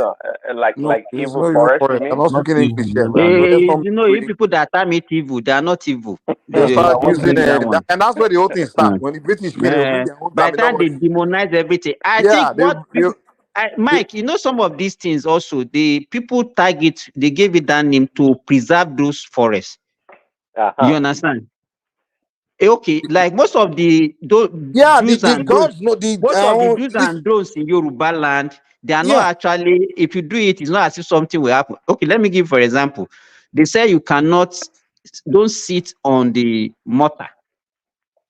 You understand? It's not as if you sit on the mortar, something will happen. But they know that mortar is something that used to prepare food. You can, if you are allowing people to sit on it, they can put plateaus, they can put anything, and that can contaminate. So, giving those things, they just put fear in people so that those places can No, be I get it. preserved. In some cases, it's fear, but in other cases, even it's something like also it's like a magic. You understand? Shape from years, from beginning of time, all those things. So that's what some of them are. And trust me, I know, like consequences happen. Like for example, even Lagos, the place is called Ojuelegba. You know what Ojuelegba means? Eyes that beat people. Ibi tó bá gbọ́ ẹlẹ́gbà kìíní nìyẹn èṣù ní ẹlẹ́gbà so ojú ẹlẹ́gbà is like just man on boy èṣù ní ibi kan that place particularly for èṣù like is for him like just that area is supposed to be it's an untouchable area supposed to be left alone for that deity. Really? But today because it's become because I was living there town. before. I was living there before. Yeah, they've turned it to settlement. So and those things will give trouble, they'll give troubles, man. I lived there for more than 10 years now. I believe that if we continue the way we are recklessly tapping into the resources of this earth, a time will come that the resources will not be enough, and this is the only way I can only disagree with you. Even it can never finish. There are 3 places of wealth in life: in the cloud, on earth, and in the sea. There is wealth. We cannot finish it in a billion life to come. It will not finish. So you can see we are just. It's not a matter of finishing or not finishing. Like some of the way they are being messed with is the problem. That's what I'm saying. Yes, it's the problem. Carelessly destroying the environment. We are being reckless with it. Being reckless, even some of these things in the ground, like what I do notice in Africa is that the Europeans themselves, those resources, they don't use their own hands to take it out. They use the Africans to dig it out for them. Like if you go to all the mining places in Africa, the only people you see doing the mining are the Africans. And I always wonder, like, but the people actually that own that we take the control the markets for those resources are Europeans. And I always wonder, like for example, I'll give you an example of South Africa now. The people you see in the mining the diamonds, the miners, they're all black South Africans. From the manager to the, all the people that work in the mine, but the owner of the diamond at the end of the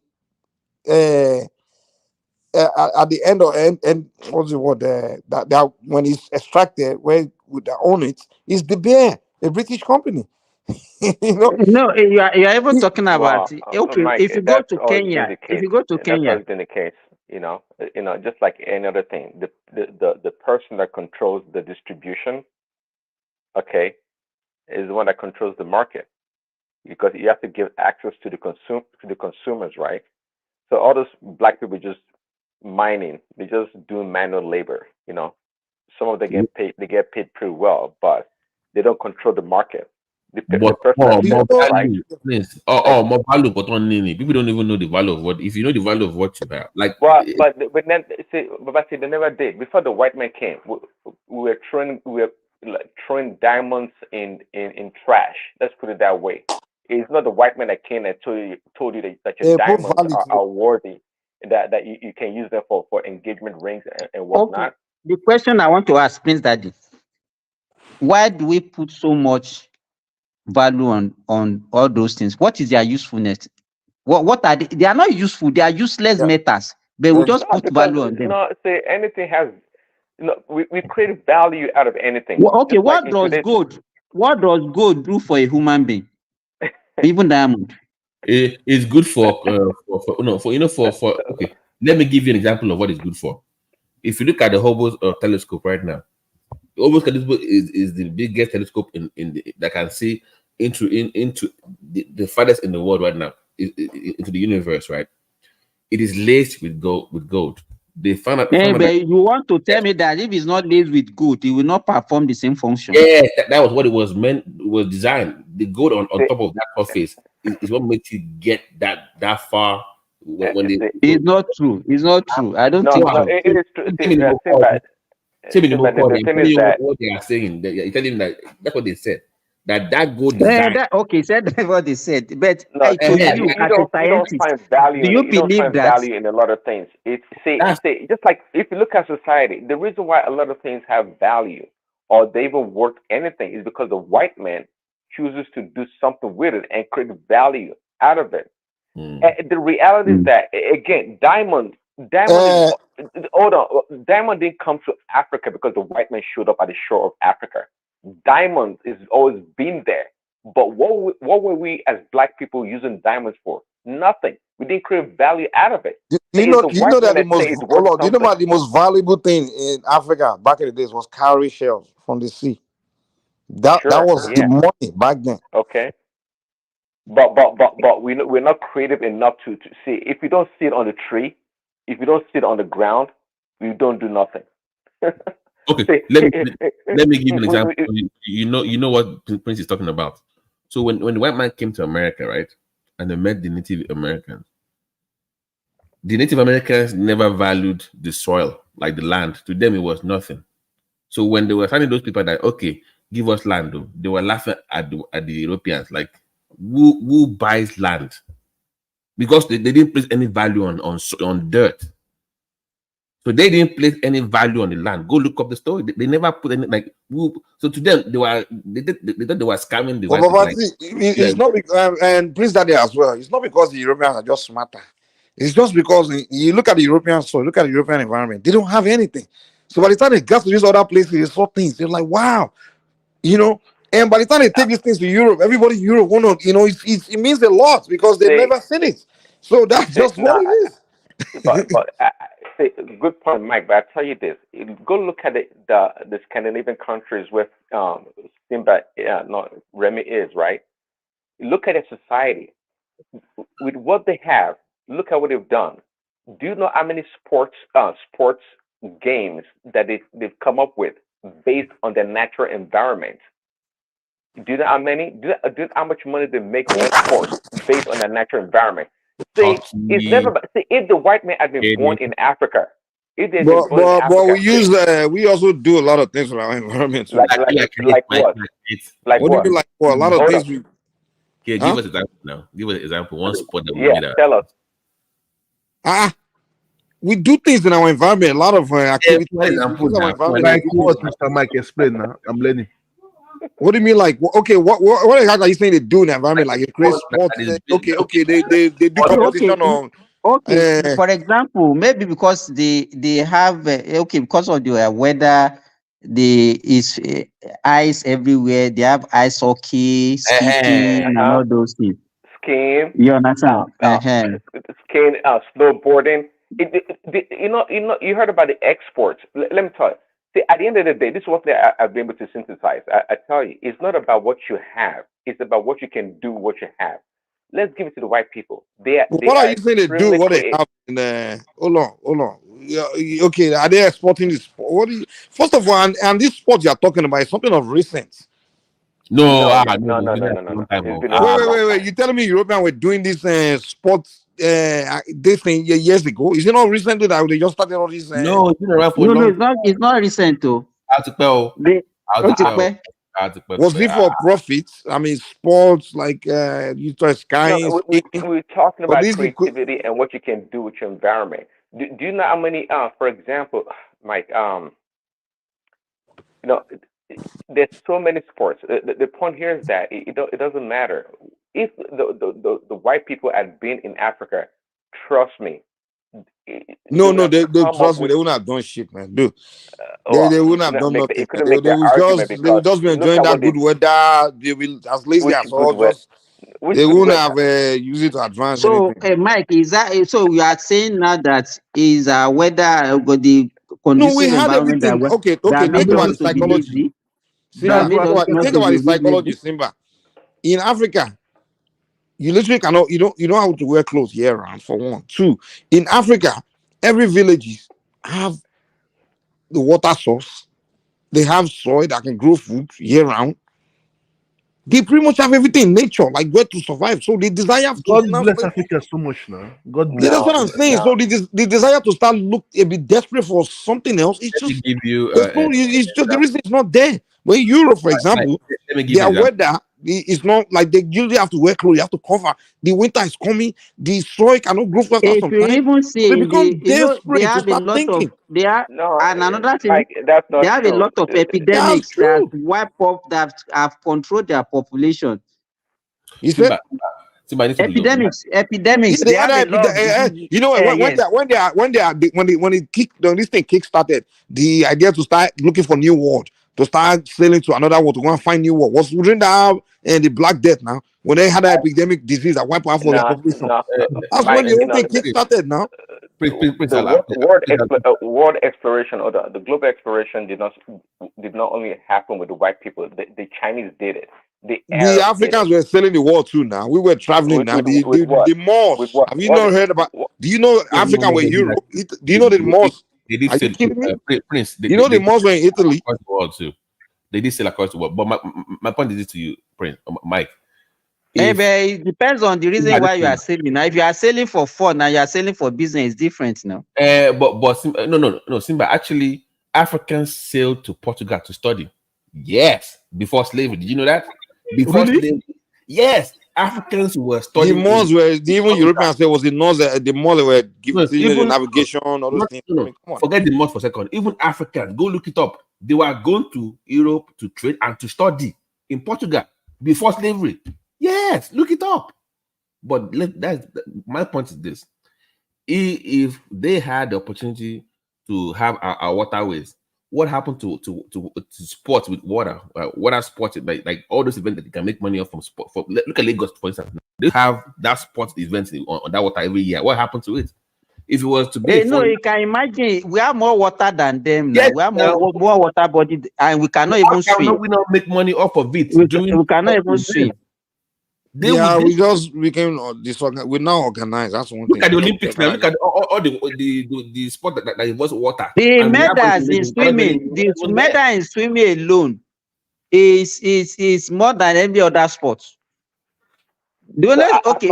How come we don't dominate them? Look at it. And win all the medals? Look at it. Look at the effort you are going to put in football and can only fetch you one medal.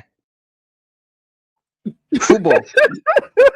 Mr. Simba, if you are the president of Nigeria, you will flog all the whole athletes. You will punish them. You have canoe, flat water. You have rolling. You have water polo. No, they say this butterfly. In swimming, you can win 100 medals. And yes, you have water, but that one you forget that one. Now football and basketball you go play. I don't know. Don't make any sense. There was a time BT that they were actually looking at it that it's physiologically, because if you look at short sprint races like 100 meters, 200 meters, you see that it's predominantly black race. Right. But if you look at swimming, it's like we are not made. I don't know the reason why. Maybe physiologically we are not made to perform well. No, that's not true. We don't have it. You have to understand, sport is a program. They have to have a sport program. Like, Chris, that you want to tell me? Let me tell you. Okay, with all the technology and everything that the white has, they are still not doing well in sprinting. No, but sprinting doesn't. Hold on, Chris, that sorry, Simba, you have to understand something. Sports, right? You have to start playing. You have to get into it, participating in it, learn. Train, do all those things. So and sometimes you have to have when you have a coordinated program where you put children into it. Hold on. Wait. A coordinated program where children, you put them into it, they do tournaments, they grow up into it, and then you discover the best among them. You start putting them into that program, preparing them for Olympics, all those kind of things. That's the difference. They have those programs. We don't have it. So We cannot say, oh, because now we see them with medals. Now we're not seeing us with medal. It means, oh, maybe it's physiological. No, it's not. It's we just don't have those sport programs. Mike, I got what you are saying. What Even I'm our trying to own say is soccer this. concept. We play soccer all the time, but they have No. academies. Simba, I need to answer this question. Simba, look at it. Look. You're talking about even with all the technology, white people they still can't run fast. But answer this question. We have almost 1 billion black people. Apart from Usain Bolt that came not too long ago, which black people in this world were dominating in short distance races? Where are they coming The from? American blacks now. Exactly. Okay, why is that? Wait, How come the original, quote unquote, original blacks from Africa could not be the much faster ones winning those medals? How come? It's training and exactly money. the program. No, what? Okay, okay. Why can't the whites, the same white in the same environment, perform the same way the blacks are performing? The numbers game. If I know, right now, if It's I not know, about, let me tell you, in the same, I agree with you. There's natural advantage. There's no doubt. See, that's you why there's can't just natural. take away that. Let me tell you, even with all the technology and everything, okay, look at the long distance races also, all those marathons, you see that is actually predominantly the East Africans that are still dominating that, even without technology. No, that one has been proven that because of the weather, let me tell you, let me tell you, our red blood cells has been, some people have done the study and they discovered that for the short distance races, also we have some physiological advantage, natural physiological advantage, and that is why we still see that even with all the technology and everything, even in that same environment, it's still the blacks that are still dominating. No, it's no. Hold on, let me say this. American blacks. If that's true, Simba, natural advantage. How come we black Africans not dominating and taking everything? Let me tell you this, Prince Daddy. Even that once upon a time, Nigerians were also doing well in these races. Even in Olympics. Listen, I used to follow that back in the days of Innocent Egbunuke. I remember the fastest Nigerian runner. Yes, I remember them. Miriam Yanli. Miriam Yanli. But that's exactly. when Nigeria has always been one country in Africa that sometimes put effort. They never had the world record. They were the fastest African. Please. Nigeria beat America in Australia now, the Olympics. Sunday Bada. We were first in that 4x4, if you remember, Simba. Until we I think it's beyond only program. There are some sports that some races have advantage naturally. So canoeing, how do you? There's only one problem. Try and put it now. So how do they have advantage in canoeing than us? Which one is canoeing? It's canoeing on the water sport now. How do they? Because we are not participating now. Some of these sports are not like any some of these sports we don't participate. I don't know why we have to shut ourselves. It's like we don't participate and then we say they better than us. I think we should all agree. We should all agree that yes, you need more training, you need more program, but there is a multifactorial thing. It's not only one factor that is actually responsible. That's what I think. agree with you on that. Like, But no matter how good you are, if you don't train, for example, if Michael Jordan would have been born in Nigeria, he would never. The guy, if they would have put him on a basketball court, the guy wouldn't know how to bounce the ball now because he didn't grow up playing basketball. Exactly. No, it would have been a bouncer. It would have been a bouncer following one politician. If Messi was born in the United States, the guy wouldn't even know how to kick the soccer ball, or Ronaldo, because in America they don't play soccer, So no matter how good you are in something, if you don't have program, you don't develop it. Forget it. I was in El Paso working with the military at the time, not for them, but I worked with them in the hospital. So the Germans, they used to do training. They used to come and do training, all these different countries. So the Germans, they will organize soccer, football game in the weekend now. So you just show up, say, I want to play. Mike, do you know how do you pick? Do you know how they pick to play? You say, Mike, where are you from? Nigeria? Okay, come in. Oh, Brazil? Come on. If you say America, say, don't want to, because they know you're American. Americans don't play football. I don't play soccer. But if you're Nigerian or Cameroon or Ghana, they know, okay, in that country, they do a lot of, so that's the way it is. If you don't invest in that sport, or You don't invest in it, forget it. Even this science we are talking about, we can call ourselves dumb people all we want. The reason we are not advancing in science because we just don't have program for it. We are not coordinated, organized, and we don't have program. Because in this country advancing, it's just a science program. They organize a research institution and they put people that are gifted. If you are gifted in mathematics, gifted in this particular subject, they know that you'll be very good in. So they just put the people that are gifted in science, just put them to do research and they start coming up with different inventions, different. But Mike, that's it. It's not because they are just special. It's simple Mike, organization. That's I it. can tell you the problem of Nigeria. Why Nigeria is not doing well. Before I will lost my train of thoughts. It's just that Nigeria very well, Babati and Mike and Mr. Simba. Maybe Prince Daddy. We don't send the real people. The person that put the highest bids, that's the person we send. That's why we send the people that they are not even hungry for it. If they put somebody that a being bath, he will run. He will do everything more. It's more than that. Maybe if you are hungry, if you have not been trained, then if you are not been trained, no. We don't send the real people now. I know about the sport too now. I was once a footballer before I left too now. People that are not even good up to me. Those days I don't talk about now. I beg, come on. Because they have money now. They send their children. So why are you saying all these super ego players? They are all rich children, rich fathers. Let me agree with your point on this one. Do you remember recently this race that the one minister of sport, I think it's of Ethiopia, sent their cousin to join the race? But that's Ethiopia. In Somalia, I think it's Somalia. Yeah, they send a fat girl to go and run. They use who they know to get into it now. They don't. But that's not what we are doing in serious country. In serious. I say, how do you qualify with that kind of fat now? Who put that there now? But they didn't have anyone to send, man.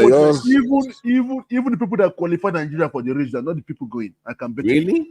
People will start. That's not true in case of Nigeria. Stop it. I'm talking about Nigeria. No. Mike, people use actually where Trump is right too. We are not it's not the best that we are getting out of our country because people use influence. Let me tell you, I have a cousin who wanted to play for any sport. All sports. You saying, come on now. I mean, I think the Super good. They are desperate to win. I mean, we are more organized than that now. We can't just say, let me tell you, it's even more common. For the fact that you mentioned Super Eagle now, let me tell you, is even more is worse with football. You see coaches, or let me tell you, sport is controlled by government in Nigeria, and that is one of the problems. If it's being handled by the private sector, it would have been private sector will always do everything with business. But in government, people don't care whether you lose or you win because it's government money that they are spending. You see people in the ministry that have to have, this person, why did they take Garba Lawa? No, not Garba Lawa, this Kano guy to Nations Cup? He was old now. Musa guy from Kano. Ahmed Musa.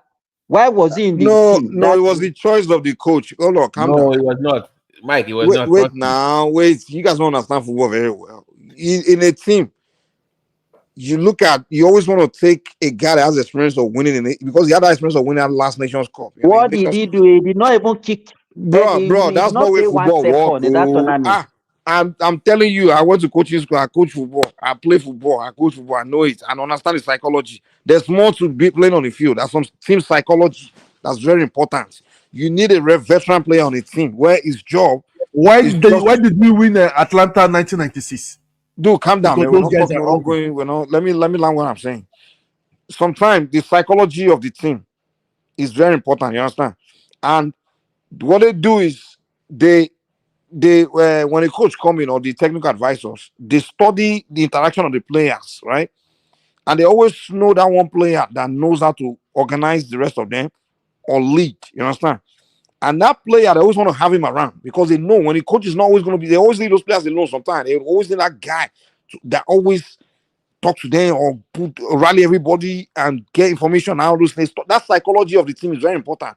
So what they knew about Musa was that he's a guy that knows he's very good at that thing, right? So that's why they were like, okay, we are going to, and most of these guys, some Why of them did are they new. fire Wait, the listen, wait now. Try and stop it. police? Stop it. They knew that a lot of these guys, they just brought them in from, some of them are just new on the team, like Kevin Bassi, all those guys, they are new. And then they realized that Ekong has this personality of leader. And then Musa, they realized that he's a very cool guy and they always know. So that team psychology is very important. And that one player that has certain wisdom, they always want to have them on the team. So it's not always about who will be on the field and kick the ball and kick. Football is more than that. So they just needed him for the dressing room politics. Is that what you are saying? Musa, are you saying they brought Musa in because he's the son of somebody? It's Ahmed Musa now. He's a veteran. Just gave him because of quota system, Jerry. No, it's not quota system. No, it's not. No.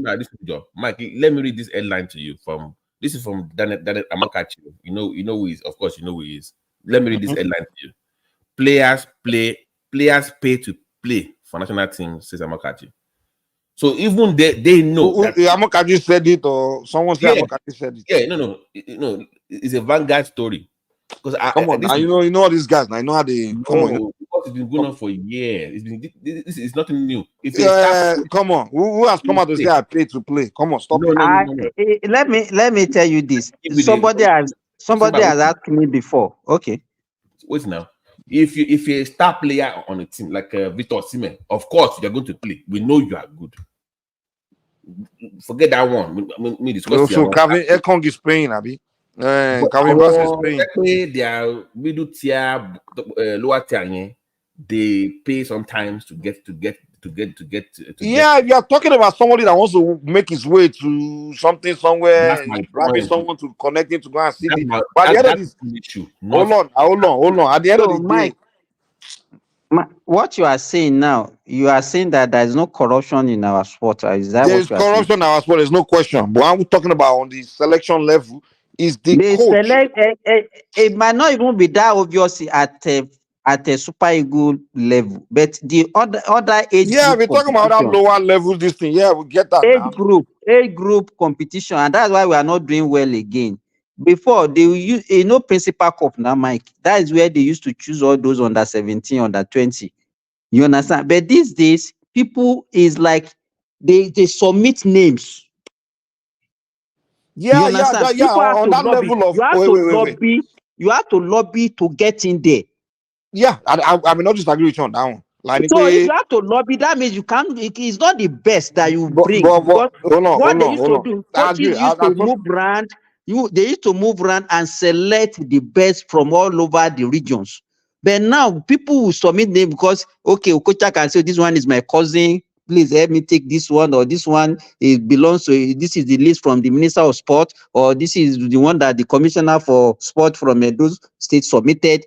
That is the way they contribute players. On that level, saying who goes to tryout, who gets to make it to the trial, those kind of things. I agree with you on that level. But to make the list to go and do tryout to be seen.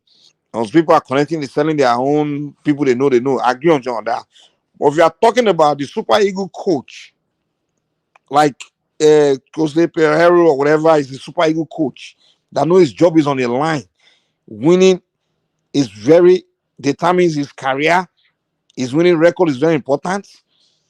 You are telling that Super Eagle coach, now players being presented, he's going to be telling you that I'm picking the son of this one, son of that one. No, I agree with you. It might not be that obvious.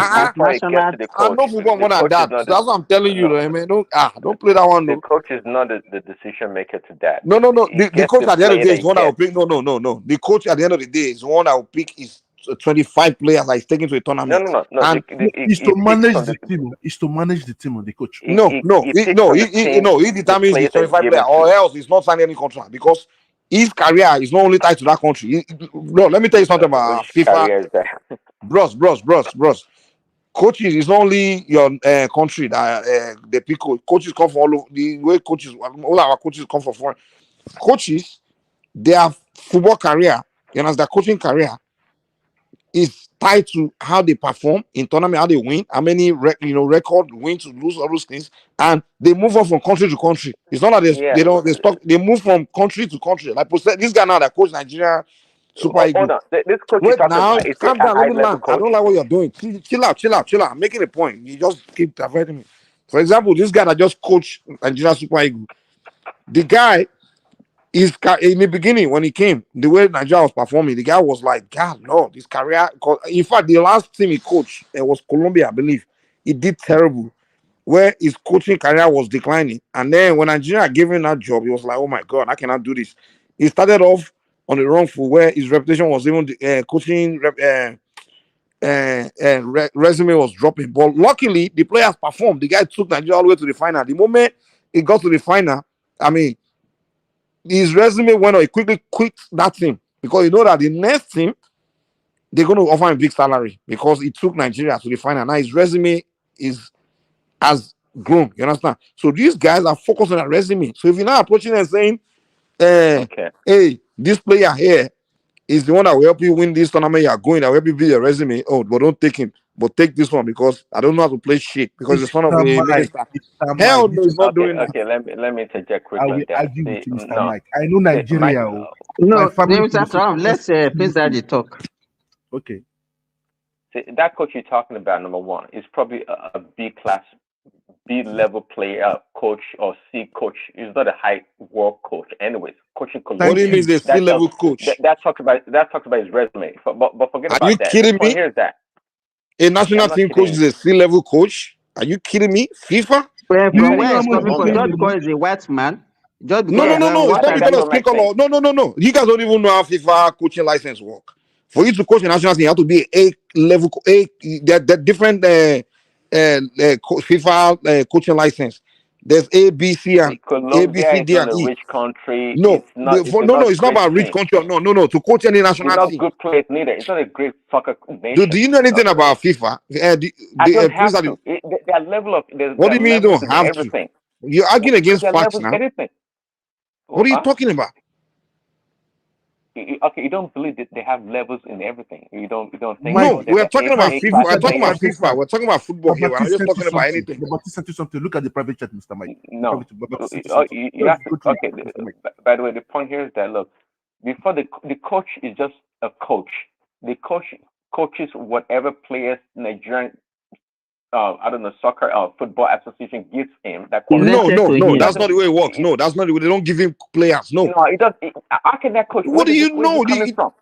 Where are you kidding me? Making the decision. Prince Daddy, do you know anything about football? Let's stop this conversation. You don't know shit about football, man. Just okay, Mike. Let me ask you a question. Okay, I apologize. Do you know David? You know this guy that plays for Germany now, Alaba. You remember him, right? Alaba doesn't play for Germany, for Austria. Alaba is Austria. It's Austria that he played for. Sorry, Austria. Okay, maybe because he played for Bayern, that's why you are convincing him to in the Bundesliga, but he plays for Austria. He was supposed to play for Nigeria, but the reason he did not play because they're asking for bribe. So I put the link. Thank you. So there are many stories, like many stories. The best of the best, they could have played for Nigeria, but because they were kept asking them for. Was it the coach that asking for bribe, or was this one? Wait, was it the coach that asking for bribe, or was it one worker? Hold on. Some of them are coaches, some of them are the FA themselves. There's no coach of a national. Okay, when this guy General, hold on. Wait now, wait.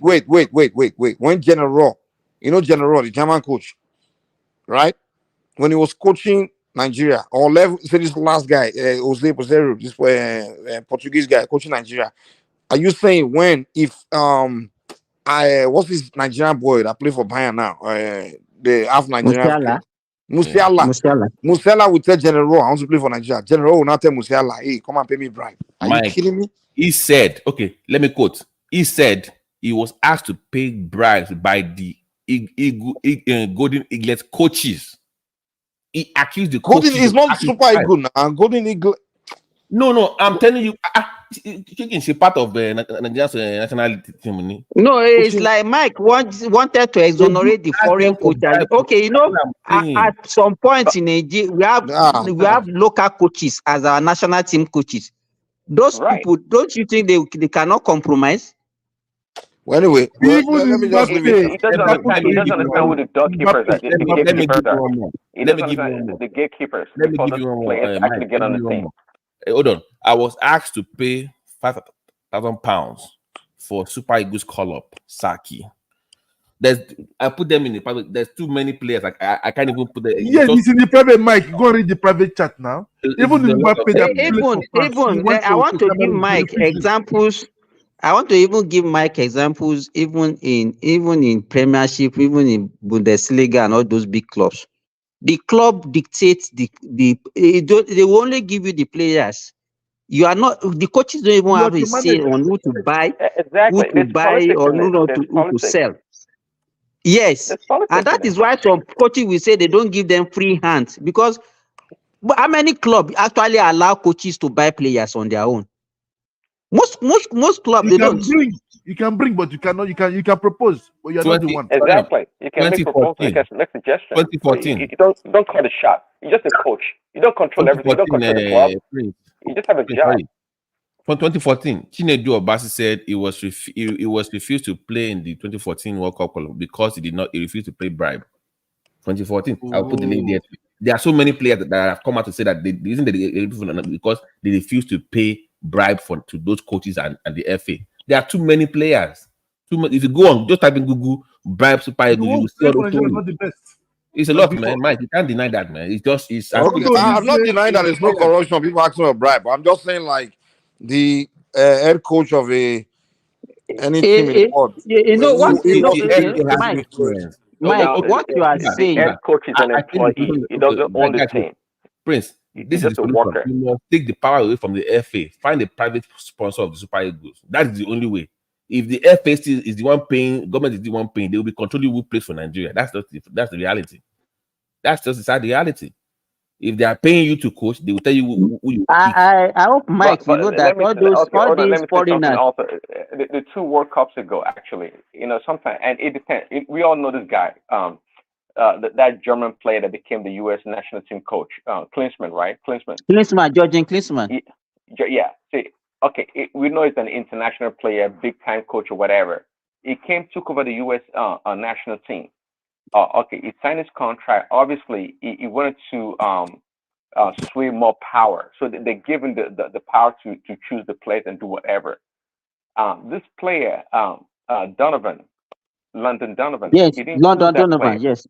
Yeah, he didn't choose that player. And that's absolutely the best player, a veteran player, but nonetheless, the best player on the U.S. team, because they had a beef or quarrel or whatever. He didn't choose that player. He put him on the bench. And that's why U.S. actually did poorly. That's not what they did poorly. He didn't pick him, but no, they didn't do poorly. In fact, they performed well in that World Cup. They performed to their. Was not the same World Cup that hold on, Mike. They lost to Belgium. Are they supposed to beat Belgium? Without Donovan, you don't think with Donovan they would not have done any better? No. First of all, he didn't pick. Donovan was 32 at that time already, so it was not in his absolute prime. But hold on, wait. Clint Dempsey was already, in fact, the best striker at that time, so he didn't really need Donovan like that. That's why I didn't take him. But the reason why everybody was heartbroken. Hold on, calm down, man. That played for Fulham that time. Yeah, Donovan.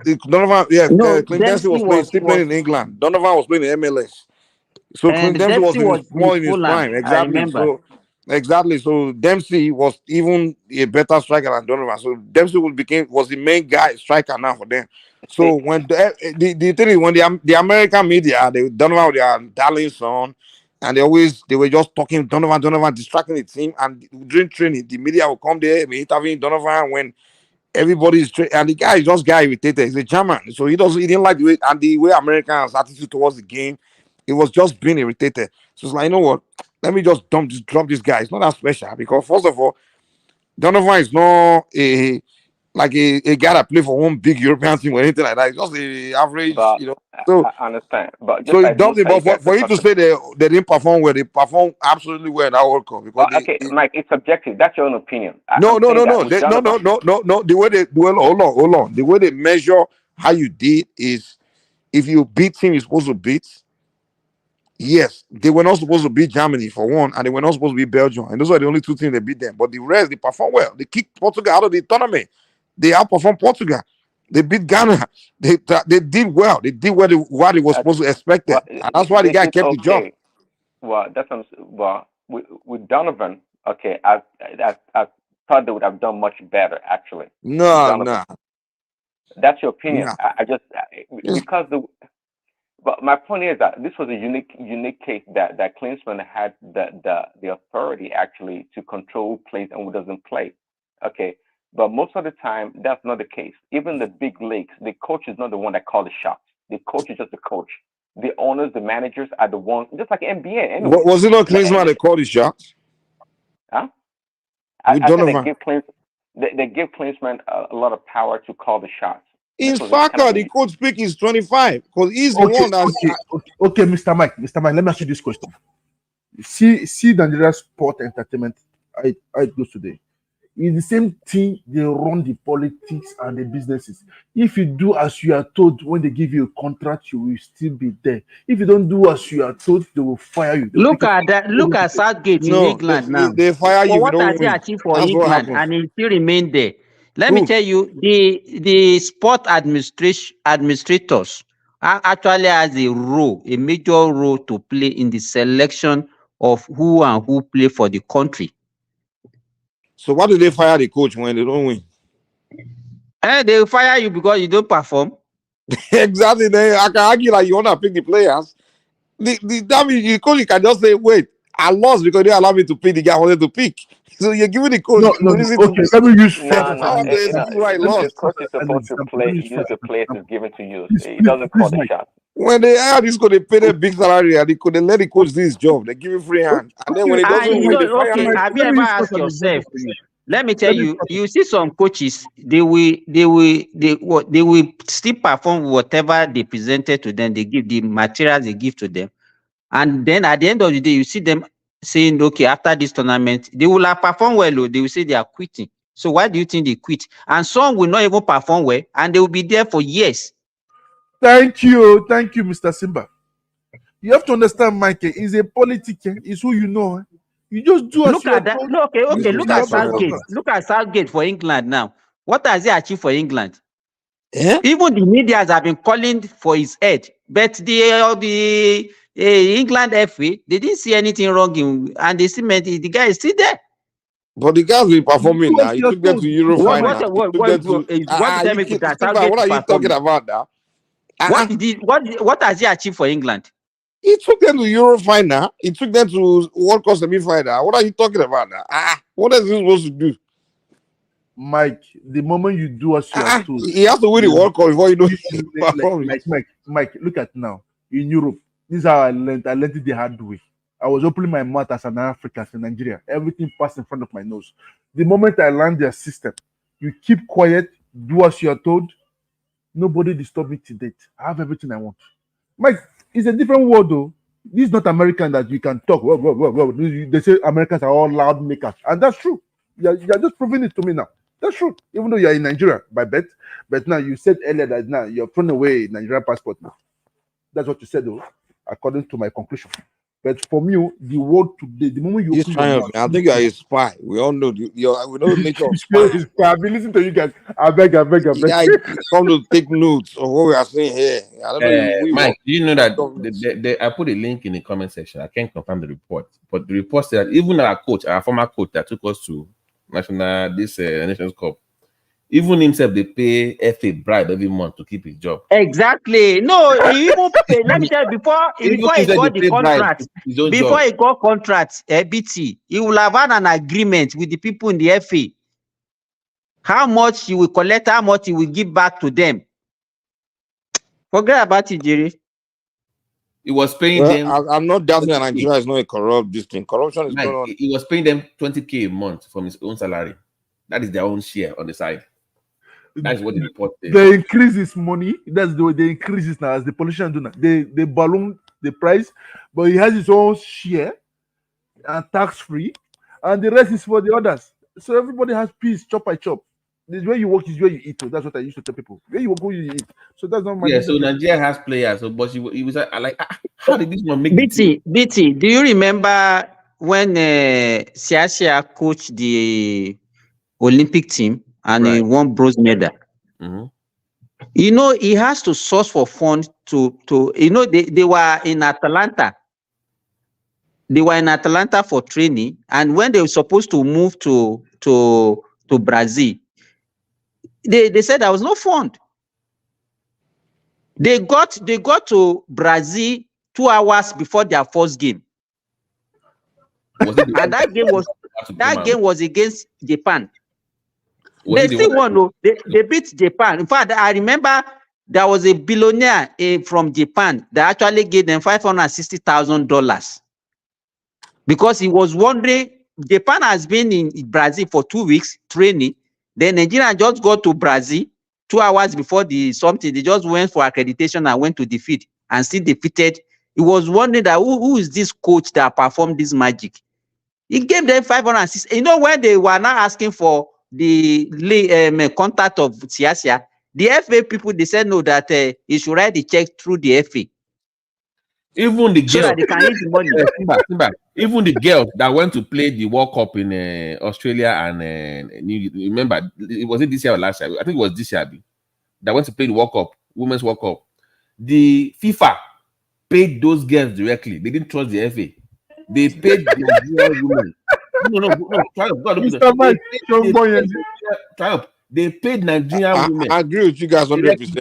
Nigeria FA, they are corrupt as hell. Because they know them now. They know that these people are corrupt. So they paid those girls directly. And they were mad. They say, oh, FIFA, how can you pay those girls? You're supposed to come through us first. That's the way they are. They have their own share already. You remember that there were crises even before that tournament. BT, if you remember. They had no jersey. We were not even sure whether they will be able to play the first game. It's maybe sometimes maybe because of sheer, maybe because of the patriotism or the zeal of the player. That's why we achieve the little things that we have achieved in football. It's not because of our administrators are terrible. Yeah, in every facet of Nigeria. Okay, I had something that Ovio explained a day that what he passed through during his own selection. You understand that in the 100-meter straight, something like that, in the sport race, that this is what they go through. Then that everybody put things in their pocket. Then they will call you in the side that the Nigeria teams are not cooperative. They will say something today.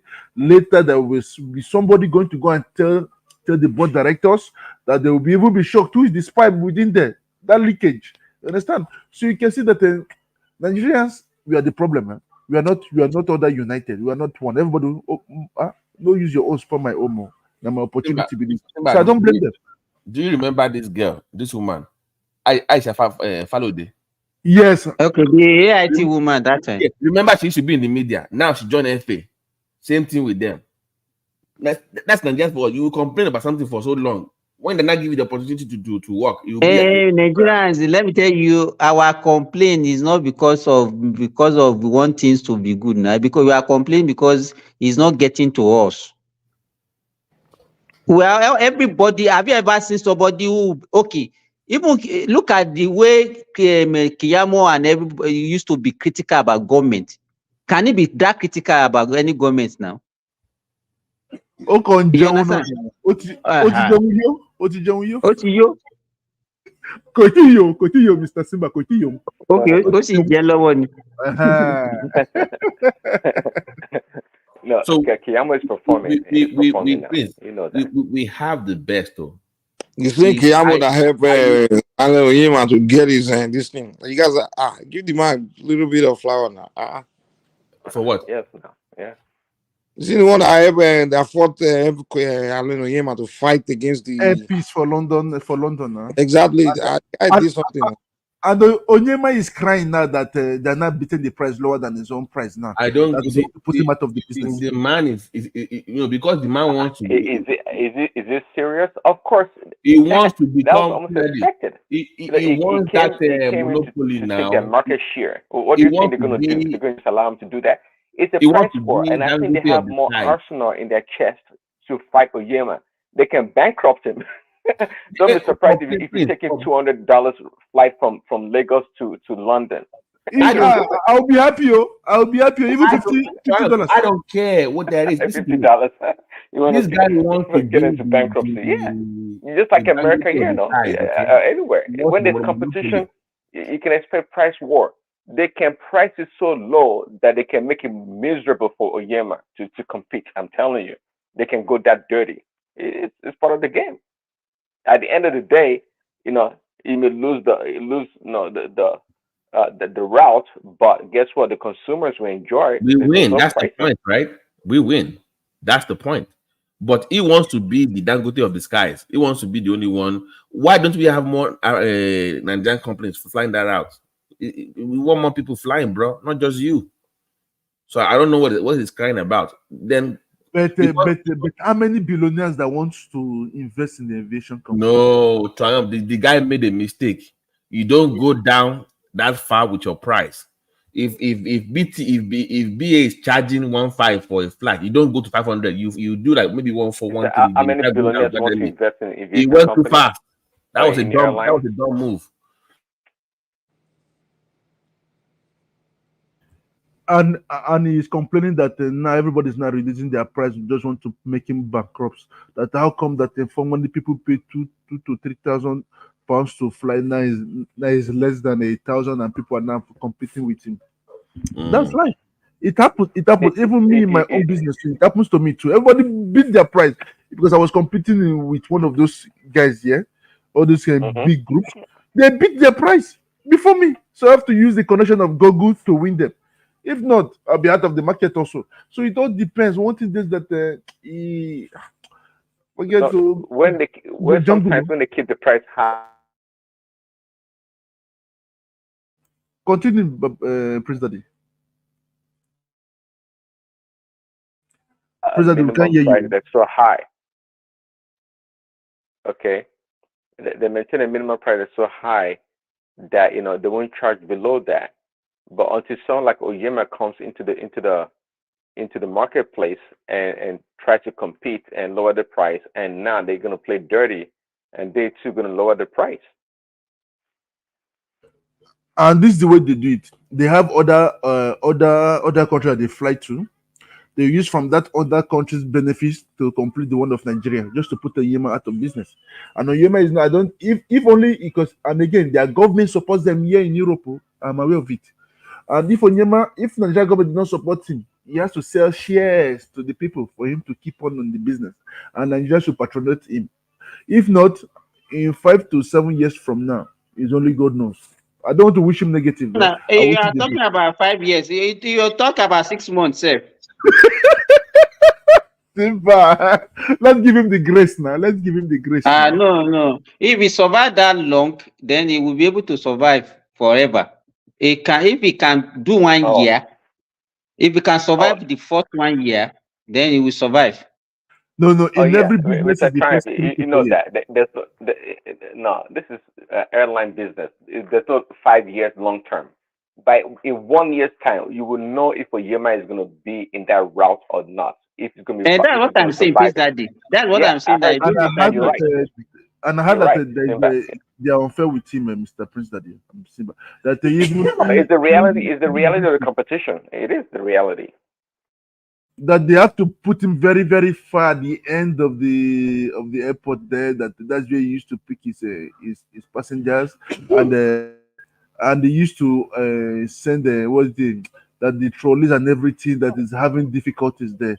As he has to cooperate with them. They made me to come to the table, Mr. Simba. I remember they made me to come to the table, or if not, you go away. You must put the price at everybody. Mr. Trump, that's why usually in this kind of situation, if Oyema Airpeace was a Chinese company, it would have been totally different because it's going to have the backing of the Chinese government with billions of dollars, and it can afford to run the route for 2, 3, 5 years and lose money because it has the sovereignty backing. Okay, but that's not the case. I don't think the Nigerian government is backing it with any money. So you can't afford to be losing money. If that we are in a backstage now, I should have said something. It's not alone. Prince Daddy, that was why I said when he started and then he started this Igbo attire and everything. I tell you, this guy is not a smart business person. Because this thing that you want to do, this business that you want to do, you need the backing of the whole Nigeria and Nigerian government. It's not about. You understand? Some people say they don't see anything wrong. I say yes, you might not see, but a lot of people will see it. And by the time they start spending, okay, he was operating local flights and he didn't use local Igbo attire for local flight. Oh. That's true. You understand? Why then you now want to operate international that you think you will need the assistance of the whole country? Now went and sold one Igbo attire. And some people are just blabbing that he didn't say anything wrong in that. Most from is going to change, Simba. But mark my words, it's going to change. You're going to change the attire just to me and because you're going to bring a because locally they wear blue and white. That's where hostesses. That's where they wear. So why did you change that? Why did you change it when it comes to the international, and you are now making it your own tribal thing? Because see, that's where I disagree with him. Understand? When I say I don't shake my, I say he has lost the battle. One thing is that except we know that we know he's saying a discrimination on it that the past three previous government are not with him. I say it's a lie. That you cannot just get the money like that. It doesn't fall from the sky. It doesn't fall from the sky. It cannot lie. So one thing I don't want to say something on air, the letter they will come against one man. One thing is that in every businesses in Nigeria, there is always somebody behind them. Understand? They want to give it a try. And again, that money you borrow, the money you work for, you don't take other risk. You have to play with the team, the same game for you to make it. So that's it. But he's complaining now.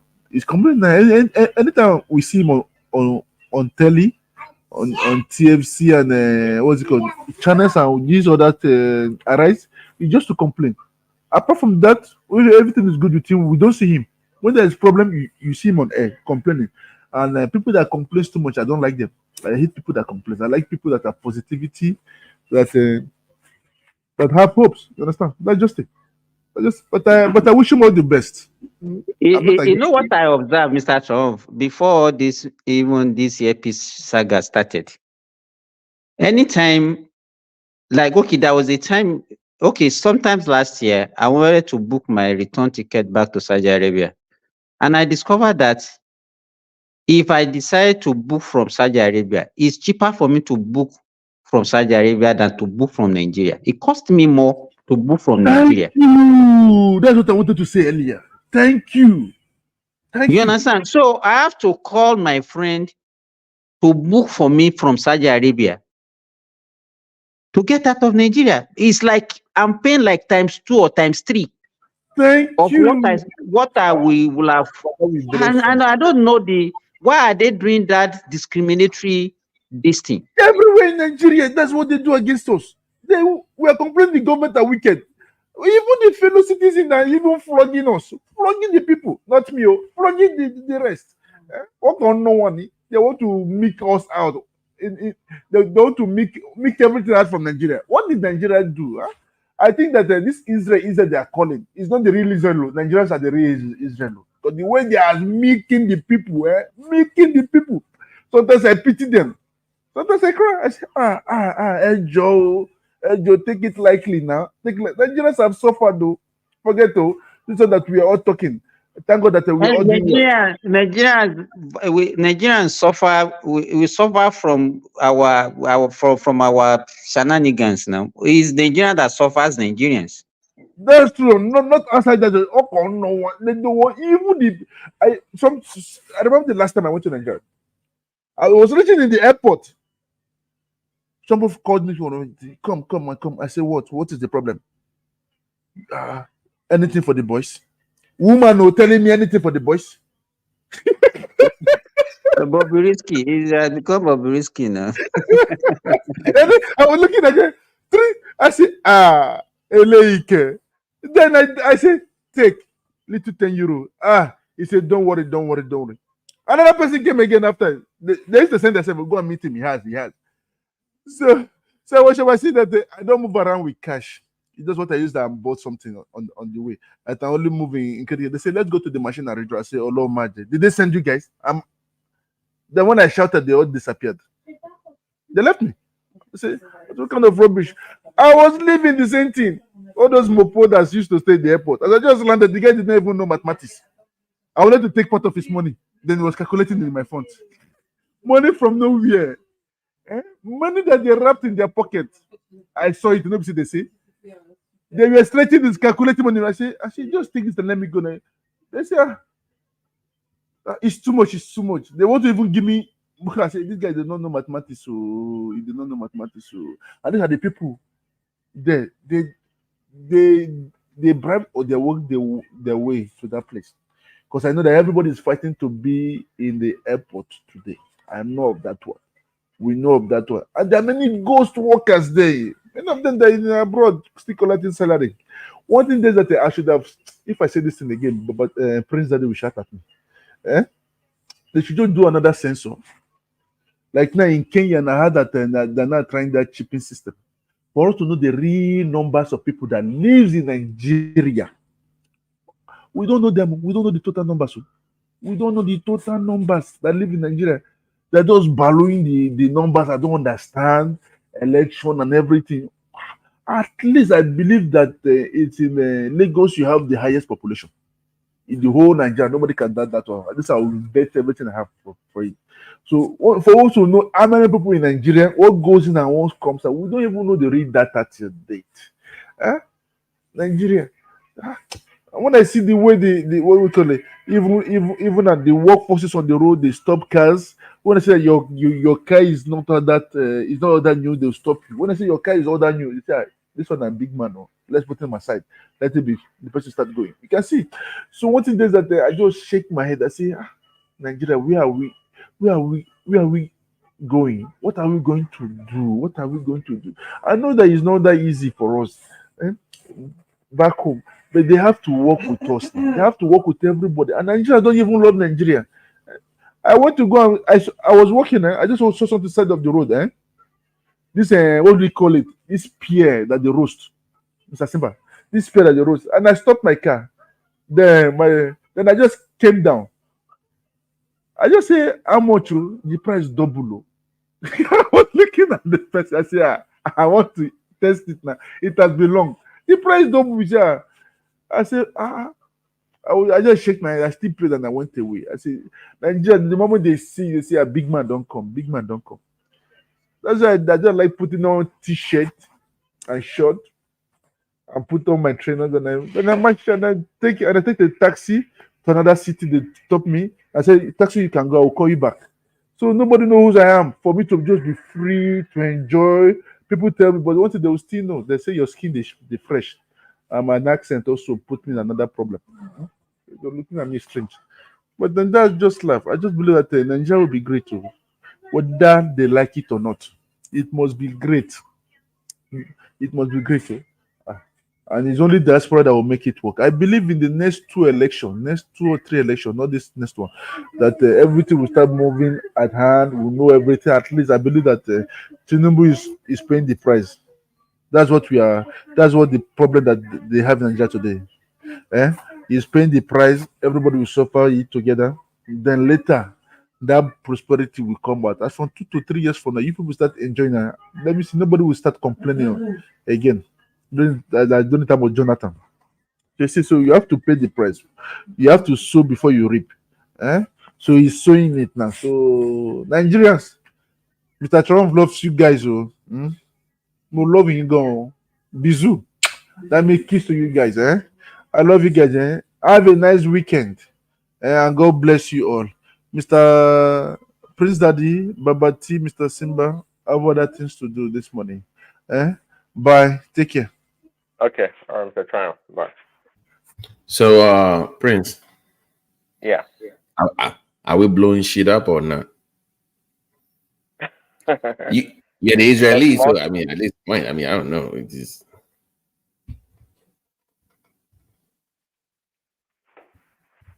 I don't know, man. They struck. I heard they struck in Iran earlier. Did they kill anybody? Did they kill anyone? Honestly, I've not really. So I was on my way from work yesterday. I was like but it's because it's not even on any major. There's no. If you go on Fox News.com, it's not the major headline, so you know it's nothing. So CNN is not But you know reporting it. the funny thing I heard though, I heard maybe some people were disputing it that the strike in Iran killed Biden's uncle. Biden's uncle. I'm telling you, the news that's out there. I'm telling you, Biden's they uncle in strike. Iran. The fuck is going on? Biden's. That was a news report. I just Google it. I'm telling you, it came on X, and it seems to be a credible source too. It was just comical. I don't even know what to make of it. I don't know. Yeah, it killed Biden's uncle. You know. So, oh, daily. Wait, what the? In Iran? In Iran of all places, his uncle. I don't know what is going on. Like, there's no, like, you know, when you, if it's a major news story, you will just see you will see the major news splash everywhere. It's not even. So I know it's not major then, because it's not. Let me see, man. I don't see any major news story report. So is this strike rate? White House declines to comment on attack. It's nothing major, man. Well, I rather not. I rather have it not been major because it can get really ugly quickly. It can, for sure. Israel has the upper hand, but see, at the end of the day, if it goes crazy right there in the Mid East, Israel may not actually suffer greatly from Iran, but the neighboring countries like Saudi Arabia and those neighboring countries, they are the ones that will suffer actually.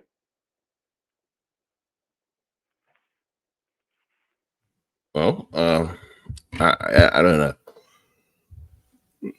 Yeah, they're spoiled brats anyway, so they can do whatever they want. They're big daddies. They're to. I mean, that's what it is. We can do whatever we like, and if we get in trouble, Uncle will come bail us out. So that's. Well, it's sure power. I mean, Iran cannot, send 300 drone strike into Israel territory. I mean, and they will not respond, even though a lot of pundits are saying that, oh, don't respond, don't escalate. They didn't kill anybody. Only one little girl was hurt, and all this stuff. That may be true, but at the same time, they have to respond just to show their force. I mean, you cannot be intimidated. I mean, imagine if Israel didn't respond. It's not going to be good, even though in our minds we don't want it to escalate to get crazy, because truly it can really get crazy quickly. I mean, imagine Israel strikes inside Iran, kill the Ayatollah or some major people there. I mean, it's gonna get crazy. Well, all I can tell you is I've been to you know where they call the Valley of Armageddon, right, in Israel. It's called it's really called Megiddo. So Megiddo is a place where yeah, Megiddo is a place where you can literally see the neighboring countries. Like everybody's like a meeting point of the borders for 3-4 countries, and the holy book. So let me respect your book. Says that will be the final battle, right? And you will see all the armies of all those countries just there for no damn reason, like they're ready to go or something. So anytime they discuss Israel, the first thing I check is, oh, what's up with Armageddon? What's going on? Because to me, that's the real big fight. If that happens, then okay, let me just start praying, and it's over. I'm gonna come on the other side real quick. No, but so if I don't hear any reports of that side, I don't take it serious. I honestly don't. So I don't think it's anything major, to be honest. I don't think. Pray is not major, really. I mean, yeah, because I don't. No, we don't need that. I mean, it's really good for stocks right now. I mean, I'll tell you that. Good for stocks. Okay. Yeah, Just for the We last start. We start the no, military contract start. like SPY, your average just for the next week, just bet against the stock for the next week because everything is going down. So if you bet against the market, you will most likely win for the coming week. So I already know, just few more bombs over there and here is good for me. So that's the way I look at it, you know. But just hopefully it does not get out of control. So this Middle East, I don't even know where. There's never been peace in that Middle East, man. Never been peace. Now fight all the time. Now fight Since the beginning of modern era. There's So I never always been ask when people think, I say even fight that they've been fighting before Jesus Christ even came around. One guy will not say he's the American president wants to go and solve the problem. even Prince Daddy gone. He's part of the fight. Fighting for Jesus and Abraham. No, that's not gonna. Nah, it's not gonna work. You gotta talk. Listen, you know, it's written though. That place, you know, when peace finally comes to Middle East, you know, between Israel and its neighbors, guess what? That's when the end is coming. Really. Yeah, but I thought they said, you know those two books, that Bible and Quran, it has created more wars than anything else in this. the psychological They damage. believe, yeah, they were just fighting over what the end time, the prophecy, Kinikon, the book of this one, the Muslim, this one, Shiite, as well as Sunni. Yeah, it's just Somebody will just pick up Mike and say, let them go and fight for God. Yeah, they say that But BT, what Prince Daddy is saying, is he saying that once peace is returned to Middle East, that's the end of the world? Or is it, can you imagine? That's what excuse why they are fighting. They'll be rapid now. So is finally the war peace that's comes been to- keeping the world? Abi, is that what you are saying? That's what they'll tell them now, so they can keep supporting them to fight. You know? That's why Prince Daddy always support Israel to keep bombing them. Why can you believe such a thing that peace will be the end of the world? War will be what will be sustaining the world. If we are all dead, there will be peace now. Finally, when everybody's dead, the world will be peaceful. That's not what I'm saying. No. That's not what I'm saying. No. Because there's just like Mike said, there's never been peace in that region. There's always one thing on another. But eventually, there's going to come a leader that's going to say, finally, there's peace in the Middle East, and Israel will be at peace and be merrying and jollying, and suddenly, disaster will come. Disaster will come, and then we are approaching the end. Quite frankly, and quickly, if I may say this also, by the way, Mike, is not the Bible that's causing war in the world. The Bible is a book of prophecy in a lot of ways. It's simply telling you what is to come. It's telling. Let's even see how well you know the Bible. Let's just So for this event to occur, that you say, the true sons of God have to return back to Israel. So, and you've told me that the people that are there right now are not the real Israel, right? Do we agree on that one?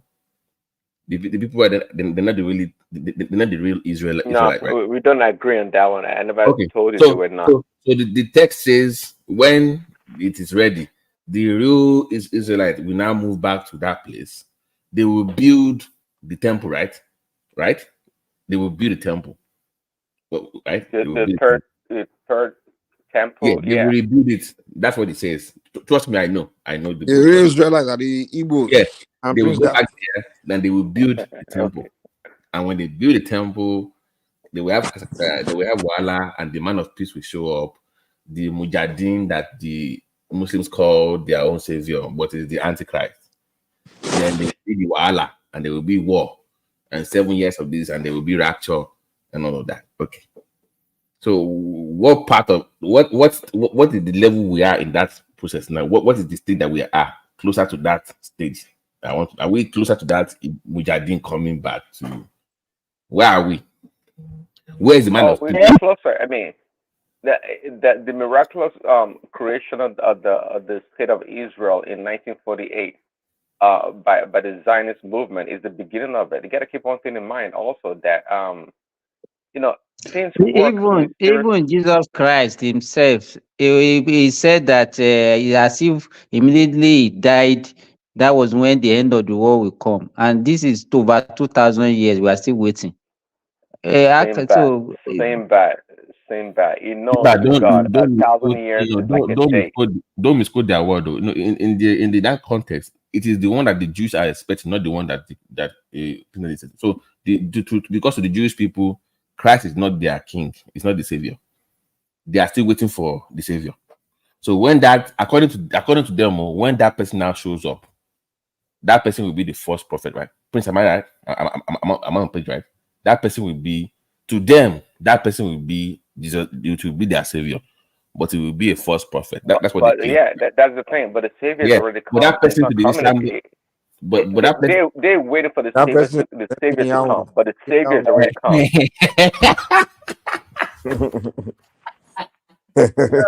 What? But that person will also be like a Muslim, because it's going to be what they call the Mujahideen, right? Mujahideen, who will be the Antichrist. The Mahdi.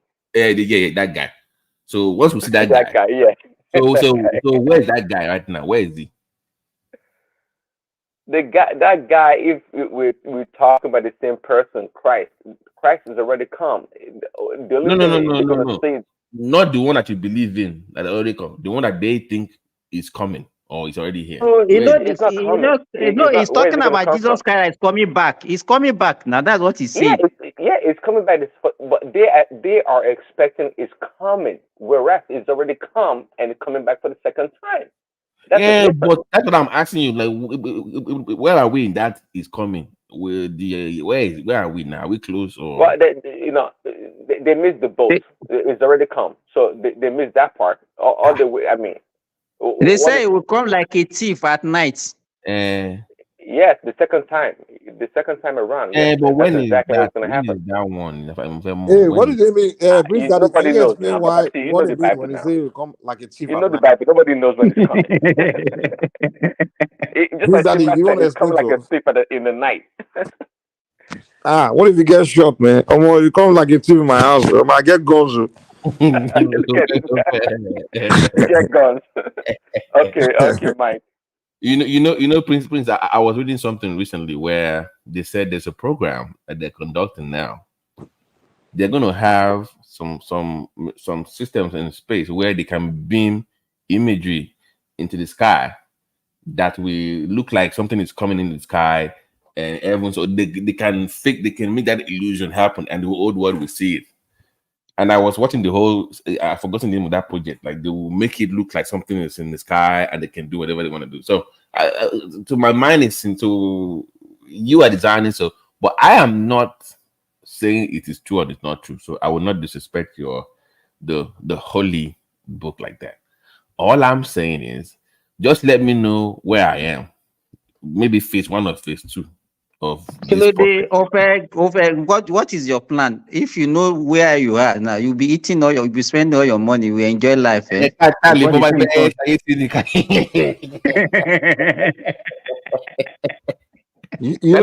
So that you start working. You start working. Get the point that you know what's funny? They will say when Christ will come, they will say on one hand they will say it will come like a thief in the night. The other one they will say they will blow trumpets. You see, you just hear trumpets. They say, man, once they blow that trumpet, man, if you never repent, it's too late to. You're going to hellfire. Please, Daddy, explain all these things, man. All this brainwashing you guys have been doing, man. No, do you know why I'm always very cautious about these things? Like, let me ask you a question. 200 years ago, if you had told anybody that in real time, everybody on earth can see the same thing in real time, they would have said BS, right? 200 years ago. But in today's world, if we have something in the sky, we can all see it in real time across the world in real time. So as we evolve, part of that text that might sound crazy right now might be believable in the next 20 or 30 years as we evolve, right? So I'm always very cautious of me jumping the gun, like just saying, oh, this is not true, that's not true. Because 10 years ago, I'm like, oh, that's BS. But now, if they told me, oh, you remember back in the day, we used to watch Mike Babiloye, and they say, 666, and they will put this hot rod into the fire, and they will say, They used to scare us, man. Yeah, oh my God. You know those scary stories we only told in Africa just to convert us into. But turns out don't scare American children or European children with those stories, man. That guy needs to be sued, Mike. To be honest with you, that Mike Babiloye, because the way we were traumatized.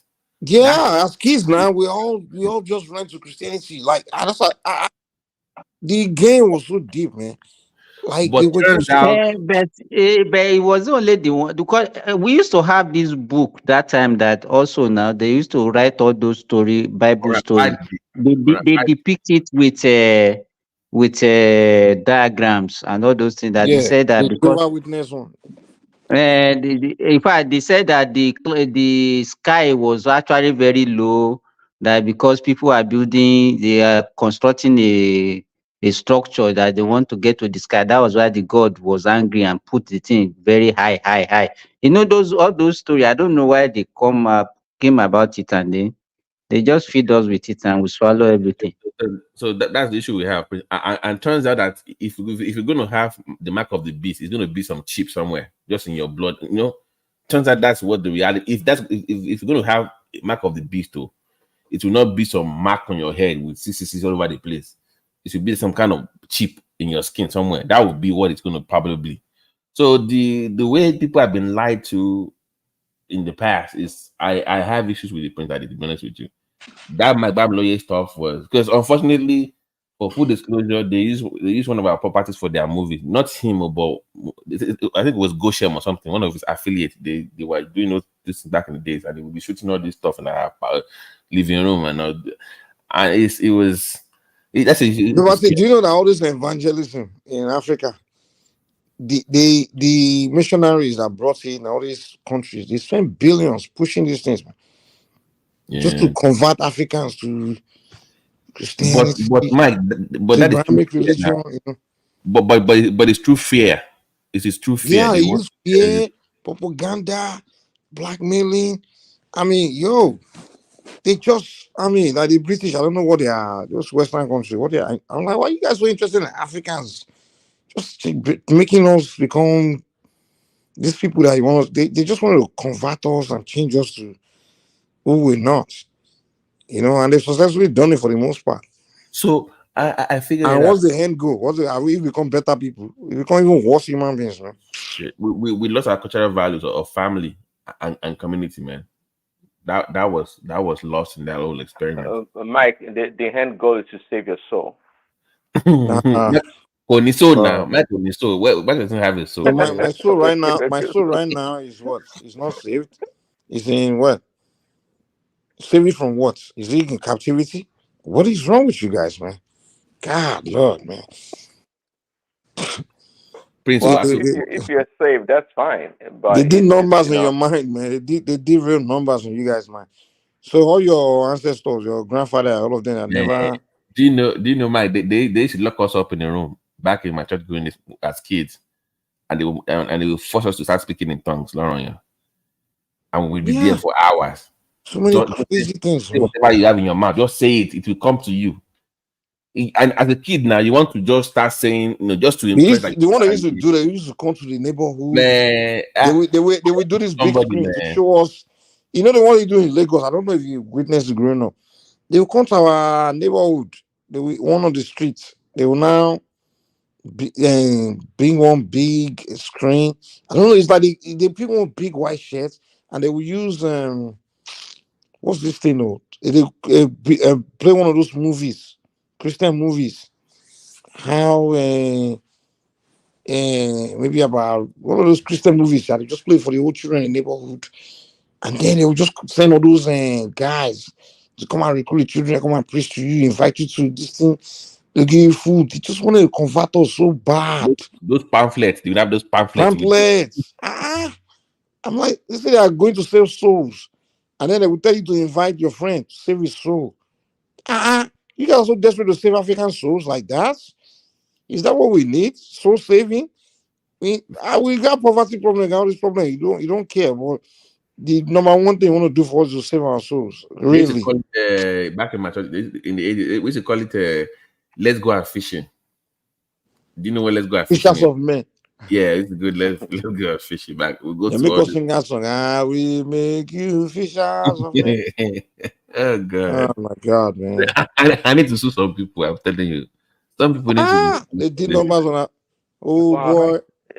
by now, but see, obviously, Mike, you get were exposed to Christianity in They know the Africa. Bible, both of them. What happened to them? And they left. Yeah, but the way I was. So what you guys are talking about, I'm aware of the projector and showing stuff in the school, this and You that. see the way they both of them, Mike and But at this point in time, Mr. see, Michael. we're not under slavery or fear anymore. It's right at this point in time, at this age, is about choice. So nobody's beating down Christianity on my head. Is a choice. Now, you get to a point whereby you make your own choice that what you believe in, if it's real or not. Gone are the days whereby somebody's trying to instill fear in me. I don't think I was even scared to believe in it.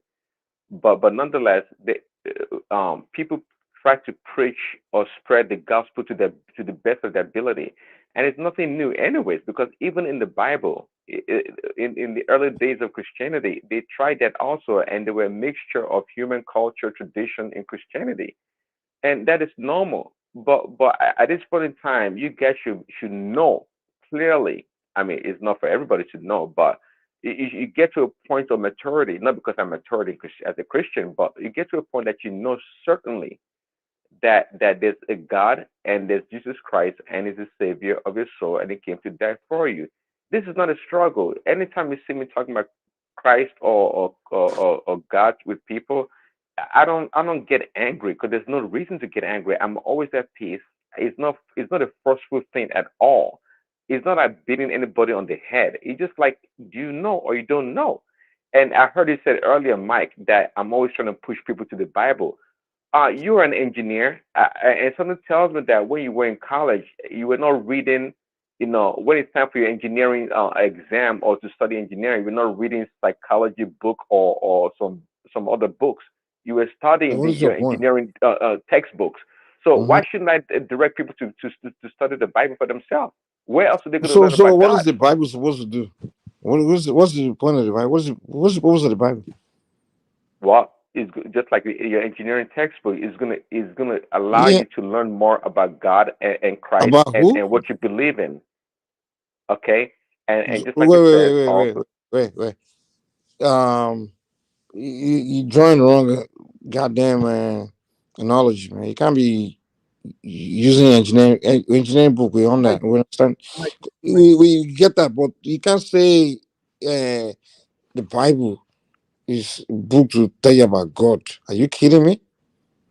Okay, Mike, say these words after me. I want to know if the Bible is going to be real for you. Say that Jesus Christ, if you are real, appear to me. Say it. What the Say it. hell are you talking about? No, I want Mike to. Mike doesn't believe in it, so let us see. Okay, Michael. Mike, over to you. What did Say he it. even say? Just say that Jesus Christ, if you are real, appear to me. I want to see you face to face. Oh, Jesus, Let me that's the problem. Say it at least. What were you smoking that day? French weed or what? Just say it. Just French say fries. You're smoking French fries. No, don't worry. Say it, Mr. Mike. Say it now. Make it say thing happen for you this night. Talk him. How did you know it was Jesus that appeared to you that day? No, don't worry. It was not Prince Daddy.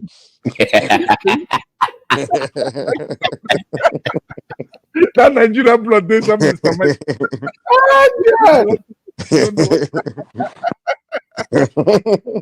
But Prince, on the more serious note, let me tell you one thing that I miss about the old church. That is just one thing, not the old time. It's I would say their commitment to spirituality.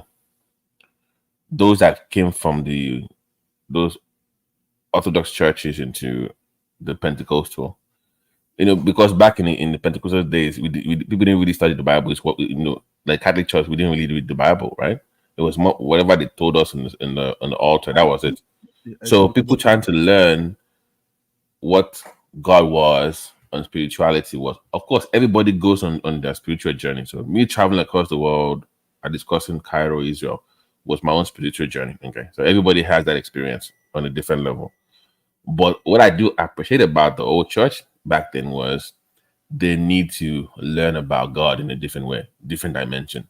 That commitment to that, which I think has been lost and has been diluted with these modern churches now. Those mega churches and 10,000 people. So I think they've lost that essence. it's all Just about prosperity. that part of it I miss. I have to admit, Prince, that part of it I missed that. But this BS, whatever they do now, nah. I'm sorry, man. It's all about the numbers of people that attend to your church and understand. And again, if I watch many churches in Yeah. America, it's all about entertainment too. I was surprised. Even a friend of mine that came back of recent was telling me that even there are gays in the choirs. I said, what? They say it doesn't matter. God loves you the way you come. I said, no, it matters. Oh. Very true. We start singing Bobrisky in every church. So start singing. So that's it. But Prince Daddy, I know you want to say something. Say it. Say it. Don't hold back. I leave the mic for you. Well, yeah, I totally understand what you're saying, Baba T. Yeah, these mega churches, they've kind of taken over, but there are still plenty other churches, that have that same kind of environment feeling of the past. But to what is going on in today's churches, today's churches are heavily corrupted.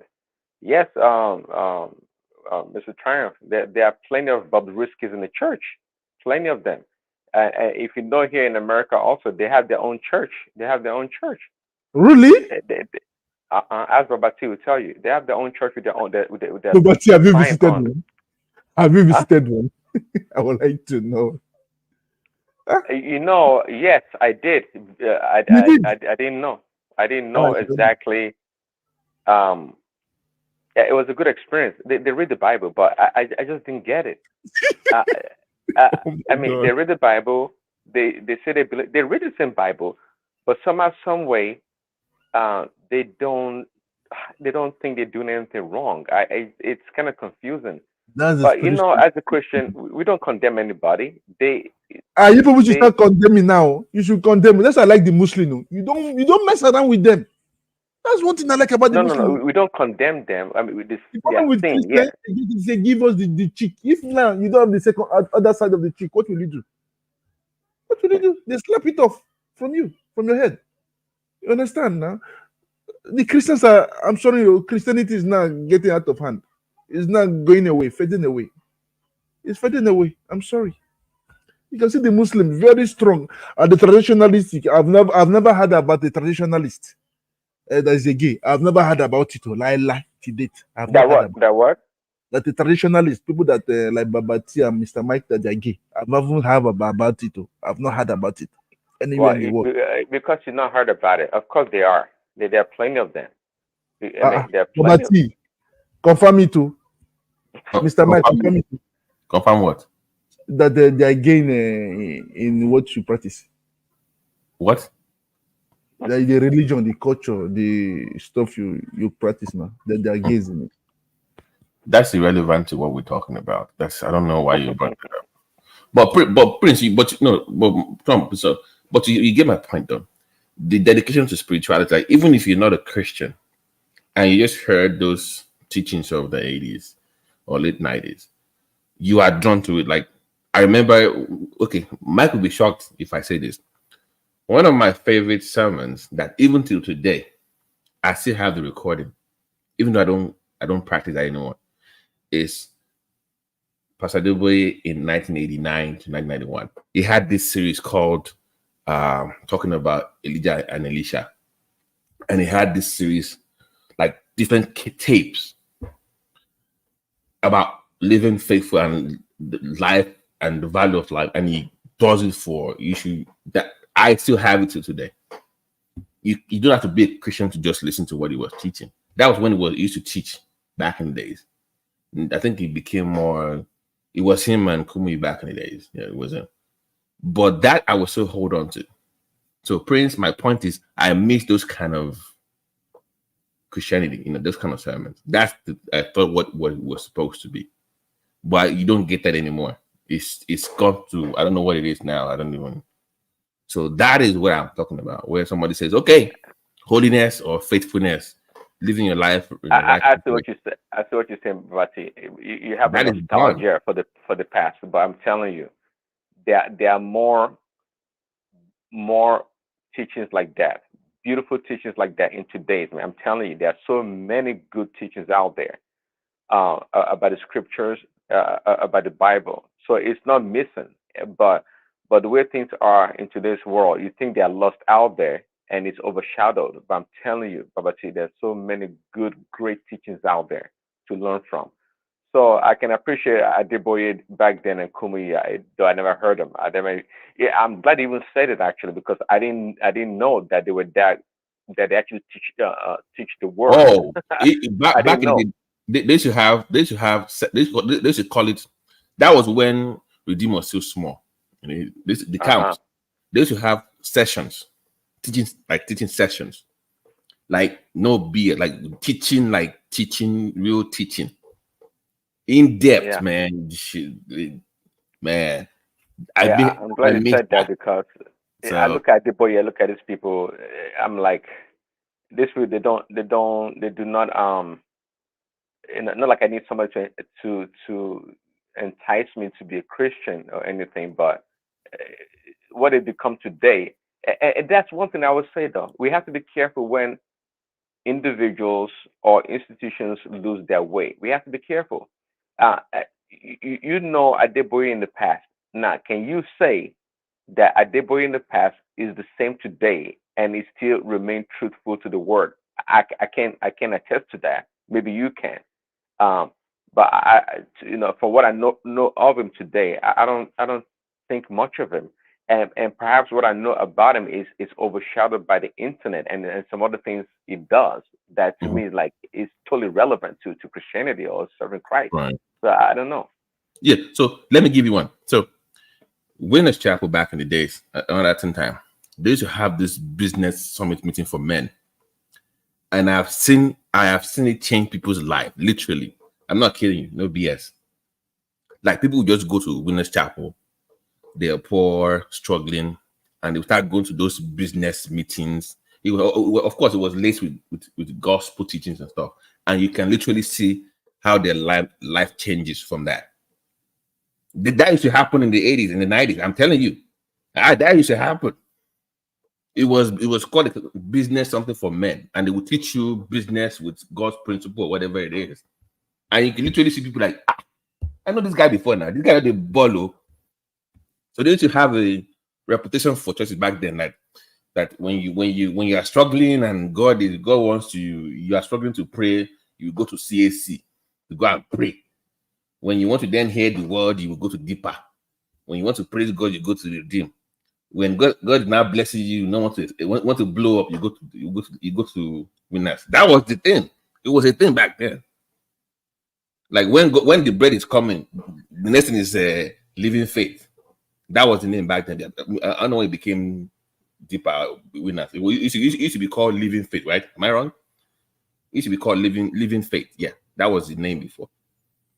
So, but those is all gone now. So when I'm going after those churches, not because I hate them, because I know what they used to be. They've lost their ways. So it's not the same thing anymore. So that's the point. But you really work out. You really it's not waka. The first sermon they ever had of Living Faith in Egba town was, we were the first person to organize the chair for them in their church. MFM started in Egba next to my house. Okay, when they were doing deeper SU for youth back in the days, we were the first to go to BB, Baptist Girls High School, for their first SU meetings. So when I'm discussing, people that lecture me about what do you know?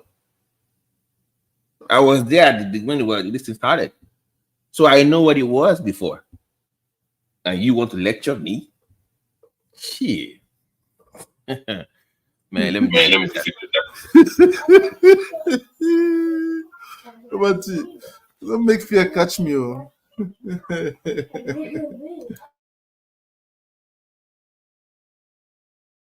But there's still remnants in Nigeria now. What do you think about it? There's once remnants. once you've experienced a level of spirituality, you understand what I'm talking about. It's almost like a drug feeling to it. That's just maybe this am I kidding here? It doesn't. It's like once you experience that, if you go below that, you don't want to go back to whatever it is anymore. It's like, nah, I'm not doing that. I don't know. Maybe you can. But I don't believe you've left the faith. I don't know what you say you worship, but you saw in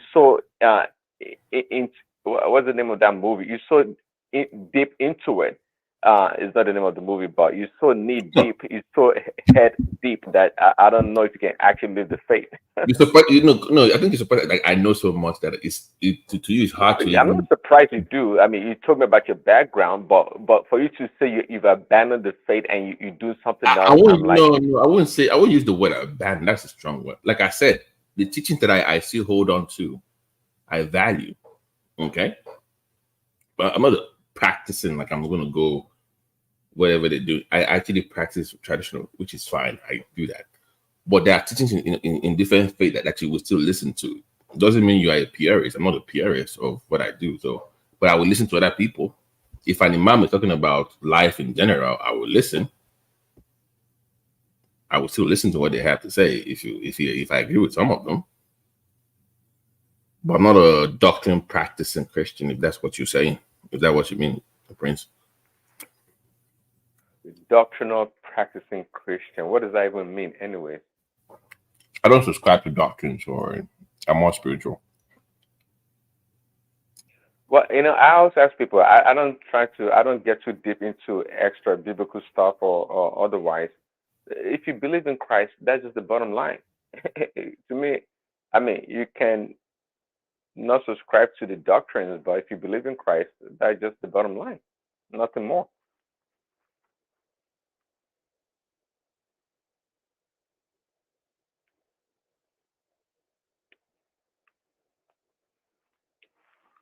Mr. Triumph, is that not true? If you believe in Christ, that's it. Yes, I believe in my Lord Jesus Christ. So at the talk it, I still say it, I still proclaim it. Without God, I'm nothing. You understand? Good. That's wonderful. Good to hear. That's good. Maybe when Prince opens his own church, I might finally attend. Yeah. I've been thinking of moving to the West Coast, by the way. So. Oh, really? West Coast? Yeah. Do what? Huh? To do what? What do you want to do in the West Coast? To leave.